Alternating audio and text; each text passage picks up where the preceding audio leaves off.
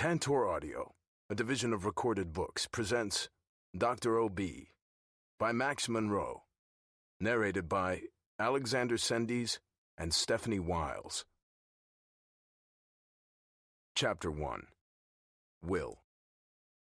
Nostalgia overwhelmed me as I pulled into the quiet driveway of my parents' suburban New Jersey home.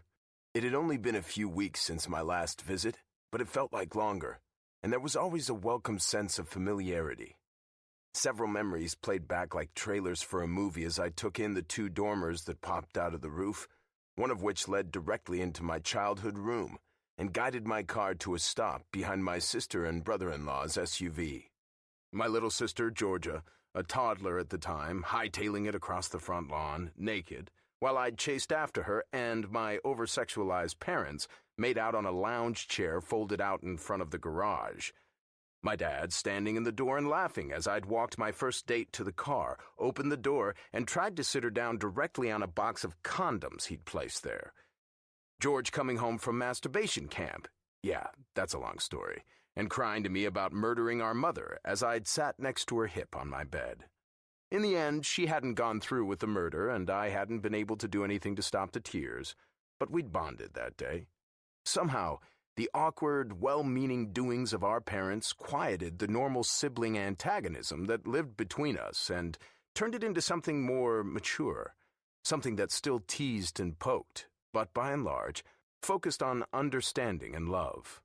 Lost in my thoughts, I startled when the storm door slammed open and a naked toddler came shooting out of it and onto the front lawn.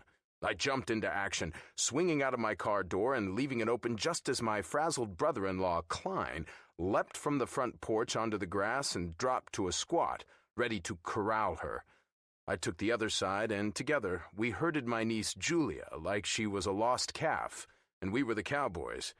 As sweat broke down the line of my back, I realized something. Toddlers are basically just smaller versions of drunk adults, but cuter. But I wondered when the transition happened, when cute wasn't so cute anymore. At what age do we expect them to dry out, go to rehab, that kind of thing? I'm kidding, obviously.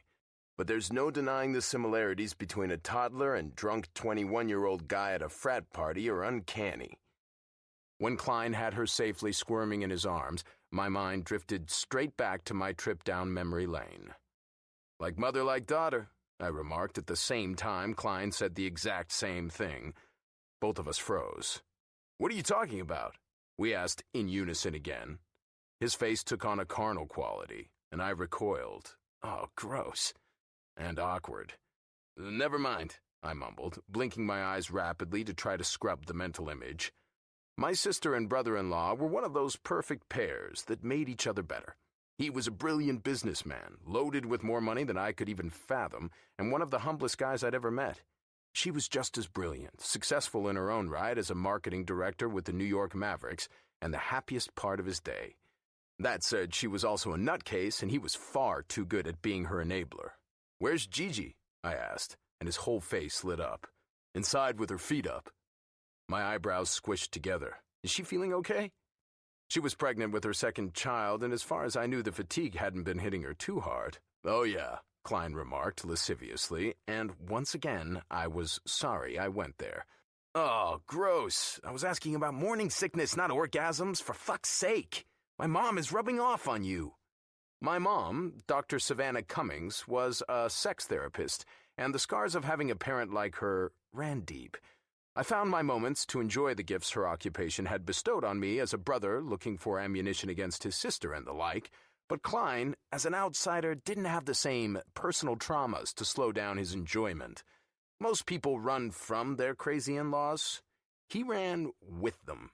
Ah, come on. If I were really trying to torture you, I wouldn't have protected you from the fact that Savannah has been in there trying to convince Georgie that, and I quote, "it'd be the most natural thing in the world for you to be her obstetrician."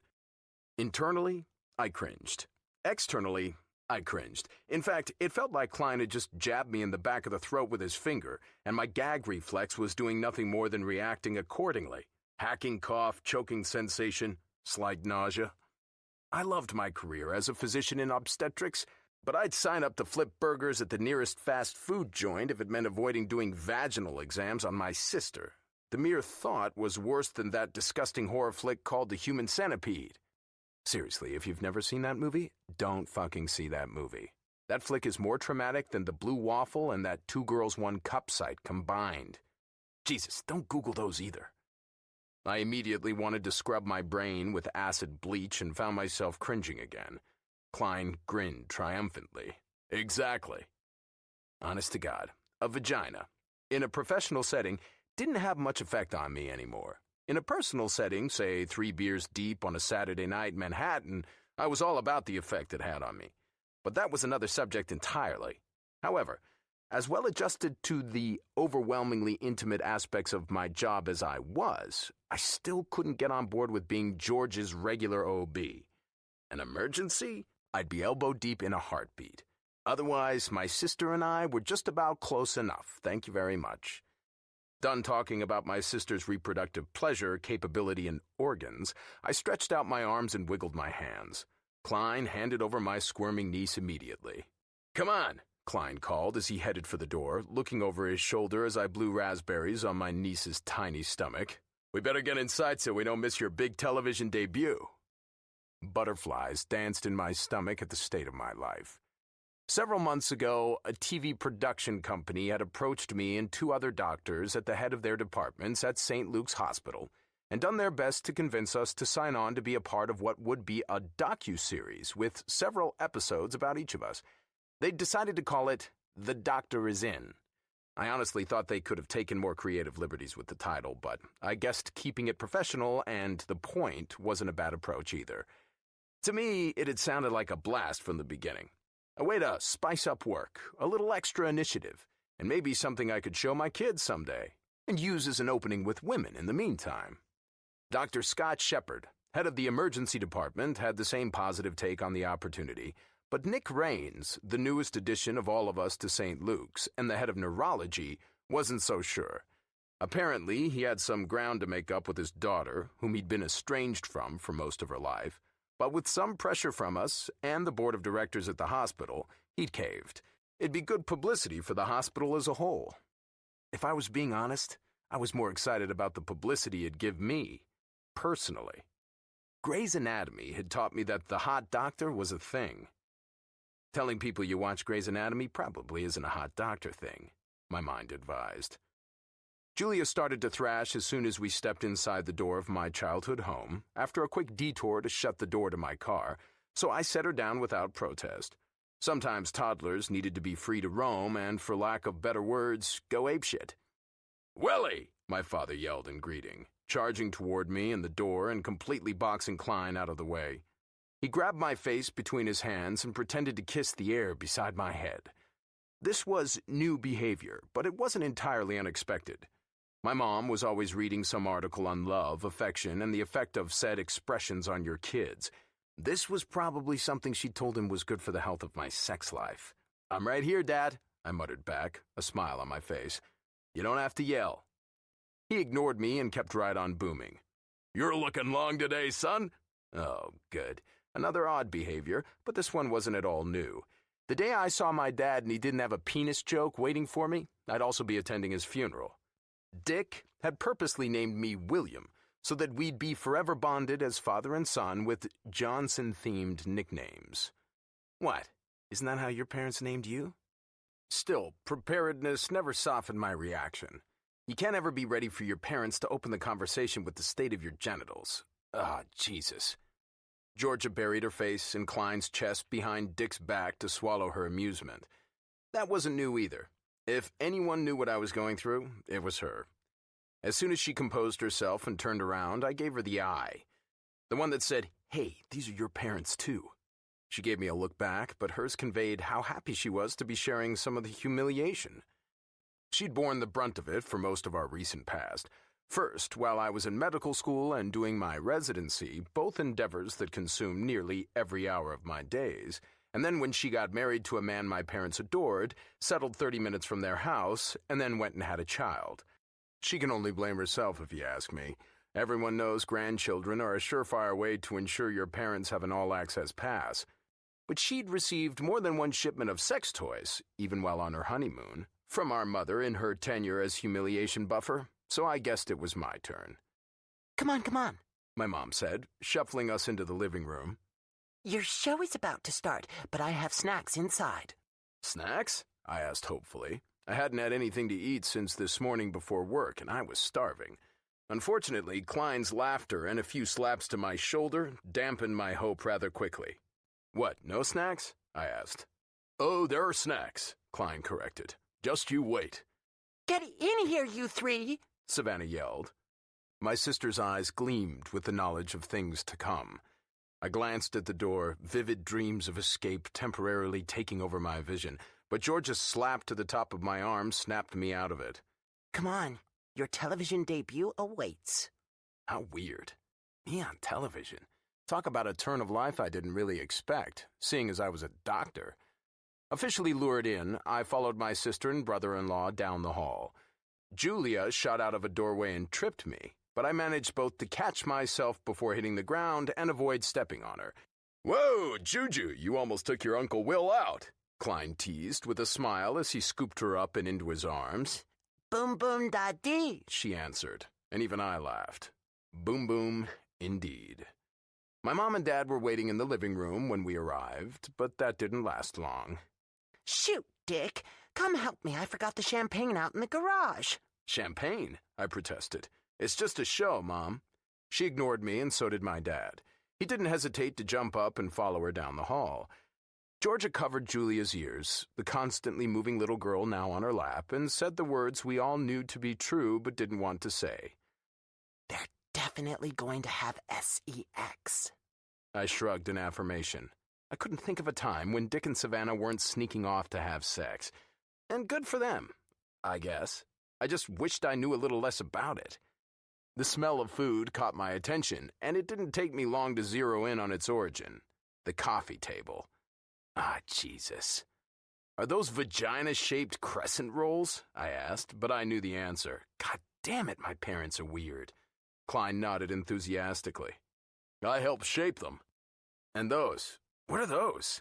Deviled eggs with the tops on and a pickle-speared garnish, Georgia said, her eyes wide and innocent. And? She huffed and giggled a little. A fertilized egg, obviously. The Twizzlers? Fallopian tubes. See? Klein said with a laugh. I told you there were snacks. Christ. Still, I was really hungry. And I do like eating pussy, I reasoned. Grabbing 3 bread vaginas, I popped the first into my mouth and searched the table for penis-shaped hot dogs. I really needed some protein, even if it was of questionable origin and phallic in shape. Ooh, it's starting. Look, George squealed excitedly. Turn it up, Klein. He jumped to do as she bid, and I took a seat on the couch beside her and Julia as he did. The music started, a fast tempo with a ton of B-roll footage of the hospital, its halls, and the busy streets of Manhattan. The intensity was exciting, so much so it made my heart beat a little faster. It flashed to the front entrance of St. Luke's Hospital off of 59th Street, and then zoomed in the front doors and through the halls, stairwell, and around the corner to the front entrance of St. Luke's Obstetrics and Gynecology at super speed, almost as if they'd strapped the camera to a rocket. But when the doors of my office opened, the actual camera shot faded, and the graphic for the show formed. The last words to fade in? Dr. O.B., and a picture of me. Gigi squealed and squeezed my knee, and Klein gave me an encouraging smile from the chair beside us.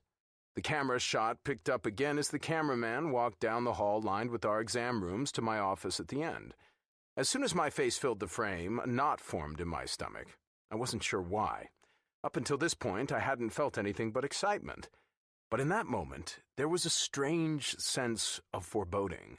I didn't know if it was the expression on my face or just the uncertainty of it all, but it wouldn't be long before I knew why. I introduced myself and the practice and explained that I couldn't wait to invite viewers into my world. It was all very innocuous. But then the image of me froze, a flirtatious smile on my face, and rapid fire, so fast you could barely make out the words as they flashed, a list of everything in my world, or the one they intended to paint, scrolled across the screen. The one I expected, medicine. One I encouraged, innovation. And then, A whole litany of adjectives that were sure to haunt me for the rest of my life. Sex, scandal, intrigue, secrets, lies. I sat immobile. The graphic for the show filled the screen again, and the indication of my segment, Dr. O.B., appeared at the bottom. Only this time, a ghost of the letters S-C-E-N-E filled the space right after. Dr. O.B. Scene. Dr. Obscene. Me? They're talking about me. Several minutes of footage following me around the hospital ensued, but I was numb to it all. The only thing that penetrated was Klein jumping from his seat and Georgia leaving the room with my niece. Dick and Savannah came back at some point, and they could have yelled for all I knew. But to me, everything was silent. My whole life was flashing before my eyes. The camera shot followed me into the locker room of the hospital, something I'd had no clue they even had permission to do. In ignorance, I had a feeling they intended if the shaky recording and barely cracked door were anything to go by, and continued filming as I pulled my shirt up and over my head and started to pull off my scrub pants. There was nearly a full ass cheek exposed by the time the shot panned away. A Grey's Anatomy-like scenario where they actually filmed you taking your clothes off and having sex in the on-call room wasn't nearly as appealing in real life.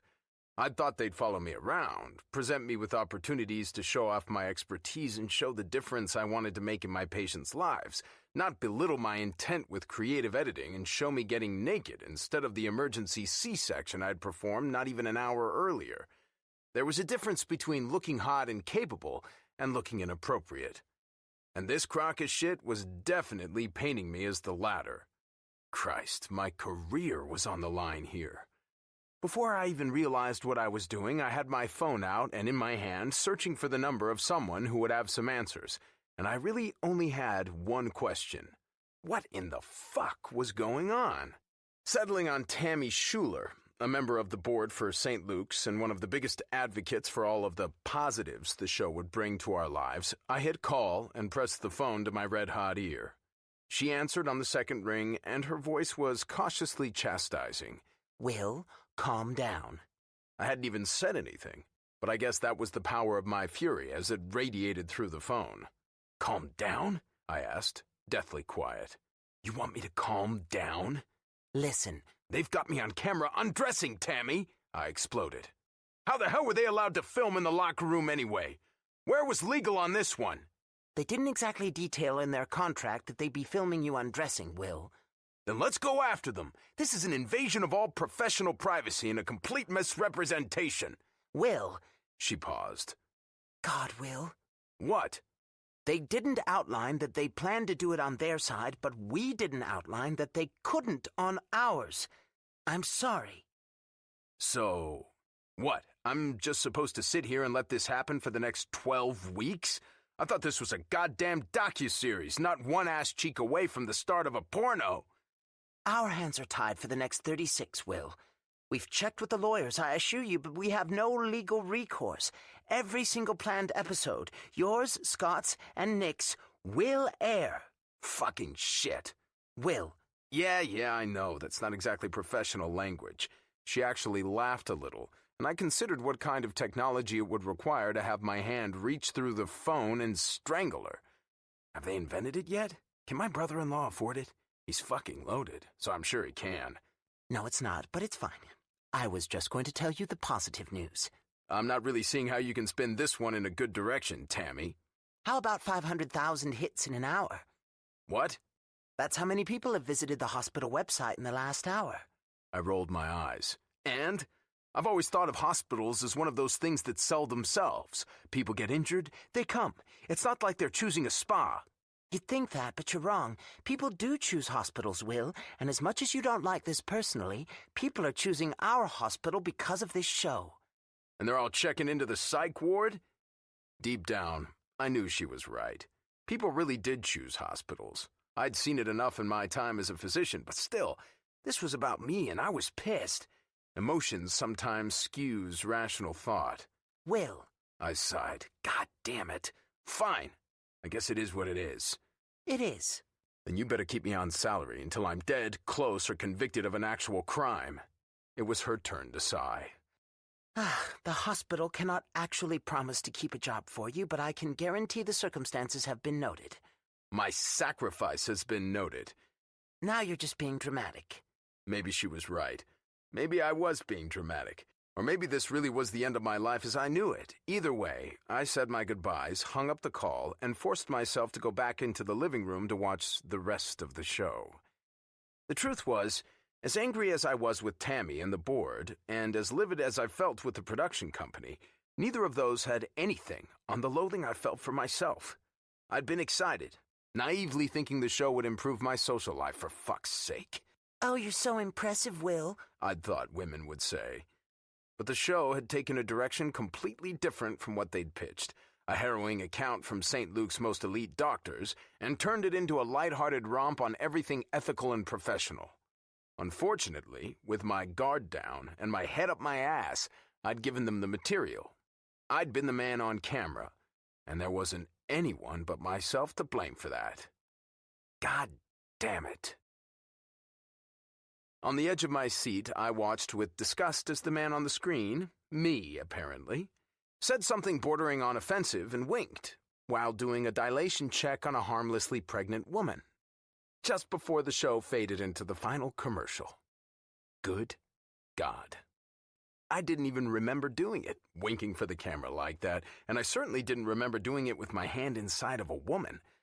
The camera had been right behind her head, and a gown was covering all the skin of her legs, but for shit's sake, it was never appropriate to wink at a woman while giving her such an intimate exam. I wonder if she'd felt uncomfortable, if she thought I was winking at her. Even though I knew I'd never act that way without some kind of pseudo-reasonable explanation, panic and hysteria swirled inside me until the disbelief wore off and let them explode. I looked like a predator. No woman was ever going to come near me again. Not for medicine, and certainly not for sex. I was going to have to move to somewhere remote, without television, and live in a hut or something. Oh my God. No one is ever going to blow me again. I was going to be the male version of a spinster, but instead of cats, I'd just have a collection of pocket pussies. Sweet Jesus. I'm going to throw up. Don't worry, Willie. If anything, this will probably up the ante on your female attention and dating life. Women are notorious for seeking out things that are bad for them, my dad remarked. Klein gave a low whistle, and Georgia stood up from her seat in the front. Excuse me? Dick, my mom said. But being my mother, she said it through a goddamn chortle. Being the center of such discord, I figured it was my familial duty to weigh in. Plus, if I didn't say what I was thinking soon, I feared I'd burst into something from Men in Black. No, Dad, crazy women seek out things that are bad for them. The smart ones run in the other direction. My voice dropped to a dejected mutter, which is exactly what they're going to be doing with me now. Jesus. I bet no one is even watching, Georgia chirped hopefully, trying to make me feel better through a backhanded insult. I'd spent all day hoping the opposite, but at this point, I wanted nothing more than for my sister to be right. My phone, the opportunist, chimed tauntingly in my pocket. I half considered not reading the text message that beckoned, but in the long run, I wasn't sure ignoring this little problem would actually make it go away. Instead, it might just make me a bigger fool. My family continued to debate my now questionable eligible bachelor status in the background as I pulled my phone from my pocket and swiped to read the message without pausing to see who it was. In hindsight, I probably should have taken the moment. Thatch. Hot damn, son. You've been pretty good at hiding your freak leak all these years. Cassie already has her legs in the air around the clock trying to get pregnant again, but if that doesn't work out, you're officially our new doctor. Hell, even if it does. Her pussy makes all the others you see on a regular basis look like amateurs. There it was, an endorsement from Thatcher Kelly, my brother-in-law's best friend and one of the most ridiculous human beings ever born. He was an adolescent in a giant's body, and he didn't like things that didn't have a big, obvious pair of tits prepared just waiting to be suckled. He was the worst judge of normalcy and the exact opposite of my target demographic. And he liked the show. I was fucked. Really and truly fucked. My head fell back in frustration as my inner voice mocked me with the real truth. You aren't fucked, Will Cummings. You're never to be fucked again. Chapter 2. Melody. There was one certainty in this moment. Scott Eastwood looked perfect naked. And he looked even better naked in my bed. "Good morning, Melody," he said with that signature grin of his, and pulled me on top of his ridiculously beautiful body. Toned, firm, and sculpted, it was the kind of physique that Greek gods aspired to have. "Morning, Scott Eastwood," I said, and his smile grew wider. "I think you can drop the formalities," he teased, and I blushed. "We're married now, honey. It's about time you started getting used to just calling me Scott." Even though this is most likely a dream, Mel, we'll never stop calling him Scott Eastwood. Shit, am I dreaming? I stared into Scott Eastwood's heavenly blue eyes as he looked at me like the sun rose and set inside of me. "You're so beautiful in the morning, Melody," he complimented and brushed a lock of hair out of my eyes. Yeah, this seems a little too good to be true. "I could spend the rest of my life just staring into your eyes," he whispered, and pressed a soft kiss that included a little tongue onto my just woken up mouth. "You taste so perfect," he told me. I took pride in good dental hygiene, but even the cleanest mouths couldn't escape the morning breath culprit. God damn it, I'm probably dreaming. "We're married, Scott Eastwood?" I asked. "Yes, Mrs. Eastwood," he responded through a soft chuckle, pressing his lips to mine once more. "We're married." "Did I sign a prenup?" He shook his head. "I'd never make the love of my life, my soulmate, sign a prenup." Fucking hell. Definitely a dream. Shades of pink and yellow started to filter over Scott Eastwood's face, and I knew it was only a matter of time. "Kiss me again," I demanded, and he listened. A man who listens instead of arguing? Most assuredly a motherfucking dream. "Fuck me, Scott Eastwood," I insisted, but it was too late. My dream husband's face and our luxurious white bed started to vanish into thin air as the morning sun finally worked its way beneath my lids. I opened my eyes and immediately groaned at the sight. Pink walls, cardboard boxes, and workout equipment. In a matter of 30 seconds, I'd gone from floating dreamily on cloud 9 with Scott Eastwood's naked body pressed against mine to one of the 7 circles of hell that was actually my reality. My parents' 2-bedroom nightmare in Hell's Kitchen. Bill and Janet thought it was a dream, though. One provided by the grace of 2 little words, rent control. But I didn't really see it that way. Not right now. My life had been reduced to 6 cardboard boxes stuffed inside my old bedroom, and every effort I'd put into being my own woman for the last 6+ years was gone. I was back home, with my parents, in the place I grew up. Although it no longer looked like my teenage youth. The beige walls used to be littered with posters of 80s new wave bands, like Modern Talking and Rick Springfield. Hey, don't judge my teenage music preferences. I might have been an outcast in the early 2000s because I refused to jump on the boy band and mainstream pop wagon, but no one could resist songs like Modern Talking's Brother Louie, and let's be real, even to this day, everyone wants to be Jesse's girl. But now, the room had turned into something out of a bubblegum pink jazzercise nightmare, aka my mother's fitness room. Apparently, pink was one of those colors that motivated people to strive for buns of steel. To make a long story short, my life outlook was grim. 29 years old, and I had officially moved back home into my parents' apartment. I was newly single, had no job, and would be spending my nights sleeping between a treadmill and a thigh master. Ugh, come back to me, Scott Eastwood. Shit had just gotten real. Well, real sad. And depressing. And fucking pink. Rise and shine, Melody! My mother announced her entrance with 2 soft taps to the already half-open door. The hinges squeaked, and before I knew it, Janet Marco's smiling face was in full view from my perch on top of my new bed. A mother-flipping air mattress from 1982. It was old enough to be vintage, and not in the fun way, and you couldn't even use an air pump to inflate it. This baby required the kind of lung capacity that usually resulted in passing out. Jesus, what in the hell time is it? It felt too early for Workout Barbie to be in here working up a sweat. I snatched my phone off the cardboard box, otherwise known as my nightstand, beside the air mattress. I tapped it to life, and the bright screen all but blinded my tired eyes.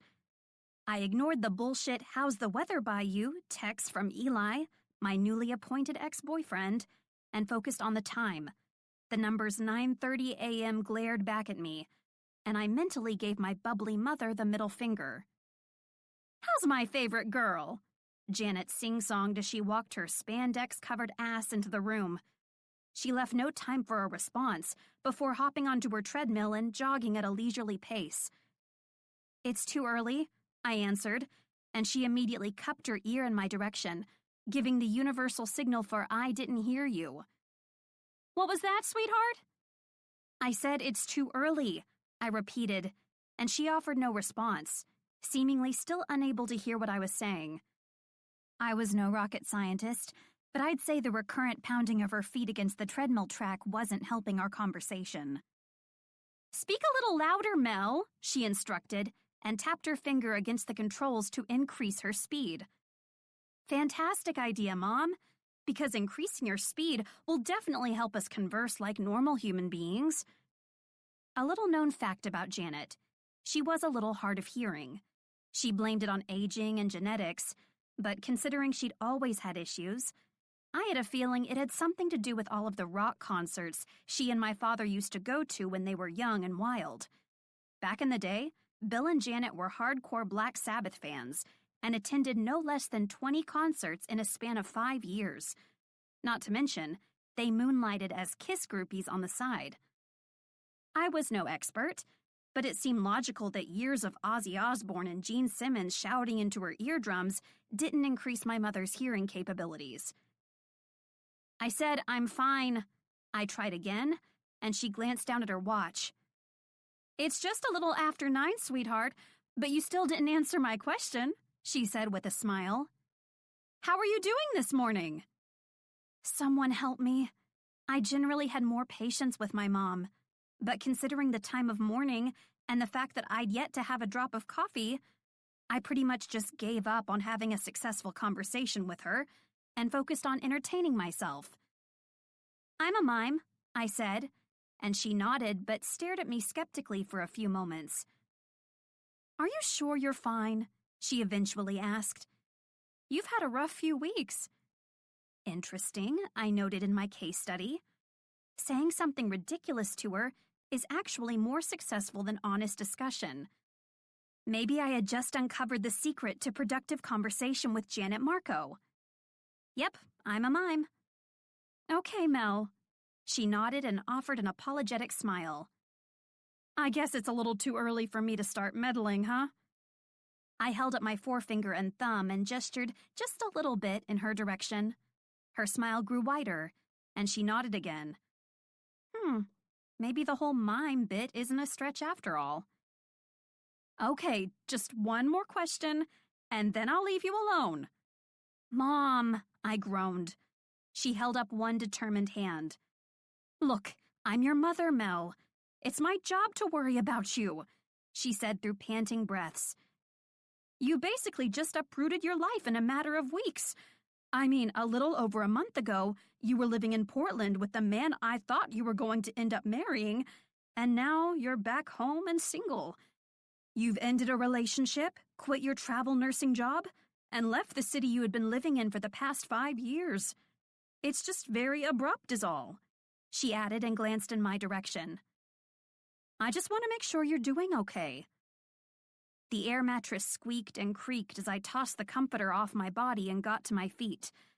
I rubbed the sleep out of my eyes and walked the 4 steps to stand directly in front of my mother, who was still running like a lunatic on the treadmill. "I'm okay, Mom," I reassured her with exaggerated pronunciation. She quirked a questioning brow, and I nodded. "Seriously, I'm okay," I said, and it wasn't a lie. Although my life had changed dramatically over the past few weeks, it had all occurred by my choice. I wanted to move back home. I wanted to leave my relationship with Eli. I wanted a new start. And yeah, I'd much rather not be sleeping on an air mattress in my parents' place, but I couldn't deny that I felt overwhelming relief by my initial steps toward change. My relationship with Eli was all about give and take. I gave and he took. I had stayed in Portland because of Eli. I had stayed at a hospital nursing job I wasn't all that fond of because of Eli. I had done a lot of things because of that relationship, and it was time I found my own way and lived the life I wanted to live. I loved Eli, but I didn't love him enough to lose myself to a relationship I wasn't even certain he was fully committed to. Will you do me a favor, Mel? I tilted my head to the side skeptically. What kind of favor? Do you remember Savannah Cummings, your weirdo sex therapist friend? She nodded. Yep, her. My eyes bugged out of my head. You want me to go to sex therapy? Don't be ridiculous. My mother laughed and shook her head. Her son Will is an OBGYN, and his practice is currently interviewing for an office nurse. His office is only about 10 blocks from here, and since you've been doing labor and delivery for the past 5 years, I think you'd be a perfect match for the job. I don't know, Mom, I sighed. I mean, working in an office setting, I think I'd rather just apply for an actual labor and delivery position at one of the hospitals here. You'll also get to assist Will in deliveries at St. Luke's. You'll get the best of both worlds with this position. You seem to know a lot about this job. She shrugged it off. I had lunch with Savannah last Thursday, and she happened to mention it. I scrutinized her facial expression and found a couple of cracks, mostly in the skin between her eyebrows, a Janet Marco tell. What aren't you telling me right now? Nothing. Mom. Fine, she muttered. I told Savannah to have Will's office manager schedule you for an interview on Monday. Monday? I questioned in annoyance. As in this Monday? Like tomorrow Monday? I had to, Mel, she defended. I was afraid the position would be gone if you waited any longer. What if I didn't want that job? Did you ever think of that? But you love nursing, Mel. I fought the urge to roll my eyes. What time is the interview tomorrow? 8:30. In the fucking morning? Language, Melody. I refused to feel bad for dropping an F-bomb over this news. I mean, my mother had just gotten me an interview for a job I wasn't even sure I wanted. Not to mention, she'd scheduled it for 8:30 in the goddamn morning. I'd been working night shift for the past 5 years. I was the furthest thing from a morning person. My internal clock was accustomed to sleeping at 8 in the morning, not waking up to be interview ready and fight the morning NYC rush. Hello, God, it's me, Mel. Can I go back to my dream life with Scott Eastwood? He'd definitely be on board with staying in bed all day. 8:30 was the only available time they had left for an interview, she explained. I didn't want you to miss this opportunity. Fucking hell. I considered miming a very distinct gesture, but only briefly. No amount of bird flipping was going to get me out of this one. Click, clack, click, clack. The rapid sounds of my heels tapping against the sidewalk berated my tardy ass as I rounded the corner of 10th Avenue. My Monday morning had started out like only a true Monday morning could. First, I'd slept through my alarm and woken up to my mother's shrill voice shouting that I was going to be late for my interview before she hopped on her treadmill and started jogging while the Bee Gees serenaded her with Stayin' Alive. Of course, then, since I'd only had 15 minutes to get ready, I'd found myself fixing my hair and makeup on the subway.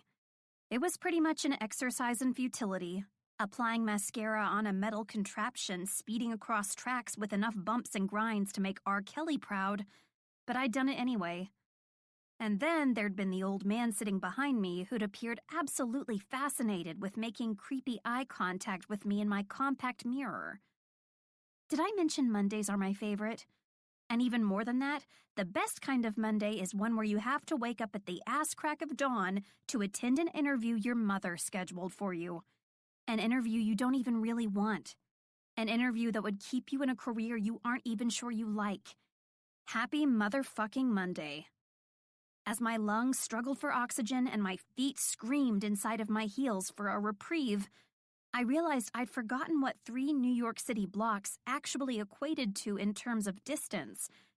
Sure, walking 3 blocks at a leisurely pace with a pair of comfy Converse on was no big deal, but practically sprinting that distance in a pair of heels was the equivalent of Mean Girls' Queen Bee Regina George, a real fucking bitch.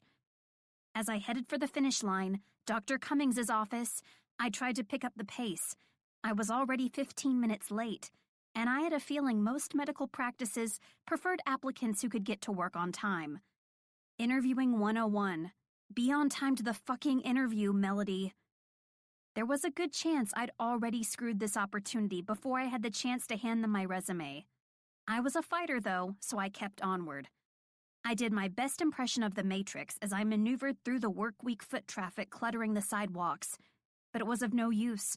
My elbow still managed to bump into a man in a power suit holding a cup of coffee. The liquid splattered out of his cup and onto his dress slacks. "Hey, watch where you're going!" he shouted toward me. "Shit, I'm so sorry," I muttered, but my legs kept moving toward Dr. Cummings's office. I knew not stopping made me seem like an inconsiderate asshole, but for one, I was already running late, and, well, that guy appeared to already have a job. And thirdly, the damage was already done. What was I going to do? Stop in the middle of the sidewalk and lick the coffee off of his crotch? A girl could only handle so much bullshit on a Monday morning. The word St. Luke's Hospital shone like a beacon as I stopped in front of the entrance closest to Dr. Cummings's practice, and quickly headed through the front doors, down the hall, up the stairs, and through the doors of the office. Apparently, Janet had been so excited about this opportunity that she'd invested in the research, drawing me a schematic of the hospital's layout and the fastest route to the office last night after dinner. The instant my heels hit the hardwood floors of the waiting room, everyone, including the receptionist, glanced up in my direction. I had a feeling my entrance was less than graceful. It could have been the whole out-of-breath with my hands on my knees performance I was displaying, or the windblown hair and wrinkled dress shirt that I hadn't worn since high school. Whichever it was, both things pointed to me being a bit of a mess. "Can I help you?" the young female receptionist asked around a mouthful of gum. Yes," I muttered and walked over toward the desk. "I'm here for an interview. My name is Melanie Marco." She stared at me for a good 30 seconds while she made popping sounds with her gum. Eventually, she sighed, blew a giant pink bubble from her lips and sucked it back into her mouth, and then moved her fingers to the computer and tapped her long acrylic nails against the keys. "Your interview was at 8:30, she announced. "I know, I was running a little late," I excused. "I just moved back to the city from Portland, and I guess I forgot how busy New York is on a Monday morning." "It's 8:50. "I'm really sorry. You were supposed to be here 20 minutes ago." Good Lord, this receptionist was sassy and repetitive. "I know, and like I said, I'm really sorry." Melissa, as her name tag indicated, sighed and picked up the phone. "Melanie Marco is here for her interview. She's 20 minutes late." "Wow, thanks, Melissa." "Okay, I'll send her back," she responded into the receiver before hanging up the phone. She tapped the button for the doors that headed toward the offices, and they swung open on command. "Even though you're late, Betty will still see you. You can go on back." Thanks," I said and glanced toward the doors. "Which office is hers?" "You'll find it." "Gotcha. Perfect. I'll just stroll through the hallway and hopefully find Betty's office. No worries about me accidentally stumbling into one of the exam rooms while a woman is getting a pap smear or something." Luckily, Betty's office actually said Betty. Well, it said her full name, Betty Matthews, with the title office manager below it. And it was easily spotted a few doors down from the reception desk. The door was shut, so I rapped my knuckles against it 3 times. "Come in," she responded.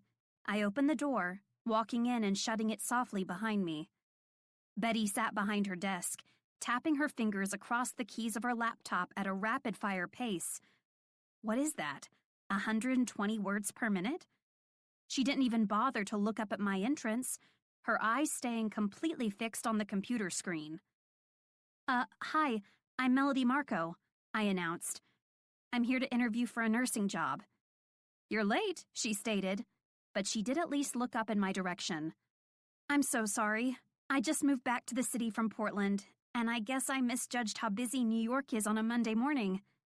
I repeated my earlier excuse in hopes it would help for something, and ran 2 sweaty palms down the wrinkles of my skirt. This whole interview thing was off to a phenomenal start. Everyone I'd met in the office appeared to completely despise me. I wasn't a psychic, but I felt like a prediction of me not getting this job wasn't too far off base. Please take a seat, Betty said as she finally looked up from her laptop and gestured toward the leather chair in front of her desk. I handed her my resume and sat down. Is tardiness an issue for you? She started and glanced down at my resume. Melody? No, I answered confidently. I've never had any issues with tardiness or absences with any of my past jobs. You did travel nursing for a few years, I see, she stated, and continued to browse through my credentials. And it looks like for the past few years, your sole focus has been labor and delivery. Yes, I have over 5 years of experience as a labor and postpartum nurse. And what made you move back to the city? Because I broke up with my asshole boyfriend, and now I'm stuck sleeping on an air mattress beside a treadmill at my parents' home. My family is here. I just felt like it was time to move back home. And what made you apply for this job? Because my mother loves to meddle in my life and actually scheduled this interview for me without my knowledge. I don't even think I want this fucking job. I have a passion for obstetrics and love the idea of having a more set schedule. My last job in Portland, I was working 12-hour night shifts, I informed her. Working night shifts occasionally isn't bad, but after a few years of doing them full-time, it really starts to wear on you. All right, Melody, Betty said. I'm the type of woman who likes to cut through all of the crap. And seeing as I've already interviewed over 50 women for this position in the past week, my patience is starting to wane. And I'd rather just get down to the important shit. Okay. Have you seen the show? What show? The show. I looked back and forth, half expecting to see a camera hiding behind her potted plant, and then back to Betty. What in the hell was she talking about? I honestly have no idea what you're talking about. The documentary that Dr. Cummings is on. He's on a documentary? Now? Cripes, I didn't want to be on camera. She tilted her head to the side and scrutinized my expression. You honestly haven't seen it? No, I've honestly never seen it. I could feel my eyebrows drawing together to form my what the fuck face, so I tried to fight it. I'd been told it made me look really bitchy. Okay, well, I have a few more interviews scheduled this week, and then we'll give you a call sometime next week to let you know either way. Oh, okay, that sounds good to me. Would you like me to give you Dr. Cummings' phone number in case you have any specific questions about the job? What? I'm not sure that would be appropriate. Couldn't I just contact you? Betty smiled and clapped her hands together in excitement. Oh, thank God! She exclaimed and hopped up from her chair. She walked toward the front of her desk and pulled me, literally pulled me, out of my chair and into a tight hug. I mumbled, but she completely ignored my confusion. Once she was finished embracing me, she let go and held out her hand in my direction. Melody, I would like to offer you the job. You're offering me the job? Yes, she said with an enthusiastic nod.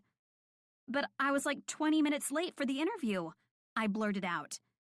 Yeah, but you have the right experience, and you're not here to seduce Dr. Cummings. My eyes went wide in confusion. Seduce Dr. Cummings? What in the ever-loving fuck?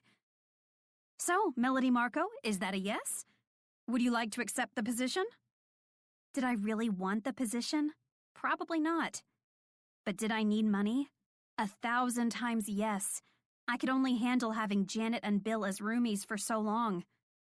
Was I a little creeped out with how this whole interview process had just gone?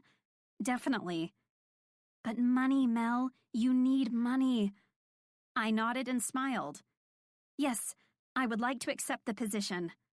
Fantastic, she said and shook my hand. Paul from Human Resources will contact you to discuss benefits and pay and start date, she informed me, and handed me a folder filled to the brim with new hire information.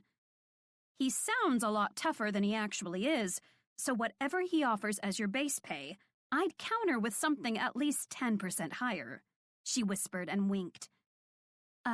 Okay, thanks. Was the office manager really giving me tips on how to get more money from the hospital? What in the hell is this place?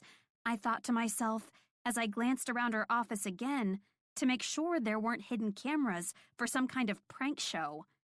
But they weren't there. And Betty just kept smiling like she'd won the lottery. And don't hesitate to call or email me with any questions that you might have. Her fingers tapped the folder. All of my contact information is in that folder.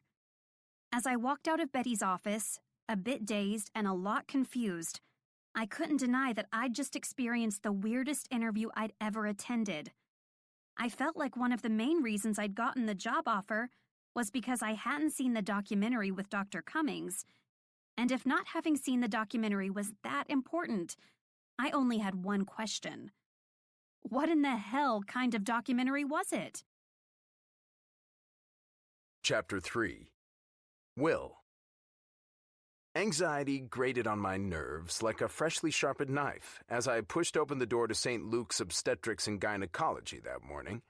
I'd taken over the practice just 2 short years ago, but I'd seen so many patients, delivered so many babies, it felt like I'd been doing it forever. Coming into the office wasn't something that normally spiked my blood pressure, however. But on regular, before the goddamn show mornings, I usually didn't feel like a social pariah, the death of my sex life with sane women fresh in my mind, and I didn't know that all my employees had information lying in wait to use against me. I knew they did now. Good God, the first episode of the show had been a disaster, like a nightmare I had absolutely no chance of waking up from. So much so, I'd begged off work for a full week to cry into my ice cream and mourn the death of both my career and all of my favorite places to put my dick. It hadn't really helped much. With social media as my constant roommate and a virtual footprint I couldn't escape, being away from work seemed just as bad as being at it. According to Twitter, women were still interested, but it was the kind of interest that made me feel icky inside. Doctor-patient innuendo. Offers to bang me once just to say they'd done it. One woman had even offered me a kinky prostate exam. Though I doubted the office would actually be a reprieve. It was more like 6 of one, half a dozen of another, especially since I'd been a moron and waited long enough for the second episode to air as well. I'll give you one guess as to how it was, but if your answer isn't god-fucking awful or way, way worse, you lose. Good morning, Dr. Cummings. Marlene, one of the most seasoned nurses on my staff, a leftover from the old practice, sang as soon as the door cleared my face enough to confirm my identity. Nice of you to join us. She was the one I'd been most worried about. A smart-ass old bag of insults through and through.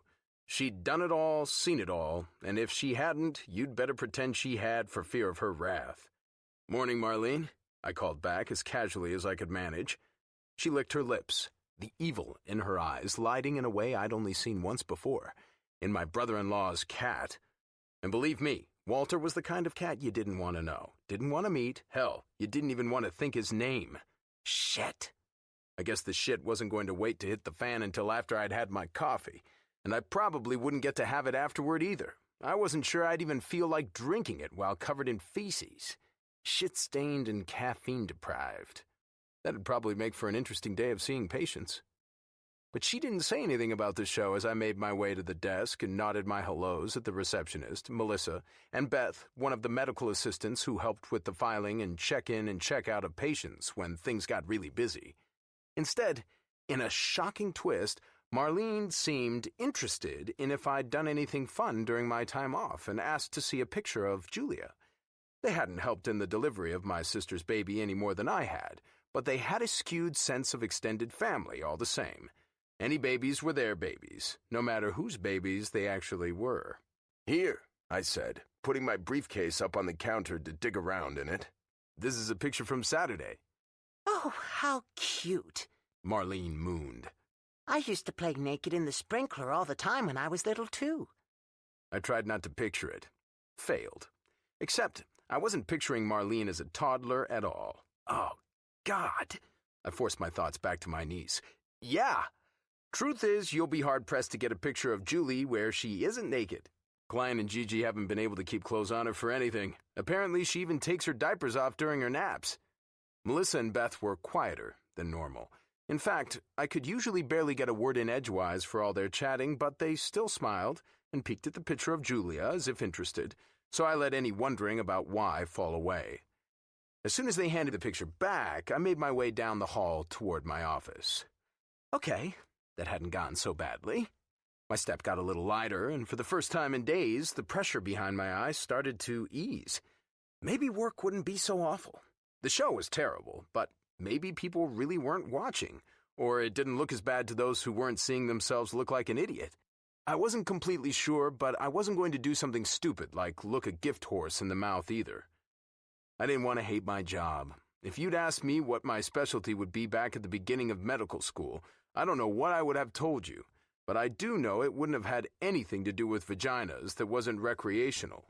Still, I felt like it fit, like I had something to contribute, like life wasn't the kind of thing you could live on a plan for a reason.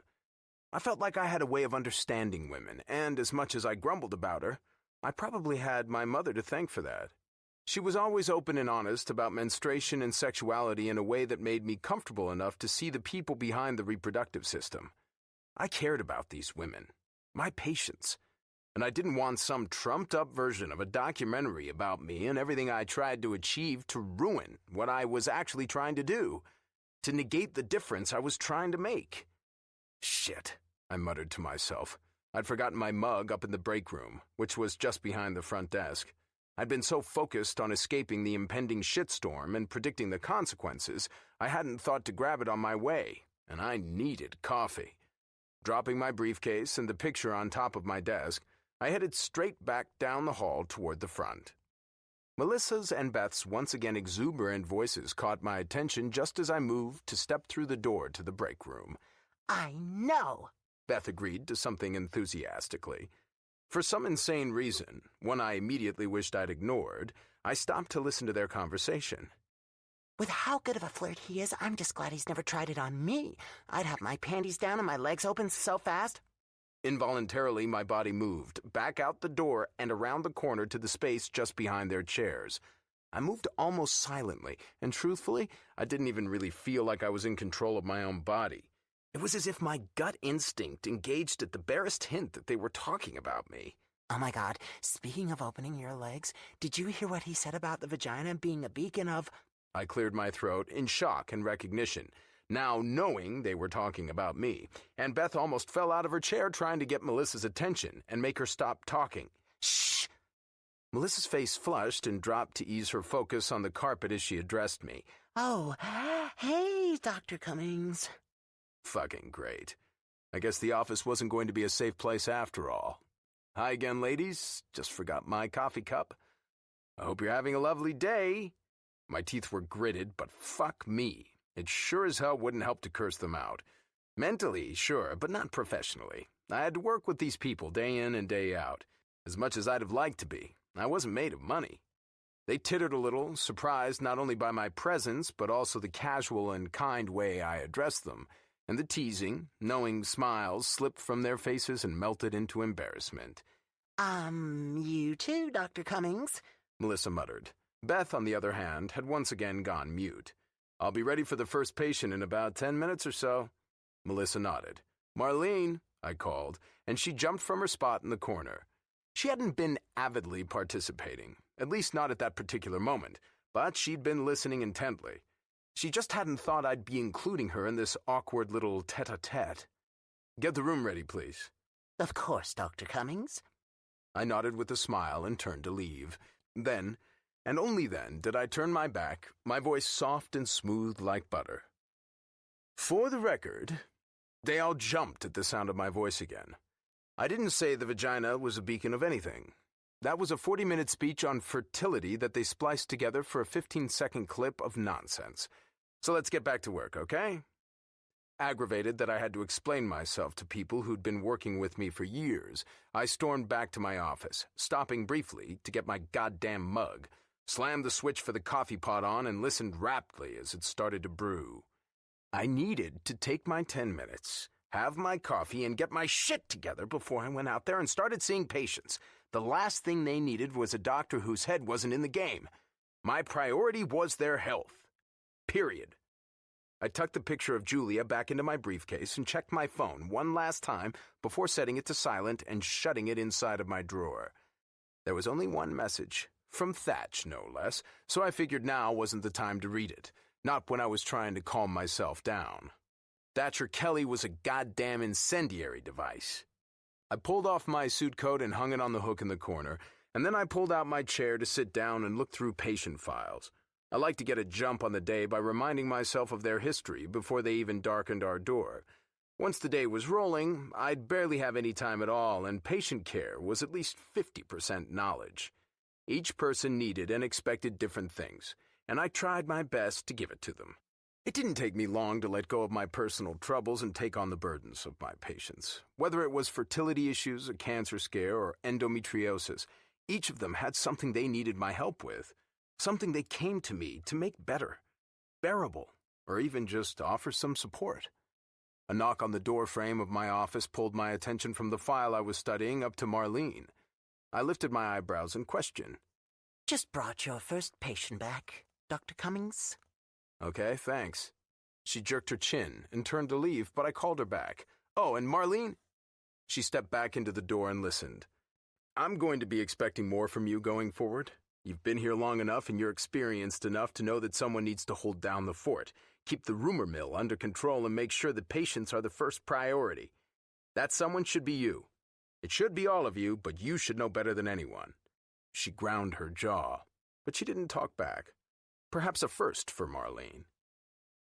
Is that all? I smiled, in an attempt to smooth the water under our bridge, but when she turned without waiting for me to answer, I knew I'd probably be paying for that little speech for quite a while. I was technically the boss, but according to the life and times of Marlene Donahue, no one was her boss but herself. I sure hope someone packed my life jacket. 3 raps on the door to exam room 1 later, my first patient called out for me to come in. I stepped through the door and moved to the counter, where Marlene had already run a urinalysis that indicated, as designated by the birth control note on her file, the patient lying on my exam table with nothing more than a paper gown on was maintaining her preferred status of not pregnant. "Hello, Alyssa," I greeted, opening her chart on the counter and scrolling through some of the particulars one last time before turning to face her. Hi, Dr. Cummings. How are you today? Good, thanks. Any problems we need to talk about, or is everything pretty much business as usual? No problems. It wasn't surprising that her answers were curt and simplistic. I found that was how it usually was while they were undressed and vulnerable. Once the clothes went back on, most patients were better at chatting. Okay, good. We'll just do your breast exam really quick, and then we'll get the rest of it over with, okay? I asked as I moved toward her. Yep. Pulling back her paper gown one side at a time, I applied gentle pressure, checking in a circle around the circumference of her areola and radiating out. No hard tissue or suspicious textures jumped out at me, so I closed that side of her gown and moved on to the other. All well there, too. I pulled it closed and reassured her. Everything seems good, Alyssa. Just make sure you keep doing monthly exams yourself, okay? She nodded. You're young and healthy, but it is literally never too early to be proactive. She smiled a little. Okay. Let's go ahead and do the pelvic exam then, and you can get back to regularly scheduled programming. Her eyes widened a little, and then seemed to harden with determination.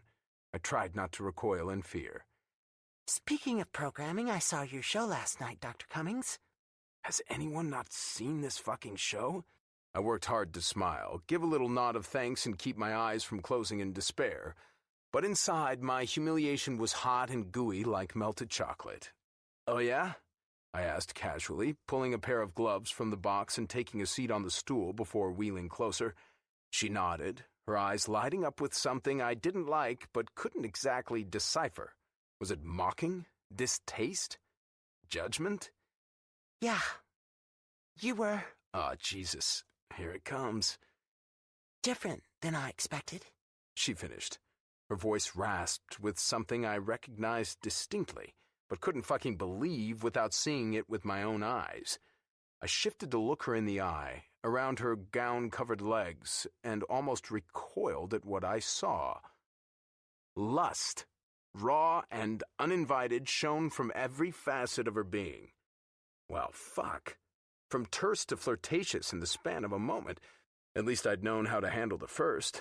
Ah, well, editing and TV and smoke and mirrors and all that, I mumbled clumsily. She bit her lip and smiled, her head dipping closer to her shoulder. Okay, so yeah, let's get the exam going, shall we? I said, stumbling to move away from any remote possibility that the woman currently waiting to have her reproductive system examined by me was considering asking me to do something way too unsanitary for a medical facility. Lie back, scoot all the way down, and put your feet in the stirrups, and we'll get started. She did as I instructed, opening her legs and pulling the blanket up to expose herself as she did. Are you sexually active? Occasionally, she said, sitting up to meet my eyes over the blanket and giving me a wink. I cleared my throat violently. That goddamn wink for the camera on the show. I knew it'd been a colossally bad idea, but I'd been over it and over it in my head since then, and 2 nights ago I'd finally remembered. The cameraman had asked me a question, something completely unrelated to the exam, and what I assumed was an off-the-record type of moment. Obviously, I'd gotten the ass end of assuming. Okay then. Any pain or discomfort during? No, not the bad kind anyway. I don't mind a little bite. Oh, sweet Jesus. Right. I tried to force a laugh. Next question. Where do I go from here? Oh, periods. Something considerably less sexy. Fantastic. How about your menstrual cycle? Any concerns there? I inserted the speculum carefully and swabbed the cervix quickly. No, She winced at the invasion. Sorry about that, I consoled. No matter how awkward the appointment was for me, thanks to her flirting, I had no doubts this part was more awkward for her, and it was my job to make it all right. There, done, I said as I removed the speculum. I'm just going to feel a little, make sure everything feels like it should. Knock, knock, Dr. Cummings. I heard a female call from the other side of the door. Marlene instructed me to go into this exam room, she added, and I was so caught up in escaping the uncomfortable cloud filling the room, I didn't think about how much calling out for her entry so enthusiastically might add to the discomfort. Yes, God, please come in. Awkward was nothing more than a memory when her body cleared the door and her enticingly hazel eyes met mine.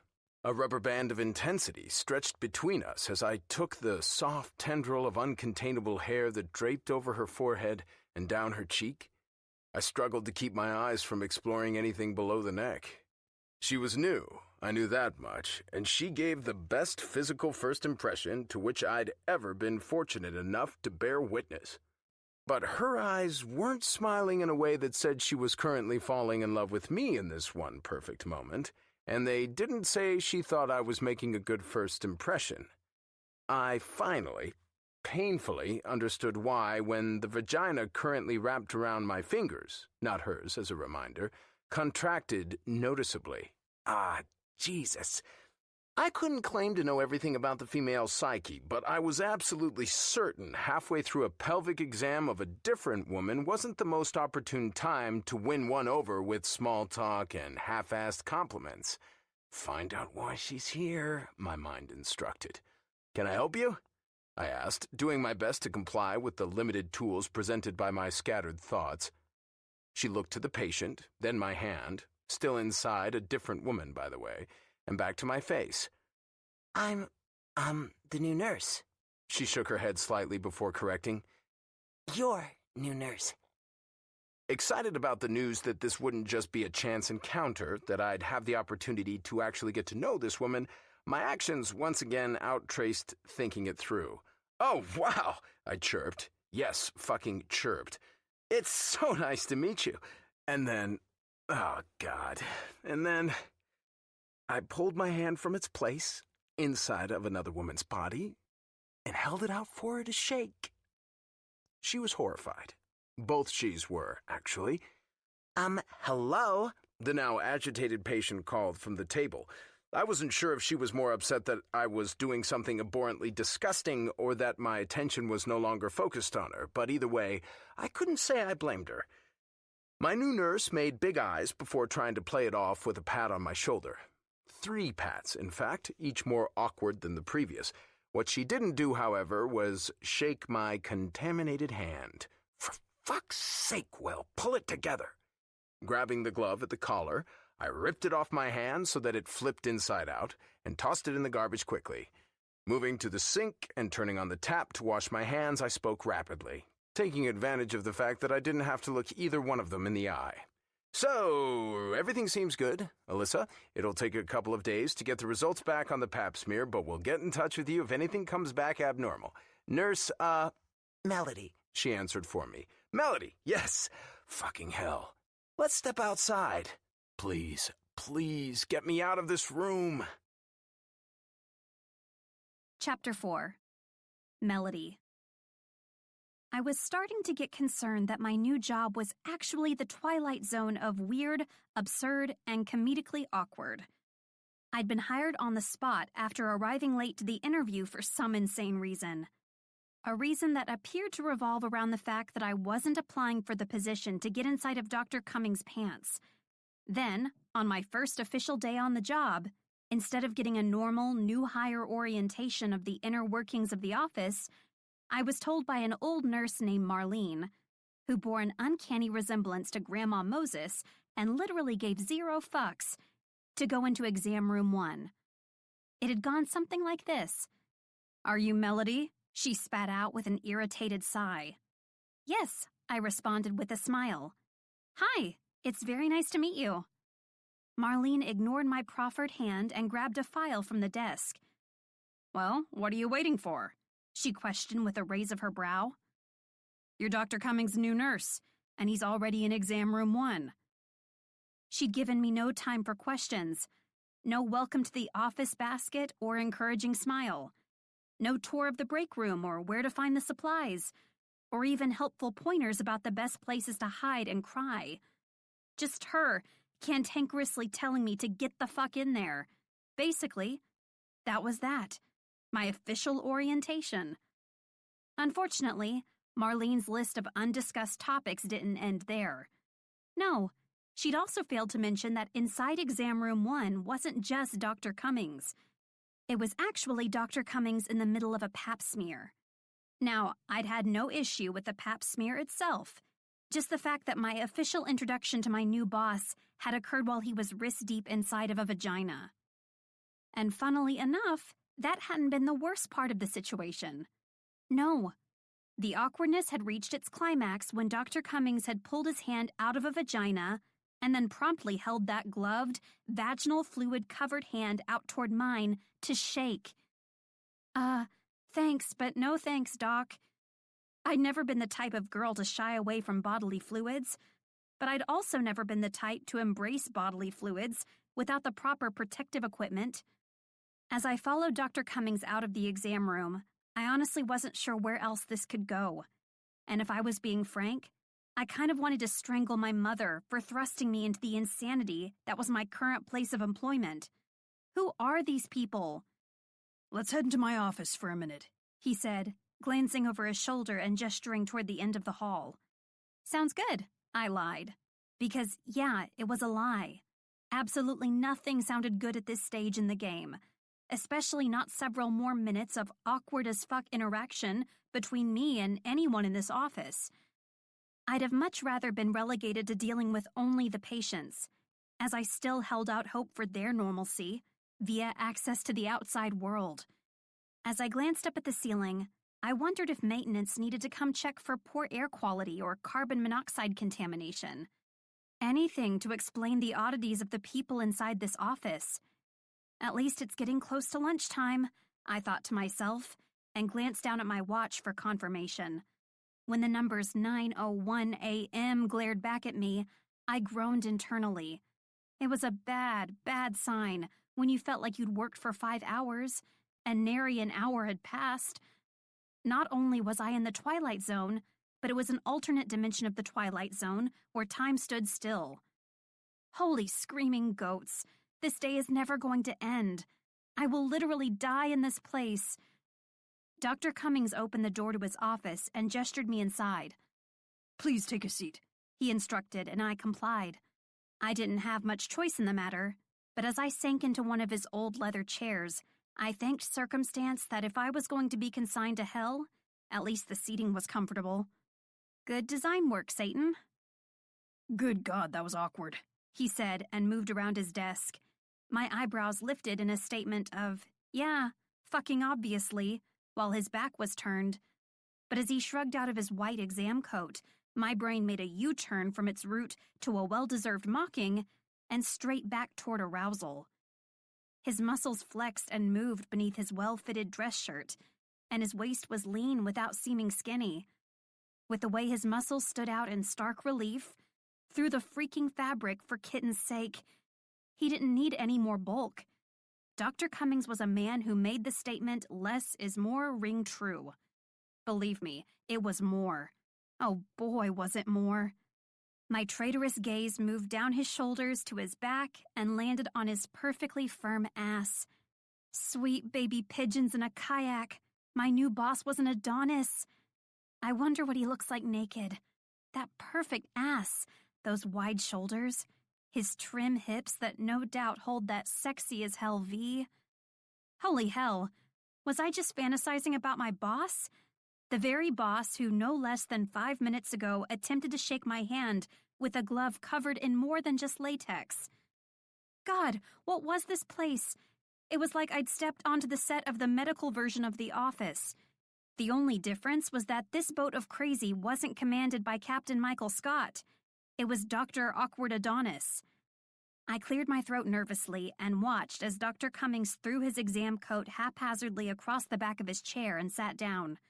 He rested his elbows on the mahogany wood of his desk and ran a frustrated hand through his golden brown locks. I fought my brain's urge to daydream about running my own hand through those sexy tresses and gave my best attempt at professionalism, crossing my legs and sitting up straighter in my seat. Eventually, his gaze met mine, and he offered an apologetic smile, blue eyes crystal clear with unpretentious sentiment. Can we have a do-over? A do-over? I asked, taken aback by his question. Yes, he nodded. I'd prefer our first introduction didn't occur while I was in the middle of a pap smear, he explained earnestly. I'd also prefer that you wash that embarrassing and, honestly, really unsanitary attempt at a handshake from your memory. Oh, so you don't always try to shake new hires' hands right after performing a vaginal exam? I teased. Definitely not. He smirked and shook his head. That was the first time I've ever tried that intimate of a welcome to the office. Wow, I responded with a smirk. I'm not sure if I should feel special or concerned. I felt the rough vibration of his soft chuckle in my chest and squeezed my legs together to stop the feeling from spreading to other places. I guess it's safe to say you're never going to forget that, are you? Probably not, I shrugged. Truthfully, the comedic value was too good.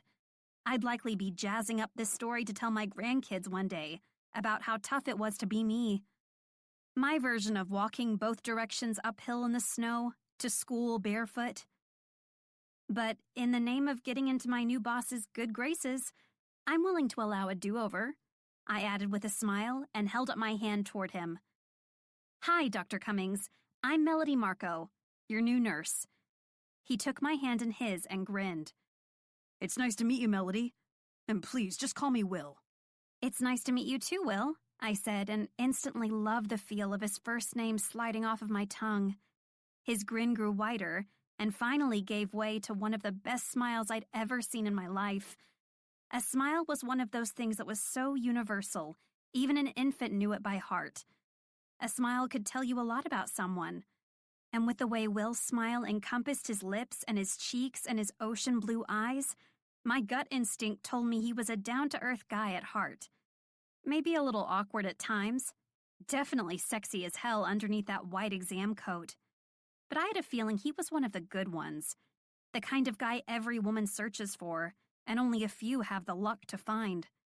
I wanted to know him, like really, really know him. And see him naked. Don't forget you want to know him naked. Jesus. I blushed at my mind's brief detour into the gutter. It was one thing to be intrigued by someone, but it was a whole other ball game when you were fighting your brain's desire to picture that person sans clothes. Thank you for obliging me with a do-over, even if it was under the pretense of extortion. I feel a lot better about our introduction now, he said with a little wink. Now, seeing as it's your first day on the job, I want to make sure you feel at home here.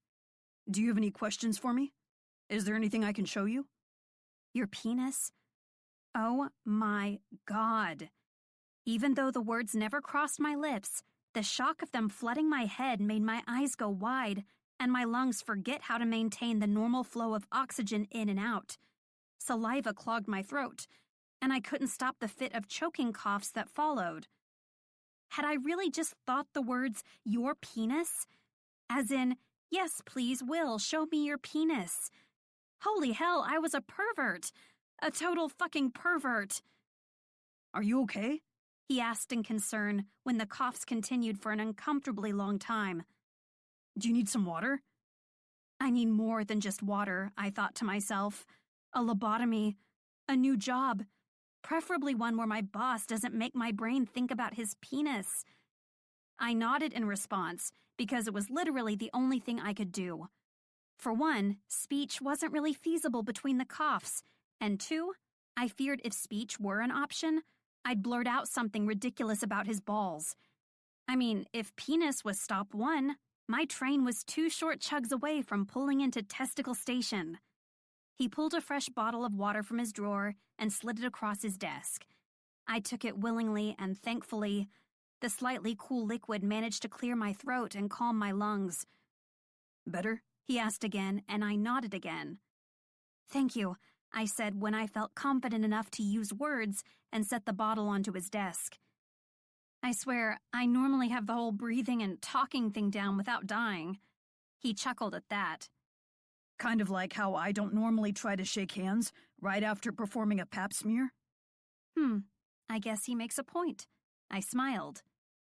Yeah, kind of like that. Did Betty show you around this morning? No. Will's brow furrowed in confusion, so I explained further. Actually, she had Marlene show me around. He sighed and shook his head. Yeah, that's not going to work. I'll make sure Betty takes the time to show you around, and then has another nurse give you an actual orientation. Obviously, Marlene's no-fucks attitude wasn't something new. The overhead vents inside his office creaked and groaned, and suddenly the room started to fill with hot air. And it wasn't the good kind of hot air. It was like 10 times hotter than a sauna kind of hot air. It didn't take long for my pores to respond to the desert-like warm temperature. Christ, Will cursed under his breath. Can you give me a minute? I nodded. Picking up the phone on his desk, he tapped one of the speed dial buttons. Harry, he greeted. How's it going?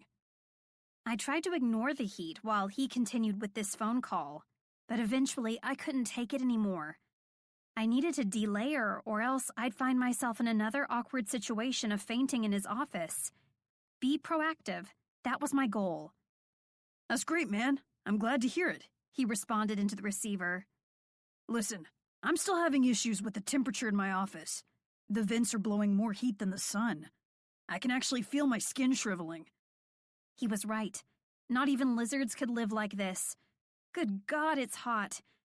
I moved into survival mode, removing my button-up scrub jacket and sliding up the sleeves of my long-sleeve white shirt. Even though the room was still insanely hot, I sighed in relief from the slight decrease in temperature less clothing had allowed.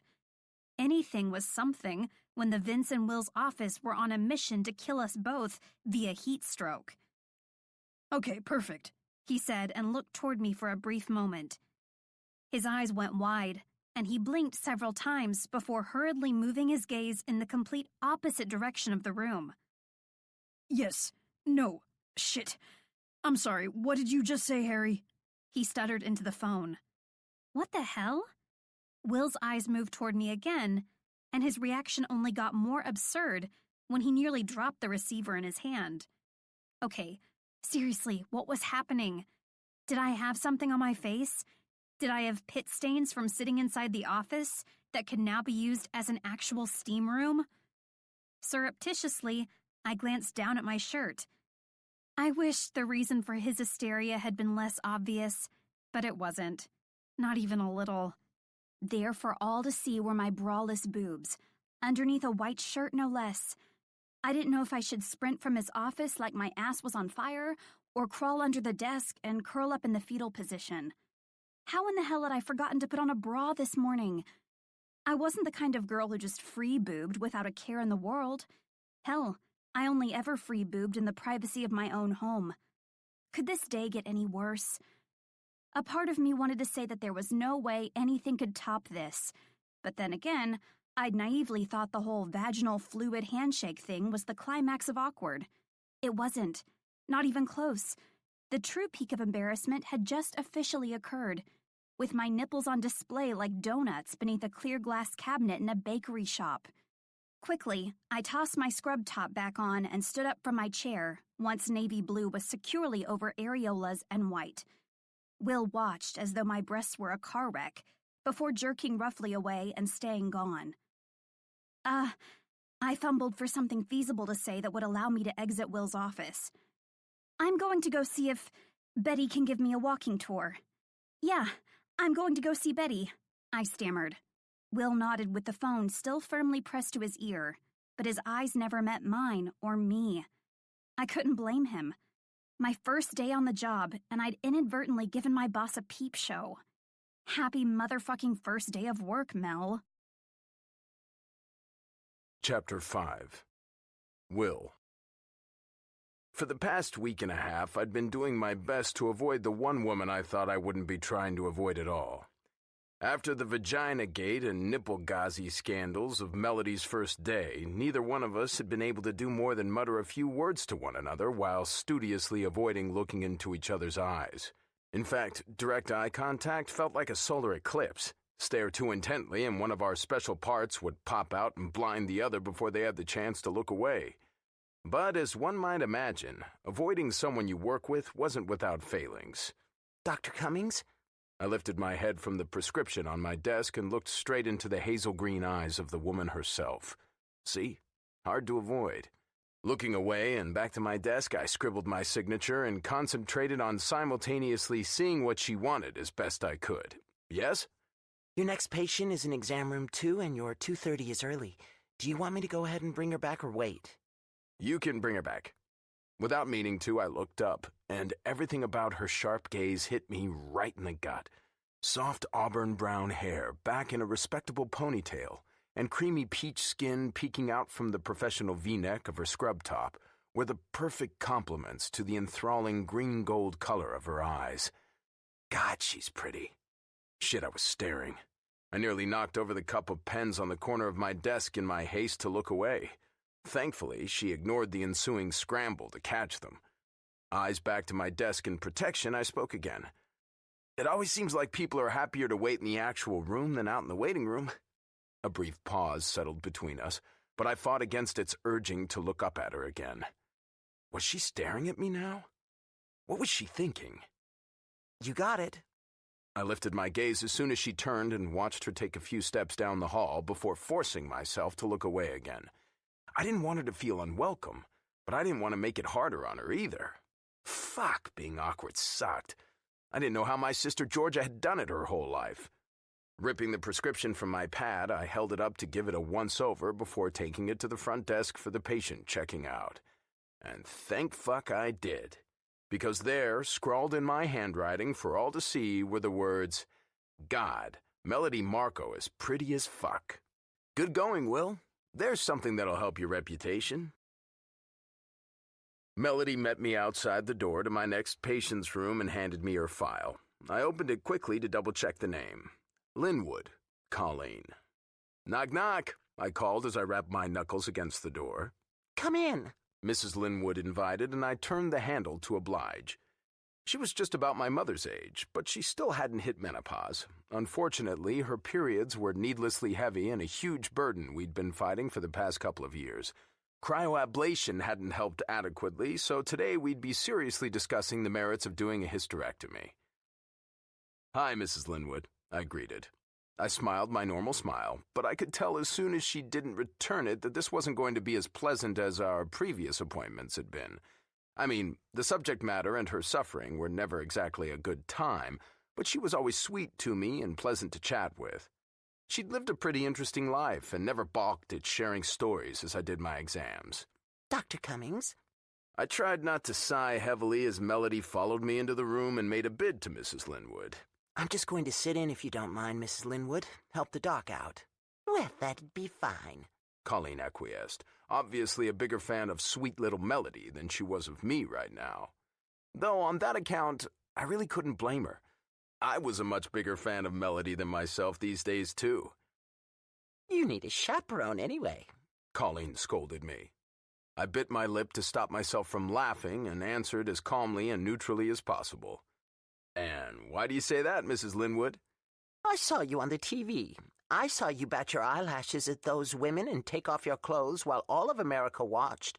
I'm not going to let you do anything inappropriate with me, sir. Melody sucked her lips into her mouth to stop from laughing, but I just shook my head. I couldn't believe this shit. "You've been coming to me for years, Colleen. You know me. Have I ever tried anything inappropriate with you?" Of course not. But I know how you young people get when you get on TV, get a big head, think you can touch anyone's anything anytime you want. Melody made big mocking eyes from behind Colleen's head. "Well, I assure you," I comforted, "I have no interest in doing anything but making you relaxed and healthy." I know you'll behave yourself. We've got a chaperone. And by the way you're looking at her, it's her you've got the hots for. I choked on saliva and had to clear my throat violently. Melody looked away, clearly uncomfortable with the insinuation. Mm-hmm. Mrs. Linwood hummed. "Shit." "Mrs. Linwood," I implored, "there's nothing unprofessional going on in this room, I promise." Though I couldn't say the same for the things I'd imagined doing to Melody in this room, and out of it, in my apartment, on the street, anywhere really. All right. "Can we talk about you now?" I asked. "Aren't you tired of talking about me?" I believe I am. "Okay, good," I agreed. "Me too." I grabbed the stool and took a seat, wheeling over so I could look her in the eye. "How are you? Any changes?" If by changes you mean have I gone through them? I shrugged and nodded. No. I smiled in sympathy. Am I still bleeding all over everyone and everything like a stuck pig? She went on. Yes. I couldn't help it. Her colorful description made me smile even bigger. Unfortunately, thanks to my good nature, the smack to the back of my head took me by surprise. Apparently, she no longer found me funny. Oh my God! Melody squeaked, clearly as surprised to be witnessing my assault as I was. She stepped forward clumsily, unsure how to intervene or if she should, but I waved her off. "It's okay. It's fine." I stood up and moved away from Mrs. Linwood as calmly as I could, but really, frustration ran rampant within me. Jesus, I just wanted to do my job without walking around on eggshells all the time. I was a good guy with good intentions, and I didn't want this to be my purgatory for the rest of my goddamn life. "I think it's best if we transfer your care over to Dr. Elder's, Mrs. Linwood." I didn't even wait for her to answer before scooting toward the door and asking, "Take care of that, please, Melody." You bet. She agreed easily. The door slammed behind me.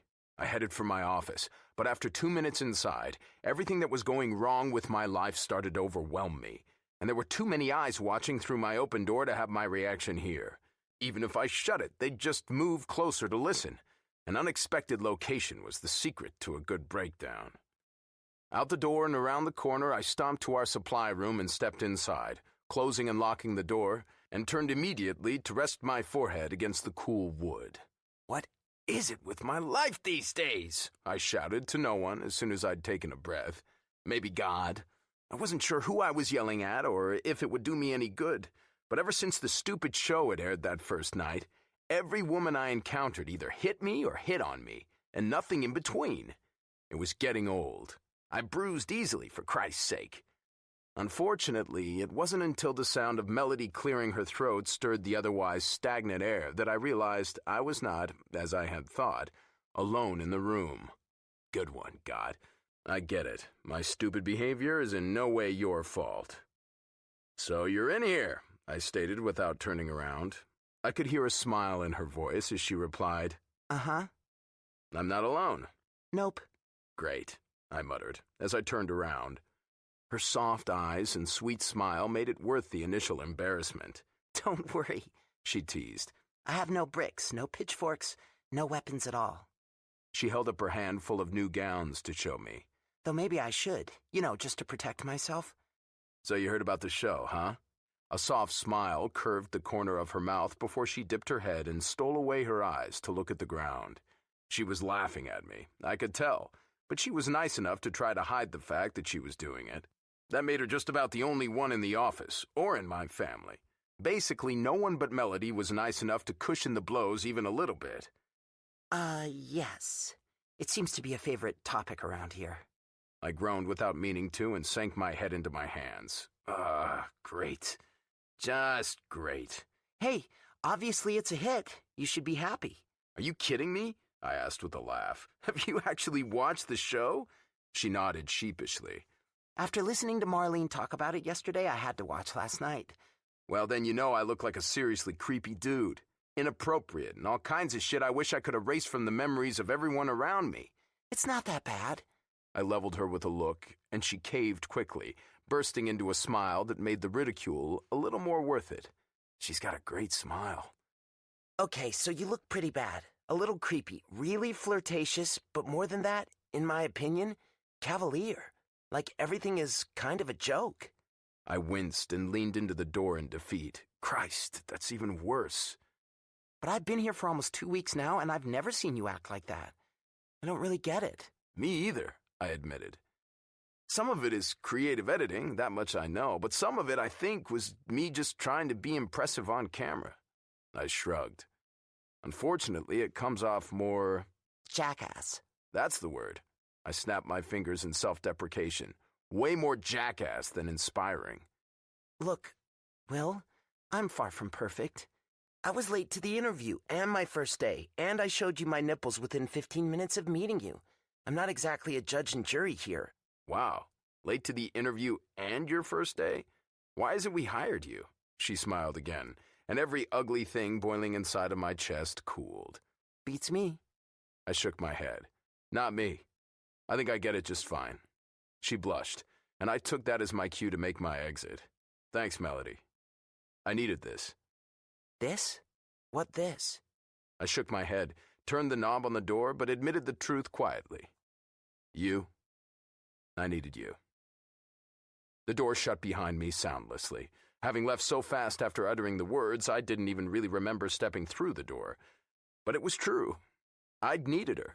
She was professional and courteous and didn't look at me like I was the guy on the show. And most of all, she'd comforted something inside of me, settled the churn of my stomach and calmed the chaos in my mind. Maybe God wasn't such a smart-ass after all. Chapter 6. Melody. How far apart are your contractions? Marlene huffed out into the phone beside me. I rolled my eyes. We were holed up in the nursing office, returning a few triage phone calls that had come through while we were busy with office patients, and I couldn't deny that I had a love-hate relationship with my fellow nurse. Her sarcastic remarks while talking to patients were useful for my personal enjoyment, as well as for implementation as a device of a distraction from a sexy-as-hell doctor who liked to say things like he needed me, but I also kind of hated listening to it at the same time. Christ on a crutch. I'd spent way more hours than I'd like to admit wondering what he'd meant by those words, and if I wanted them to mean anything at all. Did he like me? Was he just happy to have a nurse other than Marlene? Was my vagina a beacon of his desire? I didn't know. In a way, I had to be thankful for Marlene's theatrics, for finally smothering all of my overanalyzing. But there were only so many times you could overhear your fellow nurse telling patients that her hemorrhoids were more painful than Braxton Hicks contractions, and that said patient just needed to Netflix and chill. I honestly didn't even think Marlene knew what Netflix and chill really meant. And I sure as hell didn't want to know about her goddamn hemorrhoids. She was a brilliant nurse.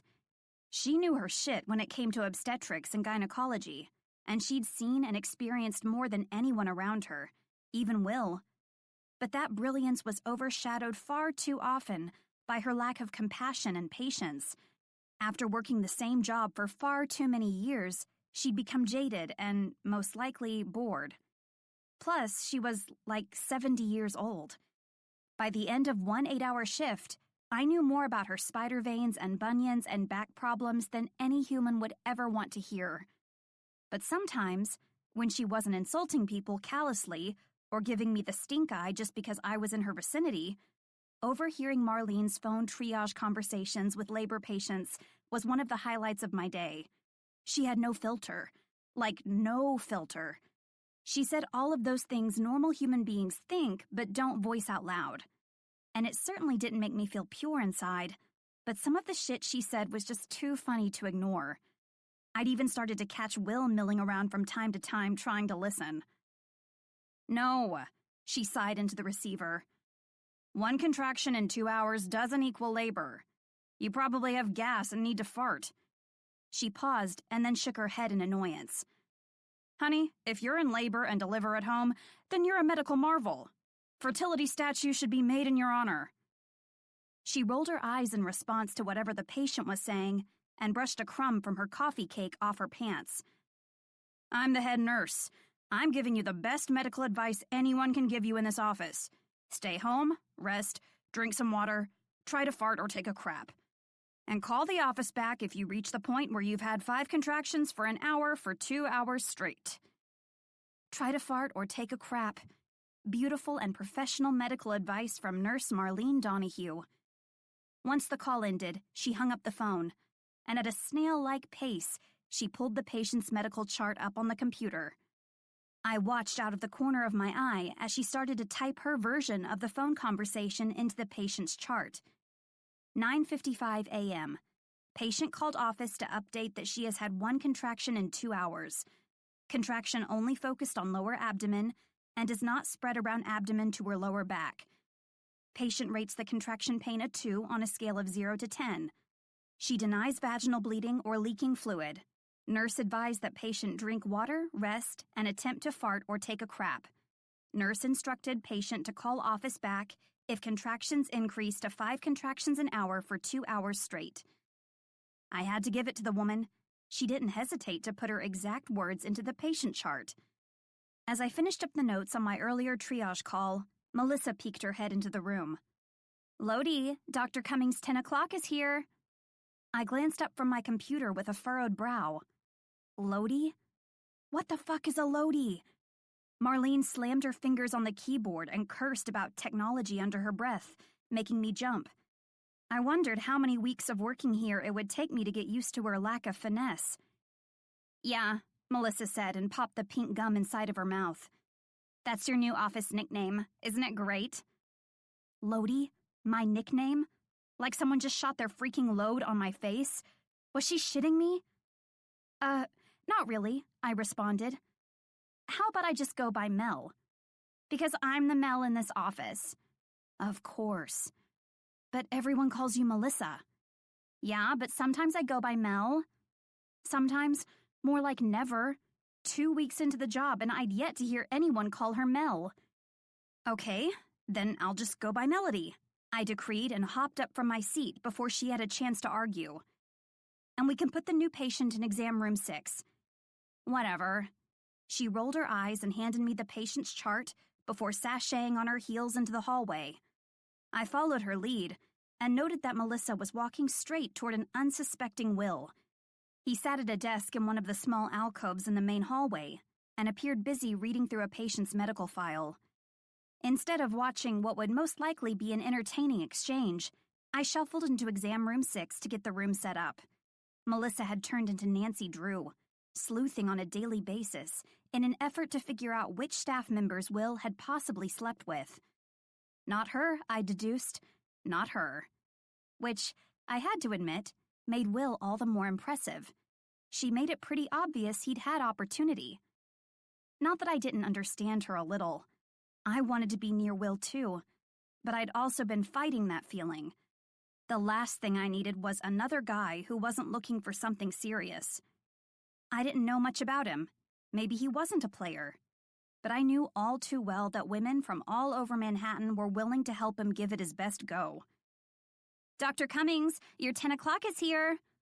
Melissa's far too loud voice echoed down the hall and into my ears, while I busied myself with pulling fresh white paper onto the exam table. "Okay," he said, at what I guessed was a normal volume. "Lodi should be bringing her back to exam room 6 now." Jesus Christ, this bitch. "Lodi?" he asked, confused. Justifiably motherfucking confused. No one on the planet should have a nickname based on a cum shot. Melissa sighed. "The nurse?" Silence descended between them until she elaborated. "Your new nurse?" "Are you talking about Melody?" "Yeah, Lodi. That's what she likes to go by." "She likes to go by Lodi?" I could literally hear the disbelief combined with amusement coloring his voice. If his tone had an actual color, I'd say it was aubergine. Because what the fuck kind of color is that anyway? Yep, she loves it. Yeah, it was safe to say that Melissa was probably going to be my least favorite coworker in the office. She spent most of her time browsing BuzzFeed and watching YouTube makeup tutorials behind the reception desk. That on its own I could support.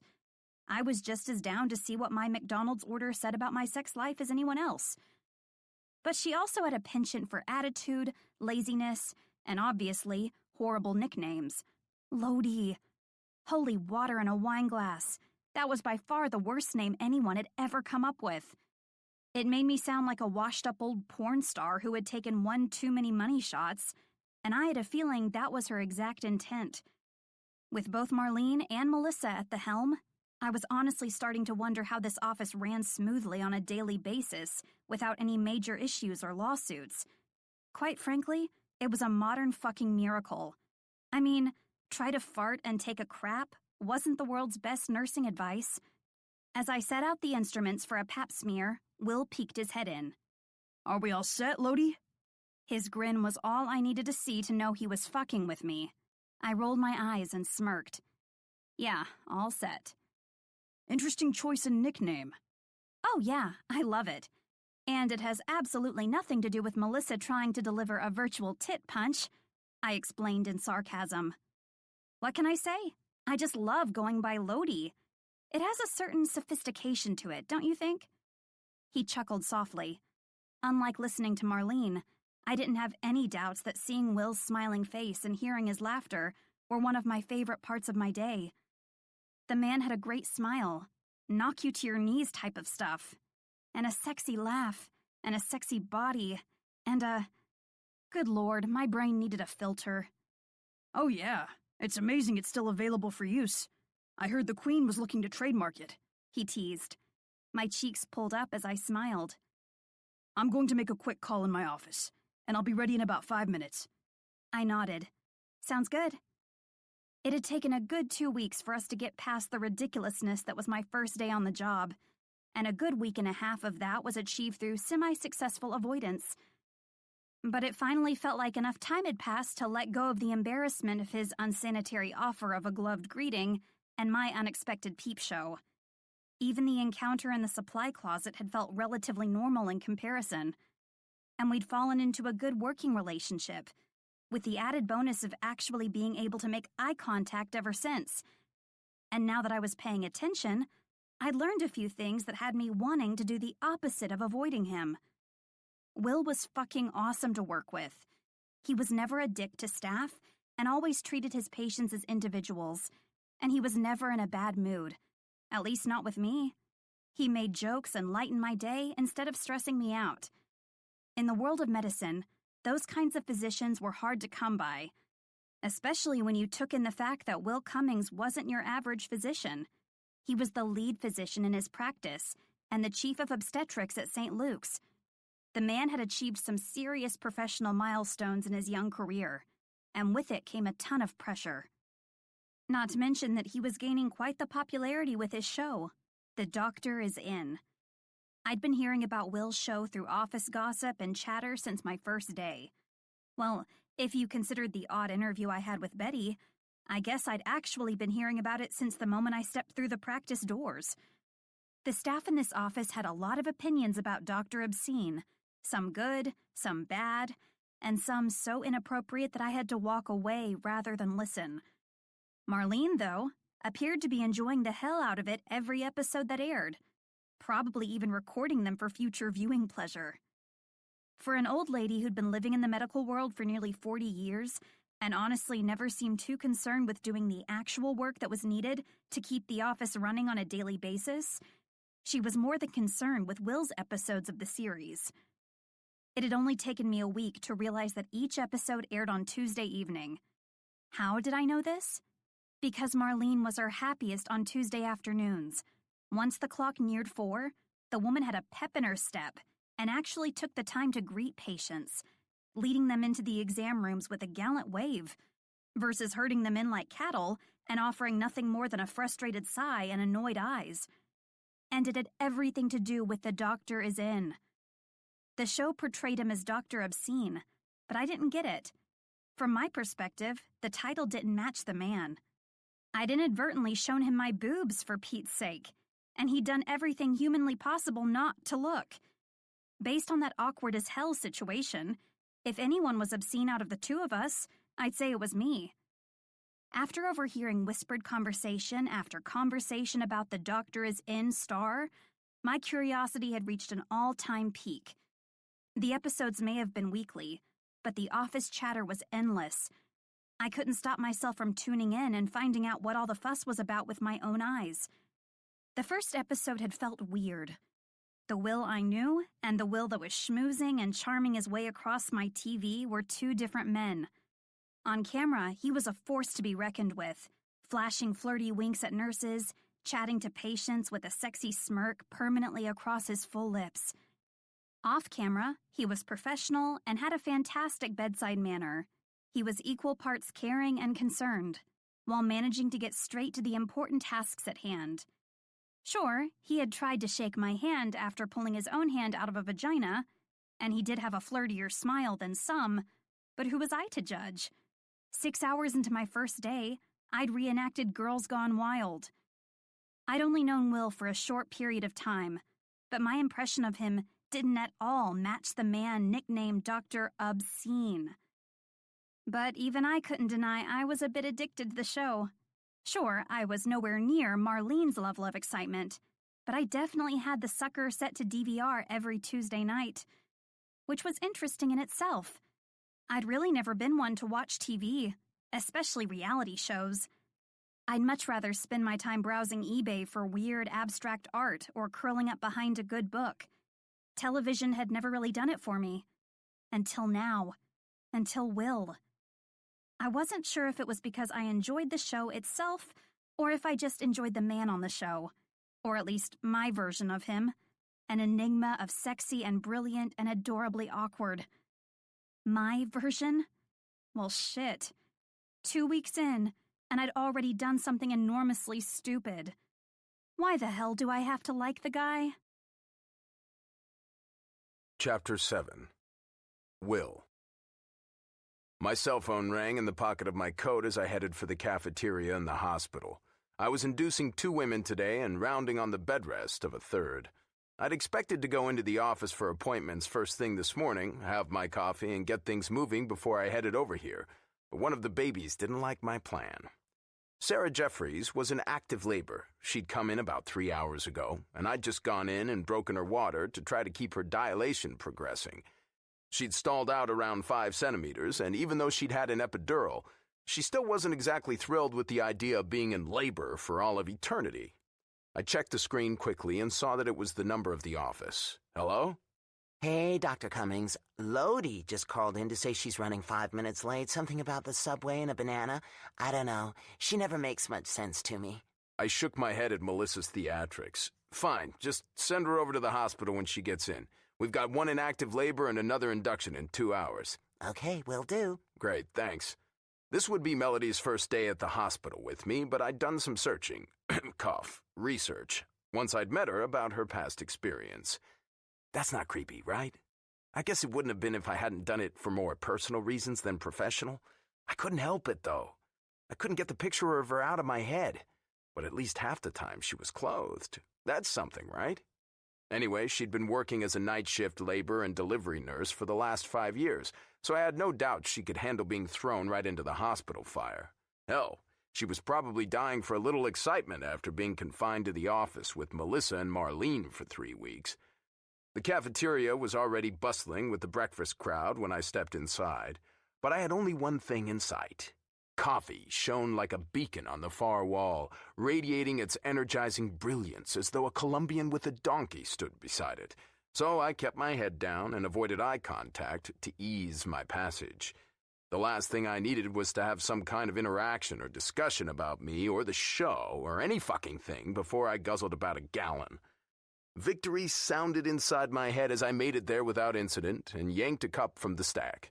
Glorious heat spread through my palm as my cup filled with the hot liquid, and the smell of full brain function and better decisions made me smile. I was just reaching for the jug of milk when I made the mistake of looking up and across the room. Damn, spotted. Scott Shepard beamed at the sight of me, and then he wasted no time following it with his distinctive, playful boom. "Will Cummings!" I smiled in spite of myself. Scott's brand of fun was contagious. He flirted with life, and everything female within it, with a fervor I could only dream of. If I was a player in the game, he was the whole damn team. I didn't yell back, though. I waited for him to make his way across the room and get within a respectable distance before opening my own mouth. See? Notwithstanding all of the evidence to the contrary, I'm a respectable human being. "Scott?" I greeted with a handshake. His mocking smile made me want to punch him in the fucking stomach. "Stop looking at me like that." "Touchy, touchy, someone's in a bad mood." "Just you wait," I grumbled, using a little red straw to stir the milk in my coffee. "You will be too." He laughed. "Naive prick. You're assuming everyone is as good at looking like an asshole as you are." He reached out and jostled me by the shoulder, patronizingly. "You really are the best." "Oh no, Scott." I disagreed, magnanimously, a hand to my chest. "I assure you, as much as the rest of us try, we'll never top you in the asshole department. Just ask Mandy, and Sarah, and Monica." For the first time during our encounter, he started to look a little less than sure of himself. The smug smile still held, but his level of confidence wavered. I could see it in his eyes. He didn't like hurting women, even if he'd done it so much he could make a living out of it. "I guess you really are in a bad mood." Fuck. Now I feel bad. "Sorry, Scott, just with the show and everything, and I haven't had my coffee." I held up my full cup as evidence. "I guess you're right, I am the biggest asshole." His signature smirk came back with a vengeance. "Well, at least you recognize it now." He patted me on the back and made his exit before I could say anything else. Fucker. Always tricking me into apologizing when he was the real schmuck. I swallowed a mouthful of hot coffee as I watched him go, but it didn't come without consequences. "Oh, fuck!" I whisper-yelled, grabbing my throat as that shit burned me all the way from the tip of my tongue to my stomach. Obviously, it was one of those days. Just as I pushed my way out the door of the cafeteria, a familiar back turned the corner up the hall, and for once, he didn't look like he was rushing from one surgery to the next. "Nick!" I called to get his attention. He turned around at the sound of my voice, but he didn't stop walking. Still, I didn't need him to be fully immobile to catch the look on his face. Oh, shit. He did not look happy to see me. I liked Nick. He was a good guy, if a little serious, and deviously brilliant when it came to neurosurgery. I didn't want to be on his shit list. I broke into a jog to catch up to him. "Nick, hold up!" "No, Will, I don't feel like talking. I don't feel like commiserating over your fallen reputation, and I don't feel like forgiving you for talking me into this mess." He shook his head, the ends of his mouth turned down, all while I jogged along next to him. He was still walking. Jesus, how long are his legs? He finally turned and came to a stop to look me in the eye after another 50 feet of jogging on my part, and he did it with a heavy sigh. "Winnie already called. She's worried about my episodes and what they'll mean for Lexi. She already has enough trouble fitting in as it is." Winnie was a badass doctor and a woman I'd worked under for most of my residency. But now she was the team physician for the professional football team, the New York Mavericks, and married to Wes Lancaster, one of my brother-in-law's best friends. She was also Nick's ex from way back and the mother of his daughter, Lexi. I wouldn't want her to have my balls in a vice either, especially not when seeing my kid was the item at stake. I didn't know. I had no idea it would be like this, man. I'm sorry. He took a deep breath and ran a frustrated hand through his hair. Me too. I know this isn't your fault, Will. I just have a remarkable kid that I've spent years trying to turn my life around for. I silently thought the words for him. I get it, seriously. Don't worry about me, dude. He very nearly broke into a smile. Wow, close call, I teased. You're almost smiling. That tipped the scales and the corners of his mouth actually turned up. Wouldn't want that, would we? I gotta run grab some shit and then get back up to 4. Catch up later? Sure, man. He held out his hand and I shook it. Something was still plaguing him. I could see it in the fatigue around his eyes, but I wasn't about to delve into it. I currently had my own problems. Not knowing when Melody would make it there, I pushed through the door to the stairwell and drank my coffee as I climbed to the 4th floor, also known as the maternity wing. The last drops left the cup and hit my tongue as I moved through the door and onto the floor. I ducked inside a room and threw away the empty cup in the trash inside the door and then continued down the hall to the supply closet. I needed a suture kit in case my patient tore during delivery and to find something to give her as a push gift, society's modern-day reward for having endured the trials of labor. It wasn't exactly a hospital-approved use of supplies, but I agreed with this new era. These women deserved a little something extra for their trouble, and paying for each gift on my own would make me broke in no time. The door to the supply closet creaked as I pushed it open, and as if provoked, other sounds exploded around me, several supplies hitting the floor in violent succession, an amusingly creative expletive involving the words pickaxe and cockpecker, and finally, the heavy breathing of someone trying their best to go unnoticed and failing spectacularly. My initial plan was to give them what they wanted, get in and get out with the stuff I needed, and do my best to ignore whatever couple I'd found in a starkly nude, professionally compromising position. I'd been in this position myself a time or two, and like any good boy, I was trying really hard to live by that treat others how you want to be treated credo. Plus, just because my sex life was officially ruined by the show from hell didn't mean everyone else's was. And I would have followed the plan, I really would have, if it hadn't been Melody I found, and she hadn't been wearing way more clothes than I was expecting. Though, if I was honest, Melody and fewer clothes probably would have decreased the probability of me leaving without incident even further. Mel? I asked, my mouth curving up into a smile as her body jerked unnaturally and rotated woodenly to face me. She seemed disappointed that her back's powers of invisibility had worn off, but not all that surprised. Oh, hey, Dr. Cummings, she tried to remark casually, brushing some loose hair off her face with one hand and keeping the other behind her body. What brings you here? My smile deepened. Supplies. And you? Oh, the same. I wanted to let her off the hook because she was so fucking cute, but the tiny little voice in the back of my head that actually helped me pass my boards spoke up like an annoying parakeet. Squawk? What if she's stealing drugs, Squawk? Oh, okay, I said with a nod. Her face eased and she moved to go past me, but I stopped her with a gentle hand at her elbow and dropped my voice to a playful whisper. What? Oh, what are you hiding, Melody? Her shoulders sagged as her eyes rose slowly from the ground to meet mine. She looked embarrassed but resigned, so I steeled myself for whatever horrible deed I was about to uncover and the horrendous circumstances of dealing with it. Tongue depressors, she replied in a rush, the gust of her expelled breath hitting me right along with my surprise, and the box, which she shoved hard, in my chest. Tongue depressors? I asked, but my shock did nothing to slow her painfully embarrassed, highly comical confession. I looked down and, hot damn, look at that. Tongue depressors. I know. Stealing them from the hospital is wrong and unethical and completely unacceptable. I'm always telling myself, Mel, why don't you just order them online or for fuck's sake steal something more interesting if you're going to put it all on the line? But they're just so useful. Useful, I muttered, dumbfounded, and she nodded. I make a jar of the week's tasks and pull one out to keep myself on my toes and prevent my already pathetic life from seeming mundane. And I use them to wax my legs with those at-home kits because the ones they include are so flimsy, and sometimes I use them to write personal affirmations. Tongue depressors, I asked again, cutting her off with a smile. Yeah. I cleared my throat and stepped even closer into her space, pulling the box from her hand. We'd both been maintaining our hold on it, as she backed nervously into the shelf behind her and made it rock. And why is it again that you don't just order them online? She shrugged helplessly. Easy access? Immediately, unbidden and uninvited, my motherfucker of a male mind flashed to an image of sweet Melody, my nurse, bent over this very supply closet, hands on the shelf and her ass out and inviting, a skirt pulled up around her perfect round hips. Easy access. Danger, Will Cummings, motherfucking danger.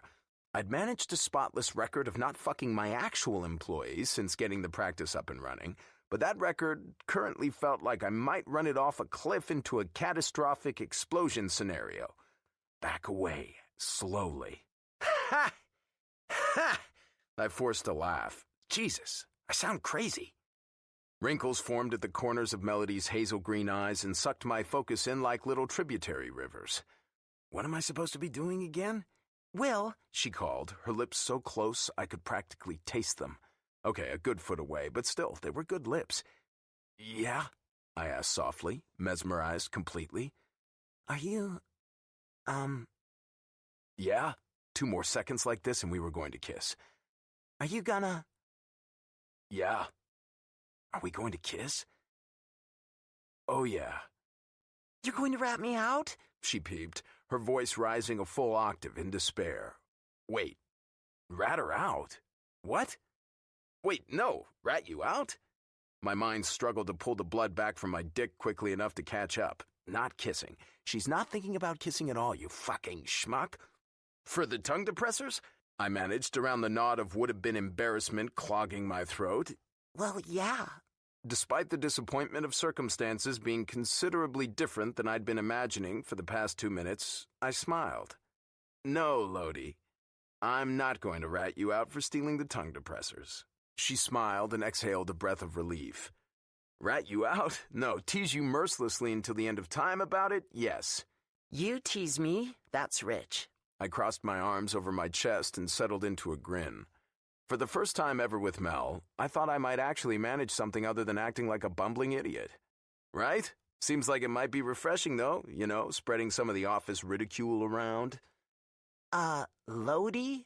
I think Melissa's got that covered. She's just jealous because she's the lesser Mel. Her breath caught a little, and I knew I had to get out of there. If I didn't, I'd end up doing something I'd regret, or she would, because yeah, I probably wouldn't regret it. I forced myself to move away and over to the door. The cardboard in my hand flexed under the overall pressure running through my body and reminded me to turn around. Hey, I called. Think fast. I tossed the box of tongue depressors and she caught it adeptly. Come on, I told her when she didn't move. Haven't you heard? We've got a lady doing her best to become a lady with a baby. Chapter 8. Melody. Feel like taking a walk, Lodi? Will asked with an amused smirk. I glanced up from my comfortable perch in the break room where I was currently browsing through the pictures of the newest issue of Vogue. Not if you keep calling me that. But I thought you loved that nickname. He feigned confusion, and I scratched the side of my face with my middle finger. He moved closer to my chair and peeked over my shoulder. Oh, wow. You're probably too busy, huh? I smiled and dramatically turned the page of the magazine, demurring, I'm so busy right now doing my best impression of Melissa. But my heart didn't protest, not even in jest. It jumped in my chest. A few days ago, Will had asked me to come over to the hospital for the first time. Of course, it wasn't like he'd ask me on a date or anything. Just the hospital, for work. And I'd been running late anyway, so really, Melissa had sniped the direction toward me as soon as I'd walked in the door. But I wasn't surprised half my brain was trying to twist it into something it wasn't. See, labor and delivery was a hella messy job. Sure, we suit up with protective gear, so to speak, but by the time one of our patients has gone to the hospital that afternoon, she'd been crowning. Will had done nothing more than don a pair of gloves and get right in there. A twisted part of me wondered if she was one of the ones Marlene had threatened with death if she came to the hospital before she was actually in active labor. Still, all of the fluids had done a number on his shirt, and I'd walked in on him changing. He was surprised to see me, To be fair, I had walked into the men's locker room by mistake, but I wasn't surprised at what I saw. No, I'd been fantasizing about it for an embarrassing number of days now. Sleek, toned muscle, tan, smooth skin, and some of the best obliques I'd ever laid eyes on were just the beginning. It made me wonder about the things I couldn't see, mainly his penis. He grinned. Hey, she's a good kid. Maybe a little lazy at times, but she works hard. I raised a pointed brow. Define hard, please, I joked. But honestly, the joke was on me. My brain went straight to the dirty. Will, hard. Holy hell. My penchant for thinking about Will's penis was starting to get a little creepy. It wasn't normal to think about one penis this often, especially when the owner of said penis was my boss. For some reason, his penis had become some kind of phallus-shaped mythical character in my brain. I had to find a way to stop it. Find a way to see it. If you see it, then you'll know. Yeah, I'd have to keep brainstorming. Will's grin grew wider, and my cheeks flushed pink. I'd veered way too far off the path of what was considered normal. It was one thing to understand sexual innuendo with the word hard, but it was another to bypass hard and speed toward imagining Will's penis naked and hard. I needed help, a shrink, brain surgery, something. His grin was so perfect, it looked like an artist had etched it directly on his face. I sighed. Oh my God, I didn't mean that kind of hard. If he only knew. He waggled his brows. You said it, not me. The expression on your face said everything I needed to know. Will winked, and I immediately wondered, was Will flirting with me? Yes, please. Flirt me so hard, Will. Whoa, pump the brakes. There was no way he was really flirting. Ugh. Sometimes I really hated my brain. It was like it had gone all haywire since I'd broken up with Eli. Maybe I was too sex-deprived? I mean, the last time I'd actually had sex was starting to get further and further away. And a girl only had so much time to masturbate when her bed was located in the same room in which her mother loved to do jazzercise at all hours of the day. Yeah, I probably just needed sex. Sex with Will's penis. Oh, for fuck's sake. I had to steer this conversation somewhere else. Medical questions, patient updates, China, sweater knitting, anywhere else. Listen, I swear my brain isn't generally a kaleidoscope of dicks and cocks. Seriously, it isn't. Where are you taking a walk to? I asked in hopes that it would help me not feel like such a pervert. Since Dr. Meadows is slammed with inpatient deliveries, I offered to head over to the hospital for an hour or two and handle some of the triage patients while she finished the deliveries. My brow pinched in confusion. So you just want me to walk over to the hospital with you? Well, I'd actually like you to see the patients with me, he explained with a grin. Oh boy, I've got you spoiled, huh? I teased. I'm such an awesome nurse. You don't even want to go over to the hospital without me. What do you do now when it's your turn to be on call for 24 hours? I generally just cry, he jested. Hell, sometimes I even cried during the deliveries. I giggled. You're going to start losing patients that way. See? Now you have to come. My career's on the line here. I groaned. You're not going to leave me alone until I say yes, huh? He shrugged. Probably not. And who's going to see your patients? You still have 4 more appointments before the day is through. Surprisingly enough, Dr. Elders agreed to man up and do some extra work. I grinned. Color me shocked. What Will's disposition had in spades, Dr. Elders lacked completely. It was amazing how different 2 doctors in the same practice could be in virtually every way. I also doubted Dr. Elders' penis was anywhere near as nice as Will's. Damn it! Will winked. I know, right? I think there's more to it than you just asking and him agreeing. I bet you had to bribe him with something. He didn't even deny it, just shrugged shamelessly. Mavericks tickets. I knew it! I pointed at him with my index finger. How good are the seats? Well, it's when they play New England, and they're box seats. I let out a low whistle. Sheesh, must be nice to just have tickets like that lying around. It probably helps that my brother-in-law is best friends with the owner. and my sister runs their marketing department, and I didn't have to pay for them. Friends in high places kind of thing? Something like that, he said. But I think it's more like friends with equally low morals in high places. I shook my head. So his friends were obviously good people. So is that a yes? Is what a yes? Are you going to come with me? Come with you? Come with Will? Yes, yes, I'd love to come with Will, preferably with his penis inside of me. To the hospital, he explained. Holy hell, I really needed help. Maybe I could look up a number for a hotline at the hospital. Oh, right, I stuttered. Yeah, sure. I mean, you didn't really give me any other option since I'd have to deal with Dr. Elders for the rest of the day. You don't like Dr. Elders? I glared at him. He's old, he's mean, and he pretty much hates everyone. He's basically the male version of Marlene, he whispered conspiratorially, and I laughed. Okay, Dr. Cummings. I hopped out of my chair. I'm at your service, since you can't live without me and all. He grinned and gestured toward the hallway. After you, Nurse Lodi. I flipped him the bird over my shoulder, and his soft chuckles followed me all the way through the office and out of the entrance doors. I never had more fun at work, and I wasn't really even sure I liked my job. God, you're in trouble. After a quick tour of all the things I hadn't explored the other day, especially the triage area, Will and I settled in, seeing patients in a smooth and orderly fashion. We'd been handling triage for about 2 hours and had managed to lower the number of patients waiting to be seen from 15 to 2. Generally, when it came to labor triage patients, they were at the hospital to see if they were in labor. Once we assessed that, they got passed on to the doctor on call.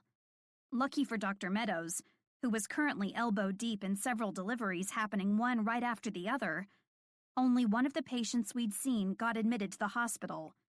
Between playful banter and patient care, Will and I had managed to send the rest home with instructions on when to call the office or come back into the hospital. While Will finished up charting, I started to review the next patient's medical file.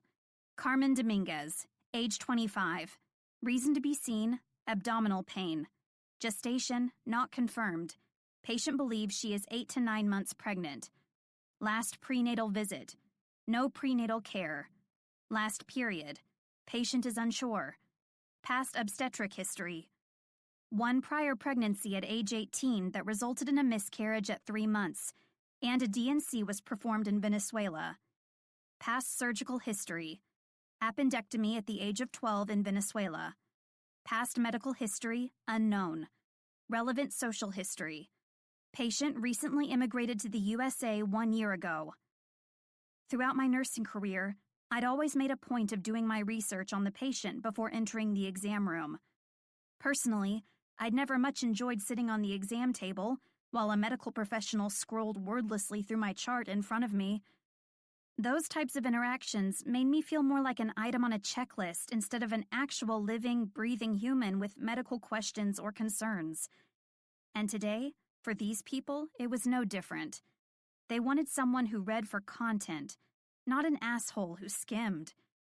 I browsed through the rest of Carmen's medical chart outside of her exam room, and her lack of medical records and prenatal care put me on high alert. Sadly, these types of situations occurred more than most people would think. Oftentimes, it had to do with socioeconomic status, poor education, language barriers, financial burdens, and a lack of insurance. But no matter the reason, with obstetrics, it meant possible adverse effects for 2 patients instead of 1. I stepped into triage room 4 and found Carmen sitting on the exam table, leaning to the side with a wince on her face. Hi, Carmen, I greeted and clicked the door shut. I'm Melody, Dr. Cummings' nurse. Hello, she responded in a thick Spanish accent. Her eyes watched me hesitantly as both hands rested protectively around her pregnant belly. What brings you in today? My stomach has been hurting, she admitted, caressing it from top to bottom slowly. How long has it been hurting? I asked as I slid on a pair of gloves. Some pain could be natural, as even Braxton Hicks contractions presented mild pain. For a few hours, she responded, and her face started to strain with discomfort. Oh man, this might be more than Braxton Hicks. Okay, well, if you don't mind lying back on the table, I'm just going to check your belly. She followed my instructions, but I couldn't miss the way her brow furrowed and her mouth pinched into a firm line. Is this the pain that made you come in? I asked and gently placed my hands on her abdomen. Yes, she whispered, near agony toning her voice. Her stomach was tight and firm like a drum. Contractions. If she was as far into this show as I suspected, Carmen was one tough cookie. And you said you've been feeling like this for a few hours? I asked as I glanced at my watch and noted the length. 35 seconds. Do you remember about what time it started? Before breakfast, she responded as she worked to catch her breath. Before I could continue my exam, another contraction started to work its way across her abdomen. Carmen gripped her belly in discomfort, and I gently encouraged her to breathe through it. Big, deep breaths, Carmen. In through your nose and out through your mouth, I said, and grabbed the fetal monitor and ultrasound gel to place on her belly. I moved the monitor across her rounded abdomen in search of the baby's heart tones. Nothing. Is everything okay? She asked with gritted teeth, and I offered a reassuring smile. I promise I'm going to take very good care of you and your baby, Carmen, I said calmly. Now, I just want you to turn on your left side and focus on making sure you're giving your baby lots and lots of good oxygen, okay? Okay, she said, fear working its way into the creases at the corners of her eyes. As I continued to search for heart tones and came up empty, I reached toward the wall and clicked the button that let the staff know I needed immediate assistance. Bum bum. The first sounds of the baby's heart rhythm finally reached my ears, but it wasn't the normal, gallop-like noises that reassured. It was slow, much slower than it should be. I gently pressed my fingers to Carmen's wrist to make sure I wasn't detecting her heartbeat on the monitor, and immediately came to the ominous realization that I did, in fact, have baby's heart rate. Carmen, have you been having any pressure in your vaginal area? Do you feel the urge to push? She nodded frantically. I feel like I need to go to the bathroom right now, she moaned, and then her eyes went wide. Oh no, I feel like I'm peeing. It's okay, I said soothingly. I think your water just broke. I switched out my gloves, removing the blue ones for a pair of sterile ones off the exam table. I moved toward the middle of the bed and sat on the edge. Carmen, I need you to relax your legs a bit. I'm going to check to see how far dilated you are, okay?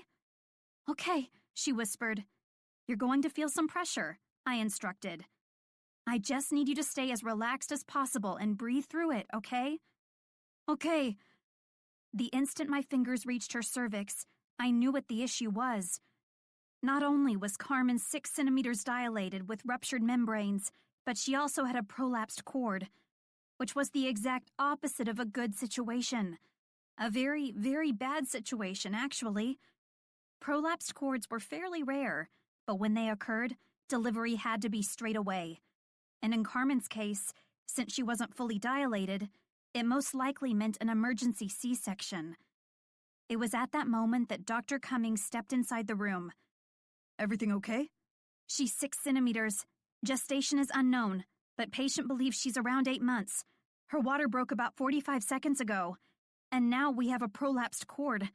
I'm holding the baby's head above it. Fetal heart tones were 50, but have stabilized a little at 110 with the baby's head off the cord. Will immediately peeked his head back out of the room and instructed the triage receptionist to notify the OR and neonatal team. You know it's for sure the baby's head and not breech? He asked, and immediately shrugged out of his white exam coat and started donning OR gear. Yeah, I can feel fontanelles. Is everything okay? Is my baby okay?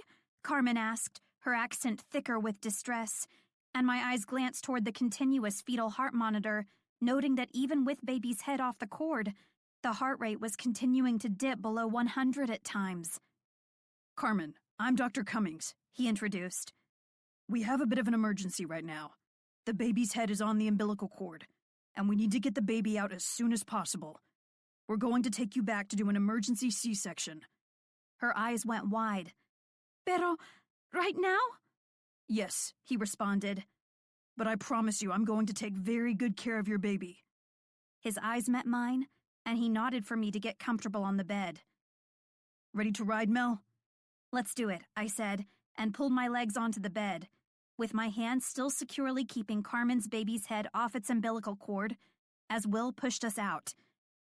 Think your hand can hold up until we're scrubbed in and I can get the baby out? He questioned, as he pushed the bed down the hall and toward the obstetric ORs. Yep, I'll be fine.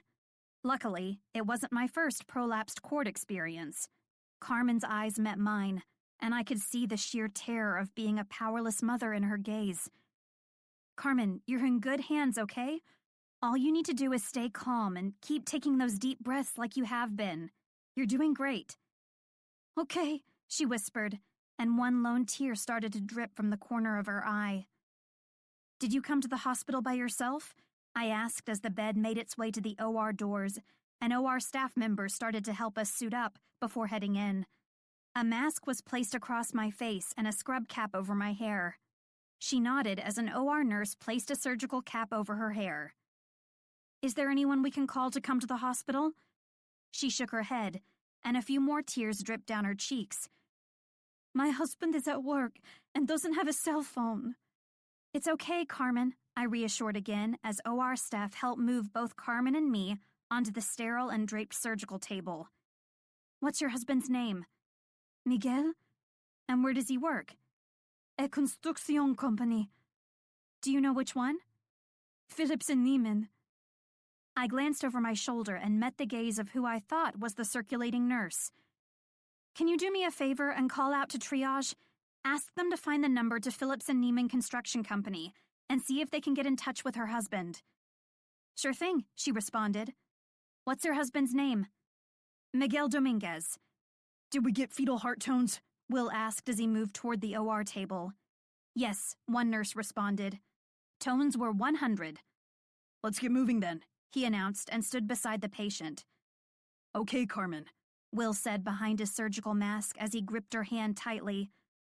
We're going to have you breathe in some medicine that will put you to sleep so we can perform the surgery quickly, he instructed, while the anesthesiologist placed the mask over her face. Just take deep breaths. I promise, everything is going to be okay. As Carmen started to fade to sleep, Will prepared for surgery. His eyes met mine, and he nodded toward my hand that was still striving to keep the baby's head off of the umbilical cord. Can you hang in there for about 30 more seconds? Yep. Honestly, looking into his confident, proud eyes, I felt like I could do anything. Once the patient was under anesthesia, Dr. Cummings got to work. He didn't waste any time, making a clean cut and working at a quick yet smooth pace. I'd seen a lot of physicians perform C-sections, and I'd seen a lot of physicians perform C-sections under stressful situations, and it was apparent that Will was the chief of obstetrics for a reason. When it came to emergent situations, he stayed cool, calm, and collected. He never raised his voice at the staff, and that alone made a world of difference, keeping everyone else relaxed and focused as well.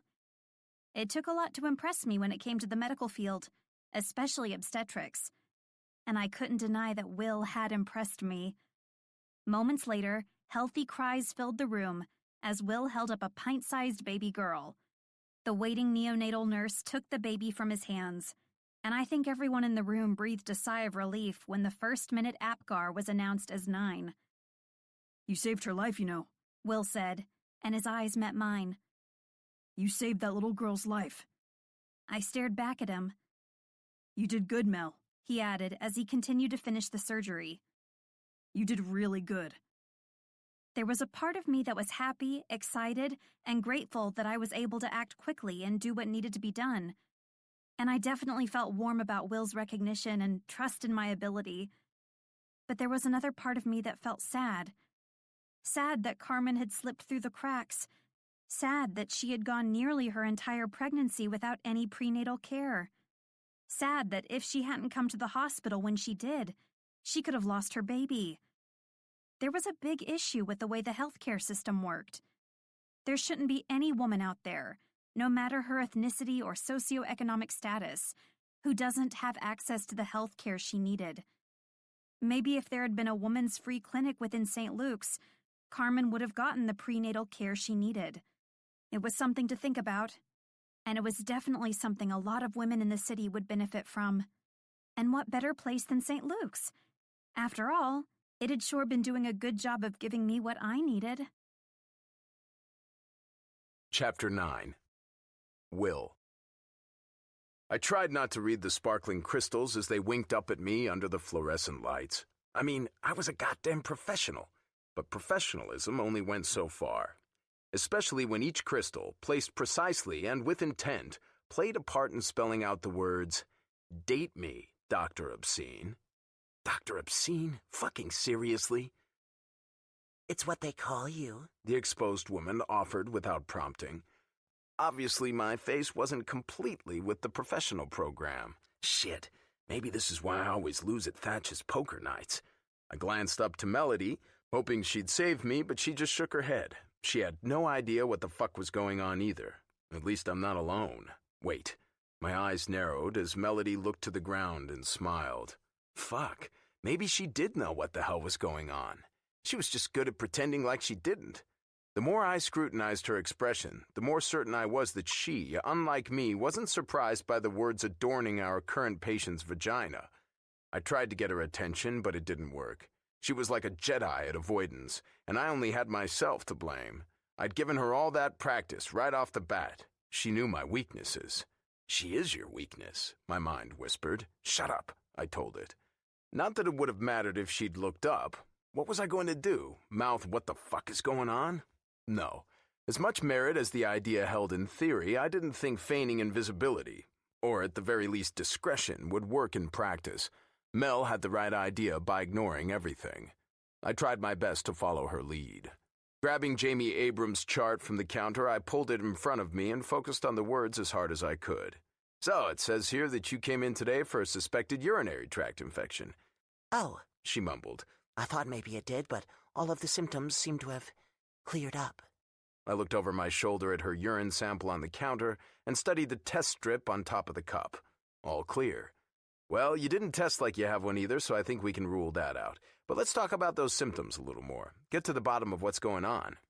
She was young, 21 according to her chart, and unverified symptoms of a urinary tract infection without an actual cause were concerning. So I wasn't about to write this off as nothing, even though something smelled like fish. And no, it wasn't bacterial vaginosis. It was just as fresh and clear as the crystals glued to her. They really weren't that bad. I looked back down at her folder. Your chart says it was urgent. Her cheeks flushed bright red, but I had to hand it to her. She looked me directly in the eye and swallowed any and all shame. I didn't think I would have had the balls at her age, and maybe there in that very anatomy lay the problem. Okay, so I lied. I'm sorry, Dr. Cummings. I just wanted to meet you. I've been watching the show. She must have noticed the corners of my mouth turned down because she switched tactics pretty quickly. And I've heard you are an incredible doctor, but your waiting list for new patients goes out a while. One of the crystals caught the light, and subsequently my eye. Shit. Reaching forward, I pulled the paper blanket back down to cover all of her skin completely, being careful not to touch her or even come close in the process. All right, Jamie. I appreciate your honesty here, so here's how we'll handle it. When you leave, go ahead and schedule your annual appointment for next year. I see that you've just had this year's in your records. She nodded sheepishly. But I appreciate your enthusiasm about our practice. I smiled and moved toward the door and a rather wide-eyed with amusement Melody when Jamie called me back. Dr. Cummings? Yes? What about the date? So close. I didn't really understand why the guy on my show, unfortunately me, was so appealing, but I was conscious enough to be sensitive to her feelings. I dropped my voice, trying to soften the rejection around the edges. Sorry, Jamie. I have a strict rule against dating patients, and it seems you just signed on for the long run, right? Her mouth opened and closed, gulping air like a fish out of water for a few seconds before a hint of a grin pulled her lips closed. The expert player has been played. She nodded. See you in a year, Dr. Cummings. Looking forward to it, Jamie. Take your time getting dressed, Melody told her as I headed for the door. I'll meet you at the front desk with your paperwork so you can schedule your appointment for next year. Several minutes later, Melody found me studying the next patient's chart in my office and called my attention with a soft knock. Can I come in? Sure, I offered, curling my fingers toward my body. She stepped inside and shut the door, locked the knob, and took a seat in the chair in front of my desk, my eyebrows pulled together in confusion. What's up? She tapped her ear like it was a secret code and pointed everywhere around herself in a circle. Ah, prying ears everywhere. Hope mushroomed in my stomach as I conjured up all of the reasons she could want to keep this conversation private. Maybe she felt it too, whatever this thing between us was. So... Yeah? Looks like you're a pretty hot commodity. I shook my head and rolled my eyes. You're great, so I get it. She thinks you're great. Ask her out. Just do it. I opened my mouth, but no words formed before she filled the space with some of her own. Her vagina actually sparkled. Oh, so we're going to talk about the patient. I honestly didn't think you could make the female anatomy that attractive. Hey, the female anatomy doesn't need that much help to be beautiful. Kind of like makeup. Less is sometimes more. She laughed, carefree and easy, and I immediately craved more of it. Had to have it.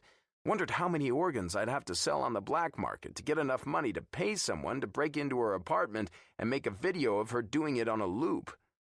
Okay, that's creepy. Where the hell did that come from? We men like to feel powerful and caveman-like. It might not be right, but the power feeds us. That kind of instruction, insinuation, really, that I should become more acquainted with her takes away all the power. She rolled her eyes, but she was still smiling. Is this like asking for directions? Her vajazzle is like a map, and as a man, you're just not down with that? Yes, I laughed. It's exactly like that. Tremendous analogy. Shut up. I winked stupidly and caught off guard. She turned her gaze away in a hurry. She gathered herself quickly and spoke again, though. You're going to have to work hard to salvage your reputation after this. Every day I'm here, your problems from the show seem to be a little more substantial.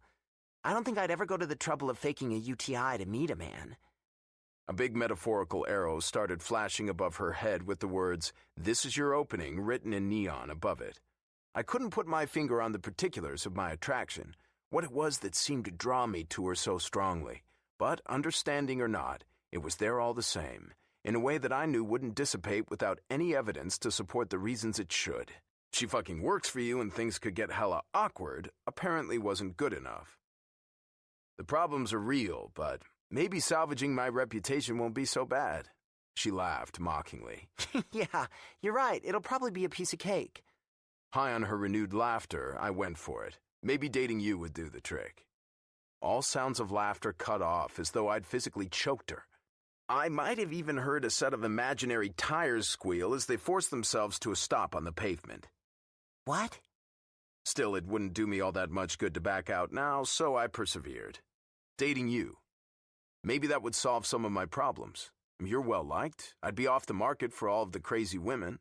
And I won't even ask you to make an appointment or vajazzle yourself. Her face settled into a mixture of pity and understanding. Her big eyes turned down at the corners, and a half-dimple formed a hollow in her cheek. There was a smile there, but it was veiled in the sadness of a frown. The expression wasn't my favorite, but she still looked beautiful. This is a bad idea, Will. You can't date me to rebuild your image. I could give two flying fucks about my image. Just say yes. Can I date you because I want to? Will. Come on, I pleaded. One date. What's that going to hurt? Seriously, I can be really endearing. I know I haven't done such a great job of showing that to you, but I swear I can. And now you're bragging. Oh, Will, how far you've fallen. All traces of happiness fled her face, leaving only the pity to comfort the coming blow. I'm sorry. It's not just you, it's me too. There's so much unsettled. So much I don't know about what I want and who I am. I shrugged. Disappointment took the form of a full-body throb, but I ignored it. She was obviously right. It wasn't a good idea at all. I'd have to get out tonight, find someone to fuck, balance out the obviously fucked-up hormones inside me, and move on. You're probably right. It might salvage my reputation, but think of the horrible things it'd do to yours. A ghost of a grin lifted the corners of her lips. "Save yourself," I cried, and her smile deepened just enough to be real. Silence stretched between us for what felt like years, but was likely no more than a few seconds before she stood up. Hooking a thumb over her shoulder, she pointed to the exit. Well, I should probably... Right. Yeah, okay. Next patient. I'll see you out there. Okay. She agreed before stepping through the door and shutting it gently behind her. Which was probably good. I needed a minute to get over myself and get back to business. I stood up and pulled my coat back on when an old tongue depressor caught my eye on top of my filing cabinet. I wasn't sure if the talk about not knowing things about herself was just talk, a way to take some of the focus off of me and soften the blow, or if she really felt that way. But our conversation in the supply closet of the hospital blared throughout my mind in response. Tongue depressor affirmations. I grabbed a Sharpie from my drawer, and without even thinking, the words flowed out of me and onto the thin piece of wood. Open wide. Everything you're looking for is inside yourself. I startled when she knocked on the door, and I slammed a hand down on top of it to cover it. Yeah? It sounded like there was a frog in my throat. Her eyebrows pinched together, but she didn't say anything. She probably just thought I was having a mental breakdown. Your next patient is in exam room 8. Okay, thanks. I'll be right there. She studied me briefly before nodding and making a retreat down the hall. I watched her go until I was sure the coast was clear and then lifted my hand. The ink had bled a little into the wood, but all in all, the affirmation was still legible. I read it a couple of times. God, that's corny. Opening the middle drawer of my desk, I picked up the tongue depressor and tossed it in. Maybe I'd give it to her someday, but I'd already put myself out there enough for one day. Humiliation really is the sort of thing to which you have to acclimate, one painful encounter at a time. Chapter 10. Melody. Friday was my second favorite F word, and since my other favorite F word wasn't appropriate to use in a work environment, I settled for repeating the one word that I could. Both of them brought me joy. Friday, Friday, I sing-songed as I finished cleaning up exam room 5. Thank God it's Friday. I continued the tune as I skipped toward the nursing office to make sure there weren't any outstanding voicemails from patients waiting to be called. If you say Friday one more time, I will strangle you with this blood pressure cuff. Marlene huffed in her designated chair in front of her designated computer. I scrunched my face behind her back. No, we didn't all have our own chairs and desks and computers. Just Marlene. She'd claimed hers 35 years ago, according to her, and it was a certainty that unless you wanted to see the giant white light guiding you toward the pearly gates, you stayed the fuck away. The torn-up piece of masking tape haphazardly placed across each item even said that in black Sharpie. This is Marlene's. Stay the fuck away. Oh, come on, Mar, I said with a grin. Everyone loves Fridays. It's like a universal religion. It melts people from all over the world into one big pot. Though the truth of it was, I'd had a fucking knot in my stomach ever since I'd turned Will down, and some of my weekend cheer was probably a means to cope. But she hadn't turned down one of the nicest guys she'd ever met for the date she'd been fantasizing about ever since she'd met him. Had she? Not me, she muttered. Especially when it's my weekend to be on call. See what I meant earlier? Tuesdays were Marlene's favorite day of the week. I honestly didn't know what she did on her days off. I'd often try to imagine it, but I usually ended up picturing her yelling at a young grocery store cashier about the rising prices of pork loin. You shouldn't have too many calls, though, I reassured, even though I knew it was useless. There's only a handful of patients that could deliver this weekend, and most of them are on their second and third pregnancy. It's old hat for them. Yeah, right. She huffed her disagreement. I'm sure one of the 30-weekers will gorge themselves on chili dogs and then call in a panic because they're confusing gas pain with contractions. Always the optimist, I teased with a laugh. Keep laughing, but I know you'll be just like me one day, she stated with a pointed brow in my direction. What's that supposed to mean? Remember this conversation after you've been doing this job for another 20 years, and then you'll understand. Doing this job for another 20 years? Jesus Christ, I hoped not. I mean, I didn't mind this nursing job. I often found myself enjoying the patient interactions, and since Will had recently added hospital deliveries to my list of job responsibilities, I hadn't found myself getting bored. But deep down, I knew this wasn't my final career stop. Eventually, I wanted to do something else, something more. I wanted to feel like I had a true purpose, running a women's clinic for the underserved population. It had been on my mind since Carmen's prolapsed cord delivery. I couldn't shake the nagging thought that her situation could have ended terribly. Sure, no medical professional can predict emergent situations like a prolapsed cord, but in her case, she could have been more educated. She could have actually received prenatal care throughout her entire pregnancy. Her baby's fate wouldn't have had to rest on a stroke of luck. Because Carmen and her little girl were lucky. If she hadn't been at the hospital the exact moment her water broke, the baby wouldn't have made it. If something had been wrong with Carmen's baby, it would not have been detected until delivery, and then it might have been too late. So many factors, and thank God, fate was in Carmen's favor that day. I also hoped I wasn't a lonely bat with poor dental hygiene at her age. I wanted a husband, not 17 cats. "Tell me, what is you so happy about the weekend?" Marlene asked and waggled her brows. "Hot sex?" A shocked laugh escaped my lungs. No." "Hot date that could possibly lead to hot sex, then?" "No, you horny woman," I said on another laugh, and Marlene grinned wide and unashamed. "No hot date, no hot sex. But you could have a hot date and hot sex. Hot, hot, hot sex with Will and his penis. I could have gone on the date with Will. I wanted to. He'd asked me, and at first I'd felt my stomach climb up and into my throat, but the bottom had dropped out just as quickly. It all seemed like it was in jest, like he would have been dating me just to help his reputation. "Can I date you because I want to?" His words repeated inside my brain. Did he want to date me? I don't know. He seemed earnest in those words, but his earlier words... "Dating you. Maybe that would solve some of my problems." Yeah, not so much. But you really like him. I did. I really liked Will in all of his handsome, brilliant, funny, and sometimes hilariously awkward glory. He made me laugh. God, he made me laugh. And smile. My days had become better just because he was in them.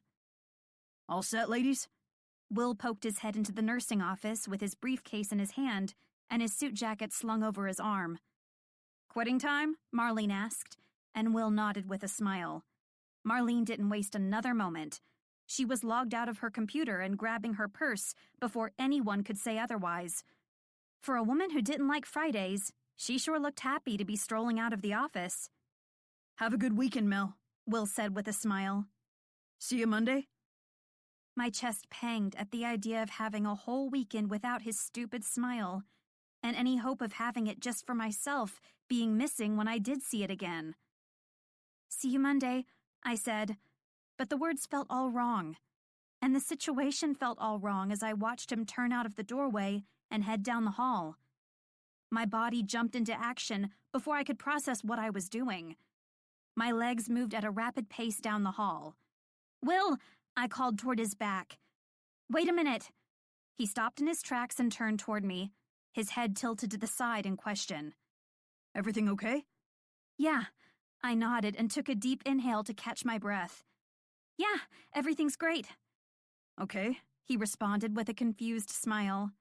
I stared into his deep blue eyes as I tried to find the right words, but I didn't know what to say. I figured shouting the words, "date me," would be a little weird. But it was those two words that just kept sitting behind my tongue, ready to shoot out of my mouth like a rocket. "Is there anything else, or—" he asked when the silence had reached an awkward amount of time. "Now or never, Mel. Just say it. Say it. Date me!" The words burst past my lips before I could stop them. Oh, Jesus. My eyes went wide in embarrassment. I started and nervously cleared my throat. "Is the offer still on the table?" Will's eyes creased at the corners once his smile consumed his face. "The dating offer?" I nodded. When it comes to you, I'm not sure that offer would ever be off the table, Mel, he said, and the tone of his words matched the earnest expression on his face. Good God, that was one of the sweetest things anyone had ever said to me. How about tonight? Will smiled. Tonight is... shit. Tonight is bad. My smile fell. He reached out and grabbed my hand, a tingle shooting up my arm at first contact. No, I mean, I really wish I could. But I promised my sister I'd babysit my niece tonight through Sunday morning. She's pregnant with their second and wants to take a little couples trip before the new baby comes. My smile came back at the thought of him and his niece. Jesus, why don't you just swaddle my heart, God? Monday? He offered, and I winced. I'd promised Janet I'd go shopping in New Jersey for a new set of weights on Monday night. She'd understand, but something inside me was too nervous to deal with switching plans with my mother. I can't. Tuesday, we both said at the same time. But it was his next words that would stay in my head for a good long while. Tuesday is perfect. Tuesday is perfect, he'd said. And in that moment, I'd thought, yeah, Tuesday is perfect. But as I stood in the guest bathroom applying a fresh coat of lipstick, a flock of nervous butterflies took up residence in my stomach. Tuesday may have been perfect in the sense that it was our first free day, but it was completely fucked in the sense that I'd had 3.5 days to run every stupid dimension of this scenario through my mind. Was this really a good idea? Dating Will? It hadn't been that long ago that I was living in Portland and in a long-term relationship with Eli. And Will wasn't some random guy I'd met on a night out. He wasn't just some random guy at all. He was my boss. Yesterday and today at work had given me plenty of goddamn time to reinforce that one. Sure, he was carefree and respectful and totally trusting of my skill and capability, but he was still the guy in charge of my checks. Does that make me a hooker? What time is he picking you up, honey? My mother shouted from the hallway. Do you think he'll want something to drink? Oh, maybe I should make a quick batch of muffins. I sighed. Will doesn't want muffins, Mom. Muffins. Fucking muffins. Will was a 34-year-old man, not a 15-year-old boy in the middle of a growth spurt. I'd love some muffins, Jan, my father called out. A part of me wondered if my biggest issue with going on a date with Will right now was that he'd have to pick me up at my parents' house. Maybe that was really why I'd turned him down in the first place. I wasn't a fan of introducing potential lovers to Bill and Janet before I'd had the chance to actually go on a date with them, or see them naked. Meeting the parents was something reserved for date 5, not before date 1 even got started. The intercom buzzed, and my mother's giddy voice filled my ears. Oh, I think he's here, Mel! I could practically hear her skipping toward the front door from the bathroom. Sit up, Bill, and look presentable. My father groaned. Christ, Jan, he's not the King of England. Come on up, my mother sing-songed into the intercom, and then moments later chastised my dad. Stop being so cross, Bill. Her voice went from angelic to possessed in an instant. It's like you've completely forgotten that he's Dick and Savannah's son. Sheesh.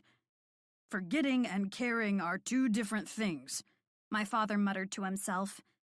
What was that, Bill? I said I can't wait to meet Dick's son. Oh boy, this was going to be interesting. Instead of moping, I put on my big girl panties and finished applying an extra coat of mascara before grabbing my purse off the bathroom sink. I took one last look at my appearance in the mirror, taking in my long, wavy locks resting on my shoulders, and my soft but classic makeup.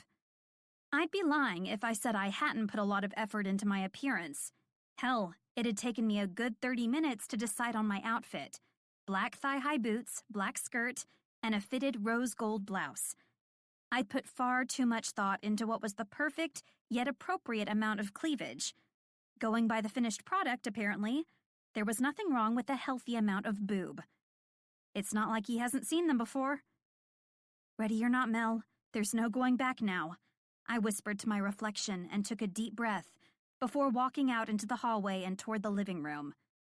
Will stood in the doorway, smiling down at my mother as she prattled on about something that was the opposite of important. The instant my heels hit the hardwood floor of the entry, his eyes met mine, and a soft, handsome, erotic smile crested his lips. Good God, just his face held the power to make your panties disappear. Maybe he is Dr. Obscene. You look beautiful, Melody. So do you, I thought, my nipples perking up noticeably. He did. Will Cummings cleaned up nicely outside of the office. Like, real nice. Put him in a dish, and I'd eat him with a spoon kind of nice. Between his gorgeous blue eyes, his sexy hair, and the button-up lilac shirt that fit in all the right places, I didn't know which I liked best. You're not looking too bad either, I teased with a wink, and Will grinned. I see you've already met my wonderful mother, Janet. I did. His grin grew wider. For a second there, I thought she was your sister. Oh, Will. Janet giggled and gently tapped his shoulder. I don't like fishing. Thank you so much for inviting me. Maybe we can do something else. Fishing? He asked my mother to go fishing? Confused, I looked at Will and noted the puzzled expression on his face. Yeah, he didn't ask her to go fishing. It was just Janet's hearing issues acting up again. Will's eyes shot to me in question, and I tapped my ear as discreetly as possible. The last thing I needed was my mom catching me in the act. 2 minutes into their meet and greet, and she was already in love. If I didn't move quickly, she might try to go on the date without me. All right, let's get a move on it, I insisted, raising my voice to avoid further confusion, and moved toward Will's side. I half hoped we'd be able to slide out the front door without my father leaving his perch on the couch. But wait, my mother urged and glanced back toward the living room. Bill, she yelled through gritted teeth. Get off the couch and meet Melody's date. My father groaned and moaned and finally gave in to her demands, getting up off the couch and shuffling toward the three of us. Dad, I started before my mother could take the reins on introductions. This is Will Cummings. Will, this is my dad, Bill. It's a pleasure, Dr. Marco. Will greeted and shook my dad's hand. You like Kiss? Will's brows scrunched together. Kiss? The band? Oh, he responded in relief. Yeah, I like Kiss. No one can pull off stage makeup and spitting fire while simultaneously belting out some of the best lyrics in rock history like Gene Simmons. The hint of a smile crested my dad's lips. What about Black Sabbath? Ozzy Osbourne, enough said, Will responded. There's never been anyone like him. Never will be either. Probably not. He's rock royalty. One of a kind. Oh yeah, I chimed in. One of a kind for sure. Pretty sure there's never been another human being that could consume as many drugs as Ozzy did and still live to talk about it. Bill flashed an annoyed look in my direction, but he quickly returned his focus to Will. He slapped him on the back and grinned proudly. I like this one, Mel. I think you should keep him around. Will winked at me and I wanted to roll my eyes. If I weren't careful, Will would end up spending more time with my parents than me. Fishing dates with Janet and concert tours with my dad. Yippee. All right, I said, and wrapped my hand around Will's arm. Consider the rock history lesson done for the evening. We're going to head out before we miss our reservation. Will glanced down at me in confusion, and I whispered, just go with it. There was no reservation. At least I didn't think. But I sure as fuck didn't want to stand around chatting about drug-addicted heavy metal bands with my father. Someone had to put the brakes on it before he got out the vinyl records and started playing air guitar in his underwear. Take good care of my Melly, my father said as he opened the door for us. Will smiled and nodded. Don't worry, I will. Have a nice evening, you two, my mother added with a smile as she wrapped her arms around my dad's waist. Go, go, go, my brain shouted. Go before someone says something inappropriate. My parents were notorious for saying the most off-the-wall shit. Honestly, I think they were avid acid users back in the day. I mean, how could anyone stand listening to Black Sabbath in concert that many times? It was really nice meeting both of you, Will said, and I was half tempted to strangle him. He needed to move his ass and not leave any more time for my parents to show their true weirdo colors. Melody, please send me a text message if you decide to stay at Will's tonight, my mother said, and then lowered her voice. You know, for the sex. There it was, and here I naively thought we had a chance to get out unscathed. Wow, I muttered. Yeah, we're leaving now. If you two end up doing the sex, be safe, my father added, and I wanted to melt into the hardwood floor. Do you have condoms, Will? Scratch that. I wanted to teleport my body to somewhere else. Hell, I wanted to time travel to a different time period and switch families entirely. Will, though, looked like this might be the best time he'd ever had in his life. I strive hard to make sure all of my patients are well educated on safe sex, Dr. Marco. It is priority 1 for me. My dad stood proud and tall like a peacock at his response. Good man, he stated with a grin. Bye, I all but shouted as I shuffled Will out of the door before my parents could add anything else to the conversation. The instant the elevator doors closed in front of us, I sagged against the wall. I'm so sorry about that, I apologized. My parents are kind of weird. Some days I think they're still on an acid trip from the 70s. Believe me, you have nothing to apologize for. Just wait until you meet my mom and dad. Dick and Savannah take the cake on crazy, he said. I must say, it's way more fun from the outside. Just wait until you meet my mom and dad. Oh boy, was Will really picturing me meeting his parents someday? Maybe this date really wasn't about fixing his reputation. Chapter 11. Will. Come on, I yelled, pulling her to a run as the double-decker bus slowed to a stop up ahead. We're going to miss it. The city was in full motion, the energy of Tuesday night in Manhattan alive and well, and I'd already bumped into approximately 1 million people loitering in my way since leaving Melody's parents' apartment. Tuesday wasn't a typical party night, but some kind of sugar rush had obviously descended on the city this week. On active nights like this, there was really no choice other than to use your body as a human battering ram if you wanted to make it anywhere in a timely fashion. Melody hadn't told me she lived with her parents, and the surprise of her mother answering the door honestly threw me for a loop.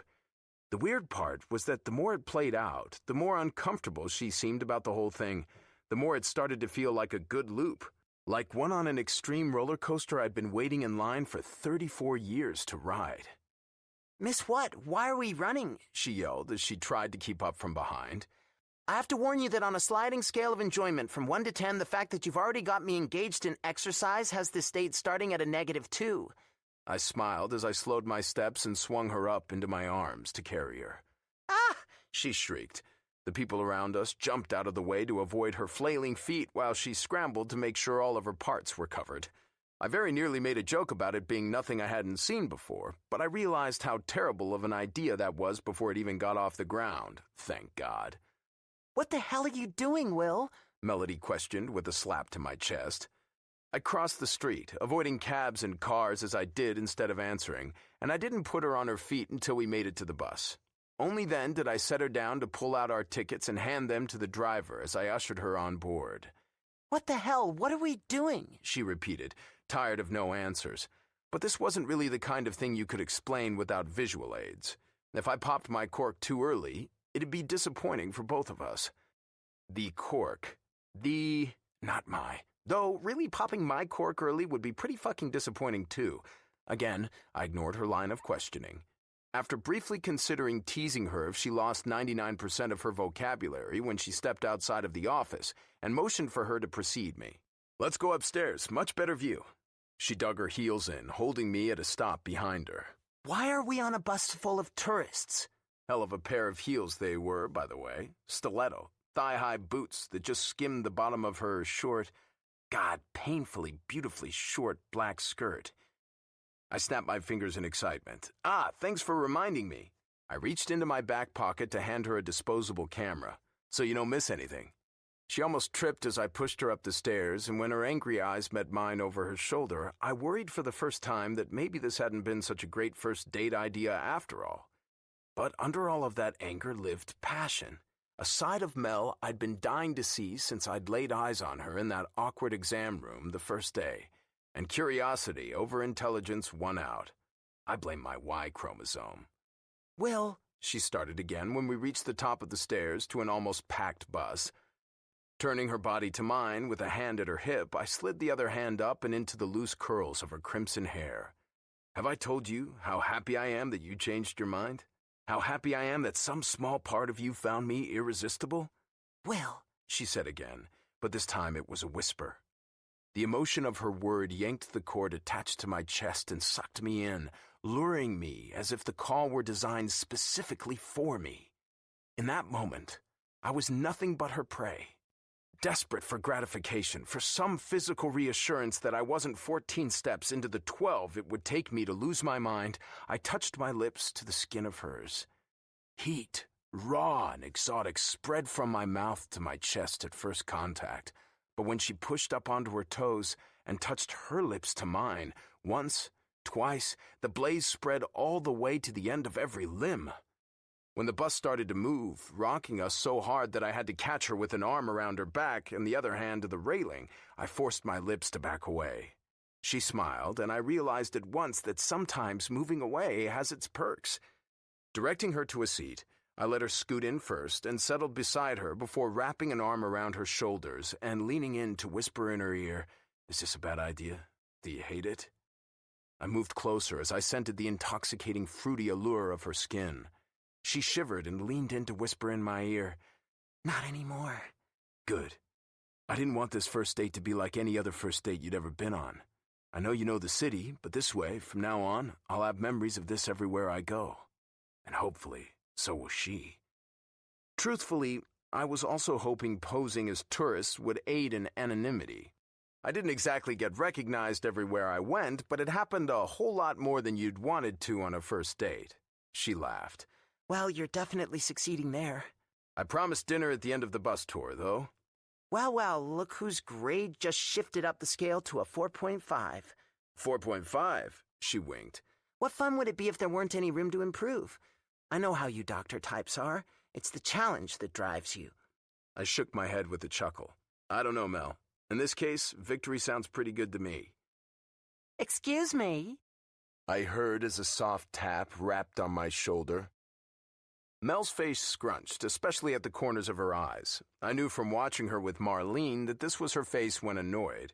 Ironically, the side of it kept me from being the same. I turned to the moment interrupter with a smile. "Yes?" "Would you mind taking a picture of us? Times Square is coming up and we really want to get one of us with all the lights." "Sure," I agreed, watching as Melody's crabby wrinkles deepened. Absently, my hand lifted to the side of her head so I could smooth a finger over them. They cleared immediately. "Oh, thank you so much," the stranger gushed from behind us. "Did you want us to take one for you, too?" "Got your camera?" I asked Melody. She shook her head, but the seed of a smile I'd planted on her face with my touch started to grow. "We'd love a picture," I told the woman behind us as I noted our location, 54th and Broadway. "You better get your phone out, we're close." "Oh, thank you. You've been to New York before?" Mel made big eyes, but I ignored her. "A couple of times. First time was our honeymoon." As Melody's mouth widened in shock, I waggled my eyebrows. "Oh, how romantic." "It is, isn't it?" I asked. Melody pinched the inside of my thighs so hard I jumped. I winked. "Don't worry, baby. There'll be plenty of time for that later." Rose stained her cheeks, spreading out rapidly like food coloring in water.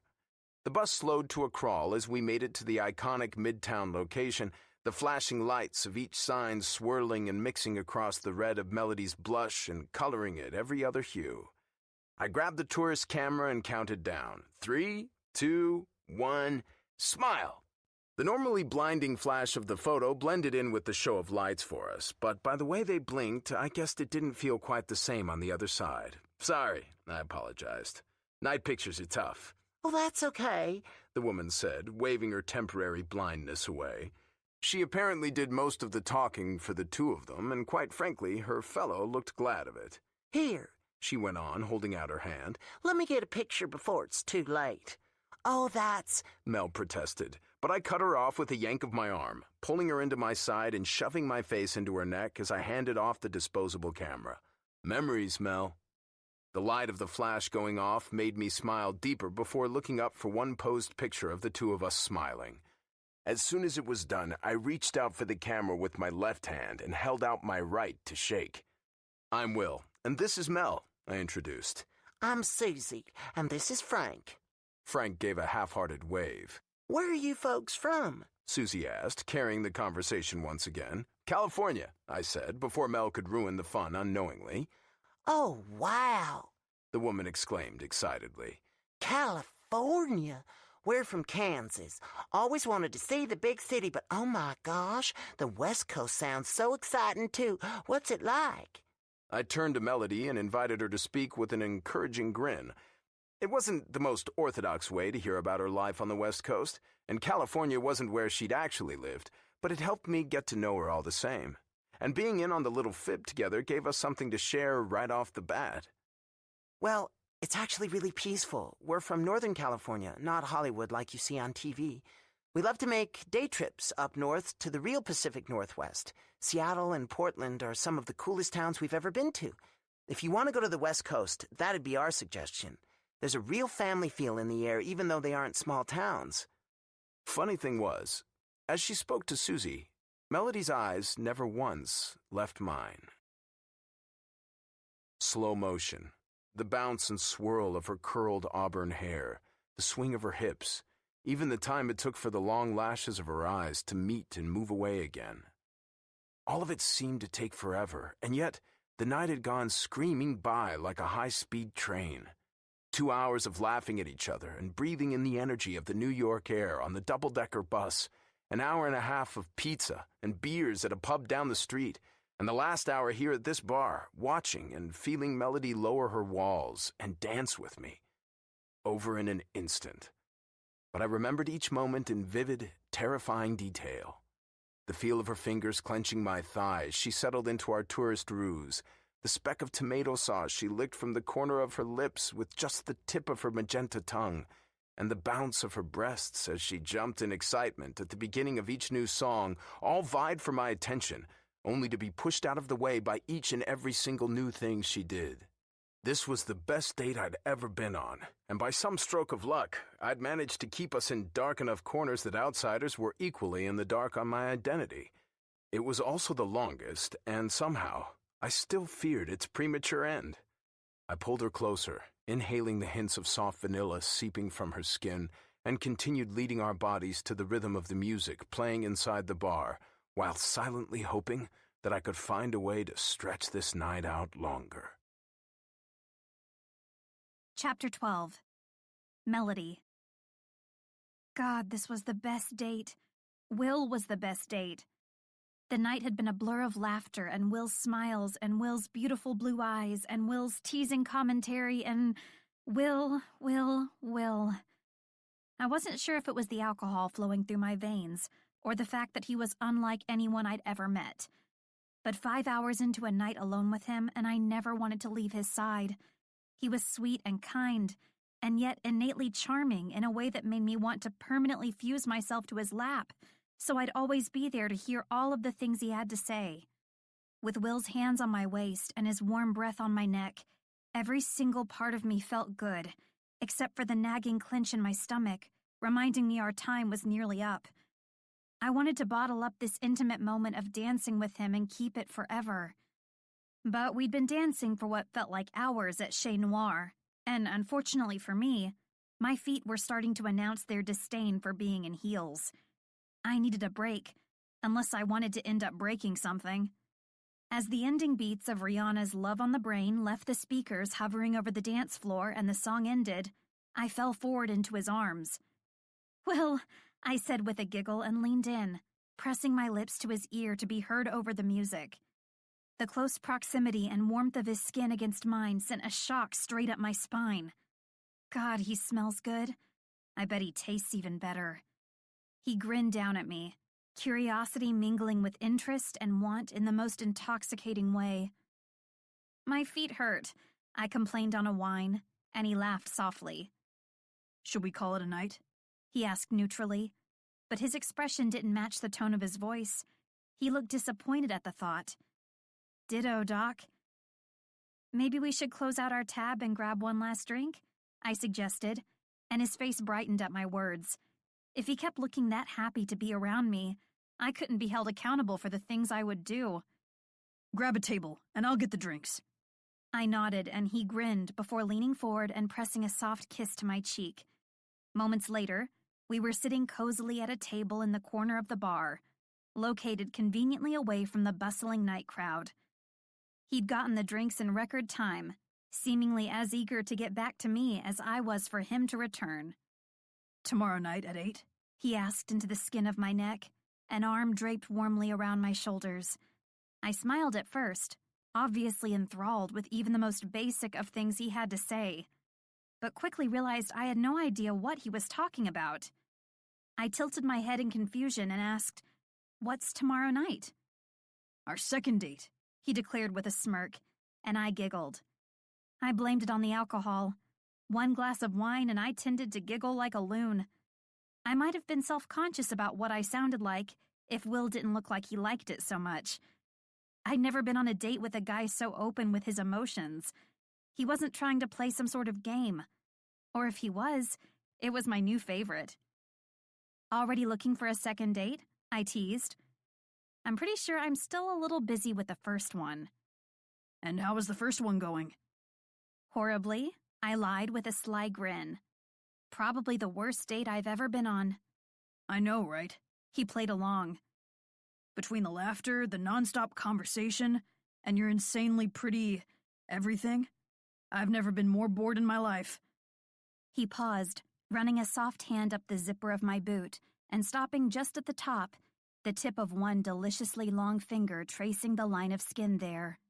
And don't even get me started on your legs. Jesus, those things go on for miles. It's like they never end. Definitely a turnoff. God, just that touch made my pussy ache. I should have gone with the sweatpants, I said shakily, unable to fight the growing arousal with the squeeze of my legs, thanks to his hand now calmly resting on my thigh. If I pulled my legs together now, his hand would get trapped in between. Maybe that's not such a bad idea. They might have made it a little easier for you to tolerate me. Oh yeah, because you're completely intolerable, he said on a laugh, his fingertips flexing into the flesh of my thigh and nearly making me moan. But his expression morphed into something much more serious as he used his other hand to slide a lock of my hair behind my ear. You're amazing, Melody, he whispered. I feel like a real lucky bastard that you found me so irresistible you changed your mind. I smiled and bit my lip, completely enthralled by his ability to tease and compliment in one sentence. He looked down for a moment, and my eyes enjoyed the show, watching him intently and taking in every minute detail that equaled Will. I had never been the type of woman to think a man's face was beautiful. Masculine? Sure. Handsome? Of course. But beautiful? No way. At least, not until now. Well-defined, with a sharp jaw and angular cheekbones, and a genuine warmth you couldn't cook up in a genetics lab, Will had a beautiful face. But it wasn't the kind of beauty you'd see on the cover of a magazine. It was different. Captivating yet subtle. Soft yet firm. And when the slight olive complexion of his skin mixed with the ocean blue of his eyes, it made it nearly impossible to look away. When he brought his beer to his full lips, I sat mesmerized. It was as if the alcohol that slid down into his throat had a direct link to my body, bolstering the warm sensation already living deep inside my belly. When his chin came back down after his drink, he joined me in my perusal, and didn't once question the silence. The jovial sounds of bar patrons and the serenading voice of Beyoncé filled the background. But that's all that it was in that moment, just background noise. With Will's avid attention fixed on me, everything else felt non-existent. Hell, Beyoncé could have been standing in the middle of the dance floor singing Single Ladies, and I wouldn't have noticed. I felt drunk off of him. Well, I was probably already a little drunk, but the buzz from the alcohol paled in comparison to the vibrating, heady energy that flowed between us. His hand flexed on my thigh again, and my walls, based on traditional first date boundaries, all but crumbled. I wanted him, more than just dinner, more than just dating. I wanted him, naked, hard, clawing at my skin, kissing my neck, sliding inside of me. The room darkened as the lights inside the bar flashed with the techno beat of the next song, and I savored the feel of being cloaked in privacy. Will and I, sitting at a small high-top table toward the corner of the room, had now become unrecognizable to the other patrons, and before I could stop myself, I turned on my bar stool, my back to the crowd, and faced Will directly. He watched me intently, his eyes fixed on mine, until I slowly parted my legs. Without inhibitions and fueled by desire, I took his hand from my thigh and into mine, and ran his index finger higher, under the material of my skirt and along my hot skin. His gaze locked on the apex between my thighs, where only a hint of my panties was visible beneath the material of my skirt. "Touch me," I silently begged, and he didn't disappoint. I stopped helping him, but he kept going, his fingers leaving an electric trail until they reached the tiny sliver of silky material covering the place where I ached and throbbed for him. I thought maybe he'd shy away from the public setting, but he took what I was thinking and did me one better. With his gaze back to mine, he moved my panties to the side and ran his index finger through my arousal, once, twice, 3 times, and my hips jolted forward in response. His touch was calculated yet gentle as his thumb found my clit, pressing firm enough to spur a shot of pleasure up my spine. Does that feel good? He asked, leaning forward enough that his lips skimmed the skin of my neck, and I nodded. At least, I thought I'd nodded. For all I knew, my head had escaped my body. The only 2 places I knew with certainty were the ones Will was touching. His thumb set up a rhythm of smooth, mind-blowing circles on my clit, and I swallowed my moan. Good Lord, I wanted more, needed more. "Come home with me tonight," he said into my ear. He lifted my chin with the tip of his finger, locking our gazes once more. "Let me spend the night with you." "Yes," I whispered. I'd had the answer prepared before he even asked me the question. Whatever he wanted, I wanted. Fingers still toying with me, he moved his lips from my ear to my mouth, and I gasped in surprise. But as soon as the tip of his tongue touched mine, I immediately responded with fervor, pulling his bottom lip into my mouth, sucking on his tongue, until both of our mouths and lips and tongues were dancing the same rhythm together. "Let's go," he moaned against my lips. I didn't want to stop, not at all. Not to move from this spot or to come up for air or anything. I just wanted him to keep touching me forever. My disappointment was audible when he pulled his fingers from my pussy and put my panties back in place, but it didn't last long. In perhaps the most erotic move I'd ever paid witness to, he lifted his fingers to his mouth, right in front of my face, close enough that I could smell myself there, and sucked them inside. "Yes," I said finally, in answer to leaving, in answer to everything, and he didn't waste any time, all but dragging both of our bodies toward the exit. Time had turned into a blur of hurried kisses and brushing touches and stealing, desirous glances. Somehow, we'd left the bar and hopped into a cab. Somehow, we'd gotten to Will's apartment. And somehow, we'd found ourselves standing face to face, still fully clothed, in the middle of Will's bedroom, with the foot of his bed beside our hips. The night had morphed from the speed of light into slow motion. We just stood there, looking at one another, the intensity so high it felt like I might come out of my skin. Still, there was something about this moment, this intimate encounter, that had forced both of us to take our time and savor every look, every touch, every tiny little second of time that equaled us, Will and me, together.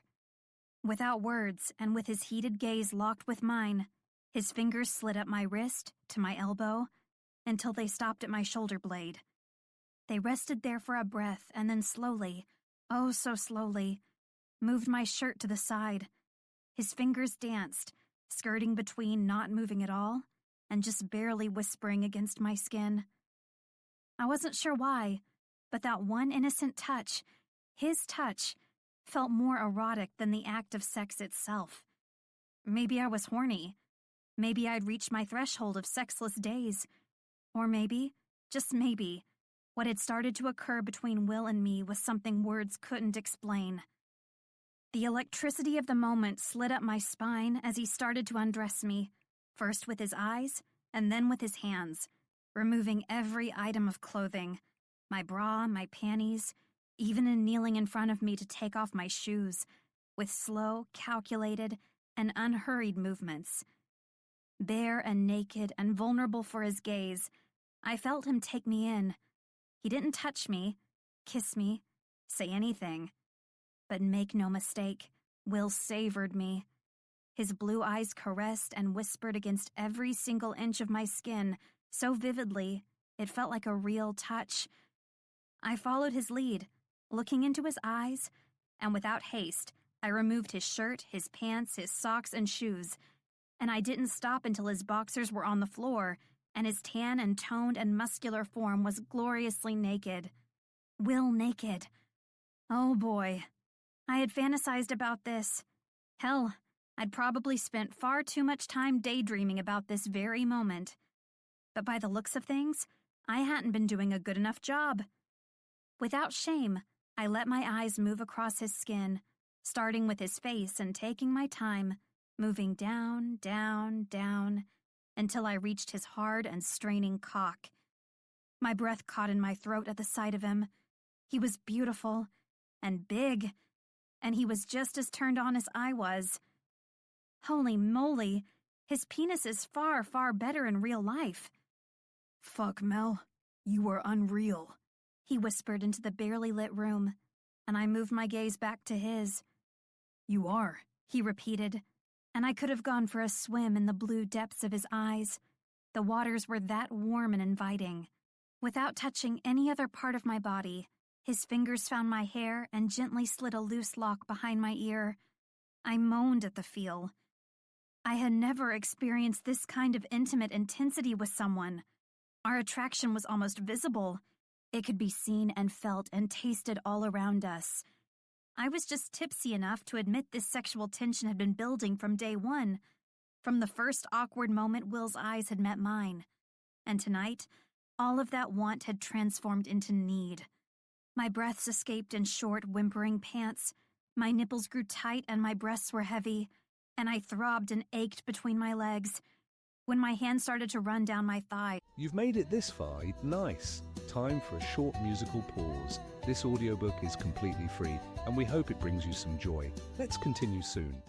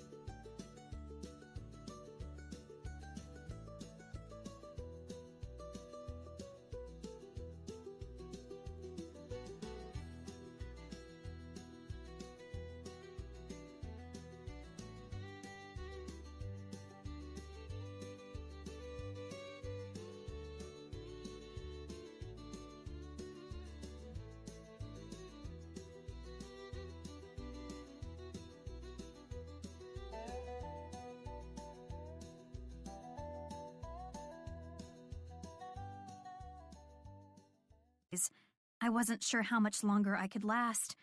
The urge to touch him, kiss him, feel him inside of me was unbearable. Spread your legs, he ordered, sensing I needed something and needed it now, and I obeyed.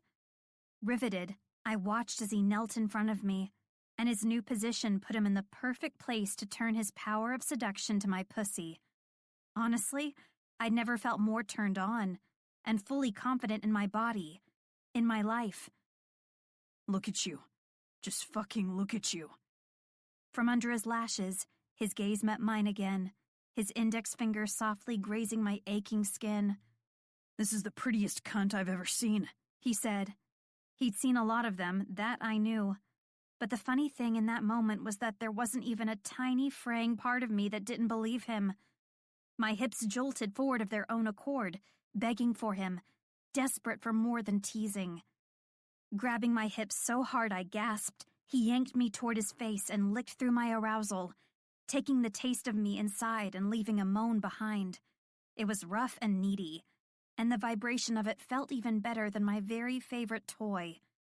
"God, Mel, you must mainline sugar. You taste so fucking sweet," he teased and licked once more, before flicking the tip of his tongue against my clit. I smiled at both the feel and his words, and then he flicked my clit again. "Oh, fuck." "God, you taste so fucking good," he growled against my skin. "I could eat you forever." Seconds later, he moved to his feet, standing before me again. I laughed my annoyance, a scene from Titanic popping unbidden into my head. "You're just as bad as Rose," I accused, promising Jack she'd never let go just before she fucking did it. He smiled and grabbed both sides of my face to bring me close enough that our lips almost touch. "I need to feel you," he explained. "Us. You and me." "Yes," I whispered. "Now," he demanded through gritted teeth. "I need to feel your perfect cunt wrapped around my cock, Mel." "God, yes." "Get on your knees," he instructed with one hand gently wrapped around my neck. "Let me see that glorious ass in the air." He didn't have to ask twice. My knees hit the bed seconds later, and he helped me tip my ass farther into the air. "Fuck," he gritted out, connecting us in one swift thrust. A guttural moan escaped my lungs, and sparks danced behind my eyes.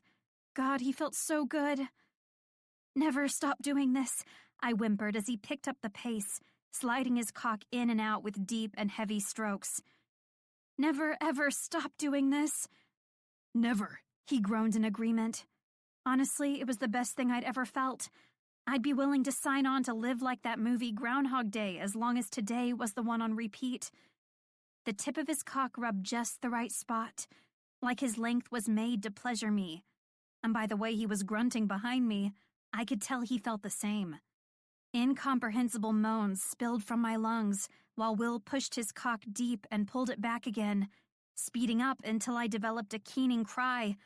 "Fuck, fuck, fuck," I chanted. "Let go, Mel." I shook my head against the blinding pleasure, completely against the prospect of letting this blissful heaven end. But the perfect biology of our two bodies together worked against me. I cried out as everything good and right hit me so hard I thought I might black out. And Will, pressed to the hilt, climaxed inside of me simultaneously. Time, space, safe sex. None of it existed in that moment. Still connected, all we felt was our perfect, intimate joining, and the mind-blowing orgasms that had washed over both of us until we were lying breathless and panting on Will's bed. But slowly, as he pulled his cock free from me, everything came filtering back. Time, space, safe sex. Holy hell, what in the fucking fuck? I'd never slept with someone unprotected in my life. Even in my 5-year stint with Eli, I'd been mindful enough to at least discuss birth control. With his back on the bed and his chest moving up and down with deep breaths, Will turned his head to meet my eyes. "What was that?" "I have no idea," I answered honestly, a little scared by the prospect of how powerful it all was, how fully I'd let myself go. "That was..." he started, only to run out of words immediately. I didn't blame him. I couldn't find any words to describe it either. "I know." "I think my orgasm made me lose brain cells." A soft giggle fell from my lips at the starkly honest truth. "Ditto." "Question," he said, his gaze turning serious as it searched mine. "This is painfully late, but are you on birth control?" I nodded, relieved I wasn't at least that big of an idiot. "Now, sir, I see your bet and raise you one." He grinned. "Shoot." "Have you been tested?" I asked, melting into his happiness like a loon. God, he's distracting. I shook my head to clear it of his voodoo and remember the responsible things, adult things, things I should know better than to wait to ask until after fucking my boss. No STDs or weird fungal infections I should know about? Clean as a whistle. That's good to hear. He shook his head, closing his eyes, apparently just as embarrassed as I was. It's real fucking sad that an obstetrician and a labor and delivery nurse didn't have the safe sex talk before the sex actually occurred. Yeah, I agreed. That's not something I, do often. Or ever, actually. He grinned. The last time I did anything without a condom, I was a 15-year-old virgin and played just the tip with my teenage girlfriend. It had lasted all of 30 seconds before her minister father came strolling in the front door. I laughed at that. Yeah, He added. this isn't how I usually do things. Me either. I just wanted you so bad. He whispered. Honestly, Mel, I'm not sure I was even conscious. Me too, I agreed. Me fucking too. And as insane as it made me feel, I couldn't think of anywhere I'd rather be. Wanna go again? He didn't even blink. I can't think of anything I'd rather repeat. Sold. Melody's heart, for the price of one comment. Chapter 13. Will. This morning, for the first time in my New York tenure, I rode the subway without watching the people around me. Normally, even when I was reading or pretending to sleep, I had one eye strategically sweeping the area around me. Call it paranoia. Or maybe it was the amount of time I'd spent during my residency suturing some kind of injury, from a mugging on the platform or a crazy guy with a knife on one of the cars. I mean, overall, riding the subway was just as safe as walking in Manhattan, though, as a side note, I'd sewn up a pretty healthy number of wounds from mugging while walking as well. But really, New York is lovely. You should visit. Not to mention, since the first episode of the show had aired, I'd had to make a concerted effort to hide my face from gawking strangers as they snapped pictures with their iPhones. But last night, with Melody, had been so much more than I'd expected. The conversation, the vibe, the overall easy flow of every single moment, all of it had been incredible. The best date of my life. Also, side note again here, the sex. To say I was off my game and just about tapped out for concern about keeping a semblance of personal privacy was an understatement. Luckily, the cloud of all of those things combined and their power against my command of observation hadn't resulted in a trip to the hospital in something other than a professional capacity, though it probably would mean a few more pictures of me floating around in cyberspace. I pushed through the door to St. Luke's Obstetrics and Gynecology without hesitation for the first time in weeks, excited for the day, and immediately started scanning the space for her. It was stupid, really. Mel was always fucking late. But rationality wasn't an emotion, and frankly, it was no match for one either. Interesting night, huh, Dr. Cummings? Marlene asked as I passed her. Melody's knees high and spread, her hands clenching my throat as I rode her hard and fast the second time, her eyes blazing up at me like I might just be the best thing she'd ever felt. God, yes. Last night had been more than interesting. It had been everything. Smiling, I nodded my affirmation and continued down the hall, only turning back to look when I realized Marlene didn't know anything about me and Melody, but she was already gone. I wonder what she's talking about. Whatever it was, I didn't feel like dealing with it right then.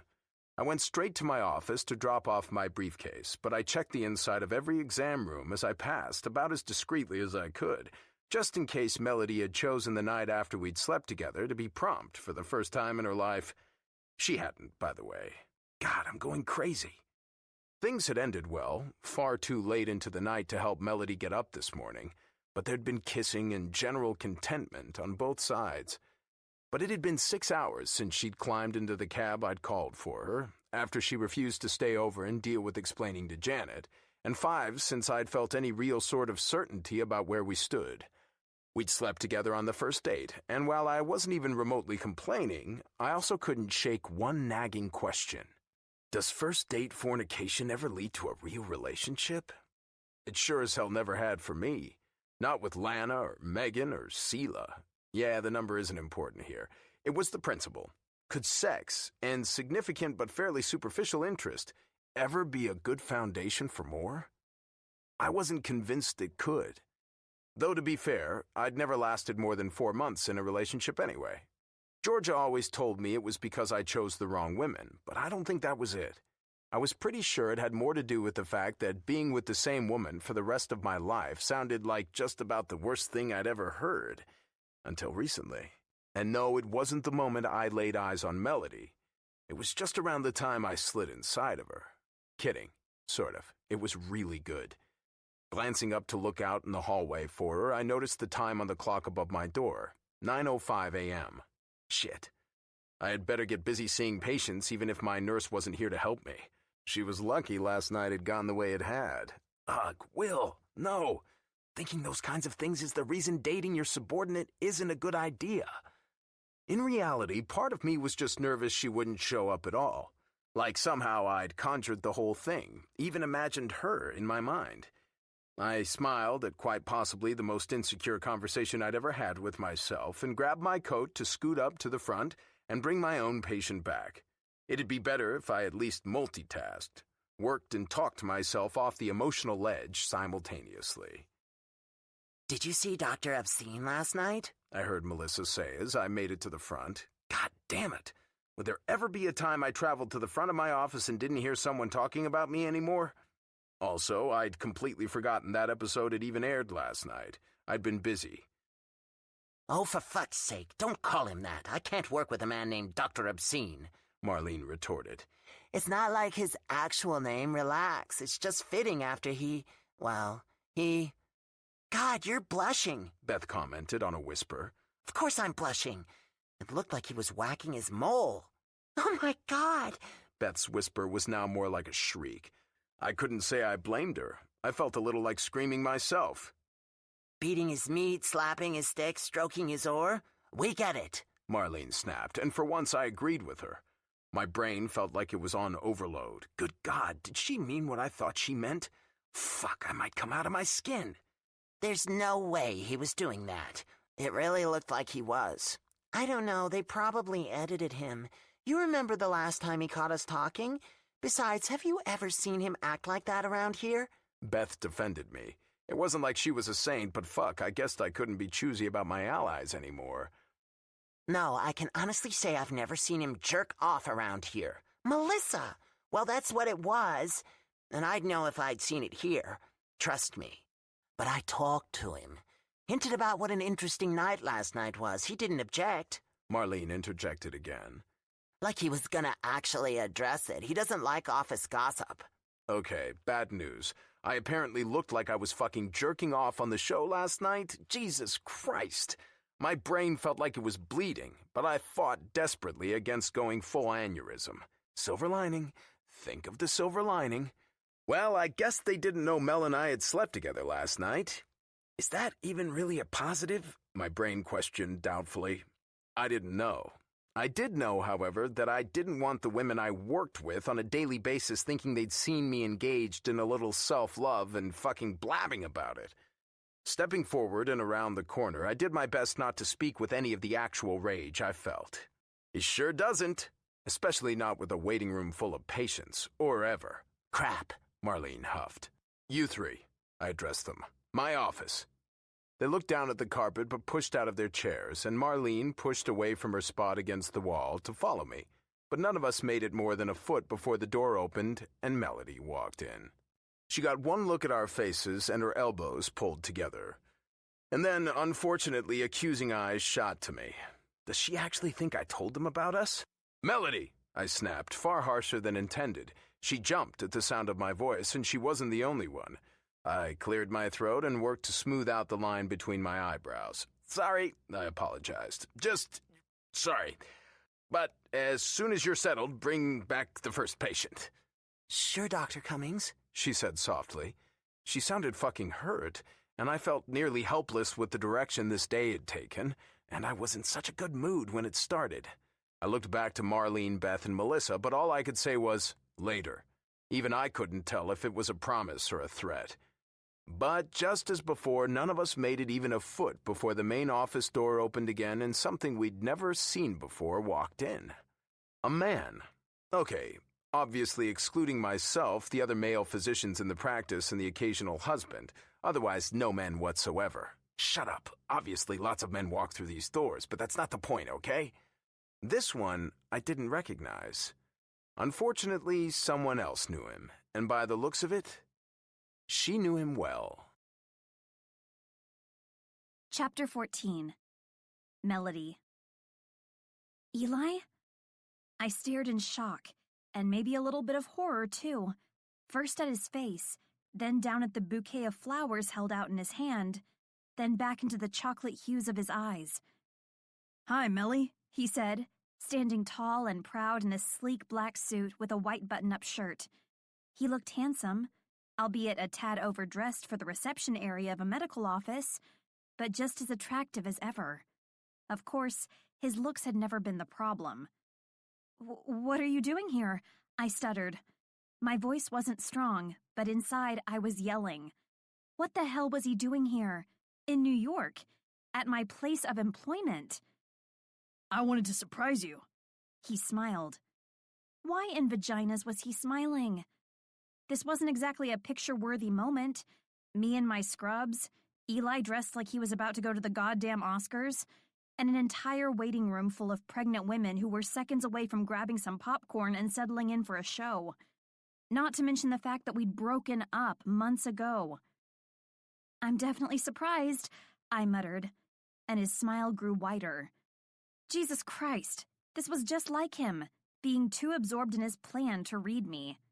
I wasn't thrilled with his arrival, and I knew it was written all over my face. I had never been the type of girl who could school her facial expressions into neutrality if the urge to freak the fuck out was overwhelming. No, I was the girl who freaked the fuck out. Today's emotional meltdown just happened to be in the form of a little wooden Melody, slack-jawed, eyes wide, and spine as stiff as a board. I miss you, he said, urging me to take the outrageous bouquet of flowers that I was most likely allergic to from his hand. The monstrosity would have made a fantastic prop for Saturday Night Live, and with my excessive allergy to most bulbs, pollens, and buds, a slapstick skit wouldn't be too far behind. Despite all this, as a means to avoid a goddamn scene, I did the polite thing and took them from his hands. Pastel petals of tulips and daisies and roses dancing before my eyes. I couldn't see him anymore. I attempted to look above them, then to the left of them, and then to the right, but it was useless. And once my nose started to itch and my face began to tingle, I wasn't sure if Eli was trying to profess his love or kill me. If the plan was murder by anaphylaxis, surely I had to give him props for creativity. You came all the way to New York because you missed me? I asked and set the flowers on the reception desk in an effort to get them away from me. Melissa gave me a catty smile, apparently gearing up for her next move. 1 sneeze, 2 sneezes, 3 more sneezes, and I'd say it was official. The death petals had permeated my nose. Fantastic. Melissa sighed in annoyance from her perch behind the desk. Those are blocking my view of the waiting room, Lodi. And there it is. I understood her frustration because, yeah, Eli had officially bought the world's largest bouquet. But I also didn't really care. It was fucking Melissa. She only spent 5% of her workday looking out on the patients anyway. She could handle 1 minute of flowers blocking her view of reception. Plus, I was still a little fucking busy. Are you okay? Are you sick? Eli touched my shoulder, and his eyes assessed me with concern. No, I said with a shake of my head, and a most likely disgusting sniffle of my nose. I'm not sick. I'm just allergic. Allergic? To the flowers. You're allergic to flowers? When did that happen? It happened about 29 or so years ago. He still looked confused. God damn, why had I liked him again? Around my time of birth? Seriously? I nodded, but he still looked confused. But I used to buy you flowers all of the time. No, I refuted. You actually bought me flowers once, and you stopped once you realized flowers weren't the way to my heart unless you wanted to kill me. Shit, he muttered and watched me apologetically blow my nose into a tissue I'd snagged from the reception desk. This isn't going the way I wanted it to. I was hoping this would be romantic, one woman whispered behind me. I know, another one added. I don't think it's going as planned. He's going to need to change up the game plan if there's any hope, a third woman chimed in. Does her face look a little swollen to you? Yeah, I think it's from the flowers. She said she's allergic. I never wanted to burrow into the floor more than I did right now. Once I'd stopped sneezing and snorting and itching my face, I focused on getting to the point of this ridiculous charade. Seriously, I started. What are you doing here, in New York? For you, Eli started but paused briefly. Well, I was kind of in the neighborhood. In the neighborhood? Investors meeting, he explained. The firm gained a huge potential client, and I came out here to close the deal. Of course he'd come to New York with the priority of a business trip. I was just an added convenience. Let me tell you, that was the story of my life when it came to Eli. This trip had nothing to do with me. He didn't want an actual committed relationship with me. He might have missed me to some degree, but I knew he didn't miss me enough to fly across the country just for me. That was the difference between Eli and me. 5 years ago, I did fly across the country for him, and I'd stayed there for him. I moved away from my home, my family, and friends, for him. Sure, I still cared about him. I still wanted good things for him, but I didn't want to be with him. I wasn't in love with him. You're in love with Will. Holy hell, that had come out of left field. There was no way I was in love with Will, right? The idea seemed ridiculous. We had only known each other for a short time. Like Will? Of course. Love Will? That sounded crazy. Isn't that so sweet? Another bystander from the waiting room whispered behind me. And like a runaway dog on a retractable leash, those little words yanked me right back to the present. I felt like shouting, "Listen, lady, this isn't sweet. This man is probably one of the most self-absorbed human beings you will ever meet. And he had 5 years to make an effort. Now is not the fucking time. And I'd really love an antihistamine and a nap. You know, as long as I was ranting. But luckily, I kept my cool and forced my face into something less confrontational. I'm really glad to hear things are going well with the firm, I said. And honestly, I meant it. Just because I didn't want to be with him didn't mean I didn't want him to be happy. But I started to explain my true feelings, but got interrupted before I even got started. Everything okay, Mel? Will asked from somewhere close. So close, the hairs on my arms stood on end. I turned to find him standing behind me, eyes questioning, brow furrowed. Jesus, this was getting worse by the minute. The ex-boyfriend and the guy I'd fucked 5 times last night. Yeah, I stuttered while I struggled to find an escape from this hellish situation. Who's this? Eli asked. This is Will. Dr. Cummings. My lover, I thought. But instead, I said, my boss. Hi. Eli greeted and shook Will's hand. I'm Eli, Mel's boyfriend. Oh, for fuck's sake. I closed my eyes and cringed, but I realized pretty quickly I'd better open them if I was going to be able to prevent anything worse from happening.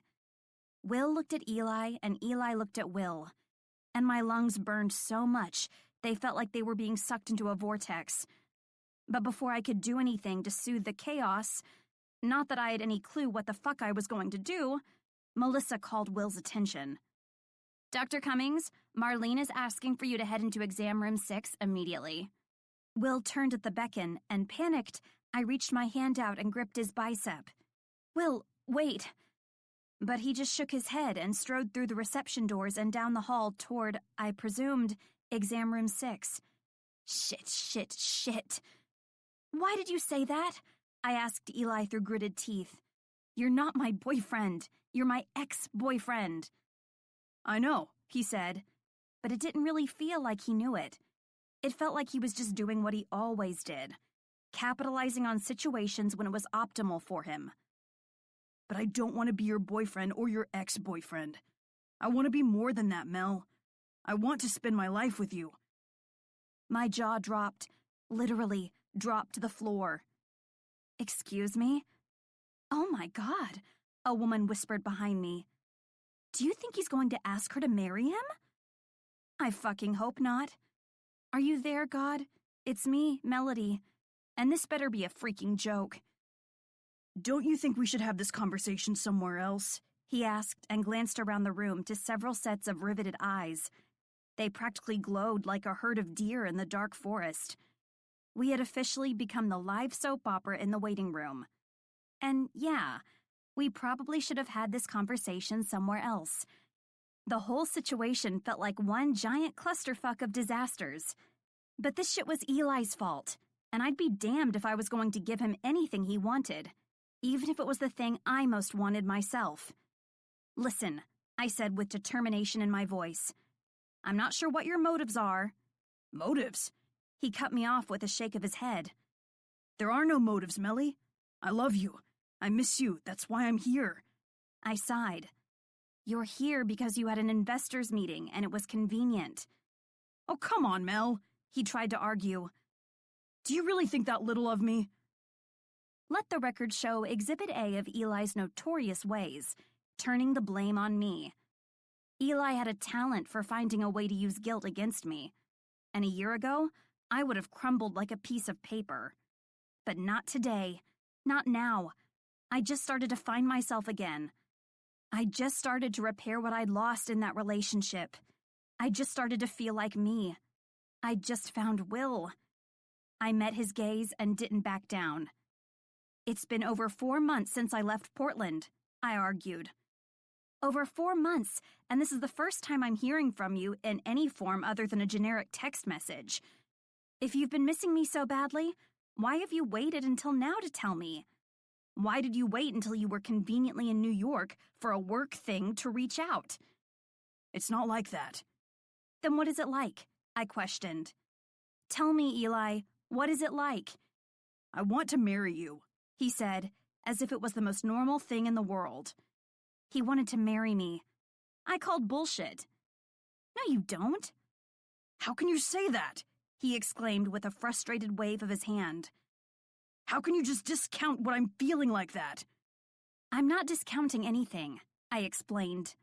Your actions speak louder than your words ever have. And your actions, Eli? Well, they show a man who doesn't know what the fuck he wants. I want you. You want me? You want to marry me? He nodded, resolute. Yes. Okay, Eli. Then tell me why. His head moved back and forth in little tiny shakes. Tell me why. What is it about me you can't live without? What is it about me that makes your heart beat faster? What is it about me that makes you feel like you can't hold back until you have me? Can't go on unless you keep me? Come on, Melly. You know why. I shook my head. You want the idea of me. You want the Melody who was willing to give while you took. You want things to go back to the way they were. And guess what? They will never go back to the way they were. I don't want to go back. I want to stay right where I am. The second the words left my lips, relief overwhelmed me. Maybe I didn't know everything that I wanted, but I knew I liked where I was heading.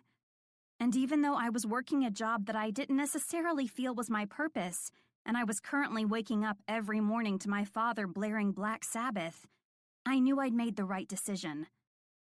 So that's it? He asked, and I immediately nodded. That's it. You'll regret this, you know, he said, and the fact that it didn't bother me one bit said more than words. I kissed his cheek and whispered what I figured were the last words I'd ever say to him.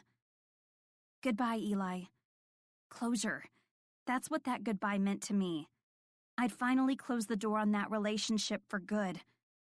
As I turned away from my ex and headed through the reception door, I had only one person on my mind. Will. Chapter 15. Will. Back in my office, I tried to calm myself down. Being summoned to exam room 6 had been the reason for my escape, and at first I'd headed there. But my brain was like an unsolved crossword puzzle at the moment, and I didn't think making up words based on the number of spaces in the answer was a solid strategy for practicing medicine. Obviously, I couldn't fucking go see a patient like this, so I hoped like Christ Marlene dug deep and found some people skills while she was waiting. I wasn't prone to emotional outbursts of any kind, and I couldn't remember the last time I'd been this close to hysteria. Normally, I was level-headed and rational, and I didn't do Wild West Showdown-type scenes in the middle of my goddamn workday. But last night with Melody had been more than a date. It had been more than a couple of hours of monotonous conversation and flirty looks, and the sex had been more than two bodies rubbing against each other until somebody came. It had been, quite literally, the best date of my life, and then some. And the fact that some fucking guy was here, today of all days, acting like Melody was his, made me want to tear this fucking place apart. Smash things, slam priceless medical equipment into the wall, grind every last splinter of my mahogany desk to dust. But Georgia had had Julia make me artwork for my desk, and fuck if I was willing to risk destroying it. So instead, I channeled my anger at the one thing I didn't mind beating up a little, myself. Grabbing the stupid fucking project I'd worked on instead of getting any real sleep last night, I slammed it into the garbage in the corner so violently it made a resounding clang as wood met metal. It felt good to get out some of the surface rage, so I walked over to the wastebasket, pulled out the bouquet, and slammed it down again. The reverberations of the second clang hadn't even quieted when Melody opened my door, stepped through without asking, and closed and locked it behind her. Will, She whispered softly, cutting through my anger and using a torch of memories to melt it all into hurt. When she didn't say anything else, and the back of my throat started to tingle with unshed tears, all I could do was raise my eyebrows. What the hell did she want from me? I wasn't the one with the information. God, my brain breathed in panic. Maybe there is no explanation. Last night, the weeks leading up to it, maybe all of it was a made-up fantasy. She hadn't wanted to stay over. Maybe Melody was just like all the other crazy women out there, out for a night of scandalous fun with Dr. Obscene. Jesus, that's a depressing thought. I'm so sorry for the scene out there, She finally apologized. I can't believe he came here and did that in front of all those people. My insides froze, waiting for the rest, unsure whether to prepare for elation or heartbreak. And I found my voice. And I know it's unprofessional. Unprofessional? My head started to pound in time with my heart, and neither of the two took it at an easy pace. The vacuum was strong, sucking me toward despair at a rapid speed and threatening to keep me there. Yes, I wouldn't want you to see me that way. That's it? I questioned disbelievingly. She chewed her lip nervously and wrung her hands together. Yeah, that's it. Every single part of me revolted. My skin tried to shed, my bones turned to dust, and my heart raced to a strain before exploding. The memory of the sensation of her so fresh in my mind I could feel it physically. I locked it down and poured virtual salt into my wounds. The woman you're mourning doesn't exist. Wow. I shook my head, my voice so thick with disgust it tasted like molasses. Don't worry, Mel. The way I'm viewing you now is nothing but professional. Crowding her, I moved to the door and grabbed the handle, hoping she'd get the hint and move out of the way. When she didn't, I vocalized the implication. Marlene needs me in exam room 6? She didn't move, so I forced it. Will, wait, she cried as I pulled the door open a sliver, slamming it closed with her weight and her back. Mel. No, Will, wait, please. I took a deep breath and backed up a step to look her in the eye. If everything I felt for her was really going to die, I was going to have to let her hold the hammer for the final nails. I'm not handling this well, I know, but I wasn't expecting this. She paused and sighed. And I wasn't expecting last night either. A spike of anxiety mingled with hope made a sharp pain contract in my chest, the shock of the defibrillator on my heart. And what, you just thought you'd have one night with me and then go back to your boyfriend? Her eyes widened in horror. No, God no. He's my ex-boyfriend. Her voice dropped to a mutter as she spoke to herself. Christ, Mel, way to bury the very fucking important lead. Ex-boyfriend. Christ. Well, that was at least a little better. Still, I needed more of an explanation, so I pushed on. You thought last night was what exactly? Help me get on the same page here, Mel. I don't know, She huffed, frustrated. At first I thought it was about your reputation, and then when the sex happened I thought it was more about having fun. Having fun? Well, yeah. Is it really possible she didn't feel what I did? Am I losing my mind here? Christ, maybe I was. I'd only known her for a month. Forcing myself to remember what I was like, what I'd been looking for from a woman until Melody had walked into my life about 2.5 figurative seconds earlier, I took a deep breath. I was a player. I slept around. I did it with people I worked with and didn't, and I did it often. I met women in bars, took them home, slept with them, and never spoke to them again. I wasn't exactly a pillar of society. That, combined with the way I was being portrayed on TV, and the fact that Melody didn't actually know me that well, all suggested it wasn't only fair of her to think this way. It was pretty much expected. If she were any other woman, I'd be worried if she wasn't thinking this. She couldn't presume the way she made me feel, just like I couldn't presume she felt the same. Only time could prove that. In the meantime, I would just have to make sure she knew the difference between her and everyone else. That she felt the difference I so clearly did, and it wasn't going to happen in a conversation. At least, not entirely. There was no way I'd say the right thing. No, actions were going to have to be my words, and I was going to have to be really fucking eloquent. Too bad I'd been nothing but a bag of awkward since I'd first laid eyes on her. Fuck. Make the best of this, Will. You're right. It was fun. It was safe to say I paraphrased my inner monologue a bit. And I want to keep having more of it. But I was kind of thinking our fun would be a two-person, no-exceptions kind of activity. AKA, not having guys like Eli, his name reeked of disdain as it rolled off my tongue, show up with flowers for you. If you get flowers, they're from me, and they're made of fucking tongue depressors, goddammit. Okay, maybe I should have taken another breath in the middle of that little speech. Seems the good attitude wore off by the end. What? I thought she was confused, naturally, but if I'd been paying attention to her more than my own mental breakdown, I would have noticed she wasn't confused at all before she moved. She pushed me aside, her hand reaching for the garbage behind me, and as I turned to look, I spotted what I already knew was there. A bouquet of tongue depressors I'd made this morning lying almost pristinely on top of it. Did I mention the 5 hours of uncertainty I'd had after she left? Well, turns out I also had an old box of tongue depressors in my home office. God damn it! I would have thought I'd destroyed those things a little more. Plucking one from the bundle, she held it up for closer inspection and read aloud the ridiculous words I'd written. There's nothing depressing about your tongue. I looked away. Christ, that was a bad one. The back of your throat has never looked prettier? Okay, that one was worse. Will, what are these? I shook my head, but the intensity of her stare forced the motion to a stop. Will? They're tongue depressor-themed affirmations. You said you like to use them. I know what I said, she interrupted, her voice dropping to a whisper and her eyes dropping to the sticks in her hands. I just can't believe you did. I shrugged and told the truth. I like you, Mel. It's not that hard to remember when you say things. It's not that hard at all. Chapter 16. Melody. Hi, I started to greet, but I had to glance down at the chart in my hand in search of the patient's name. Elise, I finished and gestured her into the exam room. I'm Melody, Dr. Cummings' nurse. I'll be assisting him with your checkup today. Oh, I don't think an assistant is necessary for my appointment, she said, and sashayed into the exam room on her black stilettos. It's just a yearly pap smear. I've done them like 1,000 times. I internally called bullshit.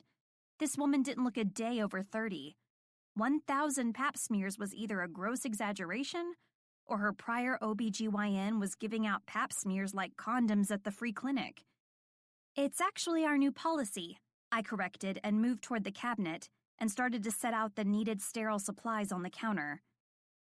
Moving forward, all of our physicians have a nurse with them during exams to ensure patients are comfortable and the physicians have all of the assistance they might need. Also, now that I was officially dating Will, Having a chaperone in the room with this woman was my policy. She looked like she was ripe for more than a pelvic exam. We hadn't told our coworkers about our current dating status yet, and considering who they were, I honestly didn't know if I'd ever want to, but things had finally settled. 2 weeks after the Eli incident, as we were now calling it, and things between me and Will had maintained a steady pace of getting to know each other in all the ways that included the amazing, toe-curling sex that occurred when we were together. Ironically enough, my ex-boyfriend randomly showing up at my place of employment had actually done us a little favor. If I hadn't been forced to confront Will directly, if I hadn't seen the look on his face as I blew off our night together as if it was no big deal, I don't think I ever would have gotten around to facing my feelings. I wasn't making wedding plans or anything, but I didn't have any doubts Will liked me. In fact, he told me he did. I guess you could say he was my boyfriend, which shouldn't come as a surprise. I mean, he'd made me a tongue depressor bouquet and told me it wasn't hard to remember when I said something, for shit's sake. I wasn't 100% emotionally available, but I wasn't an idiot either. When the object of most women's fantasies spends his time making you a bouquet of affirmations, you fucking date him. Period. Consequences pending until later. We can just ignore the policy. I won't mind, Elise added suggestively. I rolled my eyes before turning back toward the exam table to get her vitals. Much to my dismay, Elise had already made herself comfortable. Actually, a little too comfortable. Without removing her clothes or putting on a patient gown, she'd hopped up onto the table and placed her feet, still clad in stilettos, into the stirrups. Her pantyless crotch was on display for anyone and everyone to see. If I weren't certain I was at my job, in a physician's medical office, I would have thought someone had teleported me onto the set of Cocked or Pound, a B-rated porno.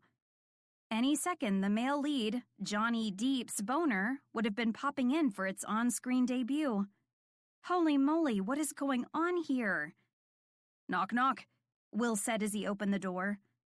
All set, he started to say, but once his eyes made contact with Elise's crotch, he quickly averted his eyes. I'll give you another minute or two, he muttered and glanced at me with wide eyes. Melody, I'll be in my office. Just come get me once the patient's ready. Oh, but I am ready, Dr. Cummings, Elise purred. But Will continued his path straight toward the hallway with the door firmly shut behind him. The patient sighed in frustration, but I found myself smirking. It wasn't every day you got enjoyment out of watching your boyfriend get flashed with a crotch shot from another woman. But with the way he'd reacted, I couldn't help but smile. Luckily, Elise seemed to get the picture too, if only temporarily, and took her heels out of the stirrups and sat up straight on the table, legs crossed and hiding what I decided to nickname the beeve. I'm just going to check your vitals and ask you a few questions, and then we'll be ready for your exam. Whatever, she muttered, put out with me. She was the one put out with me. Wow, you're kind of a bitch, I thought to myself. But somehow, I managed to school my face into a neutral expression and move along with the appointment. The sooner I got her assessed and examined, the sooner her stiletto and miniskirt wearing ass would be out the door. But seriously, who dressed like that for a doctor's appointment? Especially one where you were going to get a pap smear. The last time I'd had a pap, I'd worn yoga pants, a sweatshirt, and Converse. The idea of a physician sticking his hand and a speculum up my hoo-ha had never been a situation that made me feel like getting dressed up like a hooker on a Friday night. Either pap smears made Elise horny, or Dr. Will Cummings, my Will, made her horny. I had a feeling it was the latter, but self-preservation and jealousy I didn't expect made me cut that thought off at the knees. When was your last period? I asked and pulled up her medical file on the computer in the room. 2 fucking weeks ago, she responded in a frustrated tone. Yeah, I take that back. You're actually a total bitch. Not just a little bit, but full-on bitch.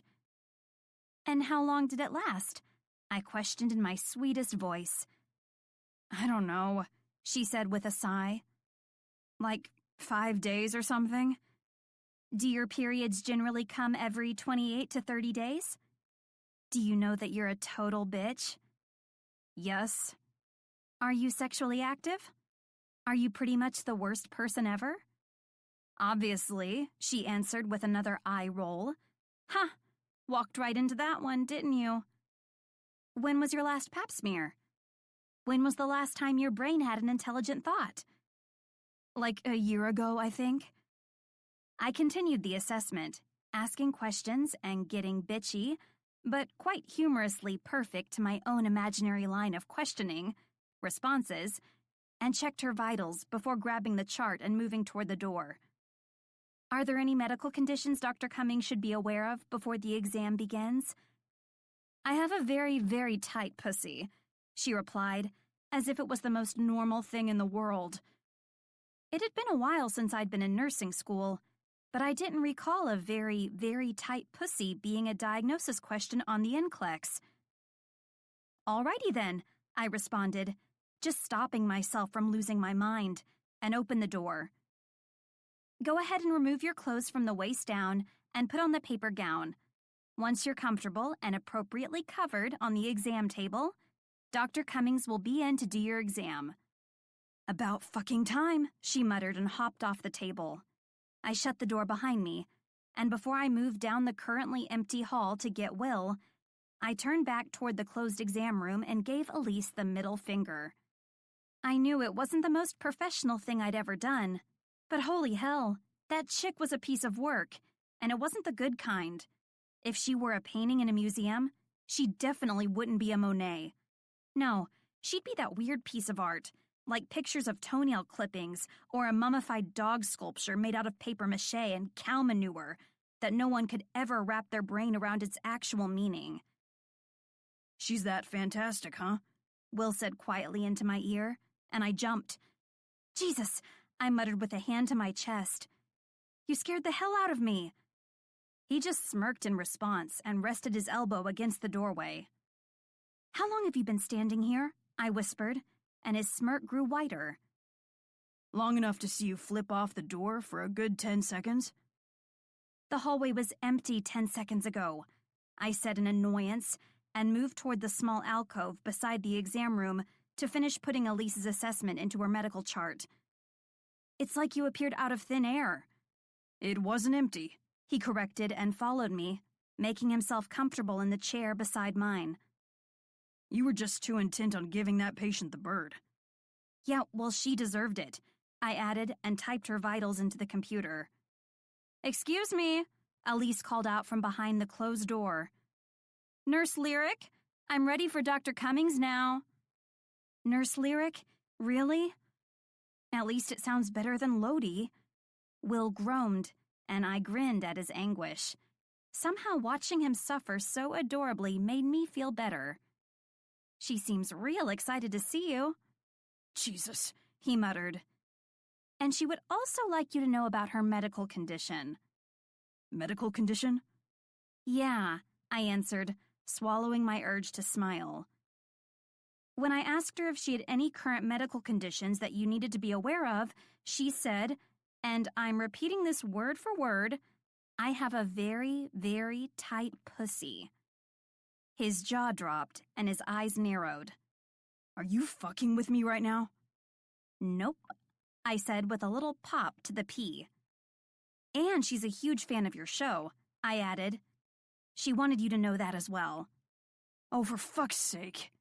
I smiled and hopped out of my seat with Elise's chart in hand. Come on, Dr. Obscene. We've got a patient waiting on you. For the love of God, never call me that again. I just giggled in response and knocked on the exam room door. All set? Yes. I opened the door and found that Elise had managed to put on the paper gown, but appeared intent on airing out her vagina while her feet were perched in the stirrups.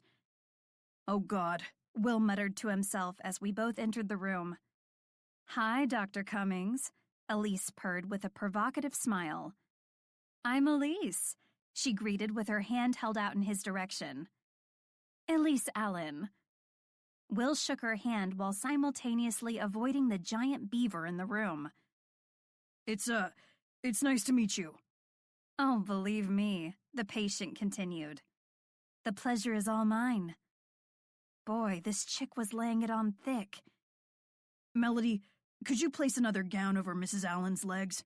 Will asked, and I nodded. You bet I can. Oh, I don't mind. Elise started to chime in, but I ignored her, haphazardly tossing another paper gown over her legs. She flashed a glare in my direction, but I chose to ignore that, too. Dr. Cummings? Elise questioned as Will sat down on his rolling stool and started to put on a pair of sterile gloves. Yes? It's Ms. Allen, she corrected with a wink. I'm newly divorced. Will just nodded in response and set his focus on setting up his sterile instruments. So we're just here for your yearly pap smear. Is that correct, Ms. Allen? Please call me Elise. And yes, just a yearly pap smear. You're just going to feel a little pressure as I insert the speculum, he instructed and started the exam. Now, I'm going to swab your He paused mid-sentence with a perplexing look etched on his face. 2 seconds later, after grabbing for an instrument that looked a hell of a lot like oversized tweezers, Will pulled a small piece of laminated paper out of the patient's vagina.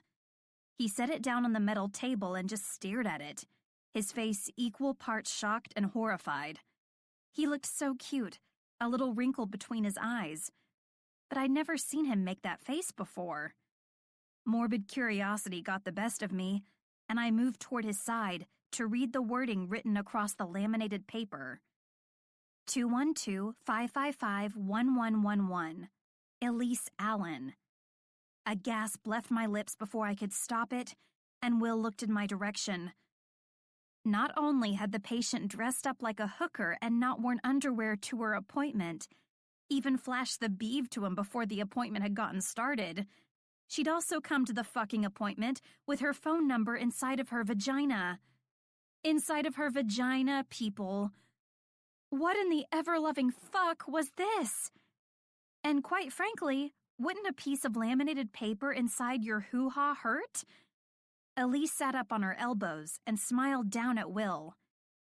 I'm a huge fan of your show, Dr. Cummings, she purred, and I had the irrational urge to vomit. I'd love for you to call me sometime. On top of the irrational urge to vomit, I felt like sprinting out of the exam room. I didn't want to be anywhere near Elise, or Will for that matter, as jealousy turned to alarm. Was this the kind of shit I would be dealing with all the time? I wasn't sure if I could handle a relationship like this. Women weren't just visibly flirting with him during appointments.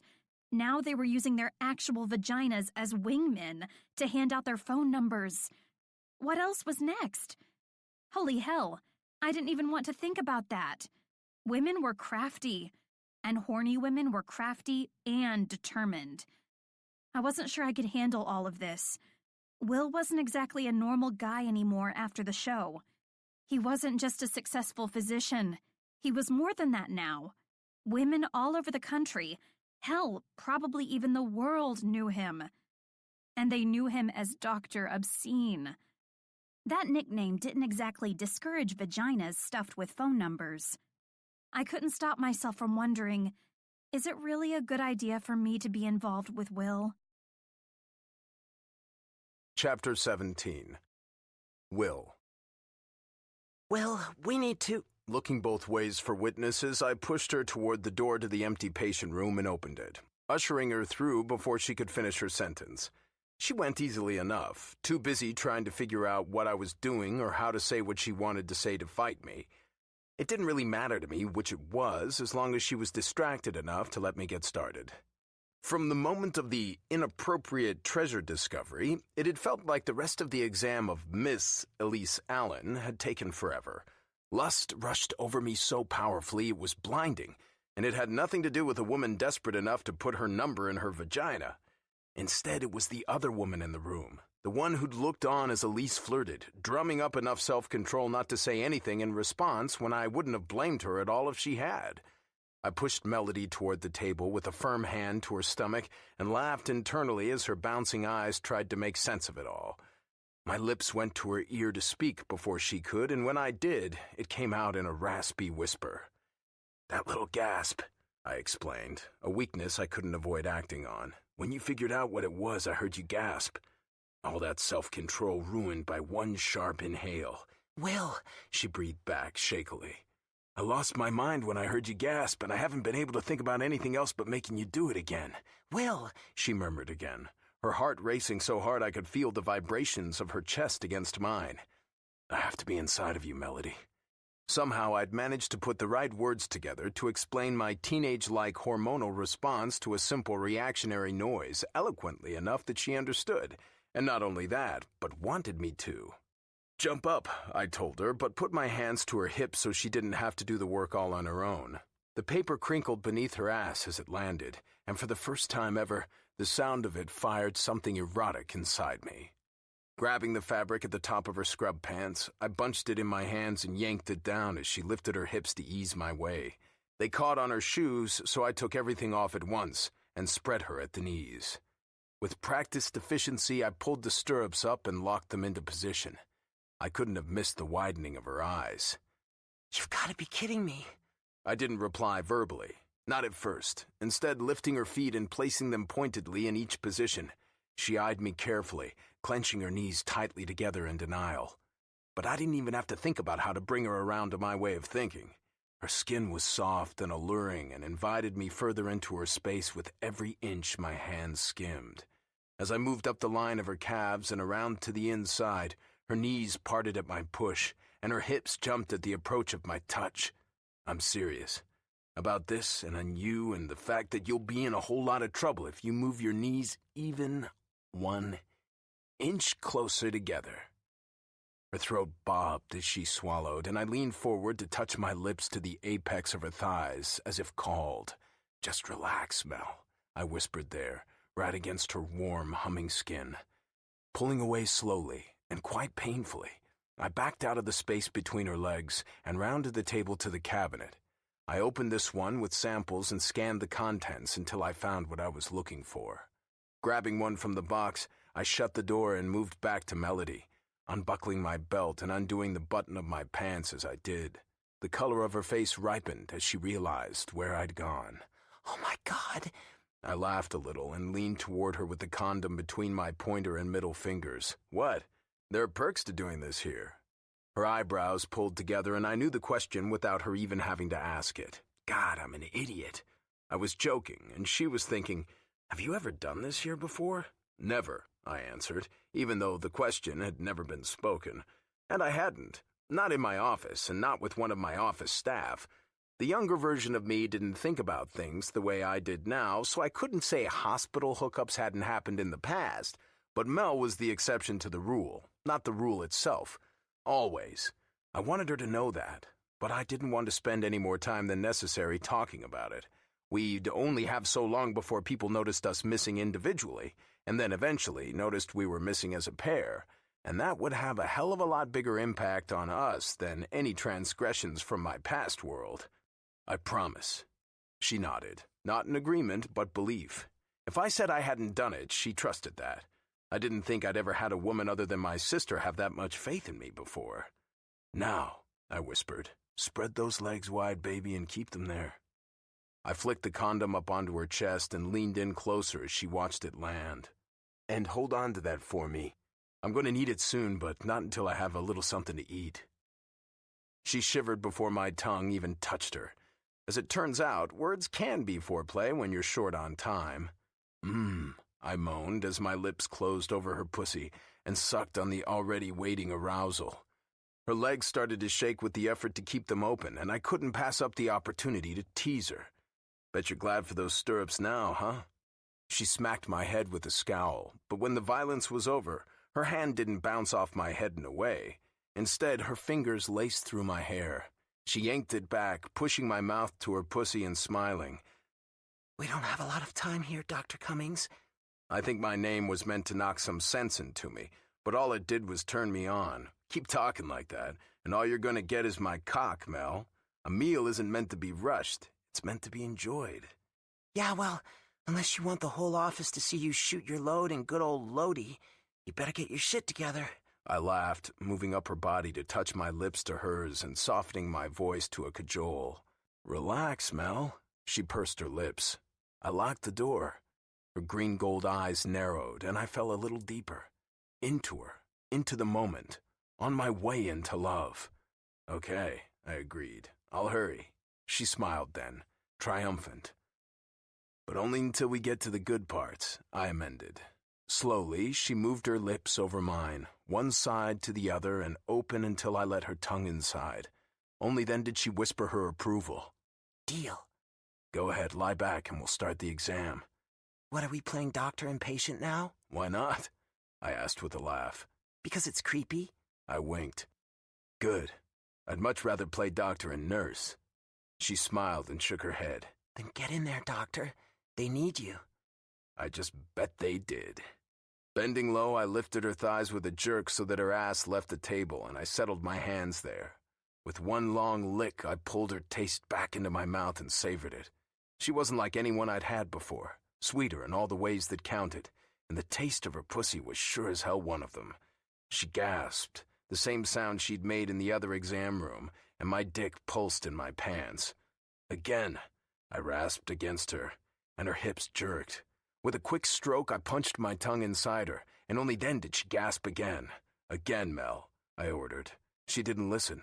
Not that I expected her to, the difficulty of a genuine gasp on command above even my pay grade, but it was part of the fun, telling her to, and then finding a way to make her.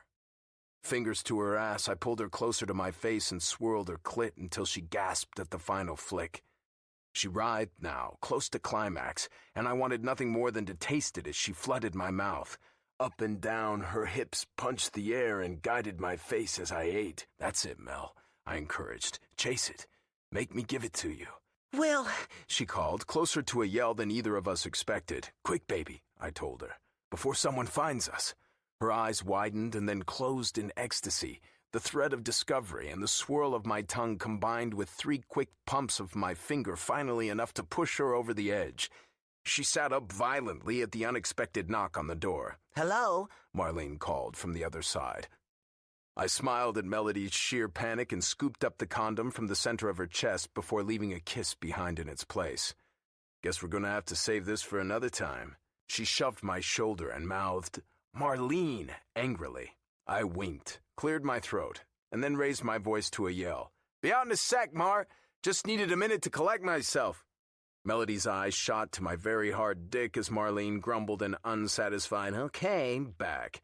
I laughed softly. I wish you had time to help me collect myself, too.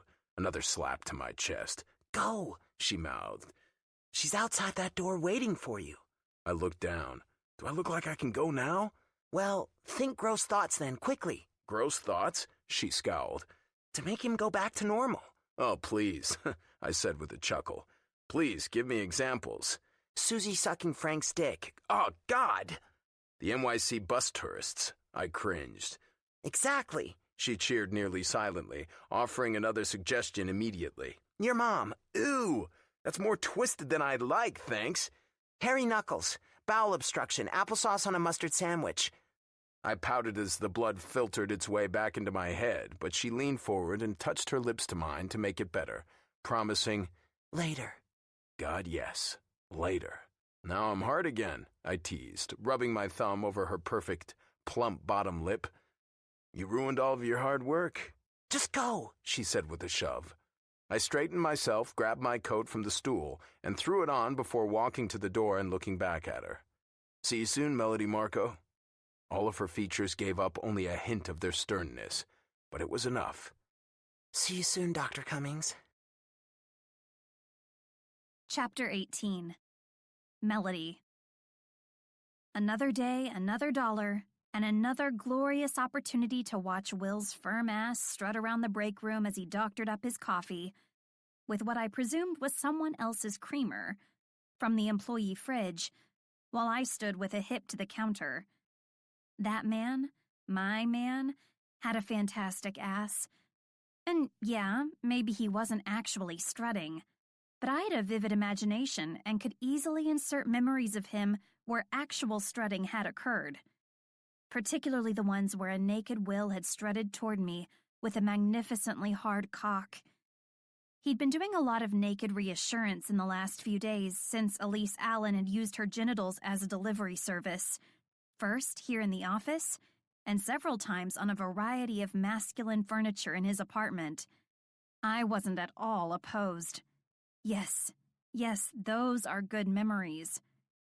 After he'd poured a healthy amount of creamer into his mug, I caught sight of a familiar name with a familiar masking tape label. Marlene's Creamer. Drink it and you die. Death threats via dairy. That was a new one, and only proved that Marlene had no scruples when it came to what was considered within the normal boundaries of appropriate workplace behavior. Lawsuits for harassment be damned. The woman meant business when it came to what she thought was rightfully hers. Looks like someone is in the mood to live dangerously today, I whispered, and he glanced over his shoulder as he shut the fridge door. You didn't see anything. I squinted my eyes and crinkled my lips at the corners. I'm not so sure about that. Will stood beside me and rested his back against the counter. I was never here, he whispered conspiratorially. I'm pretty sure I started to say, but he covered my lips with his hand. I was never here, he said with serious eyes, and my mouth crested into a grin against his palm. This isn't funny. He affected concern. This is life or death here. I didn't take the bait, though. Instead, I just licked his hand like a puppy until he pulled it away, chuckling. How long have you been living on the wild side and stealing her creamer? He smirked. I have no idea what you're talking about.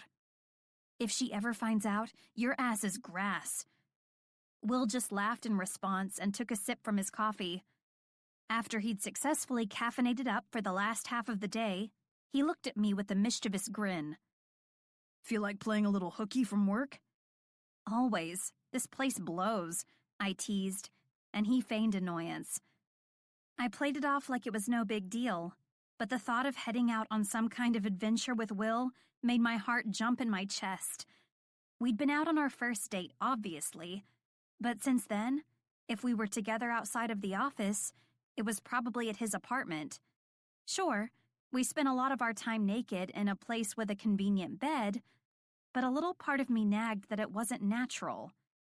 This place doesn't blow? It's probably the worst job I've ever had, I added, and he reached his hand around my back and pinched my ass. I couldn't help but squeal out my surprise. Quiet down, he said and shushed me. Don't draw any attention to us, or else my plan isn't going to work. Don't pinch my ass then, I whispered back. He just chuckled softly. Anyway, how are you going to manage sneaking out before noon? You have 5 more appointments before the day is through. Mark has a resident working with him today. So? I questioned with a skeptical brow. Dr. Stewart isn't exactly known for going the extra mile and taking additional appointments. That man is out the door at 5 p.m. on the dot. He flashed a wink in my direction. I might have also given him my Mavericks tickets for their game against Pittsburgh. Ah, I nodded in realization. Now I'm understanding. Low morality bribing at play again.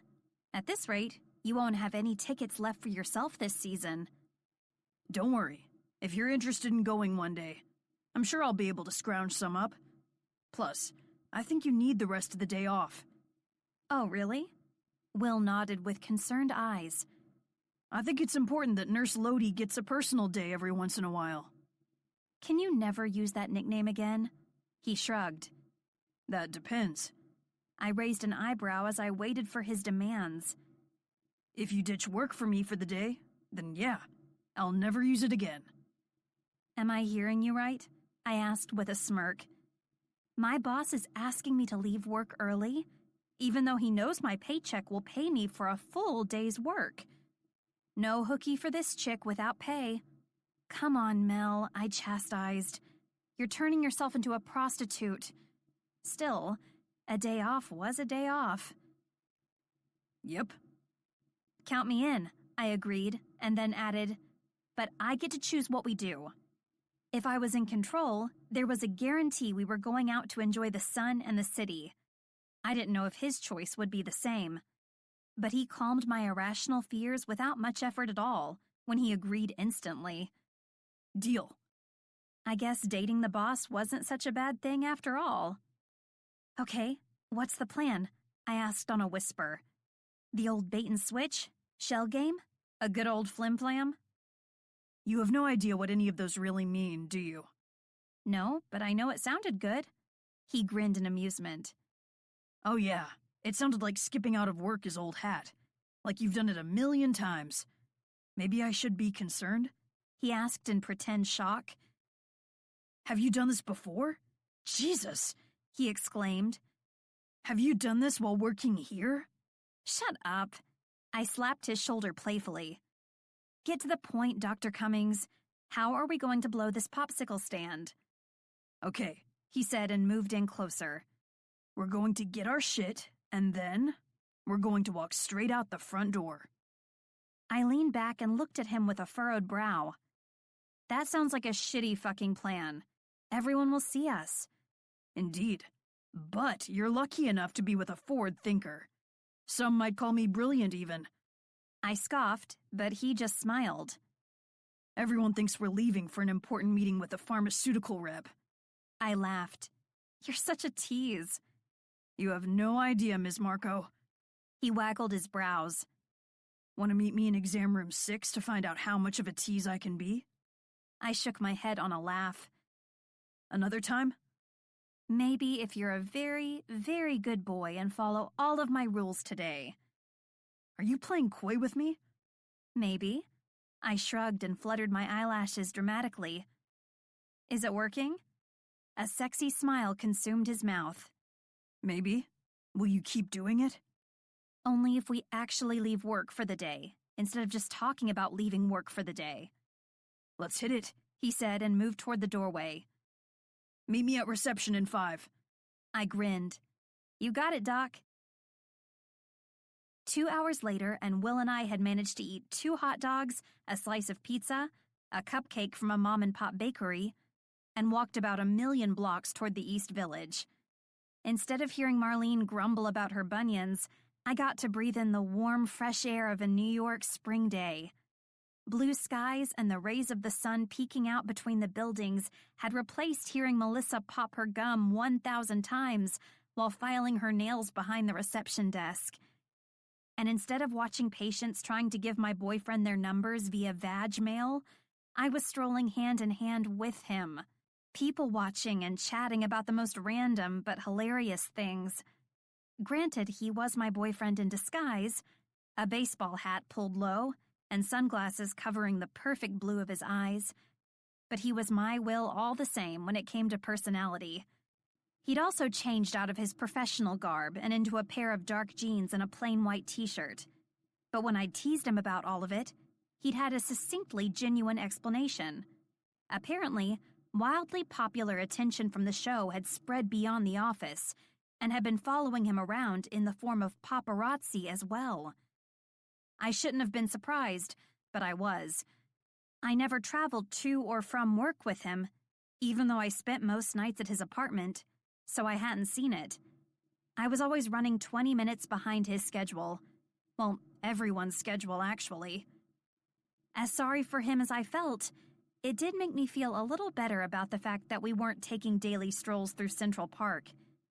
But as Will leaned forward and touched his lips to the line of my jaw, a chuckle still clinging to his tongue, one thing was clear. Playing hooky from work was everything it was hyped up to be. Will's phone chimed inside of his pocket, and he pulled it out to read a text message. Hold on, he said, and our leisurely walk through the city came to a halt. It's my sister. We sat down on a bench inside an old Victorian-style church, and Will held his phone in his lap while he typed a quick response. No less than a minute later, his phone chimed again. Jesus, he muttered and moved the phone so that I could read the messages. Georgia.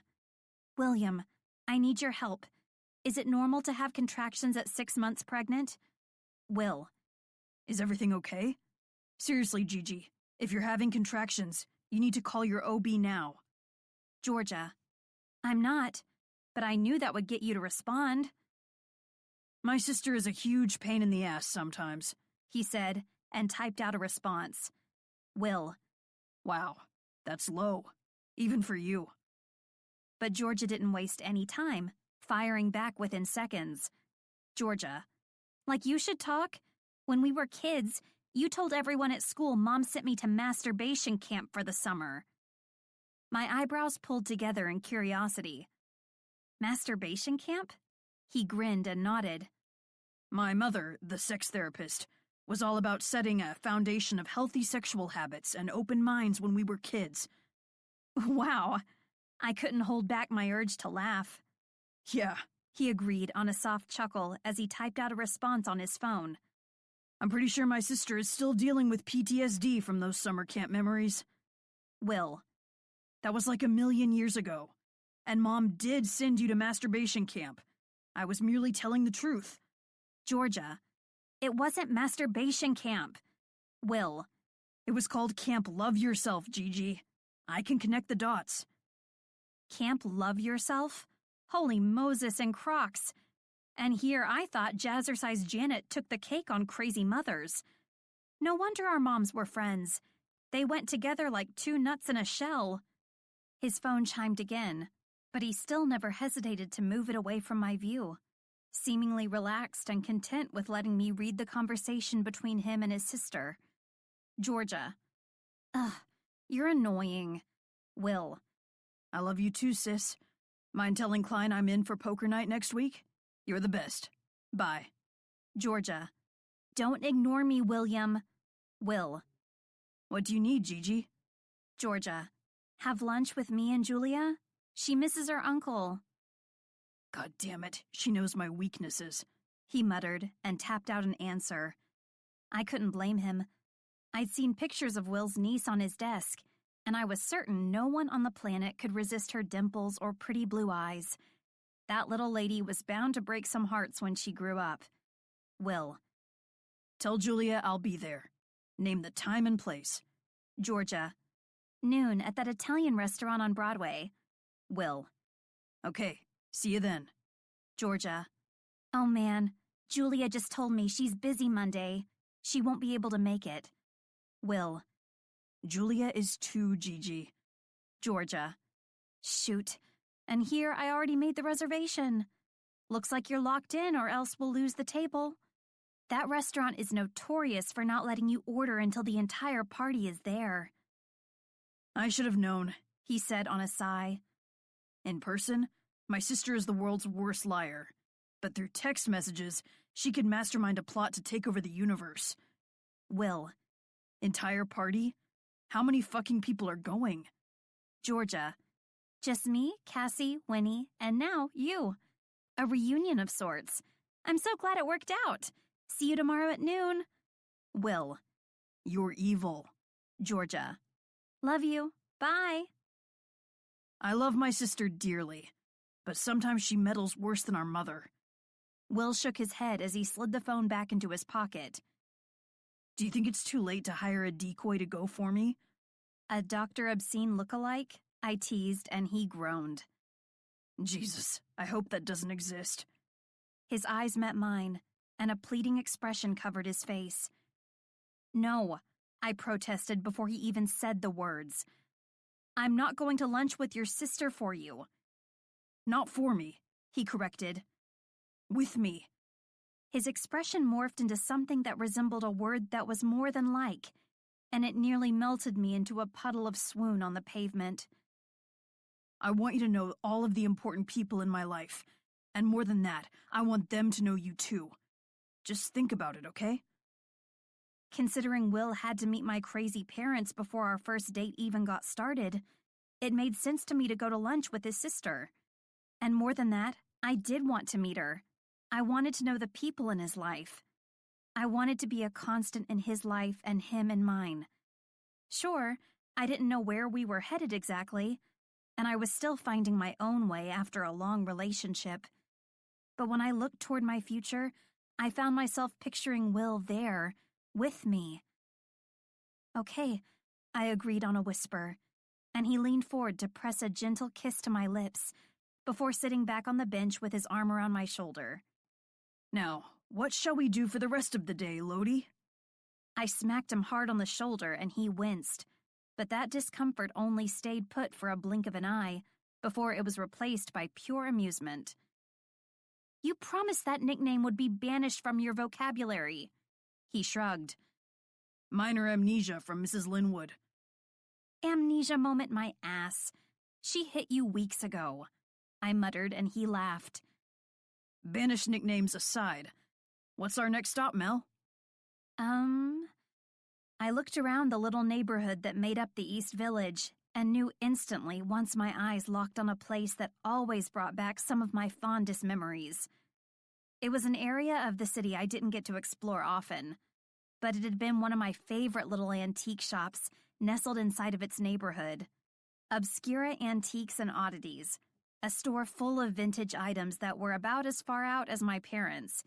You could literally shop there every weekend for a year and not leave without finding something seriously strange and intriguing. Follow me, I exclaimed and hopped off the bench to my feet. Where are we going? Will asked as I locked my hand around his wrist and tugged him off the bench and toward the crosswalk that led to eclectic heaven. It's a surprise. I grinned and glanced over my shoulder as I navigated us across the street and down the sidewalk until we were standing in front of the shop. Its sign hung like a beacon of allure on the space that was once used as a funeral home. Obscura Antiques and Oddities. Will read with a question in his voice. Have you ever been here? He shook his head with a soft smirk. I can honestly say that I haven't. Get ready to be amazed, I said, shoving him inside playfully. The bell rung proudly as the door swung open with a creak. I glanced around the store with a nostalgic smile etched across my lips. God, it looked exactly like it had 15 years ago. Not a single thing had changed. It was as if it was my very own time capsule of good memories that had stayed preserved just for me. Will put his hands to his hips and quietly scanned the shop, his eyes roaming across each nook and cranny. An antique shop? The best antique shop, I corrected. My grandmother used to bring me here every Sunday when I was a kid, and she always had one rule. We couldn't leave without bringing one thing home. God, just the smell of the store. Dust mixed with wood mixed with that universal scent of old books. Brought back good memories. Some of the best memories I still had of my grandma. I like that rule, Will said and pressed a soft kiss to my lips. I think we should keep it. I grinned against his mouth. I think we should too. He leaned back and stared into my eyes with a challenging smirk lighting up his face. But let's up the ante on it. I quirked a brow. How exactly are we going to do that? Whoever gets the best find gets to choose where and what we eat for dinner tonight. Considering dinner with Will always ended in sexy times with Will, it was a no-brainer. Count me motherfucking in. I've never been one to back away from a challenge, I said with a determined hand to my hip. Me either.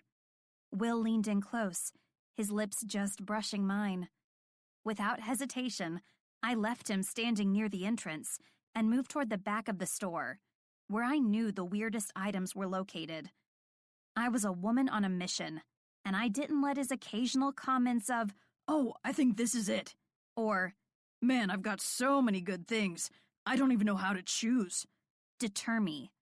His mind games wouldn't work on me. And if I was being honest, I really fucking wanted Chinese tonight. Ever since I had to watch Marlene stuff her face full of chicken lo mein last week, I've been craving egg rolls like a son of a bitch. "How's it going, Mel?" Will called from the front of the shop. "Just fine," I replied and grinned to myself as I rummaged through a stack of obscure medical magazines from the 50s. These weren't it, but I was getting close. I could feel it. "Don't be too sad when you lose," he added, and I could literally hear the smile in his voice. "Uh-huh, whatever you say, Will." The man didn't know what was coming, My childhood years scouring antique shops with my grandmother had gotten me ready for this moment. And damn it, I would be victorious, with a mouthful of egg rolls. And then, like God himself had opened the gates of Champions Heaven, I spotted my winning item inside of a wooden box lying on the floor near the stairs that led up to the shop's storage space. There they sat, like the golden ticket for Chinese takeout, Russian flight goggles. Let the winning commence.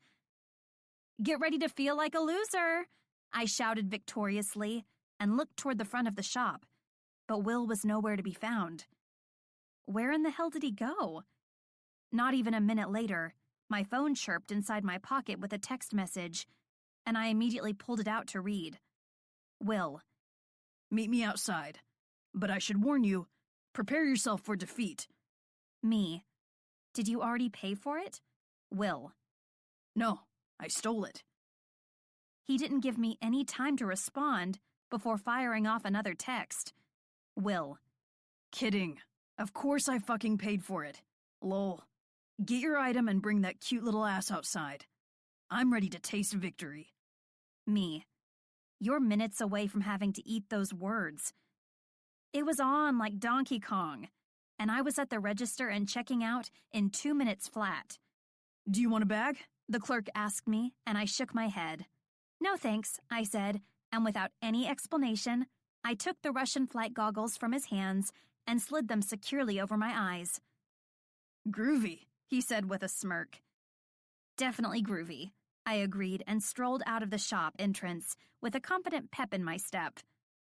But the instant my goggle-covered eyes met Will, standing proudly on the sidewalk without a care in the world, I stopped in my tracks.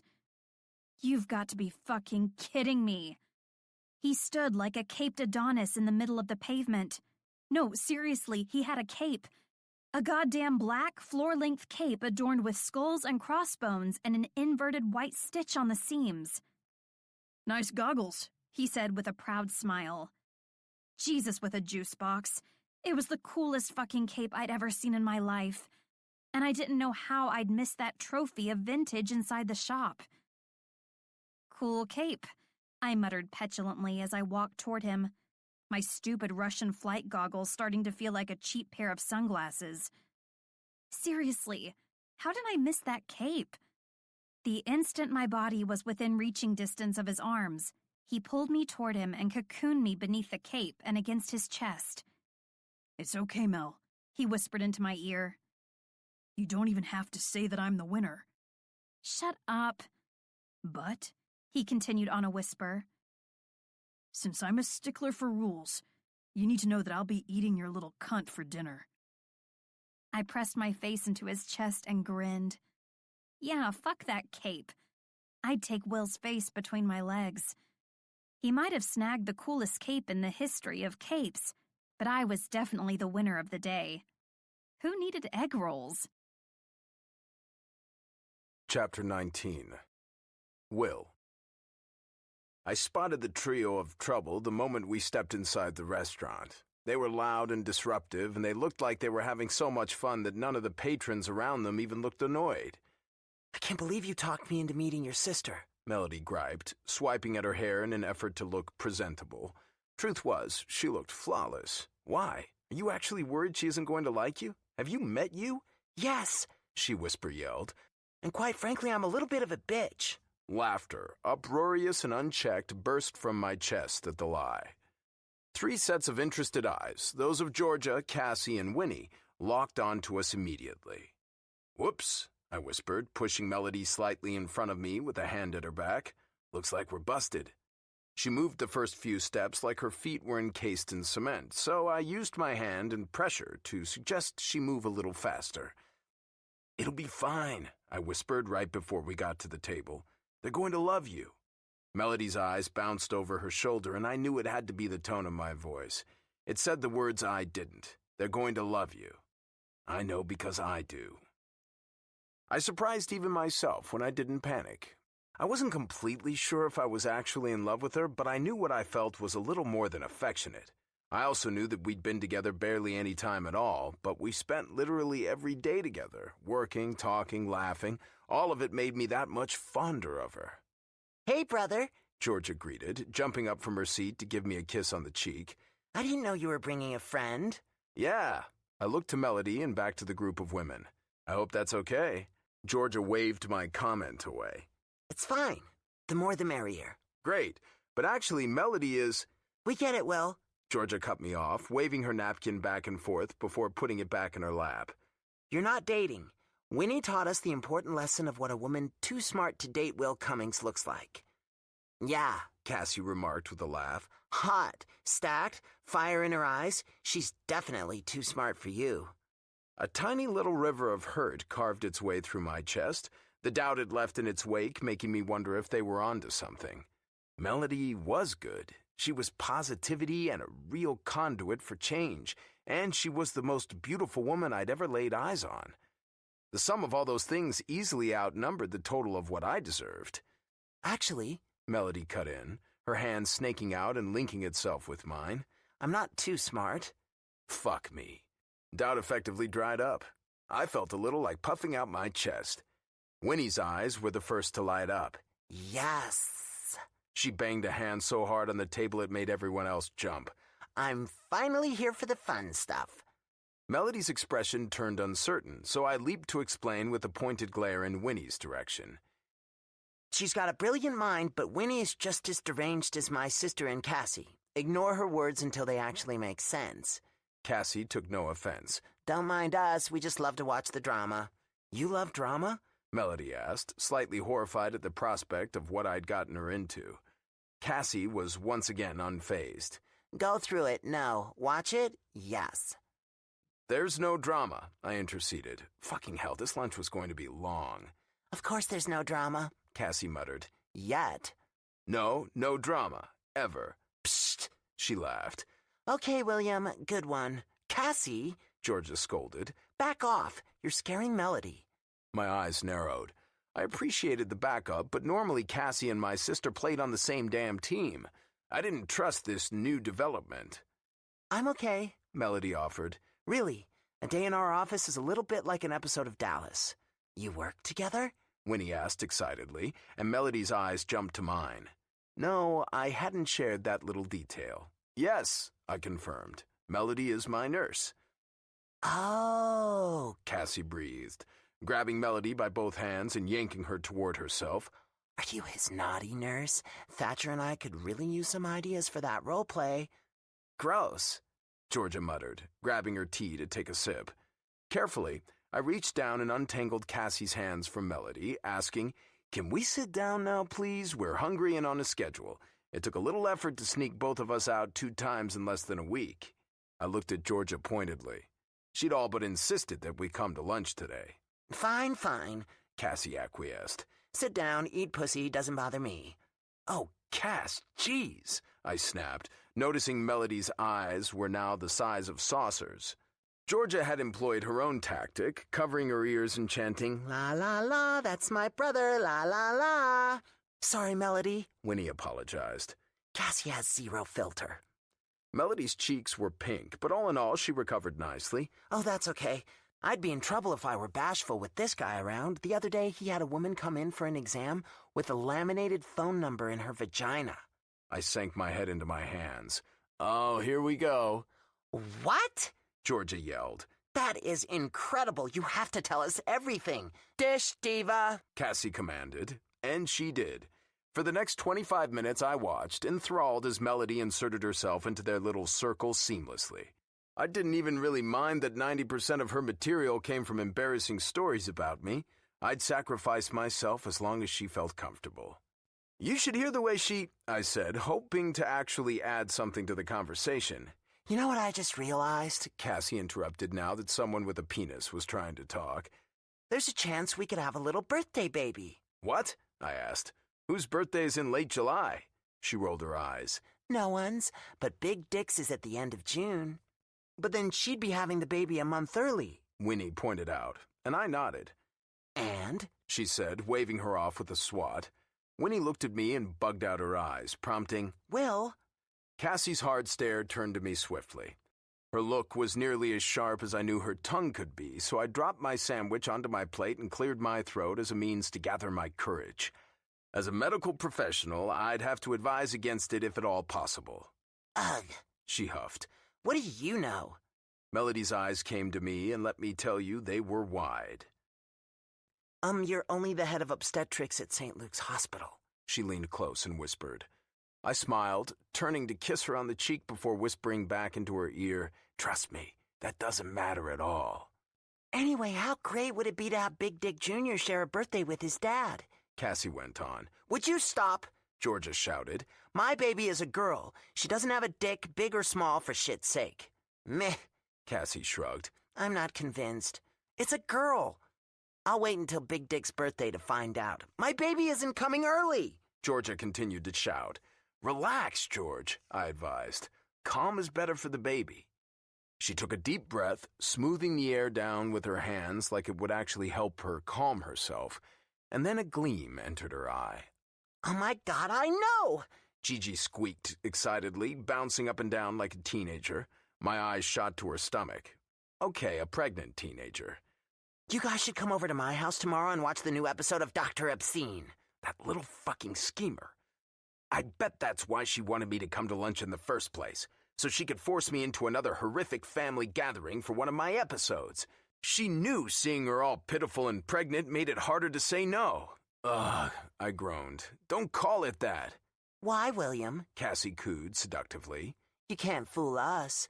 Melody's eyes shot back and forth between Cassie and me in question, and I shook my head no. No. Sure, I joked about a fictitious affair between her and me in the past as a means to get under George's skin, but there was a little too much crazy in her recipe for me. Too much spice, and I broke out in a sweat. But seriously, George implored, grabbing onto Melody's hand and squeezing. You guys have to come. Please, please, please. You can't say no to a pregnant woman. You really can't, Winnie advised with a shake of her head.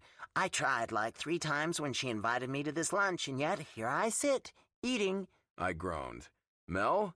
She shook her head, but what I took away overall was her smile. I guess we'll see you guys tomorrow. Chapter 20. Melody. After a 20-minute drive through some seriously rich people's suburbia, Will pulled the car up in front of his sister's New Jersey home. As soon as the engine's growl quieted to the tick of a hot car cooling, I unbuckled my seatbelt and started to open the door, but I didn't get far before Will reacted. Wait, He urged and wrapped his fingers around my elbow. are you sure you're ready for this? I dropped my hand away from the door handle and looked at him inquisitively. Ready for what, exactly? I asked, curious as to what he could think I wasn't prepared for at this point. The vagina shake, the nipple display, Marlene, Melissa, the vajazzling, Cassie at lunch yesterday. I wasn't sure how much worse it could get. He sighed the beleaguered sigh of someone who knew better than I did that there was always something worse around the corner. My parents are going to be here tonight. I knew that. Georgia had called him earlier to let him know. In his words, another layer to her fucking onion of a scheme. Yeah, I'm meeting your parents tonight. I paused for a moment and searched his eyes for an explanation. It all sounds pretty straightforward to me. He shook his head slightly. Nothing is straightforward with Dick and Savannah. The stressed-out expression on his face pushed a slight giggle from my lips. Don't laugh, he said, but the faint smirk on his lips betrayed his words. I'm not laughing. You are so laughing. Okay, fine, I admitted. I'm laughing a little, but the look on your face wasn't helping anything. What look? This look, I answered and mimicked the anxious creases of his eyes and firm set of his lips. Like you're either constipated or 2 seconds away from putting the car in drive and slamming on the gas. His face eased into amusement, and a small chuckle left his lips. It's the latter. I'm just meeting your parents, Will. How bad can it be? Bad? More like dangerous. A surprised laugh escaped my lungs. They're not serial killers. No, but what they don't hit in death count, they make up for in meddling about my sex life, and inappropriate comments about their sex life. Your mom's a sex therapist. I won't be shocked by her being a little more open-minded than most. I wish it were just open-minded, he muttered. Come on, William, I encouraged and opened my door. Let's go meet your parents. Lord knows it can't be worse than meeting mine. I mean, my dad asked you if you had condoms, and that was right before our first date. He just smirked in response, and I didn't give him any more time to dally in the car. I hopped out of the passenger side and grabbed my purse off the floor. Will followed my lead, getting out of the driver's seat and rounding the car to meet me. With his hand placed to the small of my back, we walked toward the front door of his sister's home.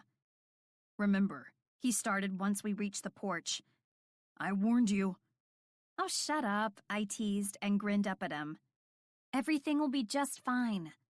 He rang the doorbell, and within seconds, the door swung open, and a giant of a man appeared with a toddler on his hip. William, he greeted. It's so nice of you to stop by. You realize this isn't your house, right?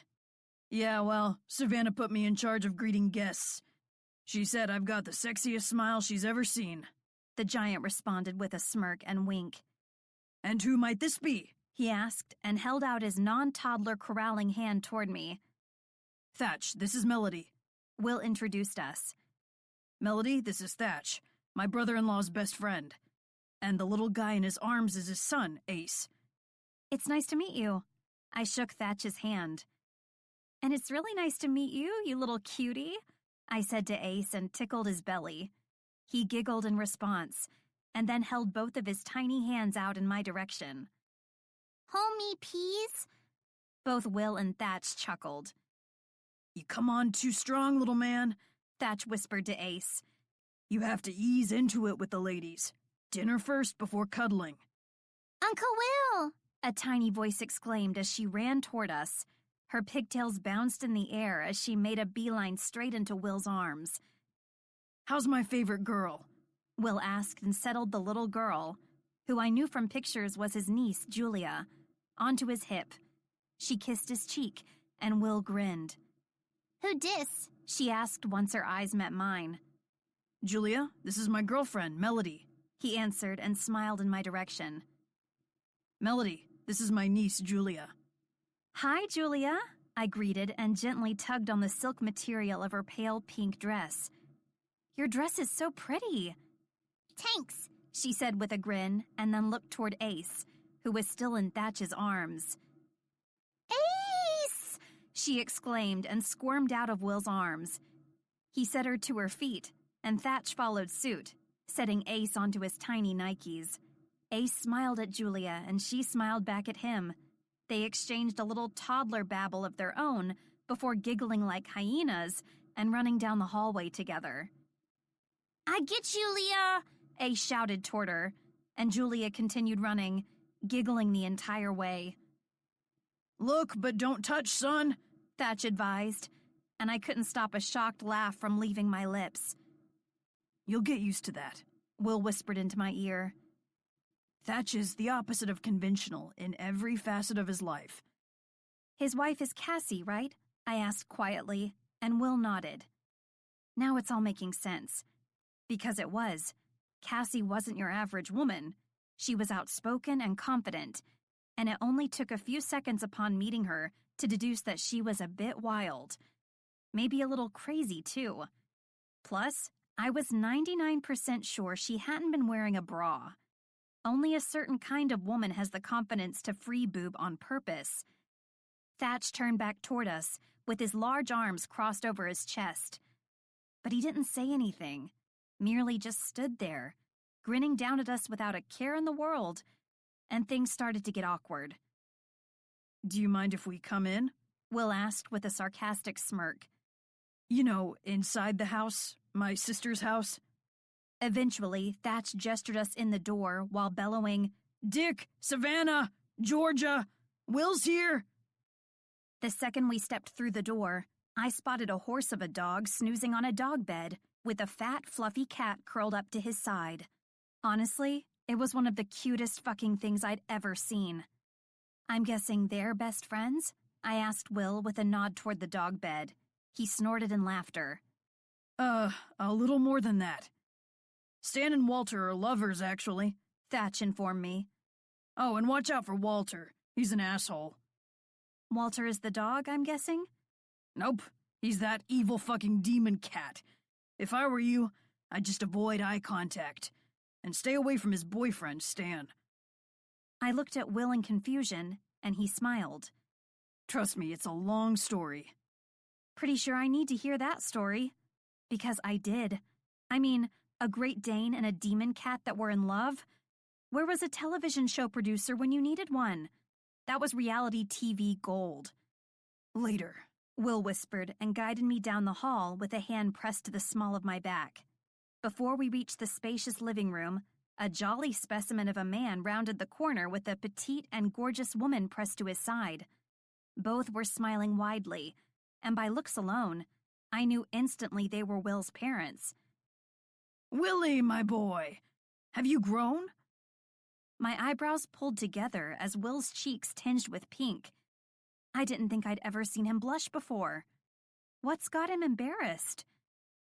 Hey, Dad, Will greeted, but under his breath he muttered, Lord help me. Oh, William, you look so handsome this evening. His mother kissed him on both cheeks. And I'm assuming this is Melody? You assume correctly, he said and wrapped his arm tightly around my shoulder. Melody, these are my parents, Dick and Savannah Cummings.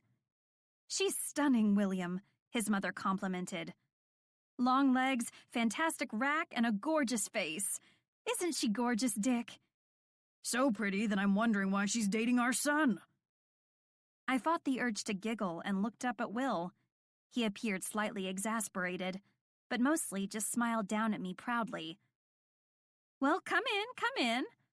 Savannah gestured us toward the living room where everyone, including Georgia and Cassie, seemed to be sitting cozily in front of the big screen television.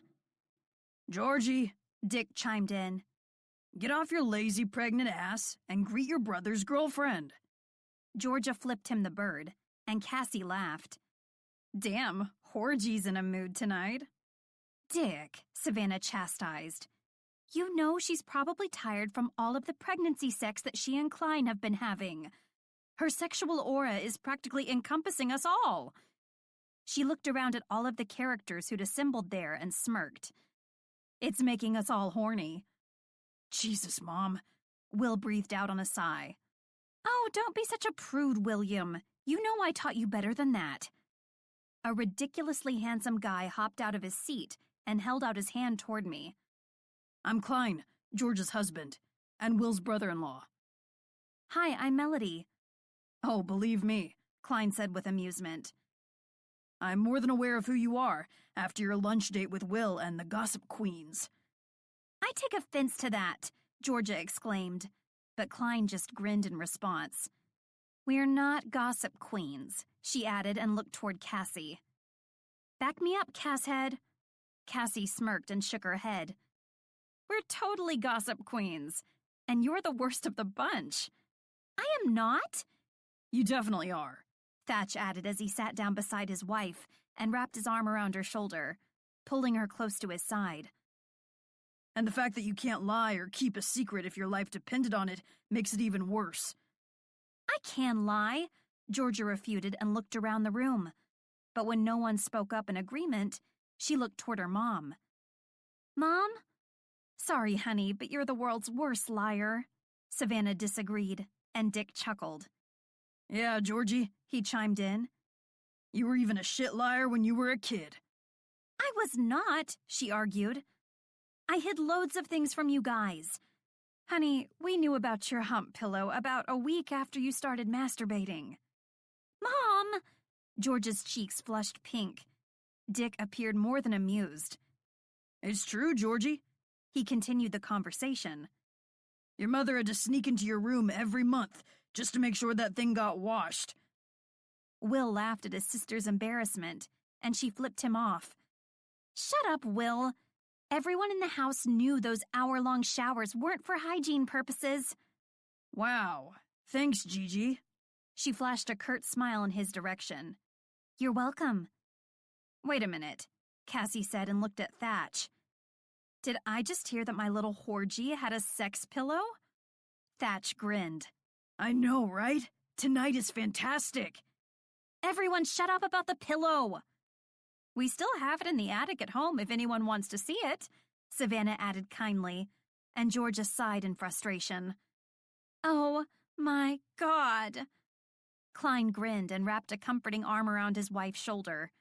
As he pulled her close to his side and let her hide her face against his chest, he mouthed toward Savannah. I want that pillow. Savannah winked and mouthed back. Stop by tomorrow. Oh, Cassie exclaimed and turned up the volume on the television. It's about to start. Will sighed and muttered, Yay, in the most unenthusiastic voice possible. As the opening credits for The Doctor Is In started to appear on the screen, I dragged Will toward an empty love seat and forced him to sit on the couch beside me. I think we should go, he whispered in my ear moments later. Yeah, I think we should leave and spend hours upon hours naked in my bed. I grinned and shook my head.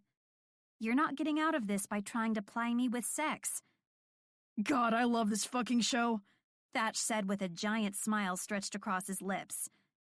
I wonder if Dr. Obscene is going to get naked again in this episode, Cassie questioned as she popped a few pieces of popcorn in her mouth. I'm right here, Will said, but she ignored him. Or maybe they'll just get another shot of him where it looks like he's jerking it. One can only hope, Thatch responded around a mouthful of pretzels. One can only fucking hope that Dr. Obscene will get wild and nasty tonight.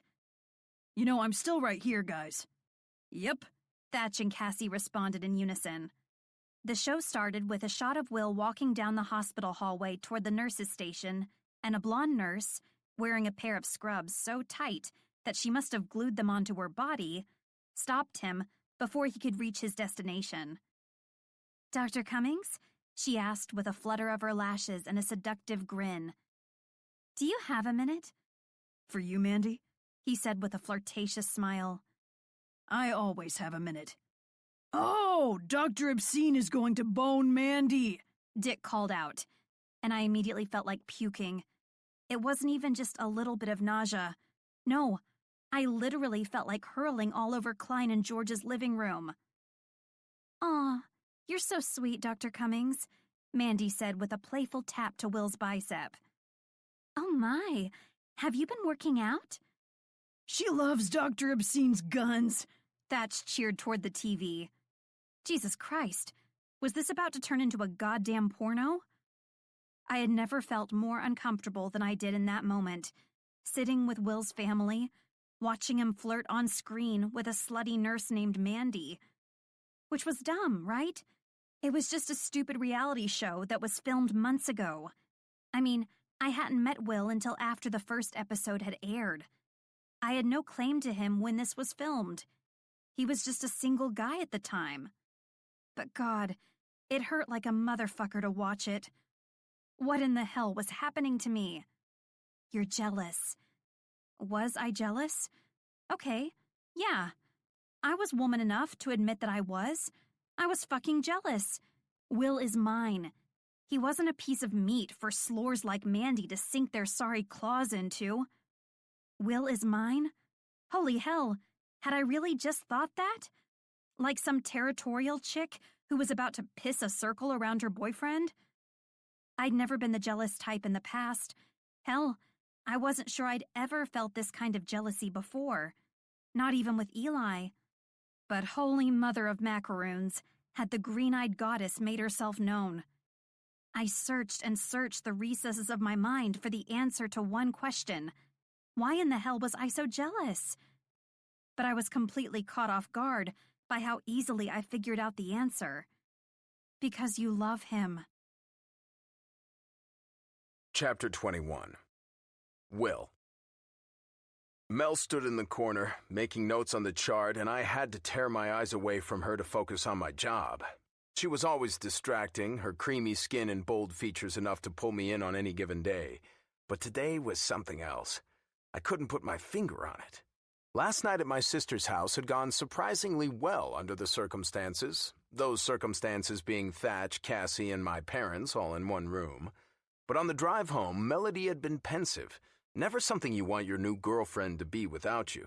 She'd actually wanted to go back to Bill and Janet's to sleep on her air mattress instead of sleeping at my place. Red flag. Sure, she didn't sleep over every night, but usually, when I put on a pretense of begging, she pretended to be put out and then accepted. Not last night. Last night had been, I think I'll just go home. I'm tired, I need clothes, and I'd like to actually be on time for once. I'd argued that I could guarantee her timely arrival if she stayed with me, but she declined. She hated that air mattress and her mom's version of workout Barbie, as she put it, yet her excuses seemed potentially valid. Thanks to the insecurity monster, I'd also asked her if everything was okay so many times I was bordering on doctoring her, and every single time she'd smiled her smile and promised she was just tired. I was running out of ideas to get her to be honest with me. I didn't have the practical relationship hours to know what I was doing. All I knew was that the relationship plane had controls I didn't know how to use without flight school. I'd finally settled on the possibility that what she said was actually what she felt. It wasn't what we're trained to believe about women in man school, but it was also the only theory I had left to come up with. Yeah, there's no man school per se, but when you grew up with a father like Dick Cummings, your adolescent youth included long talks about what makes women happy. Ironically, it's only now that I'm wishing those discussions would have hit more topics than just how to find the G-spot. Unfortunately for me, Melody still seemed off today, and I had to let it go. My patients needed concentration. We'll start with the breast exam, so just lie back and relax for me, I told our current patient with a genuine smile. She complied immediately, pulling the top of her gown off completely and massaging her own breasts jovially. Out of the corner of my eye, I noticed Melody's eyes widen. I haven't felt anything, but there's just so much tissue, Samantha Wilson teased. You're better at covering all of it. I smiled and shook my head at her seemingly forward advances, but it wasn't like that. Not really, anyway. Samantha wasn't a new patient, as the majority had been lately, and I knew her and her case on a deeper level. She'd already been through the ringer, breast cancer at the age of 36 4 years ago, and she'd followed that up by having reconstructive surgery to, in her words, get the boobs she'd always wanted anyway. We joked regularly after she'd taken the lead that first appointment, opening up about how alive it made her feel to freely engage in humor and harmless flirting, whether it was entirely appropriate or not. She'd never made any actual advances, and I'd never stepped out of line. Hell, I even knew her husband Justin pretty well. We saw each other on the golf course a few times a year. But the most important part about our patient-doctor interactions was that we both left each appointment feeling good, and that's all I wanted out of my job. Well, I am the doctor, she laughed. Let me see how you're doing. She moved her hands from her breasts, sliding them under gracefully like one of the models on The Price is Right. Have at it, Doc. I smiled at her as I started the exam, but the nature of my touch wasn't playful. It wasn't the same as when I used breasts for pleasure, and it wasn't hot in any way. It was the same old exam I'd done thousands upon thousands of times. Concentrating on searching all of the tissue, conscious of a relapse in a case like Samantha's, I glanced up to find Melody's pinched, almost pained face, watching my hands intently. I stopped automatically, calling Samantha's attention. Everything okay? She asked, anxious. My face, I knew without seeing it, was one of genuine concern, but it wasn't because of the patient. It was because of my girlfriend. Still, I forced my concentration back to the patient where it was supposed to be. Yes, I comforted. I'm sorry, Samantha. Everything feels great. Absolutely nothing to be worried about, okay? Her relief was pungent. I worked not to look at Melody for the rest of the exam and made my best effort to be courteous but professional with Samantha. She didn't seem to mind at all, and it was actually nice to get through an entire appointment with a patient without feeling like a huge fuck-up. I'm going to write out a script for your ultrasound and mammogram, and I know I don't have to tell you how important it is that you go to your appointment. You're free, you're beautiful, and you're a survivor. Let's keep it that way, okay? She bobbed her head in affirmation and pulled me into a hug. I know. Thank you for always caring so much, Dr. Cummings. After a quick squeeze, I let her go. Of course. See you next time, Sammy. And just tell Justin to give me a call if he wants to play again in the St. Luke's charity golf tournament next spring. I'm sure he'll be game for that, she said with a smile. Finally done with my medical responsibilities, I headed for the door and let myself look at Melody directly. The crease between her eyebrows had eased, but she still wasn't looking at me directly. "Mel," I called, and her head came up unnaturally fast. Yes? "Meet me in my office when you're done, okay?" She nodded and moved over to Samantha to complete her exit responsibilities. Take your time getting dressed and then just come out and meet me in the hall. I'll have your paperwork and walk you up to the front to make your next appointment. I stepped through the door as Samantha offered her thanks, and I headed straight for my office. Grabbing the necessary papers, I quickly wrote up all of Samantha's procedure orders and waited for Melody to come for them. I had something else I wanted to do, but I also didn't want to get caught in the act. A short minute later, Melody stepped just inside of my door and asked succinctly, Paperwork? Normally a gentleman, I would have gotten up to hand it to her. But today, I kept my ass planted in the chair and held it out, to force her into my office. She stepped forward and grabbed the papers, but I didn't let go and she pulled them. Her face took on an immediate air of annoyance, but she smoothed the rough edges of her irritation when I smirked. "Come back after you take this up to her, okay?" She gave a jerky nod, and I finally let go. As soon as she cleared the door, I pulled out a tongue depressor and got to work. "Is that your uvula, or are you just happy to see me? I know, these are so bad, but they usually make her smile." Standing up, I waved it around to help the ink dry and then tucked it into my pocket. After 2 minutes, I started to get antsy, so I walked around the big desk and settled my ass into the front. When another 2 minutes passed, I pushed up to standing straight again. When the final 2 minutes passed and still no sign of Melody, I walked right out of my door and up the hall toward the front, checking every open exam room as I went. But all of them were empty. A commotion at the front was apparent the closer I got, so I hurried my pace a little. "What's going on?" I asked when I got to reception to find Marlene and Melody in the middle of a showdown. It was Marlene's day to get lunch, Betty explained with a shake of her head. I glanced over my shoulder to find a waiting room full of patients staring at my staff like they were an actual reality show playing out for their viewing entertainment. Shit! I stepped forward to intervene. "Ladies!" 2 angry faces turned toward me with a near growl. I recoiled slightly, but recovered enough to hold my ground. "What's going on?" Both of them started to speak at once. I rolled my eyes, speaking over them. "Melody first." I ordered an Italian sub and Coke from Marlene and she screwed it up. I didn't screw it up, Marlene objected loudly. She totally screwed up Lodi's order, Melissa happily chirped from behind the reception desk, and I shot a pointed look in her direction. Melissa, this is none of your concern. Good Lord, did every woman in my office's name start with an M? Just get to the crux of the matter, Will, before patients start to get out their phones and posting videos on YouTube. The no cell phone side is only going to hold up for so long. Everyone just relax a minute, I said on a sigh and looked at my beautiful and very frustrated girlfriend. Okay, what exactly happened? She sighed but jumped into her story quickly.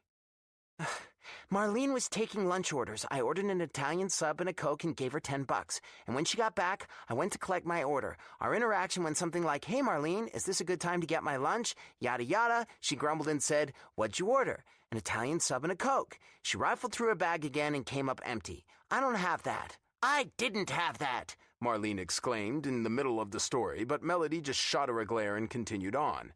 And then I responded, but I ordered it. She looked through the bag again and offered, "I've got a piece of toast and a pickle. You want it?" "A piece of toast and a pickle? I give you $10 for a sub and a Coke." She shrugged and just shoved the pickle and toast into my hands. "Here, but I gave you $10. Yeah, well, them's the breaks." And scene. Melody's breathing was heavy as I looked down into her hands. Toast and a pickle. Good Christ, Will, do not laugh. Do not laugh. "Are you gonna let me speak?" Marlene snapped. I just pinched my lips together and shook my head, taking a deep breath to gather myself. Finally, when I had control over the urge to explode into laughter, I spoke. "No, I'm not," I told Marlene. Reaching forward and easing the now smashed piece of toast and dripping pickle from Melody's hands, I deposited them in the trash can and waited for her eyes to meet mine. "Come on, I'll take you to get a new lunch, on me." Quite frankly, this situation played right into my hands. I'd taken other staff to get lunch before, after Marlene fucked it up, so the whole thing would seem rather innocuous. But it would also give me the opportunity to clear the air with my girlfriend once and for all. "Get your stuff," I instructed gently as everyone looked on. Marlene cursed under her breath, and I shot a warning glare in her direction. "Everyone else get back to work or take your lunch to the break room." Melody complied, walking woodenly down the hall and coming back with her purse tucked over her shoulder. Luckily, I already had my wallet in my pocket, so we moved right for the door. Silence descended as we walked to the corner deli and ordered her another Italian sub and a second one for me, and sat down at a table in the back, practically in the kitchen, actually. This was the absolute last time I needed prying eyes following my conversation and recording it to post on Twitter. Luckily, the owners knew me well and, as a favor, had started to keep this table empty for me, just in case. "So," I ventured, when she started to eat in silence. Her eyes met mine over the bulk of her sandwich. "What's going on?" I asked. She chewed quickly and set her sandwich down. You saw what Marlene did? God, that woman is infuriating sometimes. "I did, but I'm asking what's going on with you and me. You're acting weird, Mel. Did I do something?" I asked earnestly, because I honestly had no fucking clue. She sighed once, and then again before opening up to me. No, I guess sort of, but not really. You're just you. "Well, that narrows it down," I teased, and for the first time today she gave me a half smile. The show last night. You were so flirty, flirtier than normal. And with a nurse. She shrugged. I guess I'm feeling a little jealous. I laughed, and she scowled. "I'm sorry," I apologized. "It's just... you have nothing to worry about. You're the only woman I'm interested in, I swear." She nodded, but she still didn't look sure. God, I hated that uncertainty in her eyes. I didn't want anyone else but Mel. She'd burrowed herself under my skin so deeply that I literally didn't see anyone but her. "Mel," I started, just about ready to tell her I love you when she interrupted. I know. Really, it's fine. It's just been an off couple of days, you know? All the patients flirting with you all the time, watching you on the show. It just seems like someone turned a dial on these fucking women ever since you jerked off on camera. I'm fine, really. "I didn't jerk off on camera, and you know it," I defended on a near shout. I'd been loosening the laces on my sneaker, for fuck's sake. But it was amazing what a camera angle could do. She pursed her lips. Noting that the moment felt a little too sour for first-time declarations, I reached into my pocket and slid the only other thing I had to offer over the table with a sigh. Another tongue depressor? She asked, a small smile curling one corner of her mouth. "Obviously," I teased in my best Valley Girl voice. Where do you keep them? Like, honestly, this is starting to get creepy. "Just read it," I advised. I watched as she looked down and studied my scrawl for far longer than it took me to read that many words, but when her gaze finally met mine again, I had my Mel back. I'm pretty sure I'm always happy to see you. That makes two of us. Chapter 22. Melody. Good evening. Will greeted me at the door of his apartment after 3 short knocks. The expediency with which he answered made it seem a little like he'd been waiting just on the other side. Butterflies took off in my stomach at the thought of him being that anxious to see me. Of course, he looked as handsome as ever, dressed in black slacks and a pale blue button-down, collared shirt that made his eyes appear even bluer. And Lord Almighty, it looked good on him, snug in all the right places, with both sleeves rolled up and showcasing his strong forearms. I paused and glanced down at my slightly casual black summer dress that I'd paired with open-toe wedges. I think I'm a little underdressed. He shook his head, his eyes lighting with a gleam to reinforce his words. You're perfect. Will leaned in to press a soft kiss to my cheek, and then led me through the door and into the loft-style apartment that was starting to feel like a second home. It really was a spectacular place, floor-to-ceiling windows highlighting the open and airy space, paired with just the right amount of sleek yet comfortable furniture and decor to make it feel cozy. I loved his apartment, and it definitely fit him like a glove. And if I was being honest, it made me a little jealous on those now rare occasions when I wasn't at his place, that I was still living inside Bill and Janet's humble abode. With my mother's meddling and insane workout routine, and my father's obnoxious music habits, their apartment was starting to feel smaller than a sardine tin. In reality, in New York, it was palatial. Let me be the first to welcome you to our first official date, he said, with a gallant sweep of his arm and a smirk once we'd entered the living room. This isn't our first date, I disagreed with a quirk of my brow. Ever since I'd admitted how jealous I was, Will had become persistent with this whole first official date thing. Considering we'd been nearly attached at the hip since the night of our real first date, it was a bit insane.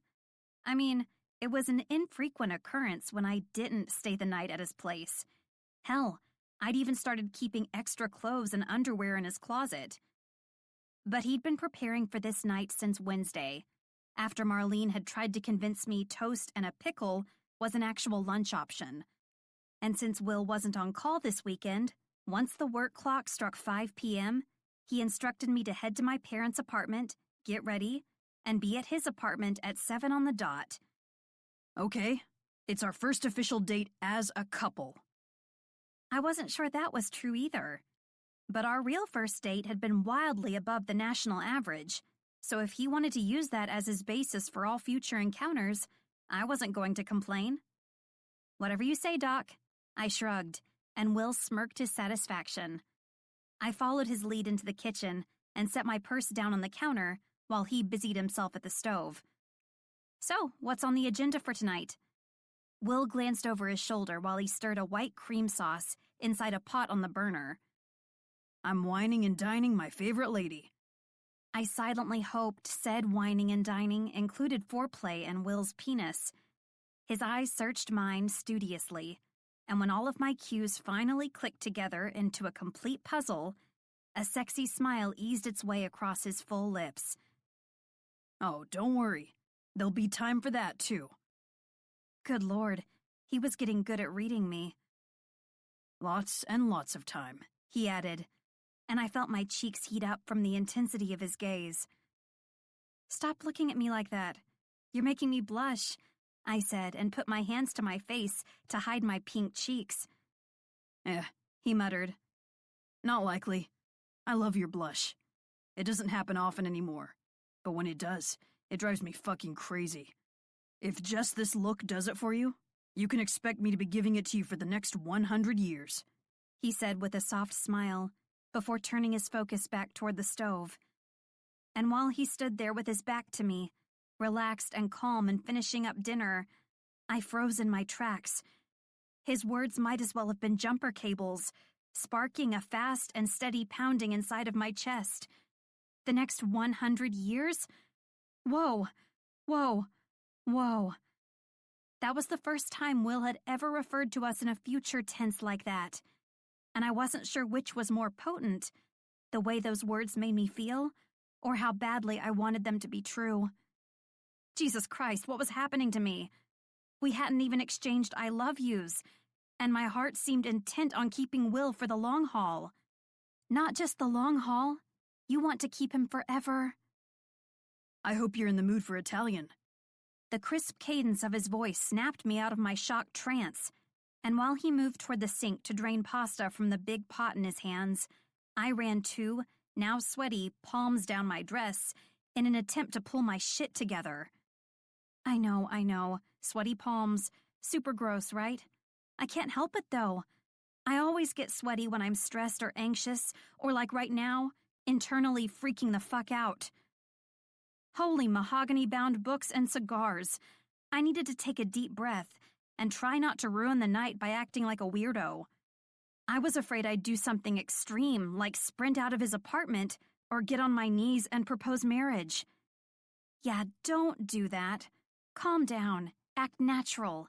Say something normal. Anything normal. Is that garlic bread I smell? I asked, and Will winked in my direction as he moved back toward the stove. Uh-huh. Yeah, that's good. Talk about the food. You love food. And Alfredo sauce and, cheese? Yep. I moved closer to the stove and peered over his shoulder as he finished heating up the sauce. Either you're trying to kill me with carbs or win my heart. Too late for that. He's already won your heart. Internally, I sighed and wished my brain would just shut up for 2 fucking minutes. Will turned around and pulled me into his arms. It's the latter, He said and pressed a smacking kiss to my lips. which is why I also picked up a cherry cheesecake from that bakery by the office you love so much. I don't love it that much. I totally did. It was a sweet treat lover's heaven, and I'd contemplated putting my application in to work part-time, just so I could spend a few hours a week smelling and staring at the pastries. He grinned and lifted me onto the counter near the stove. He fit his large frame between my spread legs before I had a chance to protest. I watched as he slid 2 long fingers up my thighs and rested his hands at the hem of my dress. You're a little liar, He whispered into my ear.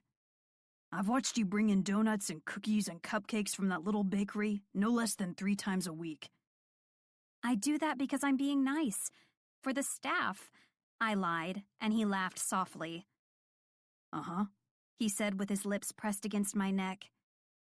I guess that explains why you always take your favorites out before you share with anyone else. Jesus, you're nosy, I muttered. Who are you, the pastry police? I also know that you've been sneaking patient numbers into your phone, so that you can call them outside of office hours. My face fell in panic. How did he know that? How? I didn't... I stuttered as I tried to figure out what to say. Relax, He soothed, pulling back to look me in the eye, tucking a loose piece of hair behind my ear, and smoothing the deepening wrinkle between my eyes with a gentle swipe of his thumb. Sarita Johnson, Bethany Highland, Rolanda Diaz. I know what you're doing for all of them, He whispered. My eyes moistened, and my nose stung as his features softened to near reverent. How do you know this? I whispered back, rolling my lips in on themselves at the end. After Carmen, any time I ran into a new patient in dire need of support, I gave them my cell number, just in case they needed someone. But even that didn't feel like enough. I'd become so troubled by the numerous women, even under our care, who didn't have family or anyone to lean on. I'd taken to stealing their numbers out of their charts and calling them occasionally, just to check in. I'd been doing it for weeks now. But I didn't think anyone else knew. When he touched his lips to my cheek, I felt his smile against my skin. I'm merely an expert in all things Melody Marco. My heart pounding so fast I didn't know what to do. I did my best to calm it down with a little levity. If I didn't like you so much, I'd probably think that line was a little creepy. Will chuckled and moved back to the stove, letting the moment pass exactly like I needed him to. It was starting to scare me how well he knew me.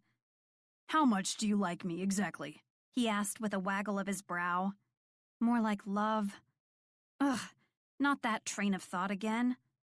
I wasn't sure which freaked me out the most, that I was already thinking that 4-letter word and the idea of settling down when it came to Will, or how perfect those things really felt.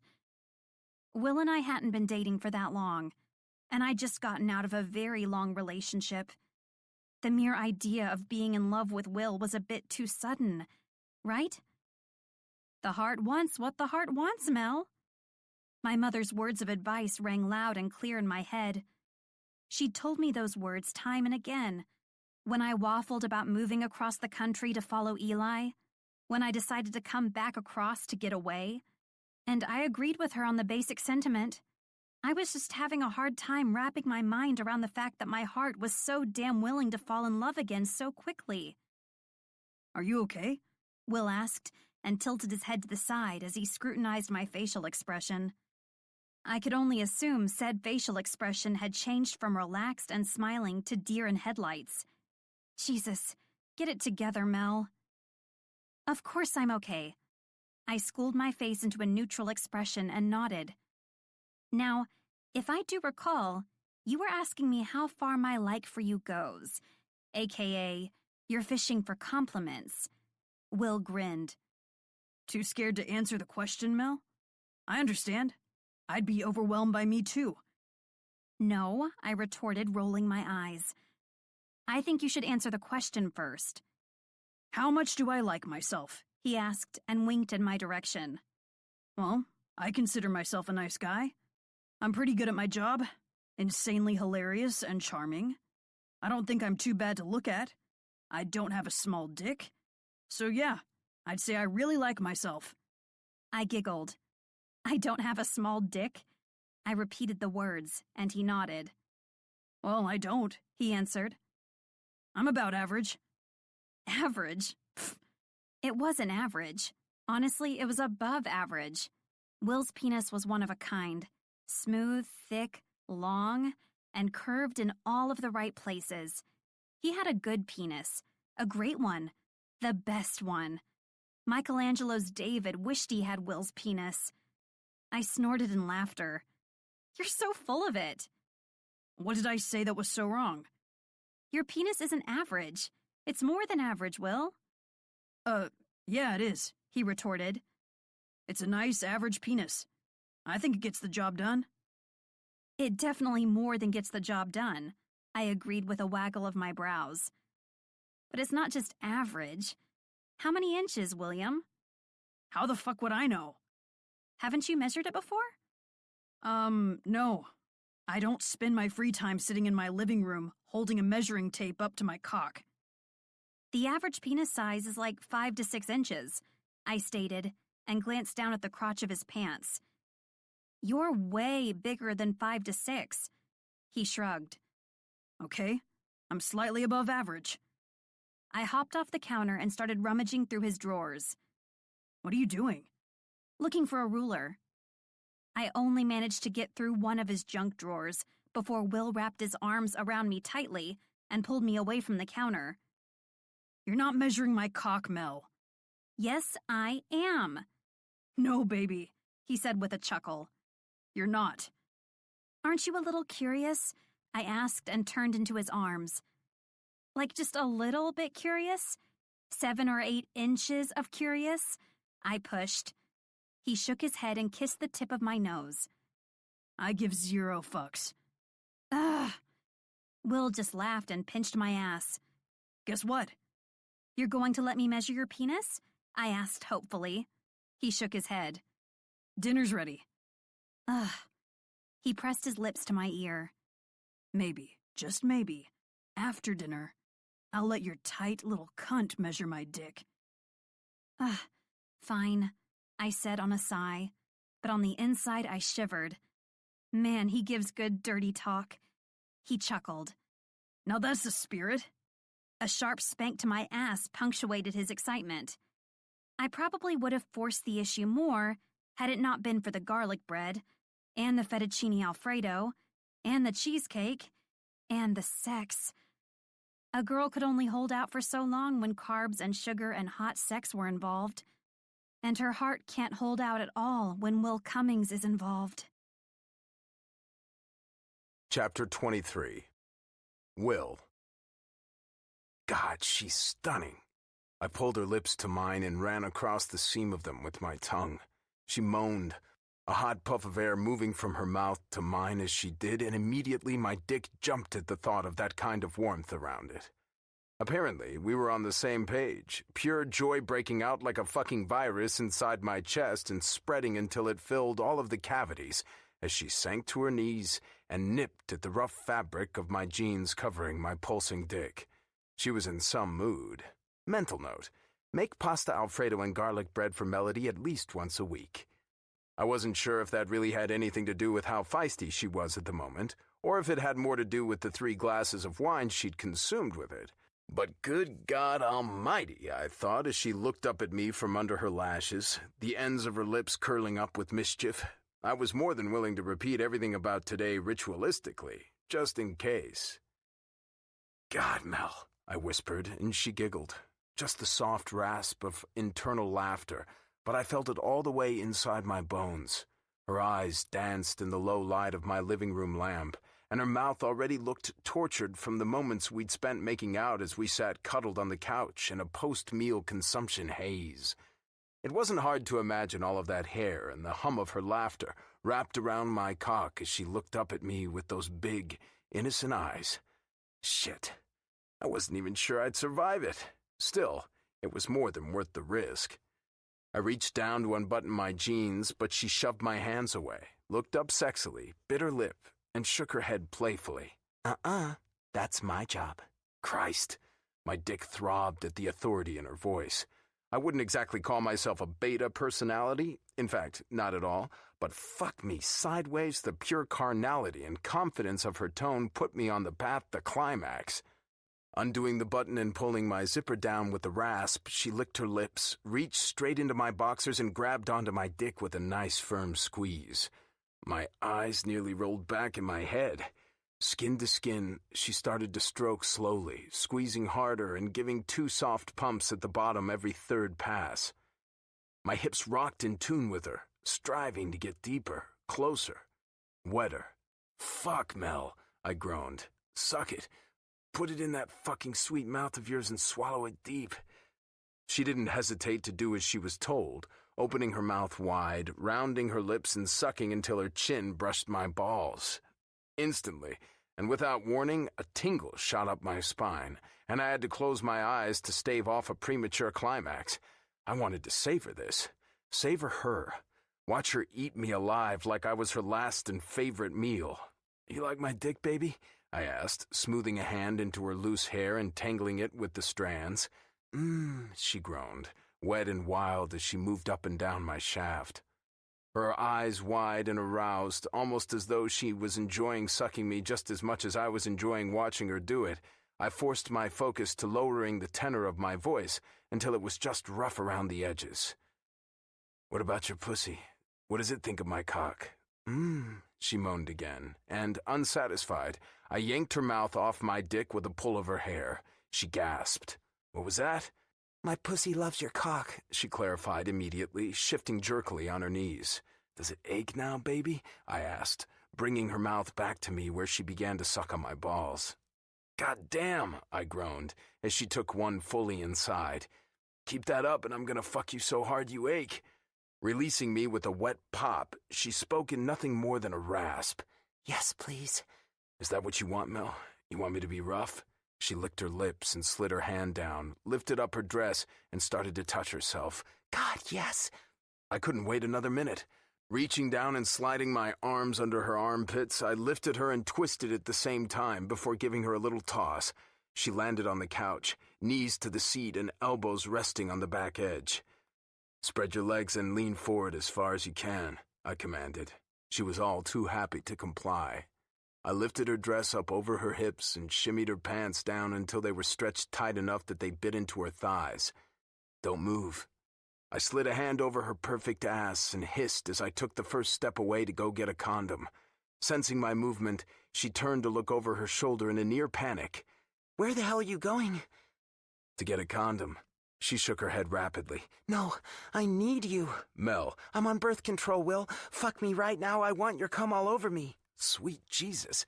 Definitely making pasta Alfredo at least once a week. Unable to turn down an offer like that, I moved back to the couch, grabbed onto her hips hard enough to make a mark, and surged inside. A guttural moan left her sweet lips, and I had to bite my lip so hard I tasted blood to stop myself from coming right then. Her breasts were perky and full, and I took one in each hand and pinched the nipples as I began a smooth rhythm. She gasped at the end of each stroke, shoving her hips back to meet mine violently each time. Faster, she ordered. I pumped 2 strokes for my every previous one and leaned forward to touch my tongue to the skin of her back. She tasted like berries and sugar and melody, my new favorite summertime snack. Skimming her skin with my fingertips, I moved from her breasts to her hips and leaned back to get a perfect view of her ass. The new position put me at the perfect angle. I could tell by the way her breathing came in short, keening pants. She moaned.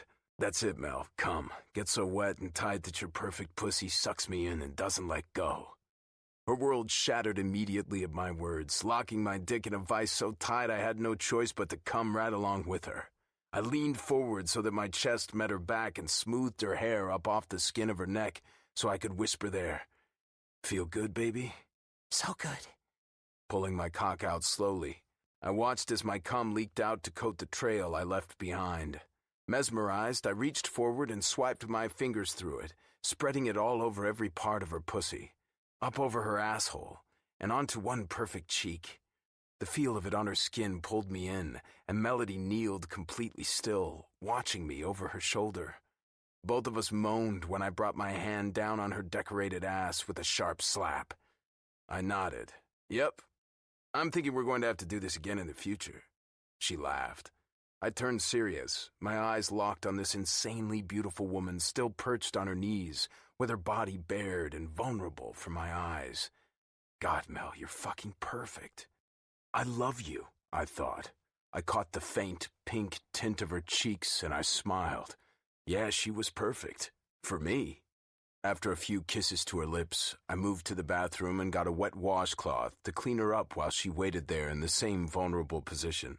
She watched as I wiped myself from her skin with gentle care. You okay? I asked, and once again she nodded. Time for bed? I questioned further, and her face melted into a smile. What time do you want your cab in the morning? You want to be late like usual or strive for on time? I teased. She still wouldn't let us go to work together or leave at the same time, but tonight, in this perfect moment, I had absolutely no desire to dwell on what that could mean. She laughed and leaned in to touch her mouth to mine one more time, and that kiss turned into 2. By the time we got to 5, I knew she wasn't going to answer my question. But Mel was in my arms, happy, and on her way to at least one more orgasm for the night, and I couldn't think of a reason to dwell if I tried. Chapter 24. Melody. Here, Marlene grumbled and tossed down a small white box onto my keyboard, while I was still physically typing on it, mind you. But considering it wasn't a Tuesday or a lunch she wasn't responsible for providing, it wasn't like she was acting abnormally. I glanced down at the box and read the words Goddess Cup aloud. It was a minstrel cup that had recently been released to the market, and I only knew that because of my job.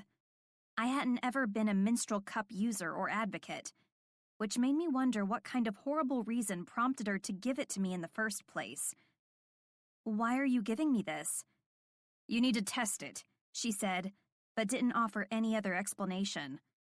God, I just knew the reason for her unplanned air delivery wasn't going to be a good one. Test it?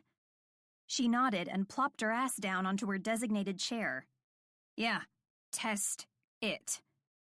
What in the fuck is happening? This is a minstrel cup, Mar. Why would I have to test it? 3 huffs of irritation left her lips, one right after the other. Apparently, she was the one put out here. Because I don't have a uterus, and you do. Plus, you're on your period this week, she explained, as if that would aid in clearing up my confusion. Why in the hell does she know I'm on my period? Am I dreaming right now? I closed my eyes tightly for a good 10 seconds to scroll through all of the reasons that even justifiable homicide would land me in prison. And then, when I had finally talked myself out of the cardinal sin, I opened them again. One thing at a time. Okay, first of all, how do you know I'm on my period? Because you're moody, and you're eating M&Ms like candy. M&Ms are candy, I retorted, and she sighed in annoyance. And I wasn't eating that many M&Ms, like a bag a day, a small bag. Well, not a super small bag, but like a medium-sized bag. Okay, fine. I was eating a lot of M&Ms, but Jesus Christ, I was on my period, and I had to work with Marlene and Melissa on a daily basis. If anything, they should have been thanking me.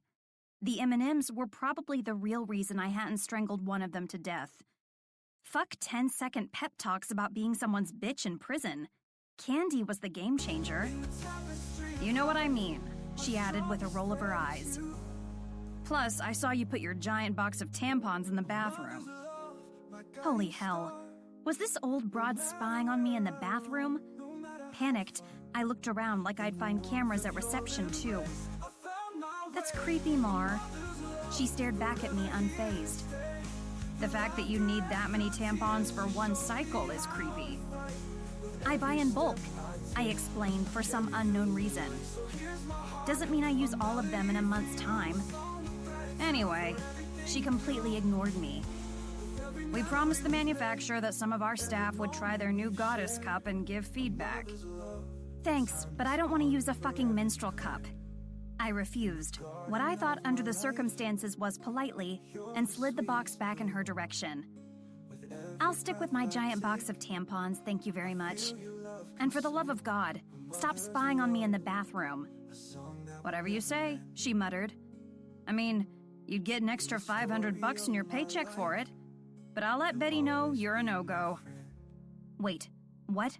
$500? I slid the box back toward myself. And how many days do I have to test it? Sure, menstrual cups made me want to gag, but $500 seemed like a nice addition to my get the heck out of my parents' apartment fund. I'd been saving like a penny pincher, and I was getting pretty damn close to reaching the little nest egg of savings that would get me out of jazzercise purgatory. The contract with the manufacturer states you have to test it for at least 24 hours.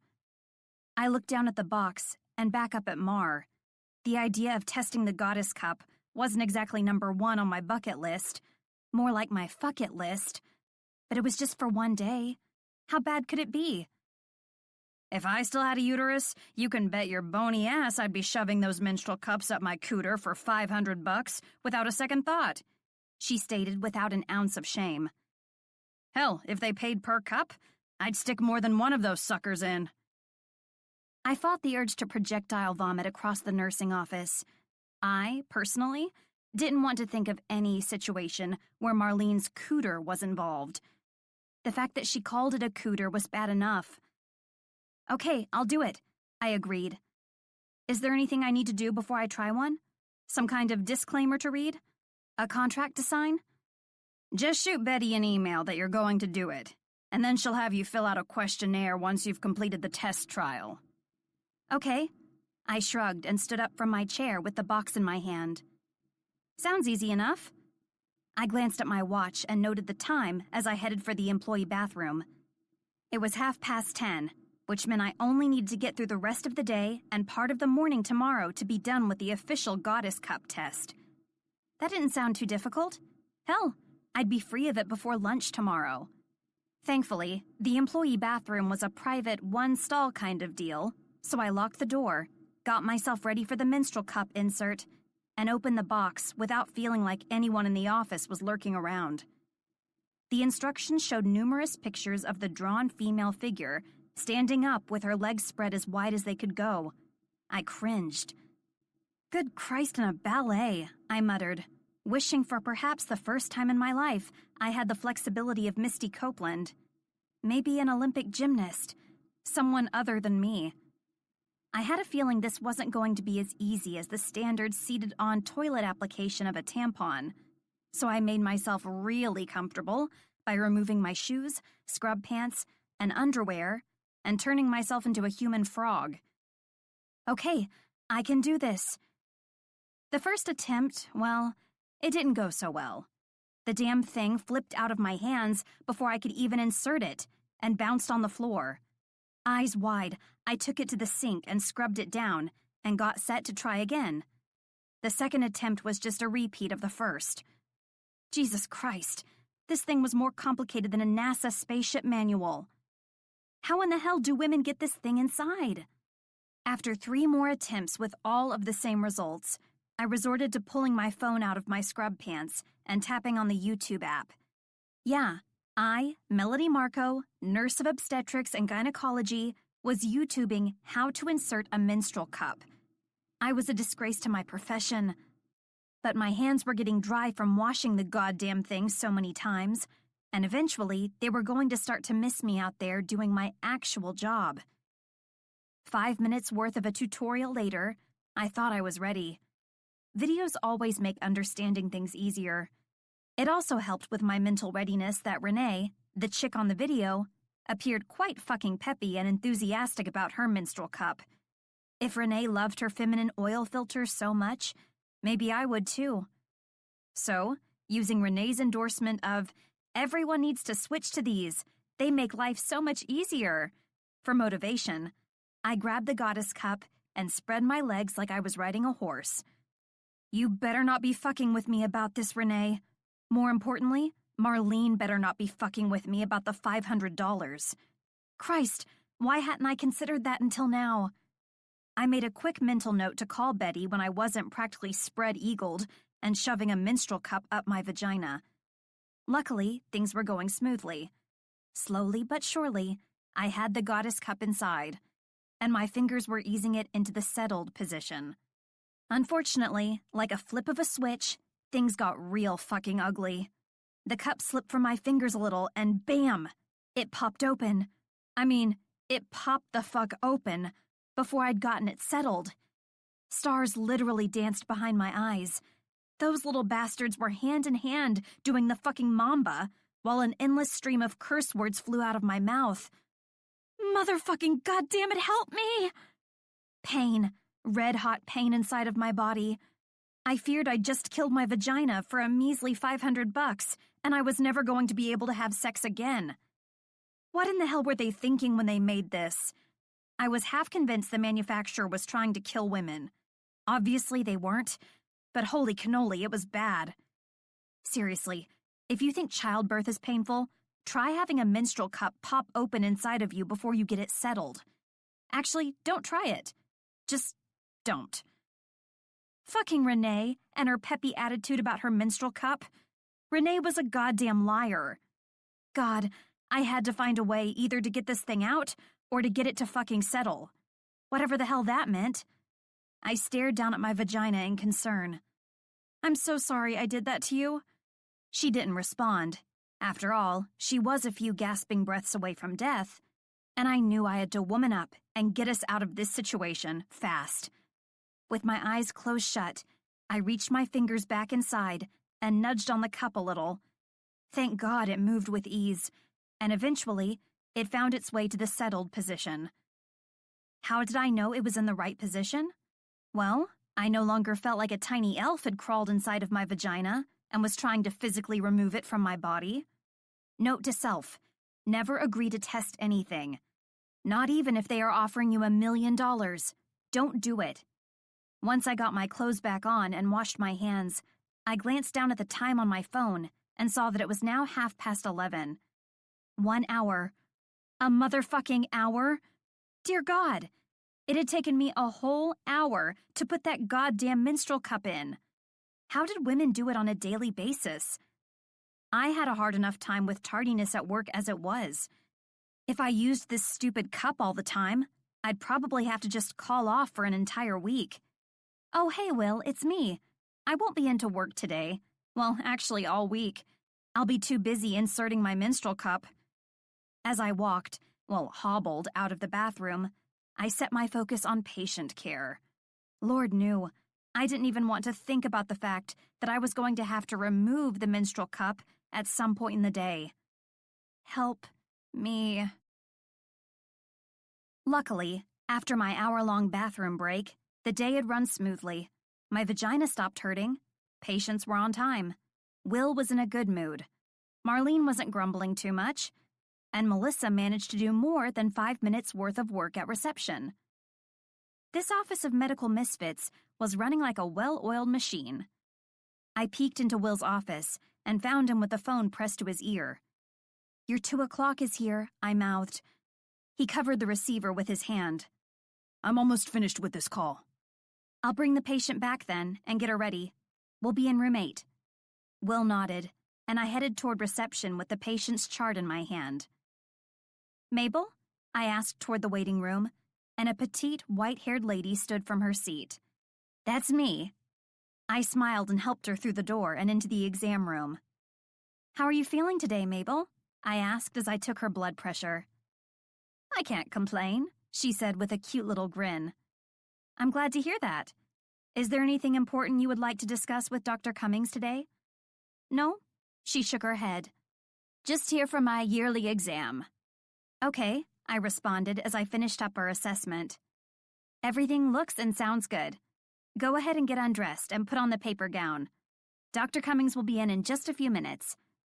I left Mabel to change in privacy and walked toward one of the computer alcoves to chart her assessment. But when I tried to fire up the screen by clicking the mouse, nothing happened. Impatient, I tapped on a few keys. Still nothing. It was moments like this when you realize technology could be a real pain in the ass. Knowing that the computer was most likely turned off or unplugged, I squatted toward the floor and started scanning the wires and monitor for an answer. The instant my fingers touched the top of the monitor, dust bunnies scattered through the air. Housekeeping had obviously missed a few corners. I waved the dust out of the air and tried to set my focus on getting the computer to work, but the dust had officially reached my nose. It tingled and itched until, spontaneously, a sneeze left my nose before I could find a way to stop it. And then, like a goddamn fountain, a rush of warmth slid down my legs. Oh, God! I glanced down at my pants, and my jaw dropped in utter mortification when all I could see was red. Dark red stains covered my crotch, my thighs, and God only knew what else. At some point during the sneeze, the goddess cup had left the building, and as a result, the Red Sea had officially fucking parted. Oh, fucking shit monkeys. My eyes darted back and forth around the hallway for witnesses. When I noted that no one was near, I hopped out of my squatting position and sprinted toward the employee bathroom. Once the door was locked, I took a deep, controlled breath and stood in front of the mirror, staring at my reflection. Jesus Christ on a baseball team. I looked like I'd been shot. My scrub pants were covered in period blood to the point of no return. Stain pens would weep at the sight of me. A gentle hand wash of the affected area would mean taking the entirety of my pants and dunking them in a bucket of water. There was no fixing this situation without a shower and new clothes. Panicked, I pulled my phone out of my pocket and texted the first person that came to mind. Me. There's been a murder. Help me. I need help. Not even 30 seconds later, my phone chirped with a response. Will. What? Where are you? I immediately realized my mistake. Me. Calm down. Not a real murder. But I do need help. I'm in the bathroom. Will. Are you sick? Me. No, well, I just need help in the form of new clothes. Oh, shit. I had forgotten all about little Mabel sitting in the exam room. Me. And you should probably have another nurse go in and check on Mabel in room 8. Will. Okay, I'll be right there. It only took 15 rounds of pacing the bathroom before 3 soft knocks rapped against the door. Mel, it's me. Will whispered.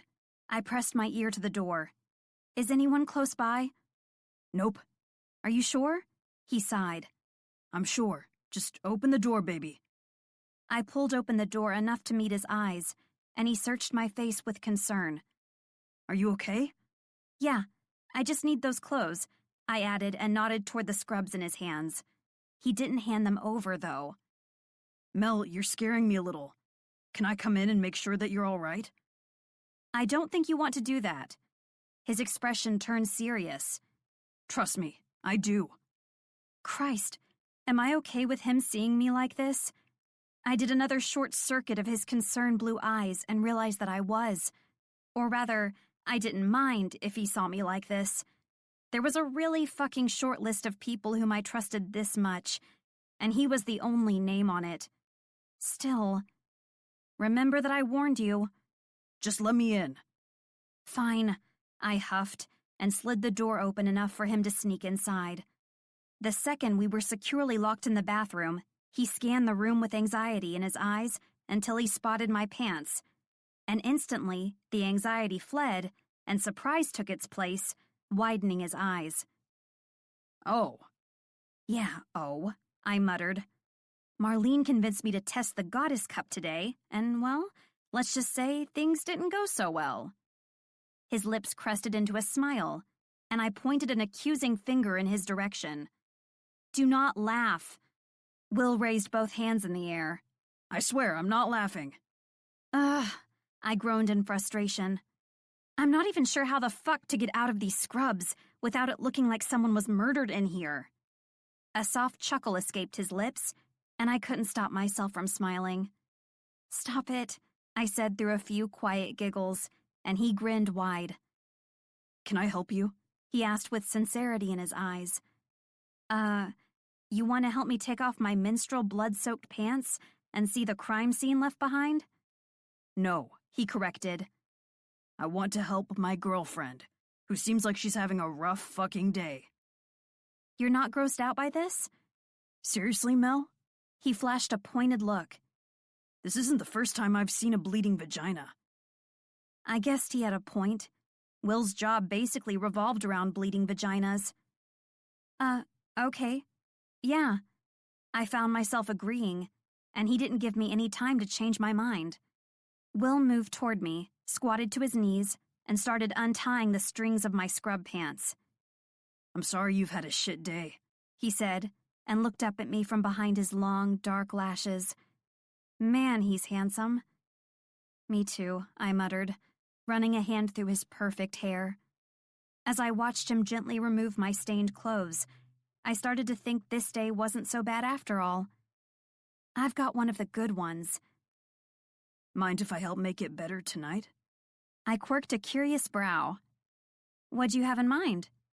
Stay at my place tonight, and you'll find out, he said with a soft smile. But I promise, it will most likely revolve around pizza, ice cream, and a movie of your choice. I smiled and nodded, teasing. "Aw, that sounds amazing." I shook my head dramatically. And to think, all I got you was a bloody pair of scrubs. Will flashed that perfect smile of his in my direction, and within the blink of an eye, the day wasn't seeming so bad after all. Chapter 25. Will. Me. Where are you? Are you hiding? I'd left Melody fully dressed and ready, her purse on her shoulder, keys in hand, and prepared to leave the apartment directly behind me. I couldn't understand how she still wasn't here, seeing as I'd arrived 15 minutes ago. Melody. I'm running late. How was that even possible? I shook my head to myself, thinking Starbucks. She'd probably stopped at Starbucks. Me. How do you still have your job? Melody. I'm fucking my boss. Me. Haha. That probably isn't how we should lead into telling the rest of the staff about our relationship today. Melody. Maybe we shouldn't. Me. What? This was your idea, I'll remind you. After 2 showings of I Am Britney Jean, you went on and on about how thoroughly misunderstood Britney Spears has always been and declared that she was my soul sister. Melody. I was drunk. I'd had a seriously bad day. Me. I think not. You didn't break out the hard liquor until after the discussion about coming out in the office as a stand for my truth. I am William Morris, I think you called it. They need to know the real you said. Melody. I was just excited about learning your middle name. Me. Sorry, Charlie, but this was your idea, though I'm completely behind it, baby. Love you. Oh, fuck. You haven't said that before, Will, my brain taunted.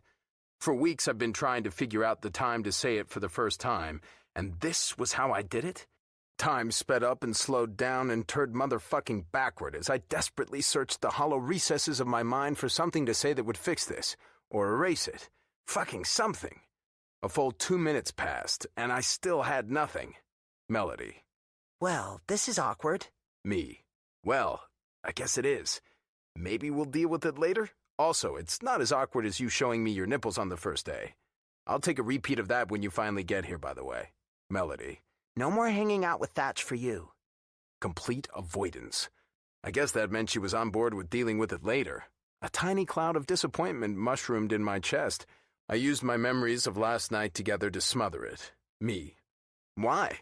Melody. Because I've noticed a substantial increase in the amount you talk about my nipples since we hung out with them the other night. Like substantial. Marked. Like you've mentioned them 40 times. Me. 40? Psh. No way. Maybe 24, at a push. But they are nice nipples. Can you really blame me here? Melody. Don't you have patience to see? Me. Not until my nurse gets here and tells everyone she's my girlfriend. Melody. You expect me to tell everyone? Me. I suppose I could serenade you with a song, an ode to Melody's nipples? Melody. I'll tell everyone. Me. See you soon. Me. Oh, by the way, get me a blueberry muffin at Starbucks, would you? Melody. Uh-oh, busted. I chuckled to myself as I set my phone to silent and dropped it onto the top of my desk. Truth was, I had to get busy. I did have patience to see whether Melody was here or not. Grabbing my coat from the hook as I stood up, I swirled it up and around my shoulders, put my arms through, and pulled the ends of my dress shirt sleeves out at the bottom to make it comfortable. Unfortunately, Melody's tardiness meant I was going to have to face the trio up front, first thing in the morning. Not only would they need to bring the patients back and get them settled, but I also hadn't been able to do a thorough read-through of the first patient's file. As I made it to the mouth of the hall and passed by the break room, I steeled myself against the gossip I might find. I didn't think anyone had seen Melody in her bloodied state yesterday, but neither of us was completely sure. I didn't think I'd be able to keep myself quiet or professional if they said anything about the incident while I was there. "Melissa," I called. She was so focused on the computer screen in front of her, the sound of my voice made her jump. Immediately suspicious, I moved from the side to directly behind her, but she hit buttons on the keyboard to make the screen minimize. Visions of a horrible scenario bloomed in my mind. What if, somehow, someone had gotten a picture of Melody yesterday on their phone and emailed it around the whole office? What if all of these women are fucking laughing at her behind her back? Rage built inside me immediately, and I could tell by the throb in my hands that my blood pressure was through the roof. God damn it, I have to know. Stepping forward and lowering my voice to a controlled growl so the patients in the waiting room couldn't hear me, I dove headfirst into a grisly line of questioning. "What were you looking at, Melissa?" Nothing, Dr. Cummings. I lowered the volume of my voice even further. Don't fucking lie to me. Her eyes widened in fear. Okay, I'm so sorry. I prepared myself. Just show it to me. God, how am I going to break this to Melody? How am I going to deal with this? Am I going to have to fire everyone and just start all over? Jesus, what a nightmare. Wait, is that a cat with 16 kittens wearing lipstick? What the? Definitely not a compromising picture of Melody. Just a BuzzFeed article about kittens. I'm so sorry, Dr. Cummings. I know I'm supposed to be working. I swear this won't happen again. I froze, widening my eyes as I tried to figure out how to play this off. Fuck. Okay. Good, I muttered as calmly as possible. See that it doesn't. Backing away slowly, I didn't even bother telling her to bring a patient back. I'd just wait for Melody. Safely back in my office, I sat down in my chair and thought about the implications of telling the office about Melody and my relationship. If I'd been that fired up to rain hellfire on Melissa without even having confirmation of her crimes, I could only imagine what I'd be like if someone actually did something to Melody in the future. No one would ever trust me to be impartial, and to tell the truth. I didn't even know what HR's take on our relationship would be. Would she be allowed to keep working with me directly? Fuck. Relationship aside, she was a brilliant nurse, and I didn't want to lose her. Maybe we shouldn't say anything.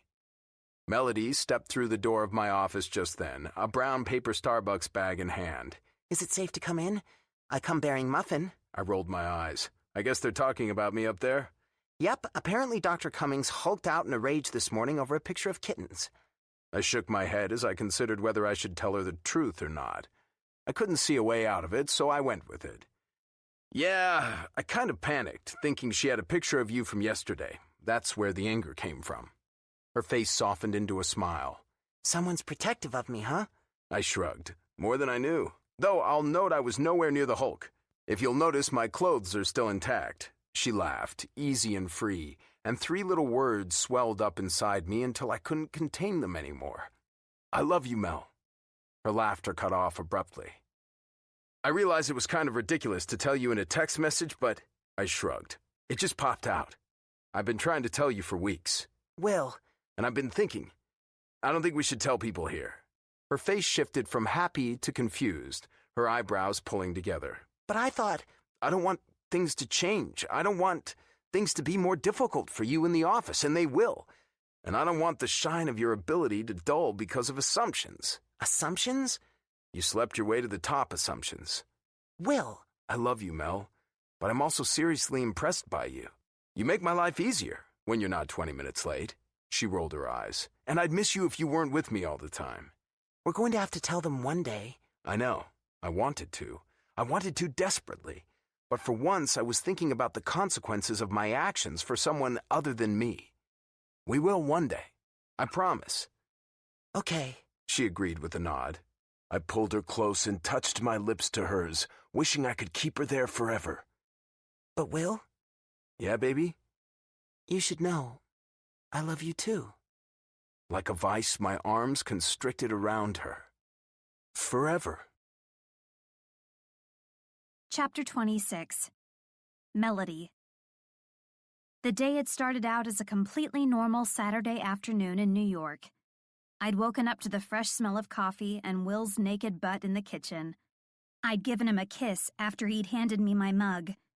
And after we'd had sex on the kitchen counter, I'd gotten showered, dressed, and taken a nice stroll with Georgia and Cassie toward Mirabella's auction house to bid on some items for the charity function I'd been planning for the practice.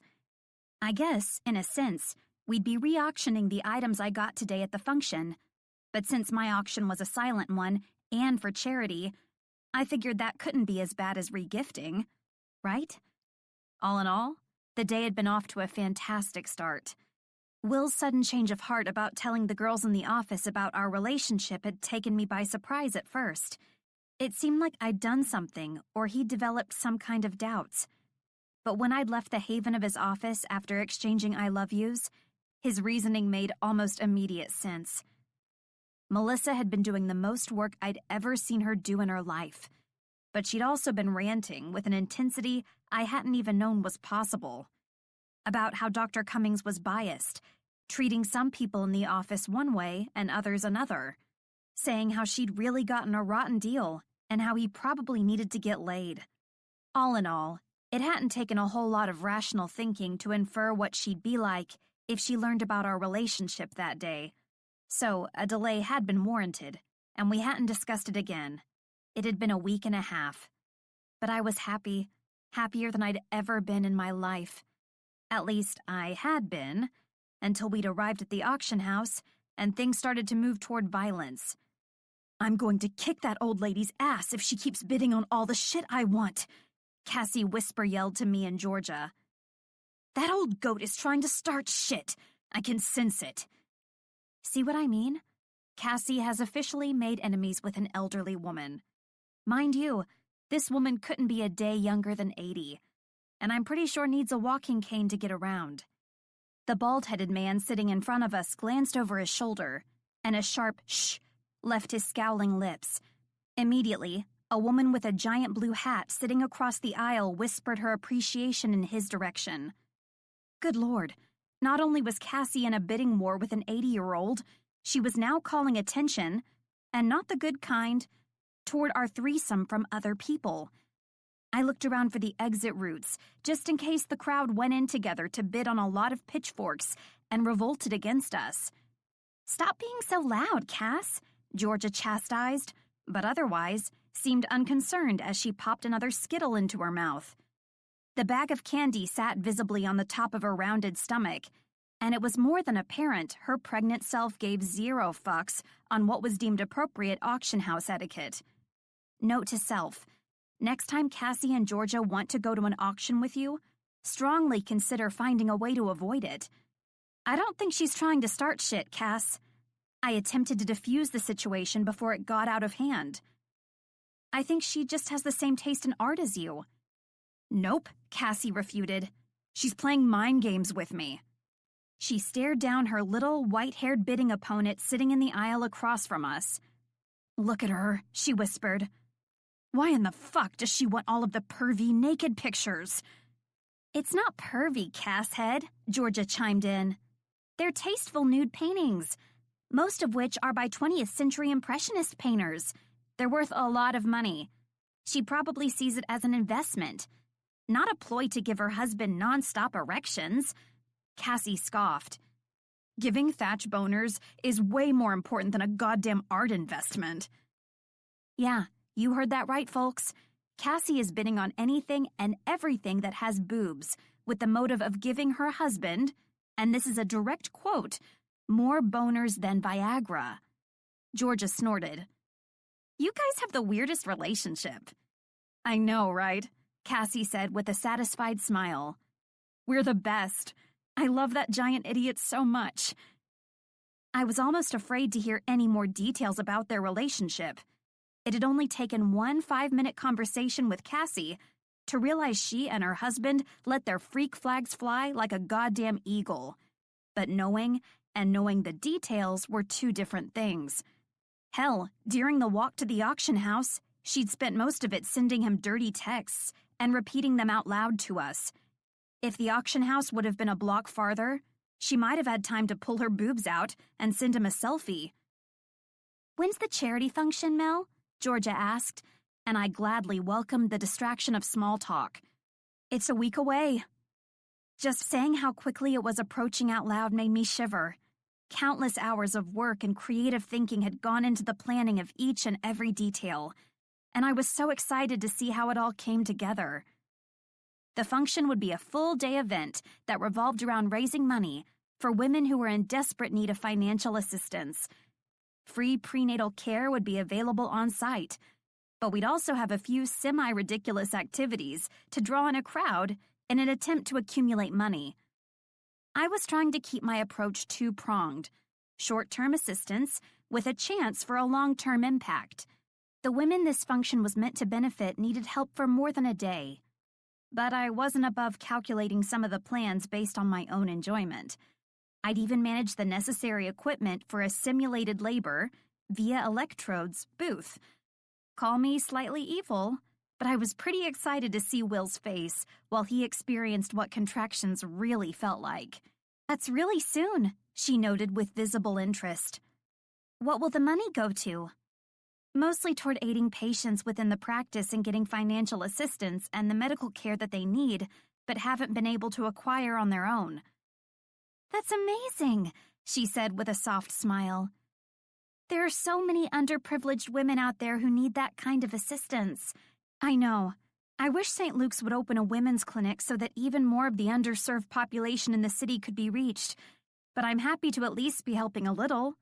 She nodded in agreement. "They really need to figure out a way to do that. It would be a huge positive for the city. If only I could find a way to make it happen." I'd been spending so many hours of my days and nights making sure our lower-income patients had everything they needed. But the fact that there was so little support out there for most of them was breaking my heart. I was only one person. I could only make so many phone calls. I could only personally follow so many patients.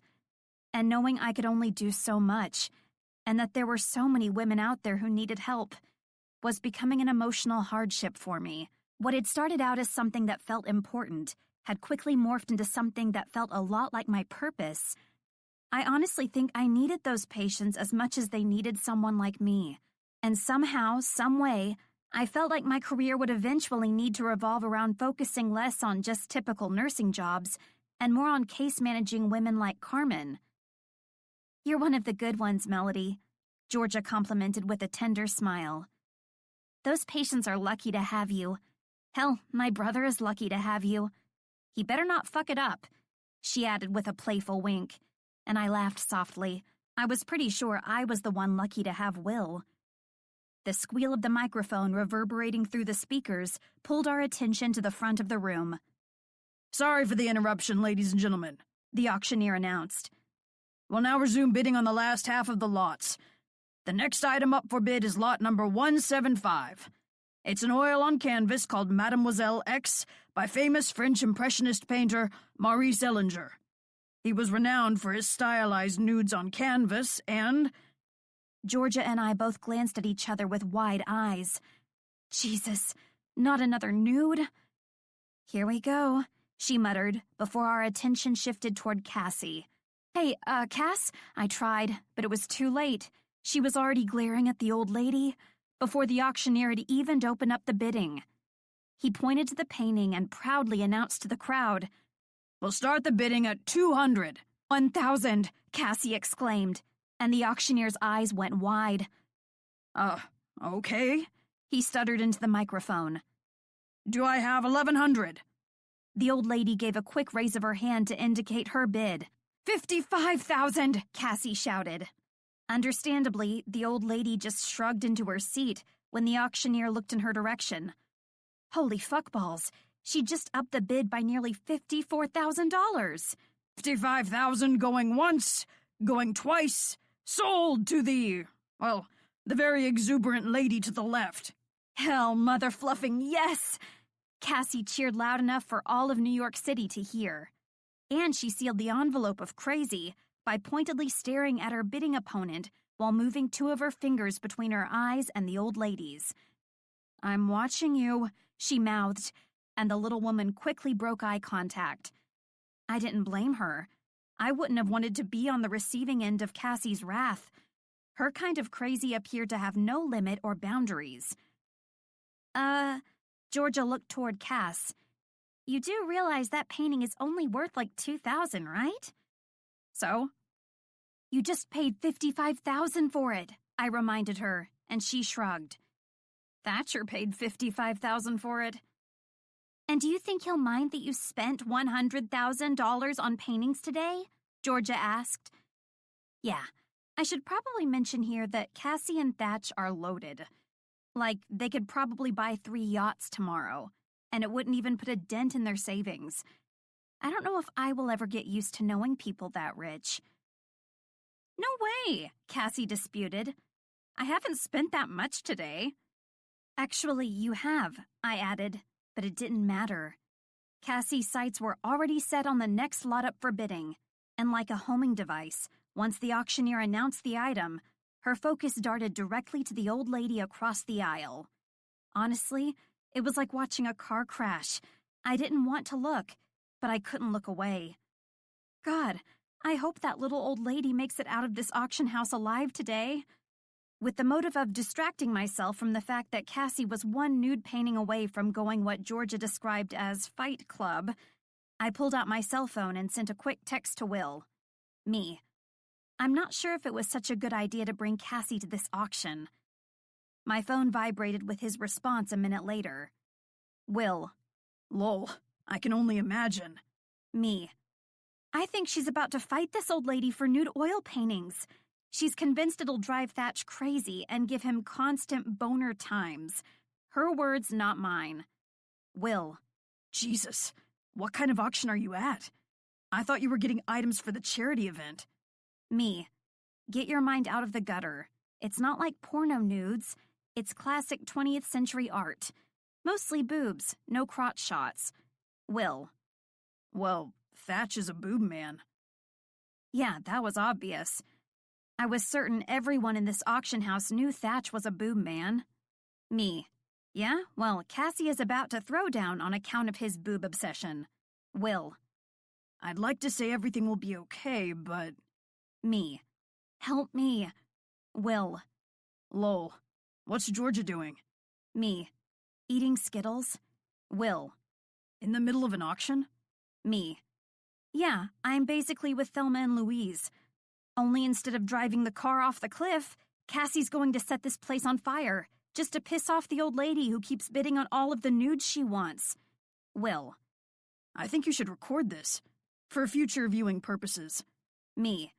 You're zero help. Will. You have to admit the entire situation is hilarious.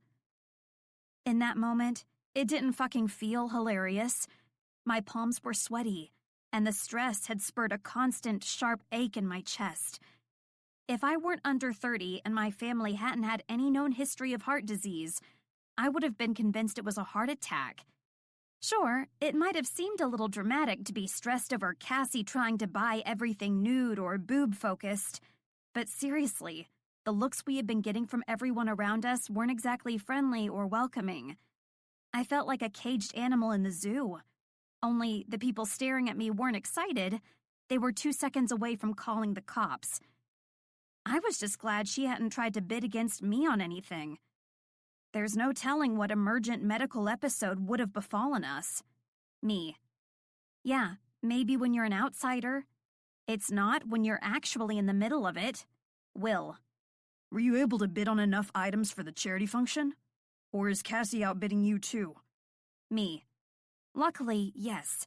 Thank God I was focused on sculptures and boob-less paintings of landscapes and flowers. Otherwise, Cassie might have killed me by now. Will. Lol. Me. I'm glad this is so amusing for you. Will. Does it help if I say I think you're amazing? It helped a little, but that didn't mean I had to tell him that. I typed out a 2-letter response and hit send. Me. No. Will. What about I'm so proud of you for arranging this charity function. He really was so sweet to me sometimes. But still, that didn't mean I had to tell him he was. Me. Nope. Will. You're the most brilliant woman I know. Me. Still not working. Will. Stay the night at my place tonight, and I'll eat your pussy for a really long, long time. My brow shot up with intrigue the instant I read the text. Things have started to get interesting. Me. How long? Will. I won't stop until you're begging for my cock. Yeah, okay. A girl could only hold out for so long. I gladly gave in and sent him my agreement in the form of 4 letters. Me. Deal. Will. Lovely doing business with you, Ms. Marco. See you tonight. I put my phone in my purse and focused my brain power toward imagining tonight with Will. Will's face between my thighs, Will's mouth on my pussy, lots of orgasms, and suddenly, the sounds of Cassie shouting outrageous bids on every nude wasn't so stressful anymore. Chapter 27. Will. Today was the day. I was finally going to know what it felt like to have a baby. Of course, I wasn't a medical marvel, and Melody, my would-be baby daddy, had been good about remembering to use protection, but as Melody placed the first electrode on my stomach, I geared up to feel labor pain all the same. She'd rented a machine that allowed men to feel stomach contractions via electricity, and from the looks of the line waiting to try it out, it appeared to be the biggest hit of the day. She'd been organizing this charity event for weeks now, and as I looked around at the crowd, games, and crazy long line at the booth where donations were made, I grew to nearly bursting with pride, not to mention all of the pregnant women who'd come to get prenatal care for free. It was obvious there was a demand out there that needed a supply. You did a great job on this event, Mel. I know, She agreed with a smile, and I laughed. She smacked another electrode sticker down, right on top of some hairs, and I groaned. Oh man, that one is going to hurt when you pull it off. She froze, her eyebrows nearly climbing to her hairline. You're kidding, right? What? No. Why would I be kidding? Oh, Will, you're in trouble. Labor is going to hurt a whole lot worse than a tiny little waxing. I hadn't understood the appeal of this kind of attraction, asking women to bring their men down for an experience in torture. But there literally had been a line of people waiting to do it all day long. The women looked positively gleeful. In fact, even Thatch and Cassie were getting set up a couple of beds down. What do you think, William? Melody teased as she pressed on the last sticker and connected the wires. Are you ready to have this baby? I laughed. Normally, I'm telling women they don't have a choice. Exactly. This baby has to come out one way or another. For the first time since I'd agreed to this, I started to get scared. But there's not an actual baby in there. What are you saying? She shouted in mock anger. Are you saying this baby isn't mine? Mel. I went on Maury. I took a paternity test, and William, I am the father. Mel. She hit the switch to turn on the machine, and I jumped as it buzzed to life. Oh, God. Ready for your first contraction? I'm not sure. Should I? I started to ask, but she didn't wait or answer. Instead, she turned the dial halfway to the max and hit the button start. Oh, Jiminy Cricket! I shouted. She laughed. Wow, that doesn't feel good. You thought it would? Well, no, but good Christ! As the squeezing, cramping pressures settled in my stomach, she rubbed at my wrist. Want me to turn it up? Not really, I answered honestly, and she laughed again. You're not even in active labor yet. What? I shouted, and her laugh turned into a cackle. People lingered around us as my shouts turned pained when she ratcheted up the dial and started my next contraction. Oh my God, I think my balls are swelling. Oh, Jesus Christ, in a tourniquet. Oh, fudge sticks. Almost done, Melody wheezed out through a chortle. Just breathe. How do women do this? I mean, I've always known, but I've never known. You just can't know until you know. Oh dear, and you haven't even gotten to the bowling ball out of the tube part yet. Panic overwhelmed me as I looked to the countdown screen on my right and strongly considered crying. Another contraction was going to start in 20 seconds, and I wasn't going to be ready. Hell, I wouldn't be ready in 20 years, but time wouldn't wait for me. Titties and whipped cream! Thatch yelled from 2 beds down. What the hell setting do you have that thing on, woman? What? Cassie asked as a bead of sweat rolled off his forehead. You're a big guy. You make big babies. Just making sure you get the real experience. I closed my eyes tightly and let my head fall back on the bed. The sound of the two of them was the absolute last thing I'd want to listen to during labor. Meanwhile, a crowd was starting to form around my bed, patients and employees alike, and I wasn't sure I liked the feel of that either. "Is this what it's really like?" I asked all of them. "Just a crowd of strangers watching intently as you go through some of the most horrendous pain of your life?" Several of them nodded and laughed. "For about 12 hours, one of them shouted. "Wow, what a horrifying miracle." Melody's laugh was contagious as she found humor in my torture. Honestly, with this woman, it didn't really ever matter what she was laughing about, even if it was about me, as long as she was laughing. Think you can take more? Melody asked. I wanted to say no, but a sudden vision of her a couple of years down the road, laboring with our kid, made me reconsider.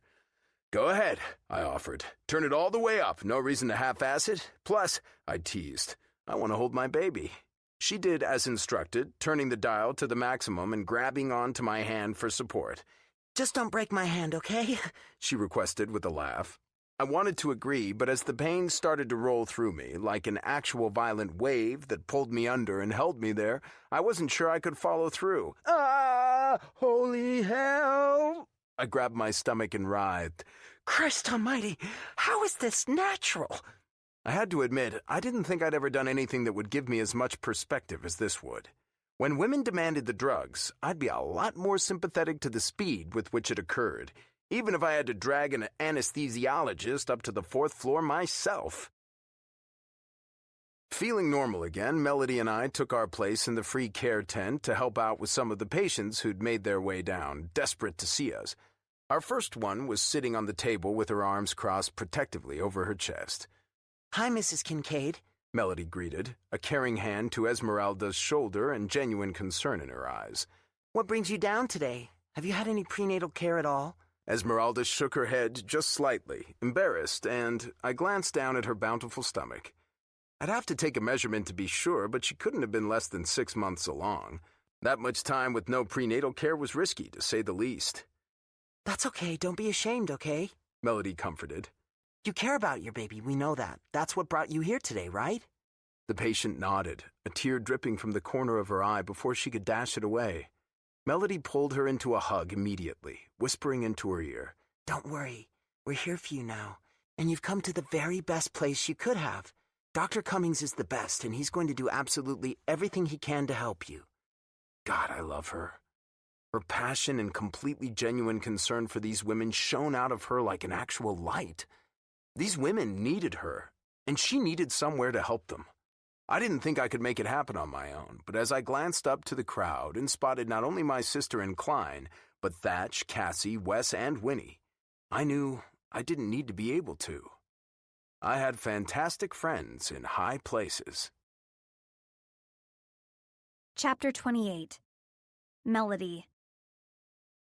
My fingers tapped gently yet determinedly against the keys as I finished typing up a few notes on my last patient follow-up call.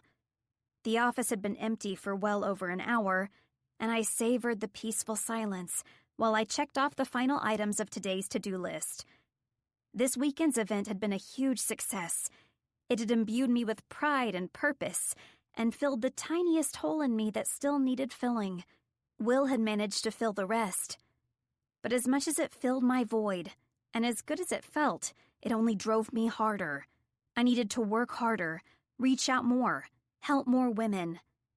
Once Sarita Johnson's chart was updated with our earlier conversation, I saved the file and crossed her name off the post-it note of patients I needed to call. Before I could move on to the next, my phone vibrated across the table with a message from my mom. Jazzercise Janet. "Are you staying at Will's tonight?" Me.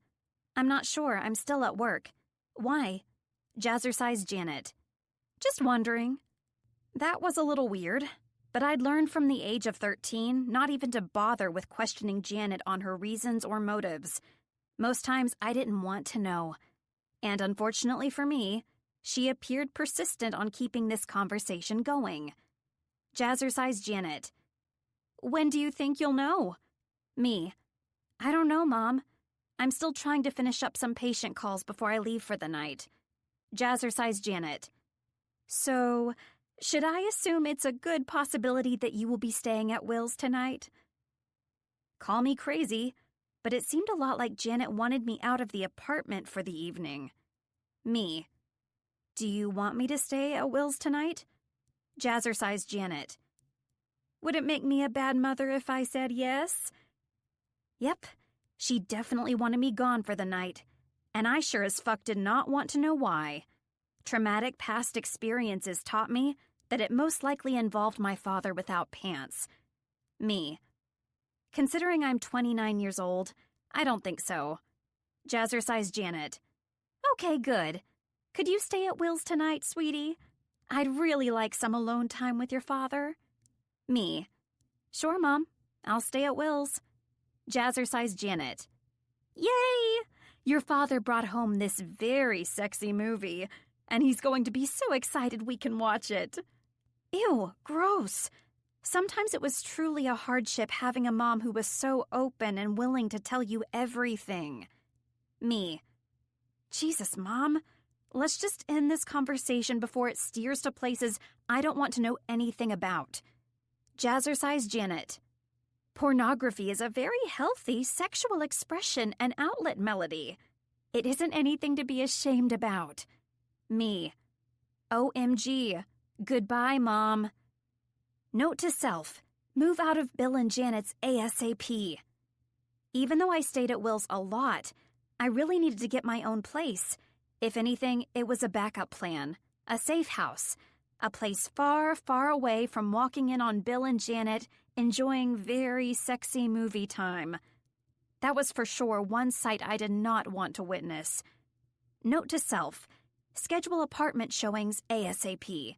I glanced at the time on my phone and saw that it was already 6:30.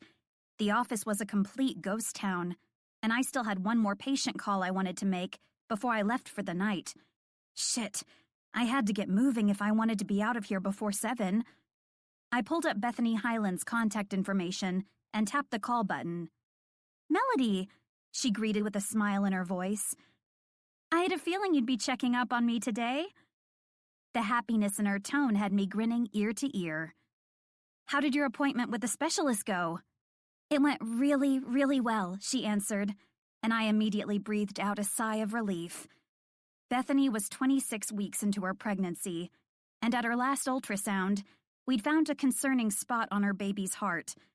We had to refer her to a maternal fetal medicine specialist for further testing, but unfortunately for Bethany, her insurance was barely covering the additional expenses an evaluation like that would cost, and in her case, it was either go to the specialist or use the money to put food on the table for her family.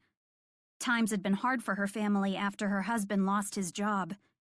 But after numerous phone calls and a lot of persistence, I'd managed to convince Dr. Wilton, a physician Will worked closely with on difficult cases that required extensive monitoring of the baby throughout pregnancy, to take on her case pro bono. What did Dr. Wilton say? I asked, too curious to wait for the final report to come in from their office. She said that she has no current concerns, and she doesn't think we have anything to worry about, but she wanted to follow me for the rest of my pregnancy, she explained. Dr. Wilton was so kind, Melody. I'm so thankful you were able to find her for us. Sometimes I wonder if you're an actual angel. I'm not sure you'll ever know how grateful I am for what you've done for me and my baby. My heart grew inside my chest, and tears pricked my eyes at her kind words. I do know, Bethany, I said through the emotion clogging my throat. And I'm so very happy your appointment with Dr. Wilton went so well today. Me too. Well, I'm going to head out of the office for the night, but I'll see you next week at your appointment with Dr. Cummings. Thanks again, Melody, she said. You're very welcome. Have a good night, okay? You too. I ended the call, and with a thankful, happy smile etched across my lips, I closed up shop for the night, shutting down my computer and heading out of the nurse's office. As I pulled my purse out of my locker in the break room, a white envelope sticking straight out of the middle pocket stared back at me. Fingers crossed this is my bonus for enduring the goddess cup of hell. I thought to myself as I dragged it out of my purse and slid my index finger underneath the seal. A folded white piece of paper with a key taped to the front sat inside. My mouth crested into a huge, goofy smile once I'd scanned the notes scribbled inside. Immediately, I pulled my phone out of my pocket and sent Will a quick text. Me. The weirdest thing happened to me today. He responded a minute later. Will. What? Me. While I was at work, some stranger put a note in my purse with a key to his apartment. Will. No shit. What did the note say? Me. Dearest Mel, meet me in my bed, naked, at 9:00 p.m. tonight. Will. He sounds brilliant. Me. I wish I could figure out who it was. I mean, he signed it, but his handwriting is complete shit. It might as well be a doctor's sig on a patient prescription. Will. Lol, my girl's got jokes. I love it. His girl. Will's girl. I felt like a complete sap for loving that so much. Me. So is dinner involved tonight? Or are we just doing the sex? Will. I'll pick up some takeout on my way home. I've got a board meeting at 7:30, but it shouldn't run too late. Me. I'll only agree if the takeout is pancakes. Oh, make it chocolate chip pancakes. Will. Pancakes? For dinner? Why was that even a question? Breakfast for dinner was the greatest invention ever. Me. Yes? Will. That's kind of weird. Me. Get with the program, Will. It's the best dinner ever. Will. Fine. I'll bring the pancakes. You bring that perfect little cunt. His words sent a shiver up my spine. God, I loved it when he talked dirty. Me. Deal. Will. And Mel? Me. Yeah? Will. She better be bared and spread out on my bed when I get home. Me. Or what? Will. Tongue lashings. Me. That's not a punishment. Will. I never said they'd lead to orgasm. Whoa, whoa, whoa. Hold the phone. I wanted orgasms. I wanted lots and lots of Will-induced orgasms. Me. Naked on the bed. Got it. Will. See you tonight. Since I had no desire to risk seeing Bill and Janet having very sexy movie time, I hadn't worried about grabbing a change of clothes from their apartment and headed straight to Will's place after leaving work, which explained my current situation. Stretched out on Will's leather sofa, clad in only his t-shirt and my panties, while watching television and simultaneously scrolling through Facebook. I wasn't really one to post a lot of things on social media, but I'd be a liar if I said I didn't enjoy reading everyone else's shit. As I swiped my finger across the screen of my phone, flying past boring statuses about people's dinner choices and wedding countdowns and blah, blah, blah, one post in particular had me pausing at lightning-quick speed. Patty Lister. OMG, who's watching The Doctor Is In right now? Are you seeing this? Is Dr. Obscene going to sleep with Emily? I hadn't watched an episode since that night at Klein and George's house, but for some insane reason, before I could stop myself, I had the remote in my hand, and I was typing in the channel that Will's docuseries was on. Instantly, his handsome face was on the screen. He appeared quite fucking cozy with a petite blonde nurse in a small alcove off to the side of the hospital hallway. His arm rested against the wall while he smirked down at her.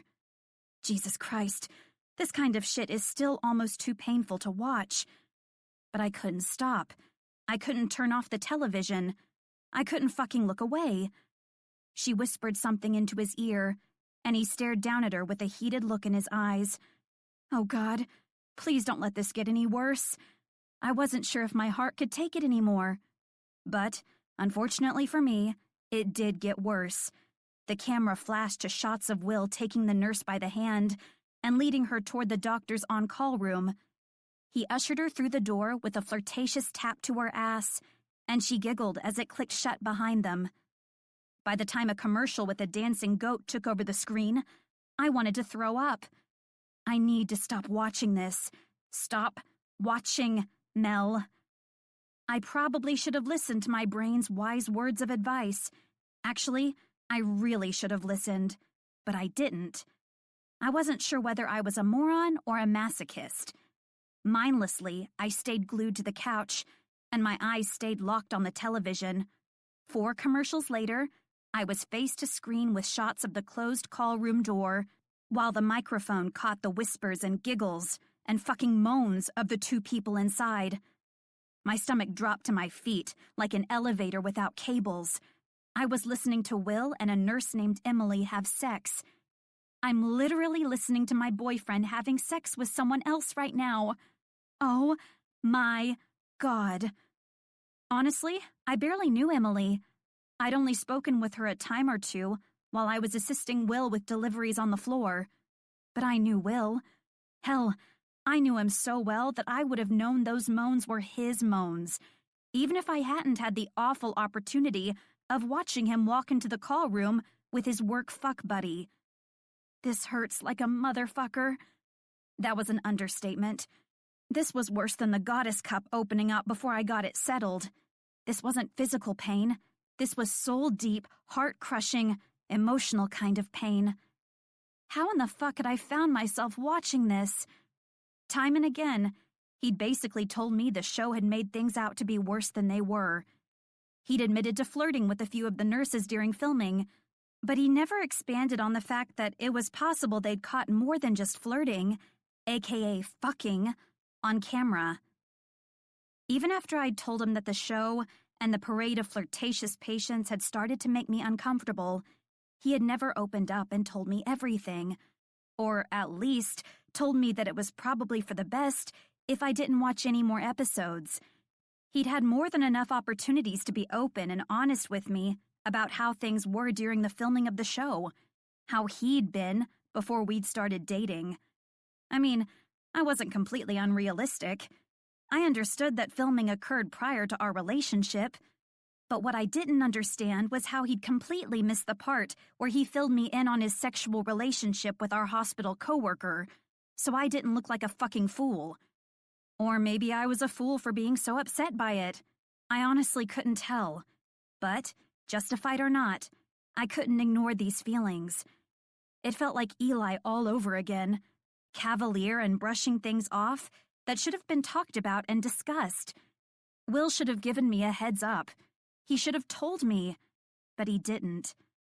I tried to take a deep breath and think for a minute. I didn't think he was out cheating on me, but I was upset. This felt exactly like the bullshit my ex used to put me through. The second I'd made the decision to end things with Eli, I promised myself that I would avoid getting involved with men who were careless with my feelings. God, what if this was why he didn't want to tell the people in the office? What if I really was just another work fling, one in a line of flings he'd been having for ages? Maybe he'd actually done me a favor. I would have looked like a fucking fool in public. Now, I only had to feel like a fool on the inside. Like a moth to a flame, my brain sprinted toward the irrational need of dissecting every single moment that had ever occurred between Will and me. Have I missed something along the lines here? Some kind of red flag?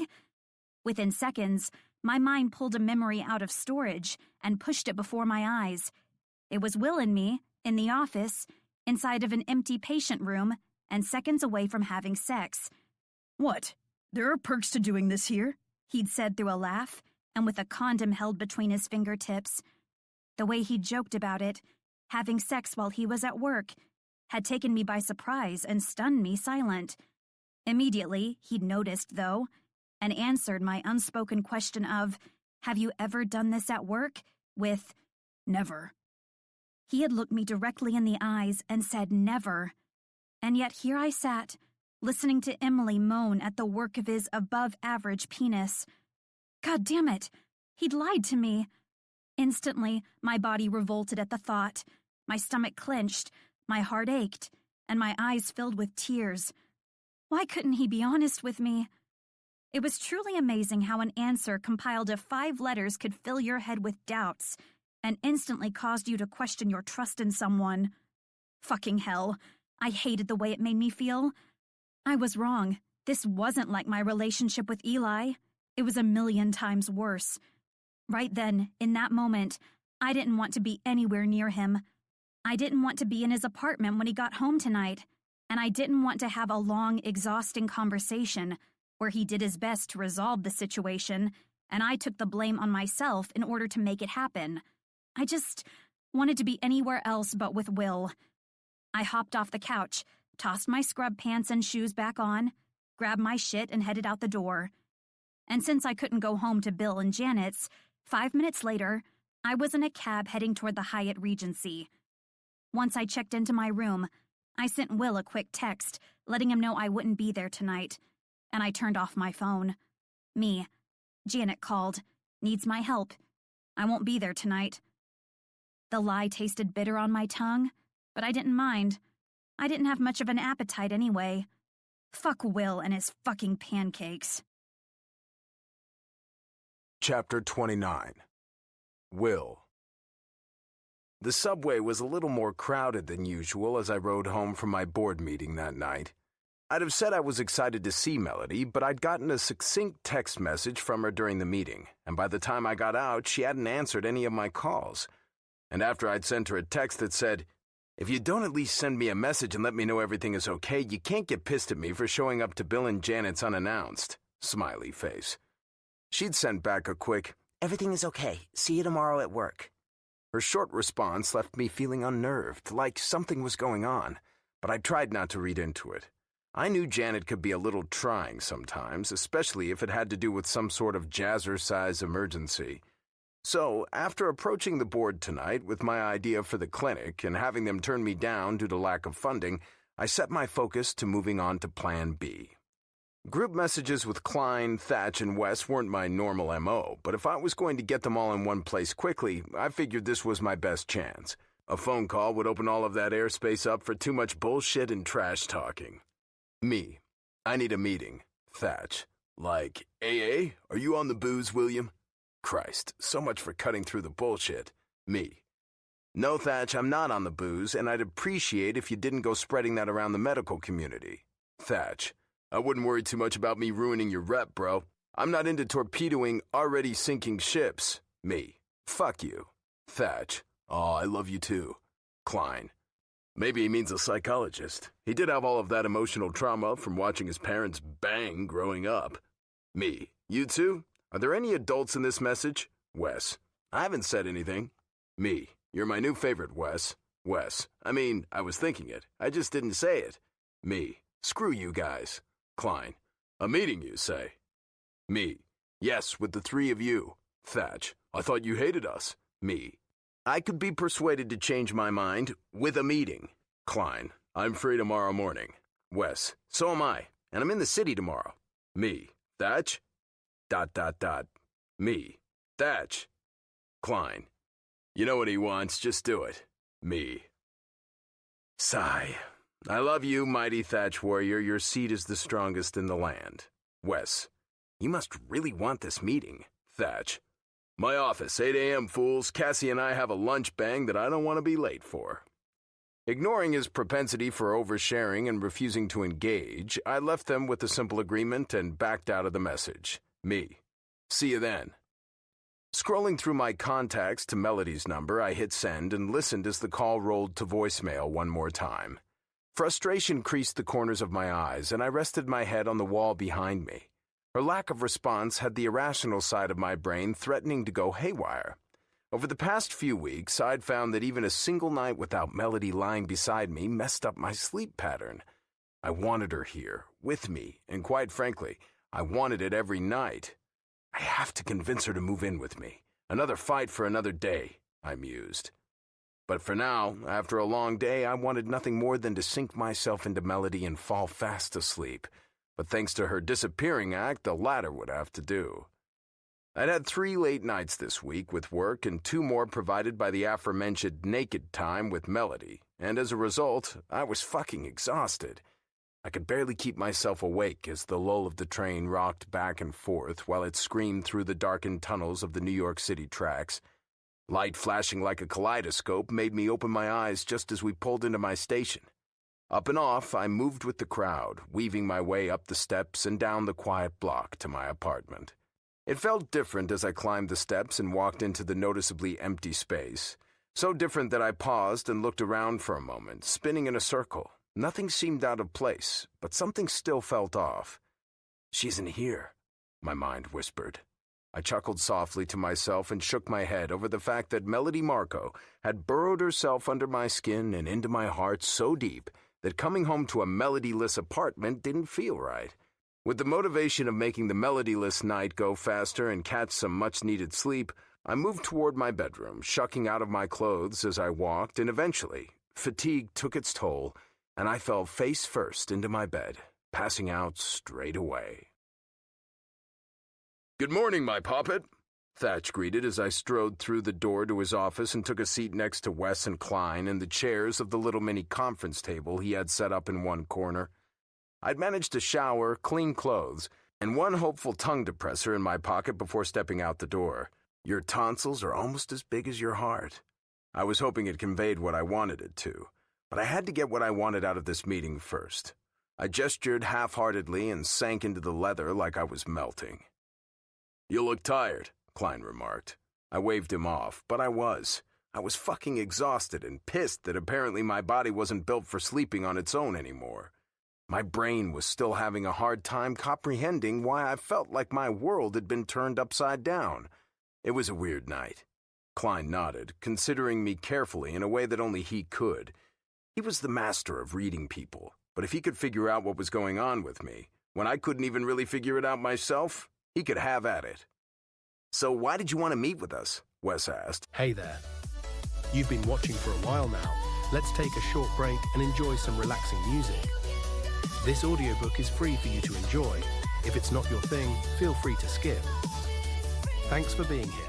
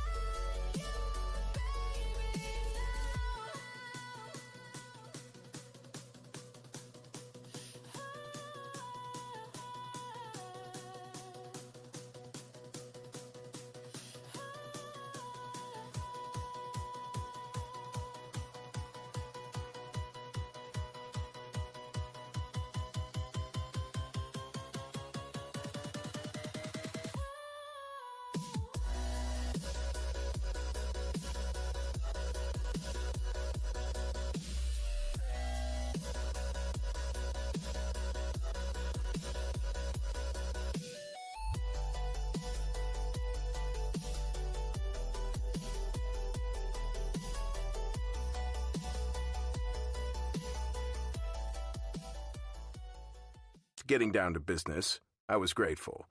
Straightening in my chair, I did my best to perk up and make my pitch sound at least slightly marketable. "I want to talk to the three of you about an investment opportunity." "Ooh," Thatch said. "Money. I like money.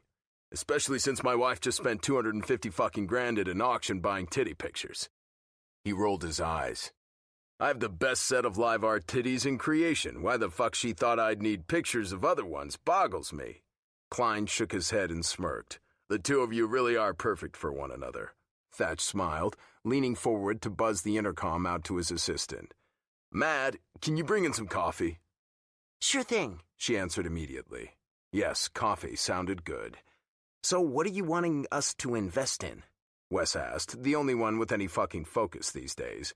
I figured it had more to do with his stepdaughter Lexi than anything. She was an on-task kind of kid, and I wasn't kidding. Lexi hadn't even reached adolescence, and she could solve advanced calculus problems. Her brilliant little brain never stopped. "Property?" Thatch offered. "A startup business?" Klein chimed in. "What is this, 20 fucking questions?" Wes griped. "Let the man tell us himself." I winced, knowing my prospect wasn't nearly as financially rewarding as those things, at all. But at the thought of Melody with these patients, women who needed her, I pushed on anyway. "Actually, it's a clinic." They stared. "A free clinic, with about zero chance of any financial gain." I shrugged and went for it. Probably a financial loss, to be honest. Thatch laughed outright. "Well, you've got balls." Klein smirked and leaned his elbows on the table. "And what's the purpose of this free clinic? If we're guaranteed to lose money, what's the draw here?" You'd be helping women, especially pregnant women who can't afford medical care, get it. Does this have anything to do with your girlfriend? Thatch asked. I tried to look innocent, but with the way he hooted into laughter, I knew I'd failed. I was wrong, she's got you by the balls. Klein smacked him, but he didn't look like he disagreed. I jumped to explain. Yes, this kind of patient outreach is Melody's passion. You should fucking see her with these women. But regardless of that, the city could really use one. There's a whole population of women out there who are underserved. I approached the hospital board, but they shut it down pretty quickly. Of course they did, Wes said with a chuckle. It's a money pit. Klein nodded. Yup, all they saw was a lovesick idiot. They don't know about my relationship with Melody, I corrected. Sorry, dude, Wes apologized. It's written all over you. Disheartened, I stood up from the table and reached out to shake all of their hands. I couldn't say I blamed them. They hadn't gotten the kind of money they had by going around blowing it on dead-end investments. They smiled and said their goodbyes, but none of them jumped up and shouted they'd be happy to give me their money. I'd have to figure out another way. Chapter 30. Melody. Spending the night in a hotel was fun and even a nice little reprieve from the real world when you were on vacation. But enduring a night in a hotel room after you'd watched, well, mostly heard, your boyfriend bang a coworker on his television inside his apartment with God knows how many other viewers? Yeah, that experience was fucking awful. I'd spent most of the night tossing and turning, and when I'd finally managed to fall asleep, my dreams consisted of weird mashups of what I'd witnessed on The Doctor Is In. My mind had played some seriously evil tricks on me, and I'd found myself wide awake and ready to escape the nightmares that hotel bed had brought before my alarm went off. Which explained why, for once in my always tardy life, I was on time to work. Groggy-eyed and numb from experiencing too many emotions in a 12-hour period, I shuffled into the office after I'd made a quick stop at my parents' apartment for fresh scrubs and a trip to Starbucks for a coffee with 3 shots of espresso.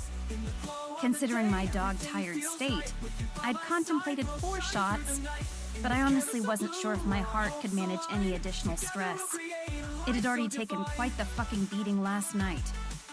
Once I set my stuff in my locker, I did my best to focus my brain power on getting the office ready for a full day's worth of appointments. But as I set up each exam room with fresh paper and medical supplies, I couldn't stop my racing thoughts. I couldn't stop thinking about that episode. I couldn't stop hearing the sounds Will had made behind the on-call room door. I couldn't stop remembering how easily he'd lied to me. Never, He'd said.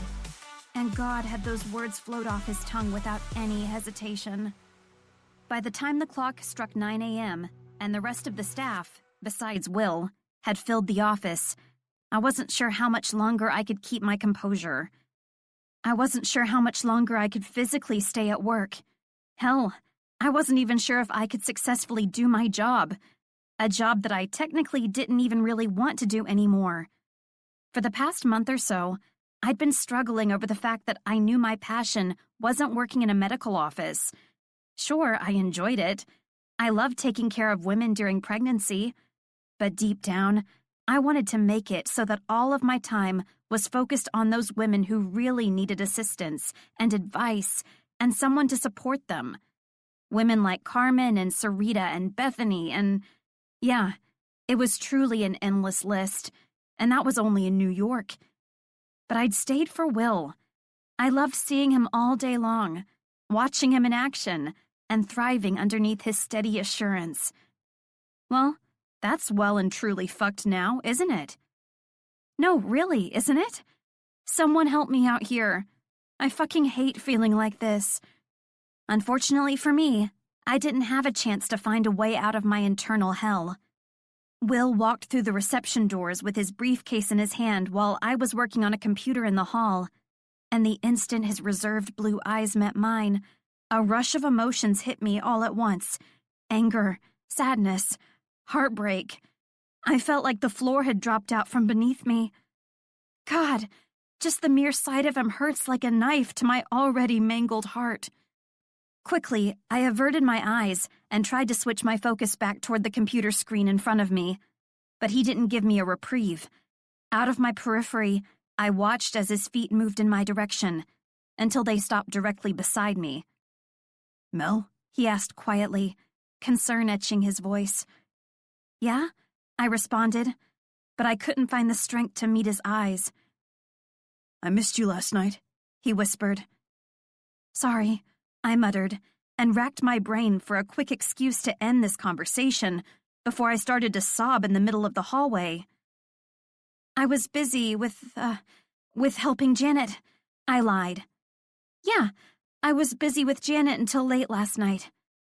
Shit, is she okay? Uh-huh, she's fine.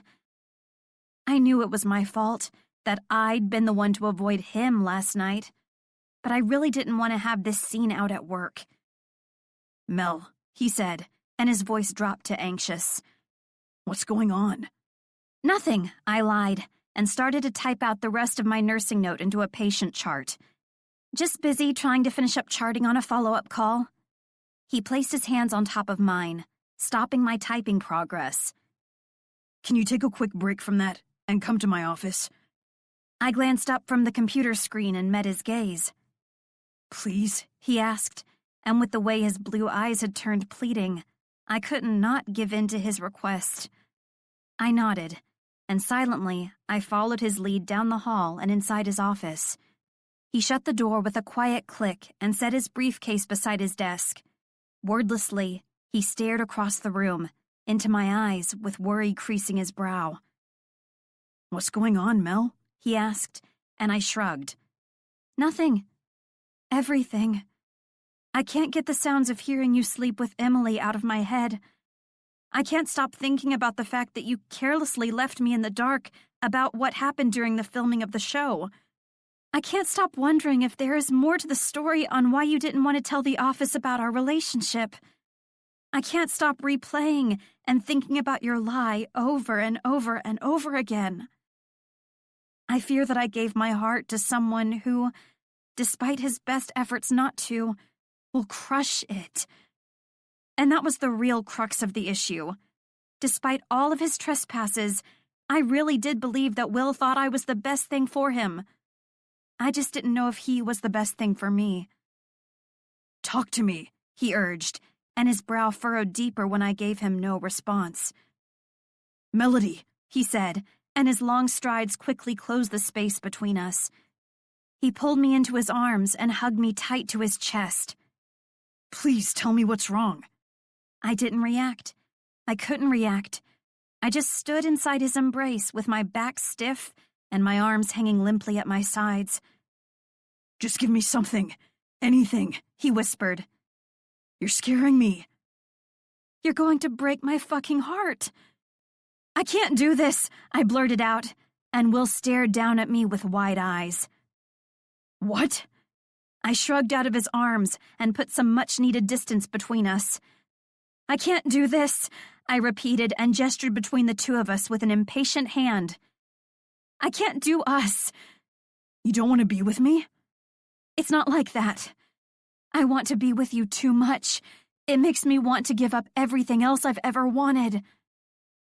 Then what is it like exactly? I don't think you're ready for a long-term relationship, Will, I explained, and his eyes squinted in confusion. I made a promise to myself that I wouldn't fall into the same trap I did with Eli. That was bullshit even to my own ears, but I went with it, to protect myself from him, and to protect him from the mess inside my head. His jaw dropped wide open, and a hint of anger tinged his already tired voice. I'm not Eli. I know you're not, but... But what? He questioned in irritation. You know I'm not him, but you're using your ex-boyfriend's fuck-ups against me anyway? Everything I'd been working so hard to contain bubbled up and boiled over. No, I said in a hostile tone. I'm using your fuck-ups against you. Outrage covered his face. When did I fuck up? I saw the episode, Will, I enlightened, and his back stiffened. You know, the one where you and Emily stepped into the call room for a little afternoon delight. No, actually, he smarted.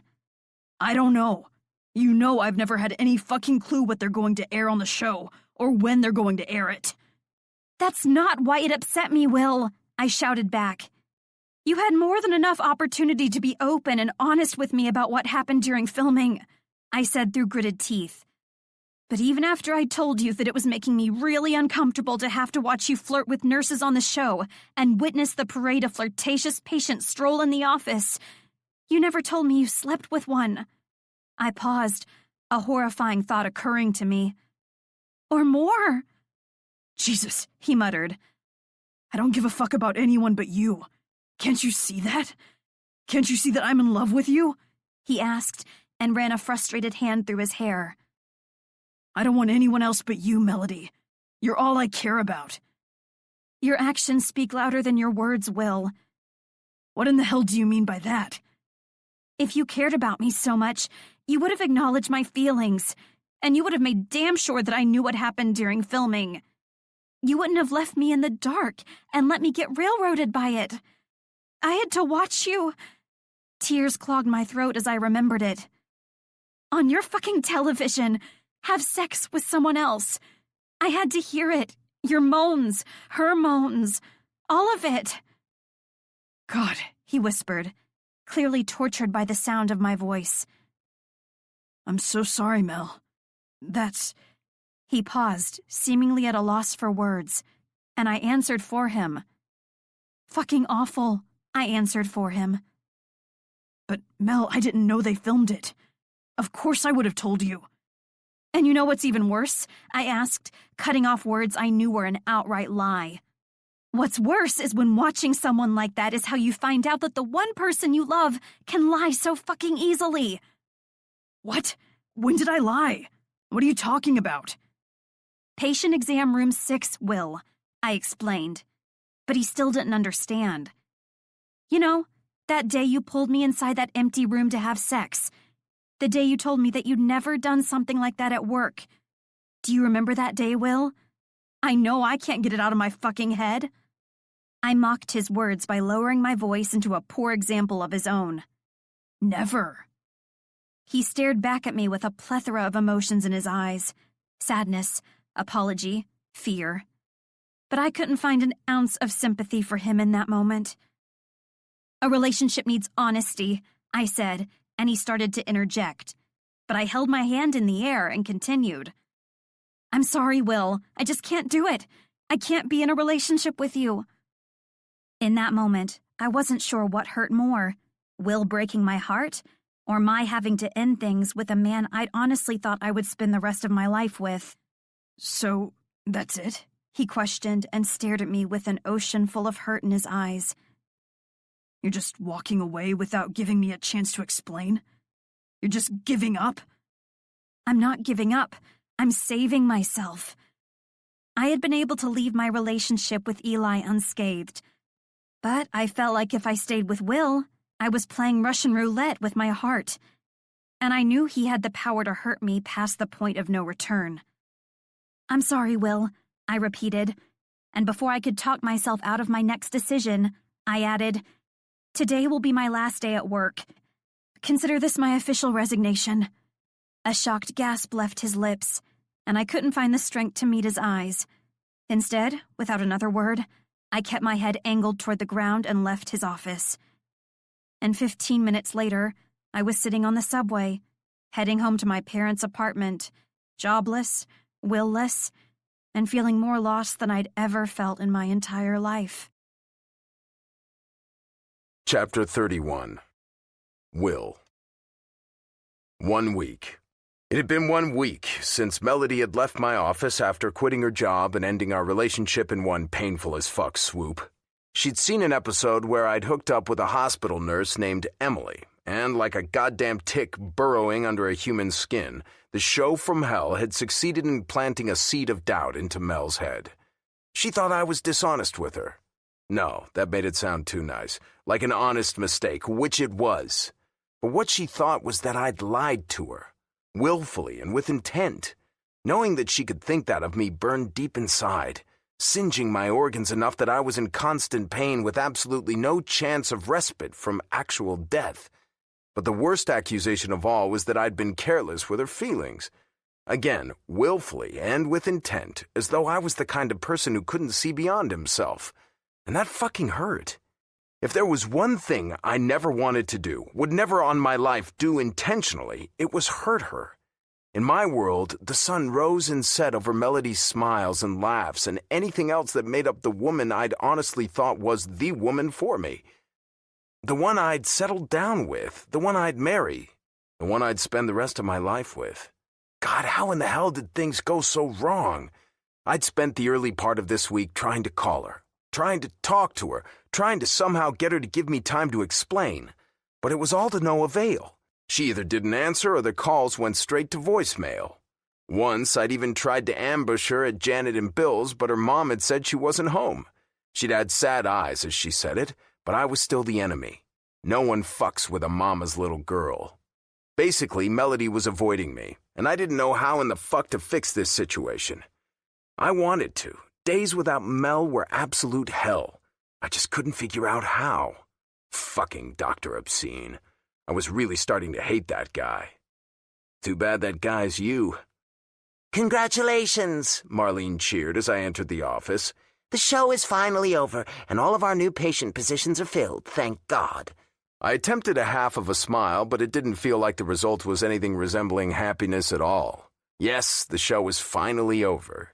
Yes, the focus would be shifting to Scott Shepard next week as episodes of the Dr. ER version of The Doctor Is In would start to air. But I'd had a taste of everything I wanted, everything I really hadn't been sure I'd find out in life, and now I'd never have it again. Melody officially wasn't my nurse anymore, and even more officially, she wasn't my girlfriend either. Fuck everyone and everything. Thanks, thanks. I shook my head and moved down the hall, but Betty didn't talk quietly enough to keep me from hearing the moment the gossip started up. God, he looks miserable. I knew that Lodi chick was bad news, Melissa chirped happily, like she'd won a prize or something. Goddamn rotten bitch. The whole reason I hired her on the spot was because she hadn't heard of the show. She wasn't lusting after him like all the other little tarts I met with. Clearly that backfired. She probably wanted him from the beginning, lied about not knowing about the show. Melissa proposed just because, without Melody here to defend herself, she could. Going crazy from the comments, but having literally zero energy to deal with them, I ducked inside the break room instead of going all the way to my office, tossed my briefcase down on a chair, and sank my face into my hands. Fucking shit. I don't want to live like this anymore. Up and down, I scrubbed at the skin as if it could erase every miserable thing that had happened in the last week. The show, the goddamn breakup, life here, without her. I hated all of it, and this one fucking week felt like it had lasted a year. Frustrated that I couldn't get any relief from the terrible ache in my chest no matter how hard I scrubbed at my face, I snatched my briefcase from the chair and turned to leave the room when bright blue and pink icing caught my eye. A cake, celebrating the end of the show. Congratulations, Dr. Cummings, it read. Dr. Obscene has come to an end. Cute. Obviously, I wasn't in much of a mood to gorge on sugar and celebrate the ending of a docuseries that had pretty much ruined my life. All of the rage inside me built and broke at once, raising my arm with my briefcase up above my head involuntarily and bringing it down roughly, right on the cake. Icing and perfectly moist crumbs shot out the sides and sprayed the fabric of my pants, the table, and everything else within a 3-foot radius. All of the women came running. Marlene was actually the first to slide through the door and start to cackle hysterically. Oh dear, Betty remarked. Melissa and Beth just stood there, hands to their mouths. Done with it all, I grabbed my icing-coated briefcase and headed back for the door. I'm taking the day off. Melissa started as I shoved past her, forcing her to pull her body up and out of the way to avoid getting coated in icing. But what about your patients? I don't care, give them to someone else. And I didn't. I couldn't have cared fucking less in that moment if I'd tried. Funny, I thought. That damn show tried so hard to fuck up my career and failed, until the last episode, where it broke 2 people's hearts. Chapter 32. Melody. My life had been reduced to 6 cardboard boxes. Sound familiar? Well, it was familiar, only this time I was moving out of my parents' apartment. It had been 2 weeks since I'd last seen Will. 2 weeks since I'd quit my job at his practice and ended our relationship. Time had nearly stood still for the first few days. They'd gone about as awful as anyone could imagine they'd go for a 29-year-old woman, fresh off of another failed relationship, jobless, and still living with her parents. But eventually, after I'd had time to isolate myself from the world and lick my wounds to a tolerable level of pain, I'd found a way to pick myself up off of the floor and put myself back on shaky, unstable feet. It had taken baby steps, but slowly and with determination, I found things to focus on, things to fill my days so that my mind didn't have much time to think about Will. And it had worked for the most part, besides when I'd lie in bed at night, without the warmth and comfort of his arms. It was those quiet, lonely moments when I'd realized just how much I missed him, just how much I still loved him. But before I could do something rash like show up to his apartment and beg for him to take me back, I'd remembered just how much he'd hurt me, how much I'm willing to give up for one of his stupid smiles. And that was still a very present reminder of why I needed to look forward, to move on. My frugal money habits had turned out to be a positive force. Before quitting my job, I'd managed to save enough funds so I could put down a deposit on an apartment in Soho. Of course, I was renting for cheap from a friend of the family and had only enough reserves to pay bills for 6 months until I figured out what my next career step would be. But it was something. I wouldn't say life was good, but I was doing everything I could to make it better. "Melody," my mother said as she peeked inside her workout room, where I was putting the last of my clothes inside an empty box. "Do you want me to box up the microwave for you?" I smiled and shook my head. "Thanks, Mom, but I don't need your microwave." She'd been at this line of questioning for the past 2 hours. Like clockwork, every 15 minutes, Janet would peek past the door and try to give me something from their apartment. First, it was the coffee table.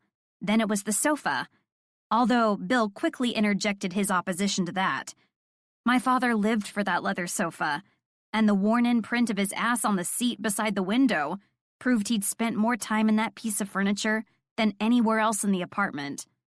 Basically, she'd been trying to give me everything but the kitchen sink, though I wouldn't have been surprised if she eventually offered to pack that up in a box, too. Janet sighed and leaned her head against the doorframe. "I just want to help you somehow." "Mom, you've already helped me enough," I said with a thankful smile. "Don't worry, I'm a big girl. I'll be just fine on my own." "I guess I should just be happy that you're only moving a 20-minute subway ride away, instead of all the way across the country." I grinned. Exactly. She slid open the door and walked toward me with a small white envelope in her hands. "Here," she said as she held it out toward me, and I tilted my head to the side in confusion. "What is this?" "Just a little something your father and I wanted to give you." "Mom, seriously, you guys don't—" She cut me off with a raise of her hand. "We do, actually. We want to give this to you." I stared at the envelope. "I know it's money, Mom." "Yeah, so?" She shrugged. "We're proud of you, Melody. And we just wanted to give you a little extra funds so that you have the time to find a job that you really love." Wow, I don't know what to say. "You don't need to say anything right now," she said with a soft smile. "Because there's actually someone here to see you." "Will?" My heart jumped into my throat at the mere thought of his name, but then it quickly plummeted to my feet when the person who replaced my mother in the doorway wasn't him. "Need any help packing?" Georgia asked with a friendly grin and a motherly hand resting on top of her belly. "What are you doing here?" I asked, and hated that my voice held a hint of disappointment. She shrugged. "Just wanted to make sure you're okay." "Did Will send you here?" The words flew from my lips before I could stop them. Jesus, why couldn't my heart realize Will and I were done? "No." She shook her head, but I didn't miss the faint spark that brightened her eyes and had her lips cresting into a soft smile. Actually, Will didn't send me. I'm here because, even though you and my brother are no longer together, you're my friend, and I want to be here. Even though Will and I had broken up, I'd kept in contact with Georgia and Cassie, mostly through text messages and phone calls, but also because those two were persistent as hell. So, it wasn't a surprise that she knew I was getting ready to move, but it was a bit of a surprise that she'd shown up, offering to help me move. Packing up boxes and moving shit didn't seem like the kind of strenuous activity someone who was 4 weeks away from her due date would want to engage in. I searched her expression for an answer, and the nervous rap of her fingers against her belly had me wondering if she was here for more than just support. That's, really sweet of you, I answered, but I really wanted to ask if this was some kind of ploy to get Will and me back together. She flashed a knowing look. You don't believe me. I guess I sort of believe you. Honestly, I wasn't 100% certain. But considering Georgia had schemed a few times just during the short time Will and I had been together, I wouldn't put anything past her. Trust me, I don't do favors for my brother. She giggled nervously, and my eyebrows quirked up. Bingo. She was definitely here to be Dr. Relationship and try to fix what had already been broken. I grinned. You really are a terrible liar. Ugh, she groaned. And I thought I was getting better at it. I laughed at that, and she offered an apologetic smile. Look, she explained, and sat down in my favorite cozy reading chair that had been pushed haphazardly aside to the front of the room. I'm here for both you and Will. I flashed a skeptical look, and she held both hands in the air. I'm being completely honest. So you're here to convince me to get back together with your brother? She grinned. Well, sort of, but mostly I'm just here because I wanted to make sure you were okay. Promise? She nodded, and this time, as her eyes softened and creased at the corners, I believed her. So where did you end up renting an apartment? I got real fucking lucky, I answered. A friend of the family has offered to let me rent out one of their many investment properties in Soho for an insanely low rent. That's amazing! I know, right? I agreed as I used packing tape to close the filled box. I'm excited to have my own place again. I couldn't imagine having to move back in with Dick and Savannah after being on my own. Trust me, it's fucking terrible, I said with exasperation in my eyes. Honestly, I think Bill and Janet could give Dick and Savannah a run for their money in the inappropriate department. Georgia laughed. That's almost hard to believe. My mother is literally the most inappropriate person I know. I grinned. Believe me, it's no wonder they're friends. I couldn't deny it made me feel sad to think of how well our families got along. Deep down, before Will and I had broken up, my heart had already been convinced that we were a forever kind of relationship. He misses you, you know, Georgia said into the quiet room, and I glanced up to meet her eyes. He's been a complete mess since you ended things. I wish things were different. I know from personal experience that sometimes things aren't always what you think they are. I tilted my head to the side, and she smiled softly. Klein and I, she explained. Before we got engaged, I'd ended things with him out of assumptions. They were very, very wrong assumptions. And luckily for me, he didn't give up on us. He fought for you guys to get back together? She smiled like a woman who was madly in love with her husband. Like you wouldn't believe. The sad thing was, despite my happiness that Klein and Georgia had managed to find their way back to one another, all I could think was that if Will had been trying to fight for me, for us, I hadn't even given him the opportunity to do so. Since the moment I'd left his office, I hadn't answered a single one of his phone calls, texts, and one night, when he'd stopped by my parents' place, I'd made Janet tell him I wasn't home. And the worst part of it all, I hated how miserable it made me feel. I hated that there was a tiny little voice inside my head that whispered, "Did I make a mistake?" Chapter 33. Will. Head down, writing out a prescription for the patient I'd just finished with, I'd successfully talked myself out of tanking my entire fucking life for a woman. Granted, she wasn't just a woman, she was the perfect fucking woman, but I wasn't going to think about that right now because when I thought about Melody, I got pissed. And after 7 days had passed without a returned call or text or fucking email from her, I realized that I had to go back to the drawing board and think of something else that would convince her to let me explain. An "I can't live without you" gesture of some sort, but fuck if I knew what that entailed. Mel deserved more than just me standing in front of her door with something cliché like flowers that she couldn't even enjoy unless she wanted to break out in hives. Melody deserved the world, and that's exactly what I wanted to give her.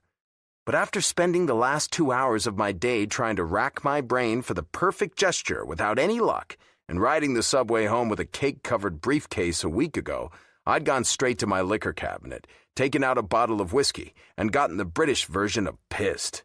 So fucking sloshed I couldn't lift my hand to pick up my cell phone. A cell phone I would undoubtedly have used to make a fool of myself if she happened to answer my call. So sloshed that all this goddamn pain hurt less, if only just a little. A week later, and the only step I'd managed in progress toward getting her back was step 1 of 12, where I put down the fucking bottle. I was just ripping the paper off of the pad and pushing myself to stand when Thatch, a shit-eating grin on his face, stepped through the door. "What are you doing here?" "How the hell did you get back here?" Klein stepped through the door after him, followed by Wes, and my eyebrows pulled together even closer. Wes rolled his eyes at my question. Are you kidding? All that stupid giant has to do is wink, and women let him do anything. Klein nodded. "Even after several case studies, I still don't understand it." Thatch flashed a grin and smiled. "Come on, this face could sell fake titties to a nun, son."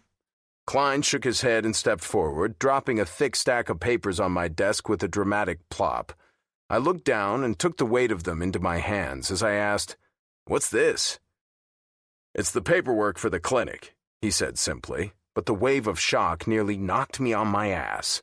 "Huh?" I squinted my eyes together in confusion. "The paperwork for the..." Did he just say clinic, as in Melody's dream clinic? "Clinic," Wes confirmed.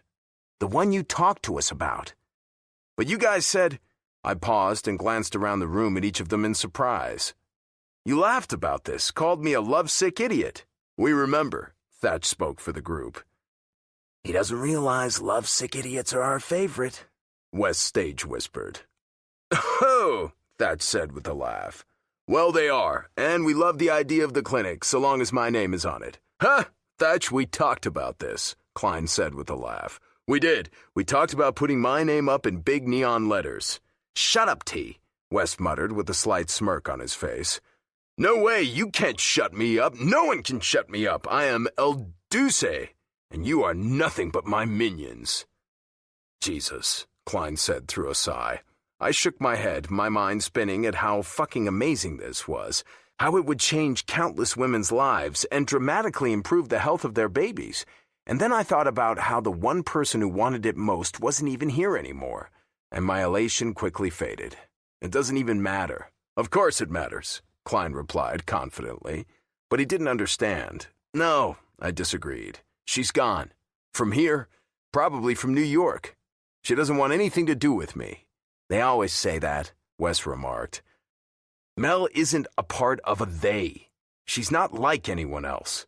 When she said she was leaving, she meant it," I said, and fuck, the words tasted bitter on my tongue. "Believe me, I've spent the last 2 weeks of my life trying to get her to talk to me." "They always fucking mean it," Thatch boomed, holding out his hand toward me and looking to the others in a gesture of, "Do you believe this guy?" "But they very rarely want it.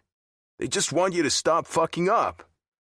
Somehow, for some insane reason, I found myself looking to Thatch, of all people, for advice. "And how do I do that?" My voice sounded desperate even to my own ears. "You don't, you're a dude. But you can work out a system where your fuck-ups line up with her tolerance, and everything comes together in a neat little package." "Start by opening the clinic," Wes advised. "We did already do all the paperwork," Klein mused. "And ponied up the money," Thatch added. Was it all that simple? Could a new medical facility and an honest effort on my part make it all better? Was it the big gesture?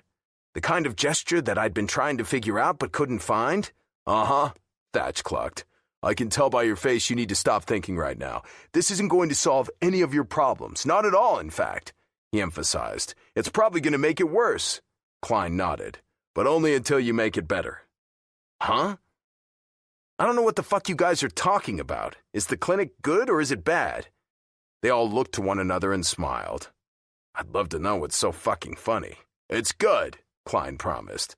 But there's a chance she's going to be pissed about it. But that only lasts until you can convince her it's a symbol of what you're willing to do for her. You see, William, Thatch cooed, women are very complicated creatures. I flipped him off. Klein looked to the others and nodded to the door. We'll get out of your hair. Just look through the paperwork and think about it, okay? Me think about it? I asked. You guys are the ones who are going to lose money. Thatch turned back as he was moving through the door, his hands going to the top of the frame so he could lean back in. He filled the entire space. Some things, young William, are worth the money, he said, and followed it up with a wink and a smirk. Plus, we could all use the tax deduction in the form of good charity and the ultimate gesture. As they all filed out, giving waves and jerks of their chins, I looked down at the stack of papers on my desk and read the first few lines. Those do-gooding bastards, I muttered. The absurd amount of money they'd each pledged to the formation and operation of the clinic blinding me with the reality.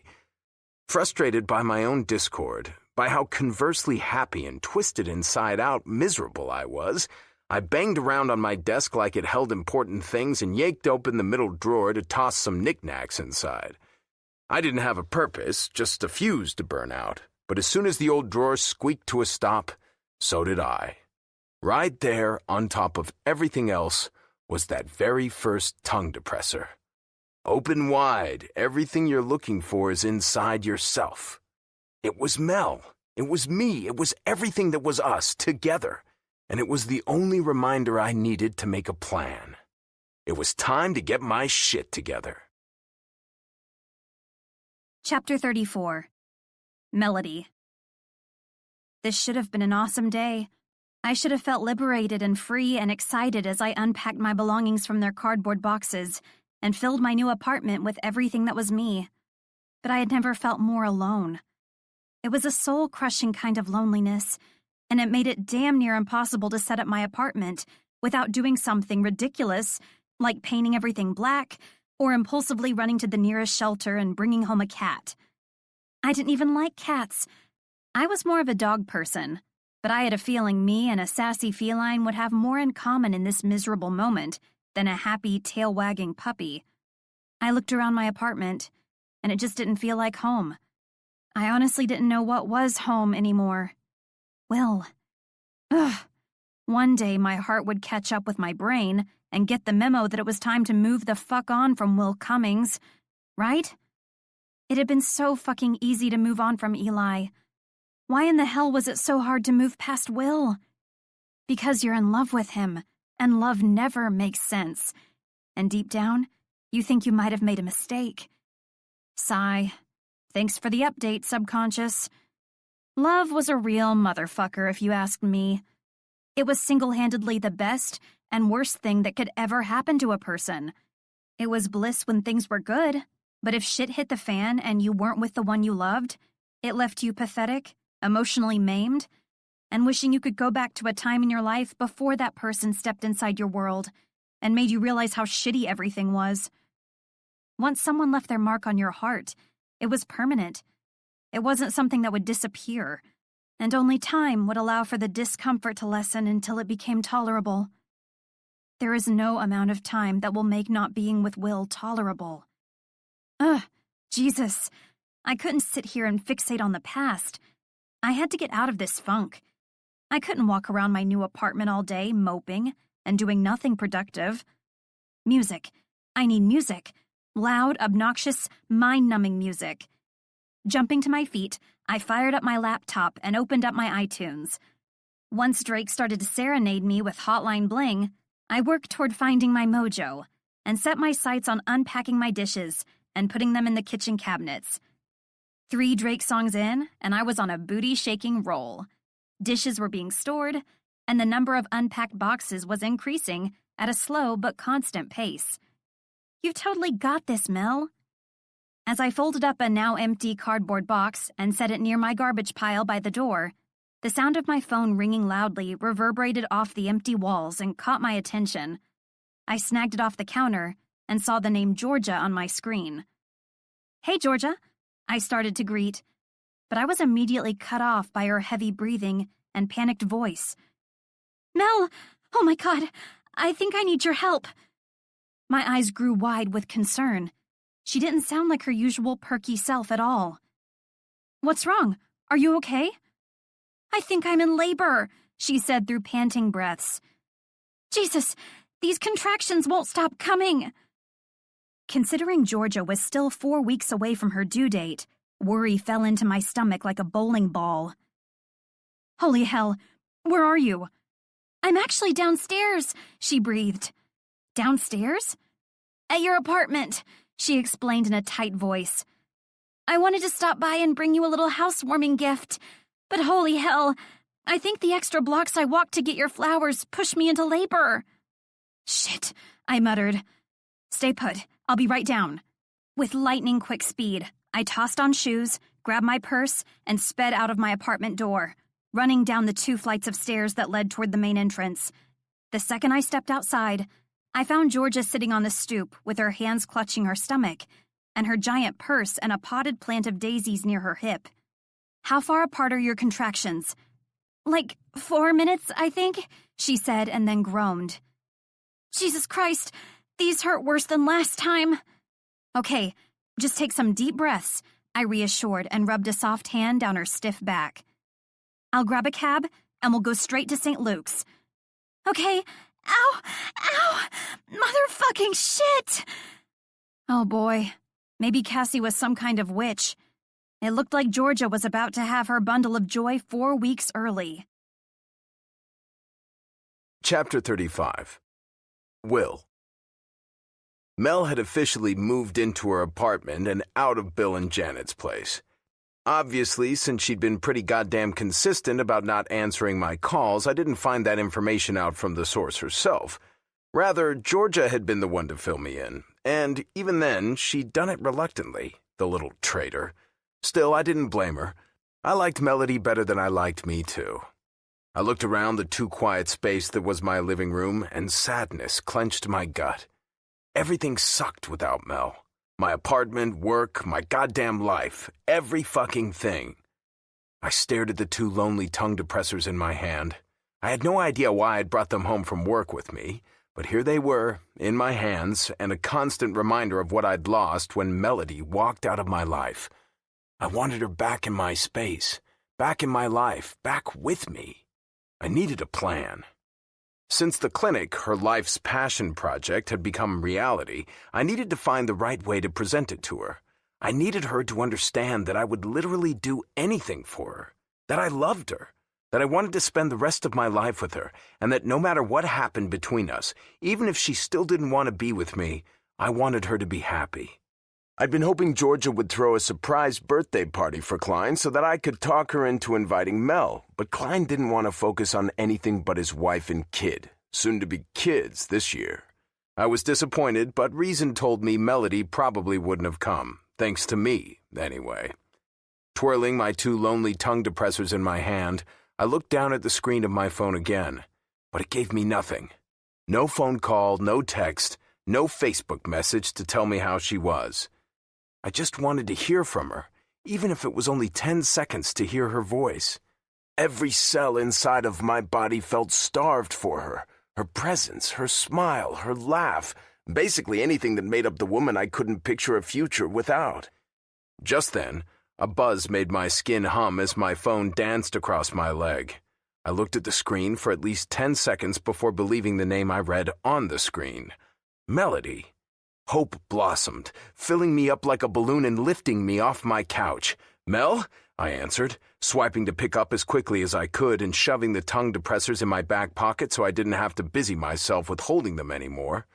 "Will, it's—" "I'm so glad you called," I interrupted, because fuck it, I'd always regret not putting my heart on the line. I already regretted having not done it sooner. I fucking missed her.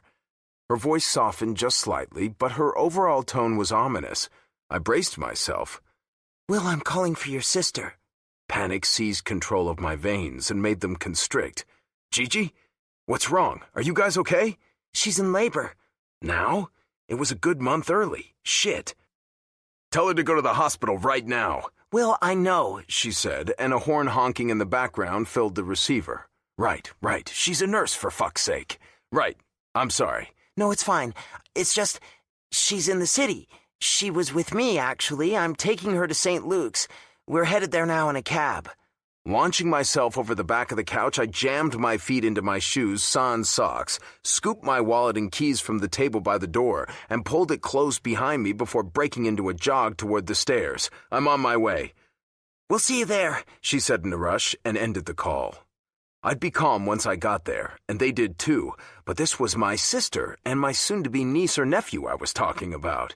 The more moving I did until then to keep me occupied, the better. Down the stairs and through the lobby, I didn't even pause until the heavy glass door to the outside made me. Forcing it open as quickly as I could, I maneuvered my way through the small crowd in front of my building and broke into a jog. The hospital was 10 blocks away, but completely unwilling to wait for a cab or the subway, I ran every single one. Gigi! I yelled as soon as I spotted her in the waiting room at St. Luke's. They'd gotten her into a chair and Melody was with her, but I didn't understand why the fuck she wasn't back in a room yet. Oh, Will, my sister sighed. Thank God. What's going on? Are you okay? I asked rapid fire, brushing her little blonde ponytail off her shoulder. Is Klein on his way? Melody did her best to comfort me and take some of the pressure off of Georgia simultaneously. She's okay. I tried to call Klein on the way, but it went to voicemail, so I left a message, she explained and glanced down at my sister. But she wouldn't let them take her back to a room until you got here. That was weird. Why the hell not? Georgia? I just panicked, Will. She shrugged but kept her hands tightly clutched to her belly. I guess I just wanted you here first. Of course, I told her with a reassuring squeeze of her shoulder. I met the eyes of the nurse on call, Gina, and signaled that I was going to take her back to a room. She nodded and picked up her phone as it rang. Moving around Georgia's wheelchair, I took the handles at the back and started pushing her down the hall. Gina covered the mouthpiece on her phone as we passed. Room 16 is open, she advised. Thanks. Down the hall and into room 16 in no time at all, I wheeled Georgia to a stop, locked the wheels, and then lifted her up and out of the chair and onto the bed. Will, she yelled, you don't have to carry me. Too late, I told her as she settled. I moved to the corner to grab the fetal monitor, but Melody was already there, bringing it over.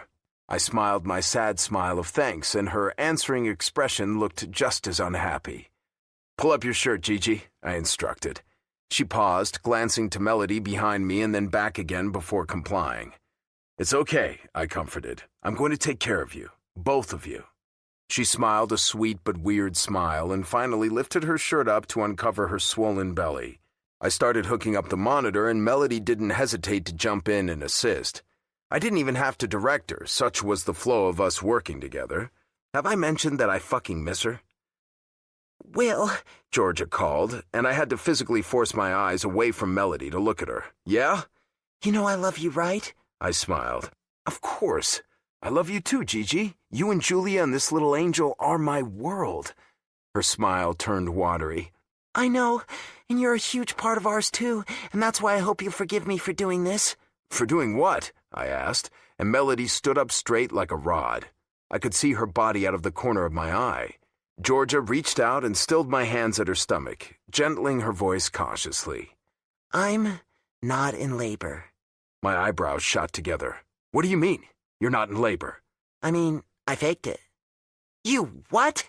Melody said at an earshout. Georgia's face pinched, the absolute picture of anxious as she fast-talked to explain. I'm sorry. I know it was a really terrible thing to do to both of you, but I just want you together so bad, and you weren't talking at all, and I'm about to have this baby, and I can't deal with all of this discord. And now that Melody is my friend, I can't be objective, and the two of you have been stupid, and you need to talk. She gasped for air, and my eyes widened. Good God, that's a lot of information, I remarked as I got my bearings. Melody stood beside her, breathing heavy and looking directly at me, and the pressure of it all came crashing down. I turned my back to both of them, covering my eyes and trying not to lose my mind. My body didn't know how to cope with the mix of emotions. Frantic that Georgia had faked labor, relieved like all hell that she and the baby were okay, and crazily enough, even hopeful that I might actually have a chance to sort things out with Melody. All of it banged and swirled as my adrenaline crashed, and the sudden change in my chemical makeup made me feel like I might pass out. Understandably, with all of that going on inside me, I didn't notice when Melody reached forward and pulled the tongue depressors out of my pocket. Only half of the stick fit inside, so the other half was sticking out, and my little mental breakdown had given her enough time to notice them. What are these? She asked from behind me. The tremor in her voice made my heart jump as I turned around. Mel? What are these? She repeated, angry tears now moistening the whites of her eyes. Now or never, Will. Georgia, the little schemer, nodded encouragingly behind Mel's back. I didn't have to speak out loud for her to know what I was thinking. Will, Melody called, demanding my attention by shaking the tongue depressors almost violently. I asked, what are these? Finally, I sighed, shrugging out a hand at the stupid things. What do they look like? Georgia pursed her lips and shook her head rapidly behind her. Not a good start, you idiot. Sorry, I've just been holding on to both of them for a while, I corrected, softening my voice to something much more appealing. Why? Melody questioned. What were they for? Well, I paused. That one, I gestured to the one in her left hand that read, "Open wide, everything you're looking for is already inside of you," is the first one I ever wrote for you. Before the bouquet, before the first date, right after you turned me down, actually. I found it in my desk the other day. I laughed with a little self-deprecation. I wrote it for you, but I never realized I might need it for me. For you? She stuttered. Why'd you need it? I thought it was obvious, I muttered. She shook her head. I stepped forward and grabbed her hands as I said my next words. Mel, I love you. Don't you know I've been lost without you? Chapter 36. Melody. I've been lost without you. God, I knew the feeling. The pressure inside of my chest made it feel like my heart was either attempting gymnastics or planning an emergency escape route from my body. My heart wants Will. Nothing had been the same since I'd broken up with him. I missed his laugh and his smile, and the way his sense of humor always turned my day on its axis and pointed it directly at the sun. I just missed him, and my gut instinct told me that no amount of time would ever make that feeling go away. But he'd hurt me. He'd hurt me really fucking bad. You hurt me so badly, Will, I whispered, and a pained expression formed his lips into a tight line. I know, he acknowledged with apology in his voice and remorse in his eyes. I'm sorry I hurt you, Mel. God, you have no idea. The idea that I made you feel like I was hiding things from you, or I was being careless with your feelings, hasn't stopped tearing me up inside. I don't want to hide anything from you. I want to share everything with you. My life.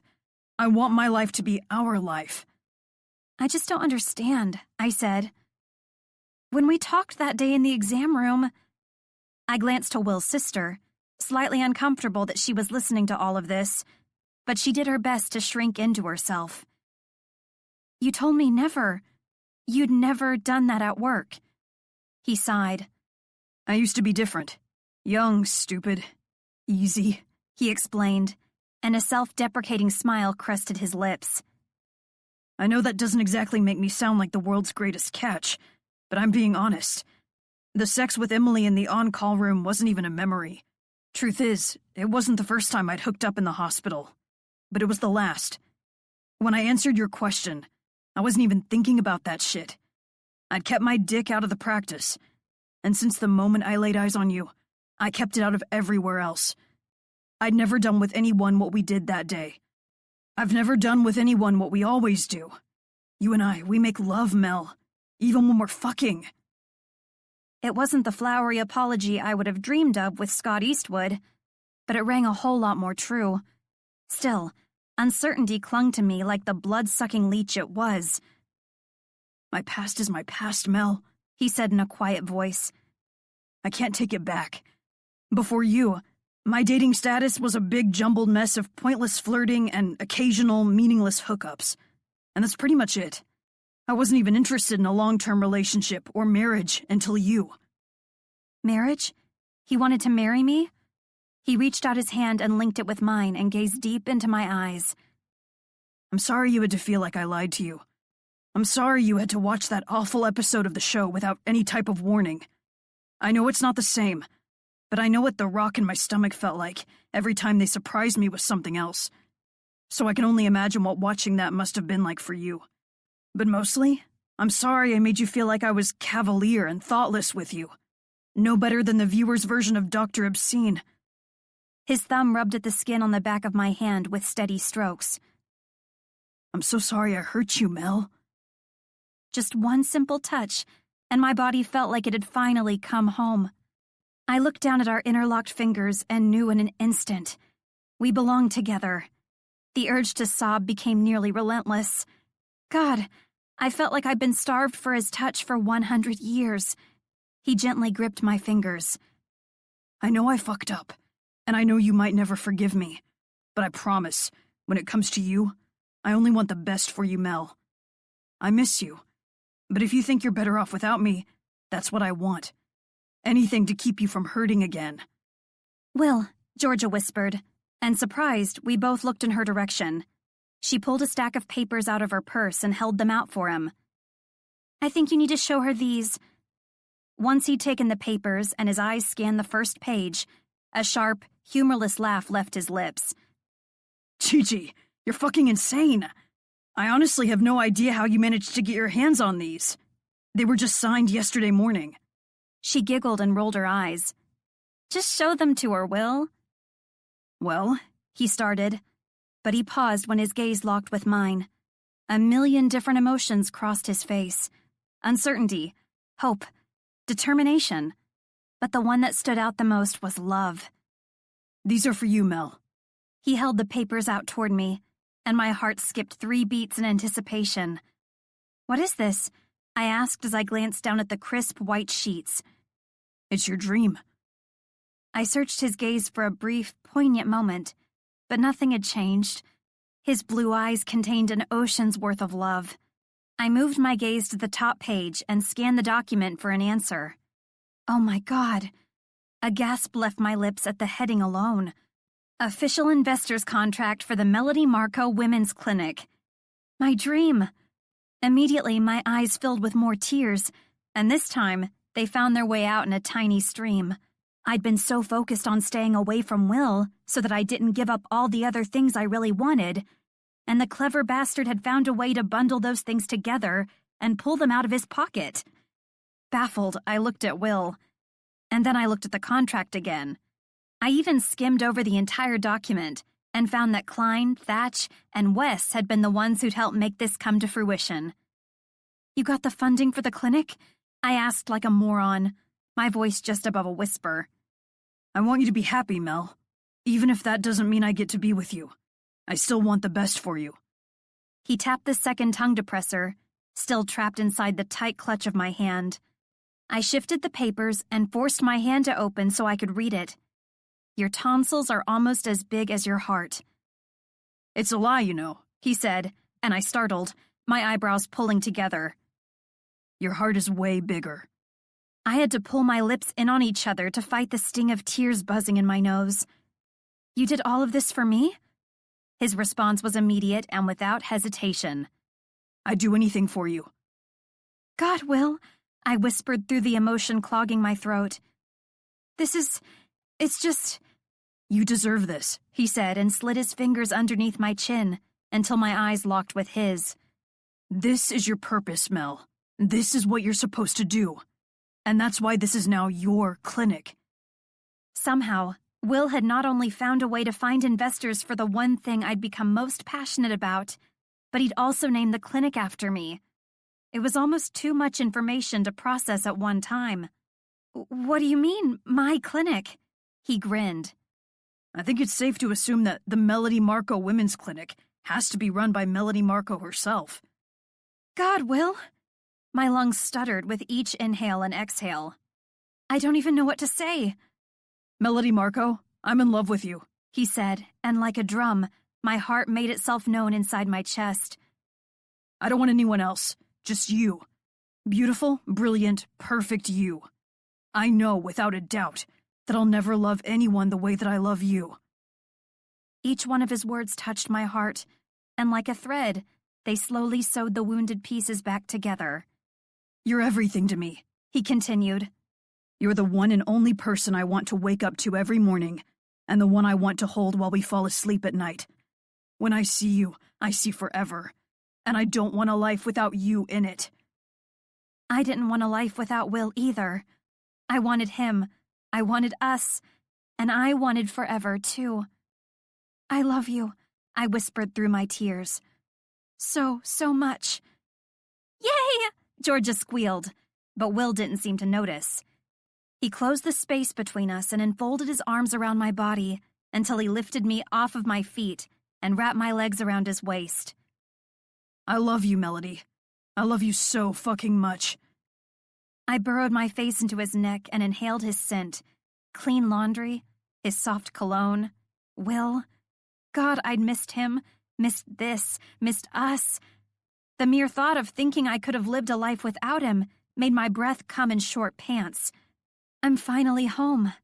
I leaned back, and when my teary gaze met his, he asked, So, are you going to accept the position to run the clinic? I giggled through my tears.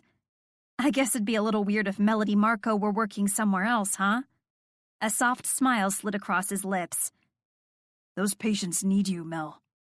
And I need those patients, I stated and wrapped my arms tight around his neck. But there's something else I think I need even more. What?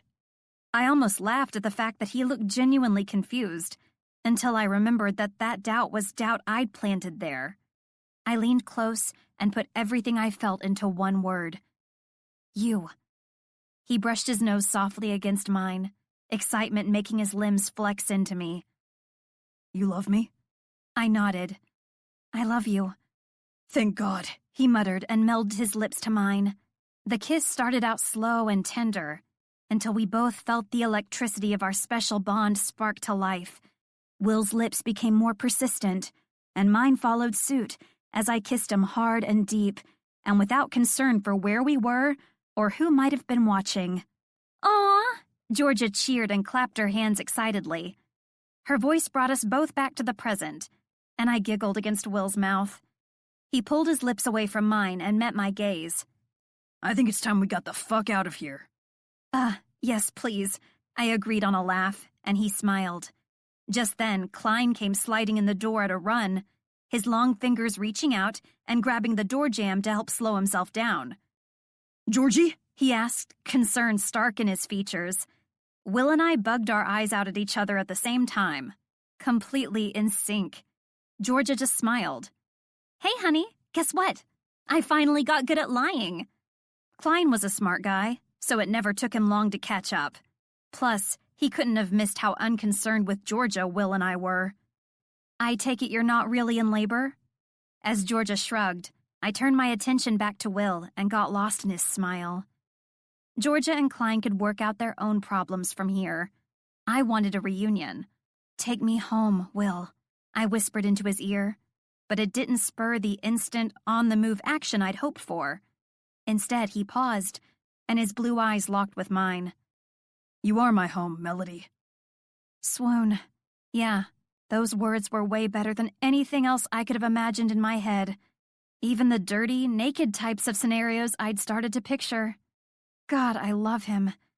I pressed a gentle kiss to his lips and whispered against his mouth, Ditto, Doc. Epilogue. Will. No.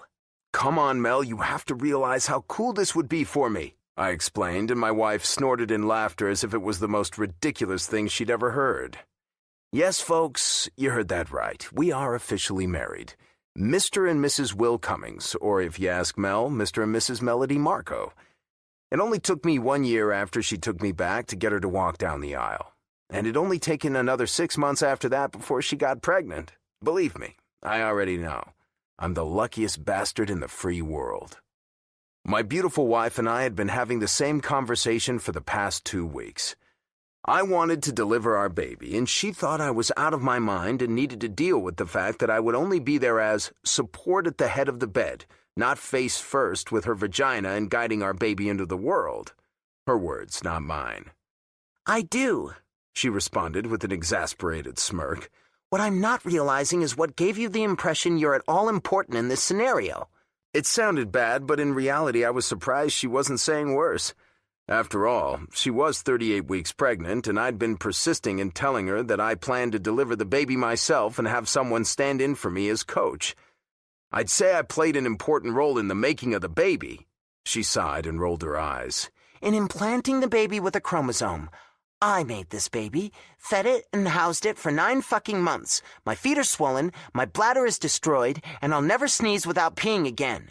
Mel, I said, smiling so big I thought my face might split in two. She was very nearly miserable, but she was still as lovable and beautiful as ever. And she was all mine.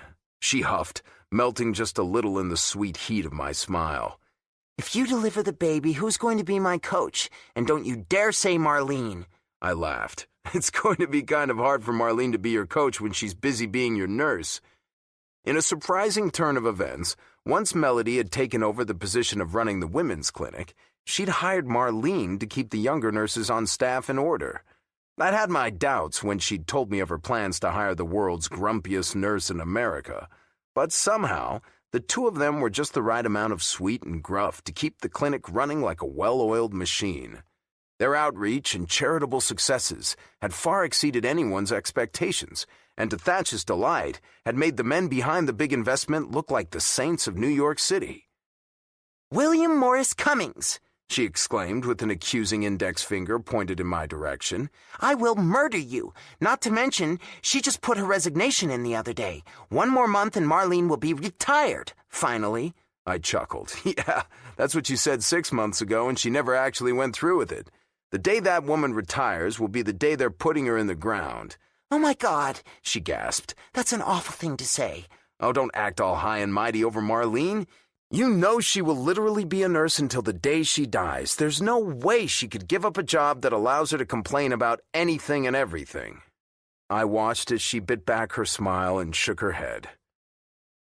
Anyway, Marlene's fake retirement aside, I was thinking more along the lines of Georgia to be your labor coach. She groaned. I don't know. Sometimes your sister stresses me out. I'll give her a pep talk beforehand, I promise. Nothing but positivity and light and unicorns and rainbows and shit. Oh my God. She sank her head into her hands. It's gonna be like being coached by someone on LSD. At least she's been through it before, right? I guess, Melody grumbled. And she's probably the best person on our family roster, except for Klein. Maybe he would want to be my coach, she said with a calculated raise of her eyebrow. She wasn't fooling me, though. There was absolutely no way my Mel would be comfortable having her brother-in-law coach her through labor. She didn't need to know I knew all of that, though. She just needed to think I was willing to do whatever she needed. Maybe he would. I'd be happy to ask him. Her eyes narrowed as she turned away and whined. I really hate you. I chuckled. Why? Because I'm accommodating your every wish? Because you make me feel like a bitch. Why do you have to be so helpful? Why can't you be an asshole? You want me to be an asshole? I asked, even though I knew my wife was full of baloney. She secretly loved the fact that I treated her like a goddamn queen. The joke was on her, though. She deserved to be nothing less than the center of my universe. Ugh, no, she finally admitted as she moved, well, more like waddled toward the hallway. But she only made it 4 steps before she stopped, clutched her back, and grimaced. The way she was rubbing at her lower back made me take notice and get serious. You okay, baby? Yeah, she nodded. Just... Her eyes pinched in pain. Ow! I stood up straight in one smooth motion and was at her side between one breath and the next. Are you in labor? Stop! She sighed and waved me away with the hand not constantly rubbing at her back. Don't be ridiculous. It's probably just something I ate. Not even listening, I moved down the hall to my home office, opened the bottom right door of my desk, and pulled out the portable cardiotography machine, otherwise known as an electric fetal monitor. A quick trip back down the hall and I was pulling up Melody's shirt to strap the band onto her stomach. Oh my God, you're ridiculous. You don't think I'd know if I were in labor? I paused my work at her stomach to meet her annoyed gaze and raised just one eyebrow. She rolled her eyes. Okay, so maybe I haven't done it before, but I have 2 more weeks to go. And babies sometimes come early. Another thing you already know, I teased. She flipped me off as I finished getting her set up and hooked to the monitor. 15 seconds later, a contraction read out on the screen. Well, what do we have here? I goaded as I palpated her abdomen with both hands. And an extremely strong contraction at that. I mean, I'm not a labor expert. Or maybe I am, I questioned, and she huffed out her irritation in one long exhale. Fine, she finally admitted and threw both hands into the air. So I'm in labor, but we both know that there's still plenty of time before we need to go to the hospital. I shook my head, unsatisfied with the wait-and-see approach when I'd spent so many years in school to know better. Come on, I said as I picked her up and carried her down the hall. We're going to check your cervix. No, Will. Sorry, Mel, just lie back and pretend we're playing out your favorite doctor fantasy. I don't have a doctor fantasy. You should, I advised. I hear they're really dreamy. She growled at me as I set her down on the bed and pulled her shorts and panties down her legs. Relax, baby, just let me check, okay? I soothed as I ran my hand up the soft skin of her thigh. I love both of you. Just let me make sure you're both going to be okay. Properly mollified, she relented. Okay, fine. I helped her scoot up and onto the bed as she clutched her stomach and grimaced with another contraction. Once she was positioned comfortably, I sat beside her hip and she pulled up her legs. I rubbed her clit in the hopes of making a little natural lubrication and she moaned, startled. I smiled. Maybe there are some benefits to letting me be your doctor? She flipped me off again and lay back, but that didn't mean she wasn't noticeably wet. Using the moisture to ease my entrance, I pushed my fingers inside and moved straight to the cervix. As the 3 fingers I'd inserted slid easily inside, my eyes got a little glassy with anticipation. You're already dilated close to 4 centimeters, Mel. What? She all but yelled. Time to go to the hospital, baby, I directed, pulling my hand free and wiping her clean with a washcloth. Oh, fuck, She chanted. But I'd never felt calmer in my life. Everything that mattered to me in this world was going to be in my arms within the day. And they'd be getting there safely. I'd make sure of that. Melody. More ice chips, Mel? Georgia asked, and I shook my head. I didn't need ice chips. I needed my epidural to actually start working. Jesus, Mary, and the Beatles. This pressure is fucking terrible. Okay, maybe it was working, but holy hell, it wasn't taking this insane pressure away. I might not have been feeling the contractions in my stomach and lower back, but I sure as hell was feeling them in my vagina. It was like a bowling ball was trying to slowly roll its way out of my body. 4 hours after we'd arrived at the hospital, and I'd gotten an epidural and dilated to 10 centimeters at a pretty quick pace. But the baby was still a little high up, and since everything looked good on the fetal monitor, I'd chosen to try to let the baby descend farther before I started pushing. The fact that my husband was intent on delivering our baby himself might have also influenced my decision to wait a while before pushing. Normally, I was madly in love with Will, but today, I was kind of in the middle of having his baby, and he seemed intent on driving me crazy with his resolve to deliver our baby himself.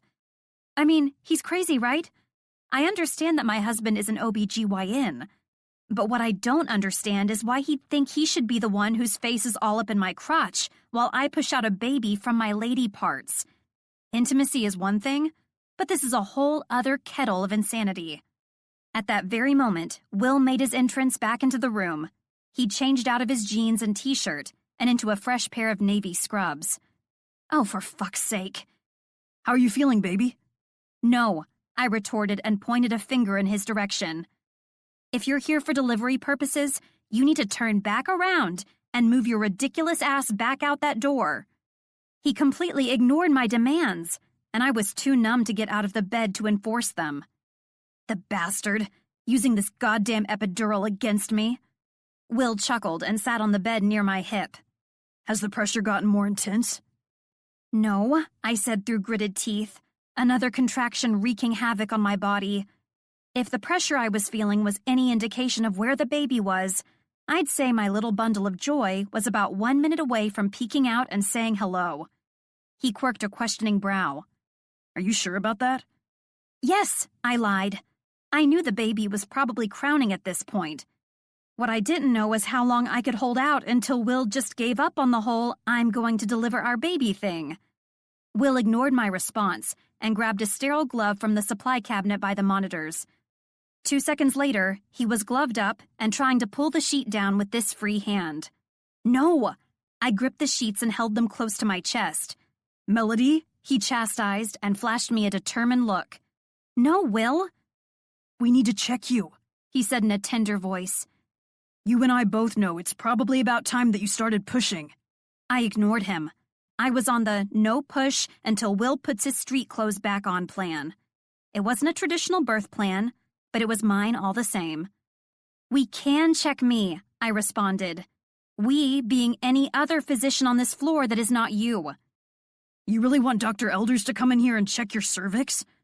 Ugh, no. I didn't respond, and he took that as a green light, pulling the sheets down and instructing me to relax my legs. His eyes lit up before he'd even touched me.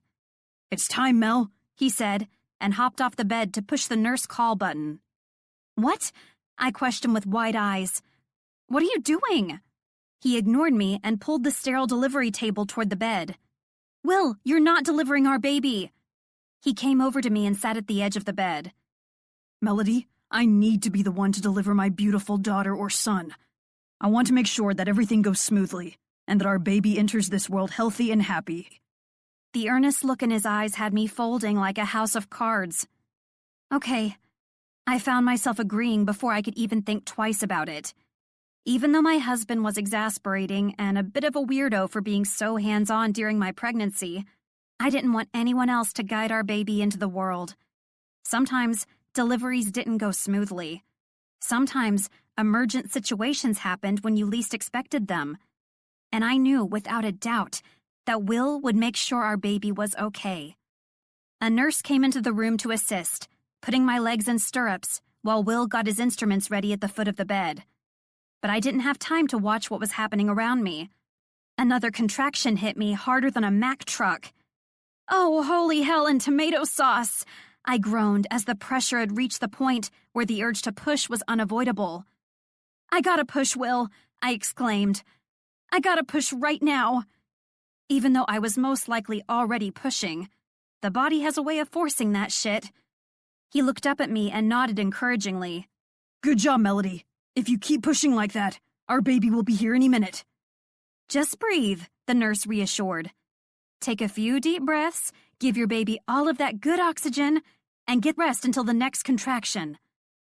Oh God, the next one is already here, I moaned and started to push through the pressure. Good job, Melody, the nurse encouraged. You totally got this, Georgia whispered into my ear and brushed a lock of sweaty hair out of my eyes. Keep going, baby, Will instructed. There's the head, he said as he guided our baby out of the birth canal. One more big push like that, and our baby will be here. I pushed and I pushed and I pushed, and I pushed some more. Seriously, they call the miracle of birth labor for a reason. Until the most beautiful cry I'd ever heard rang loud and clear in my ears. It's a girl, Will said with awe in his voice. Ah! Georgia cheered, keeping her voice low and soothing in such a way that I knew Will had given her instructions. Tears ran down my cheeks as I watched my husband hold our baby girl in his arms, his eyes wet with emotion. You did it, Melody. He placed our squirming baby girl on my chest. You just made my life. Again. I love you, I said, staring deep into his eyes. I love you too, he whispered. And when I looked down at the dark hair and pink cheeks and big eyes of our beautiful, perfect baby girl, I whispered against her forehead, "And I love you, sweet girl. Happy birthday, Emma." This concludes Dr. O.B. by Max Monroe. Narrated by Alexander Sendies and Stephanie Wiles. Copyright 2017 by Max Monroe. This unabridged audiobook is published by arrangement with Max Monroe, care of Jane Rotrozen Agency, LLC, and was produced in the year 2017 by Tantor Media, Incorporated, a division of Recorded Books, which holds the copyright thereto. Please visit Tantor.com for more information on our growing library of unabridged audiobooks and to take advantage of special offers.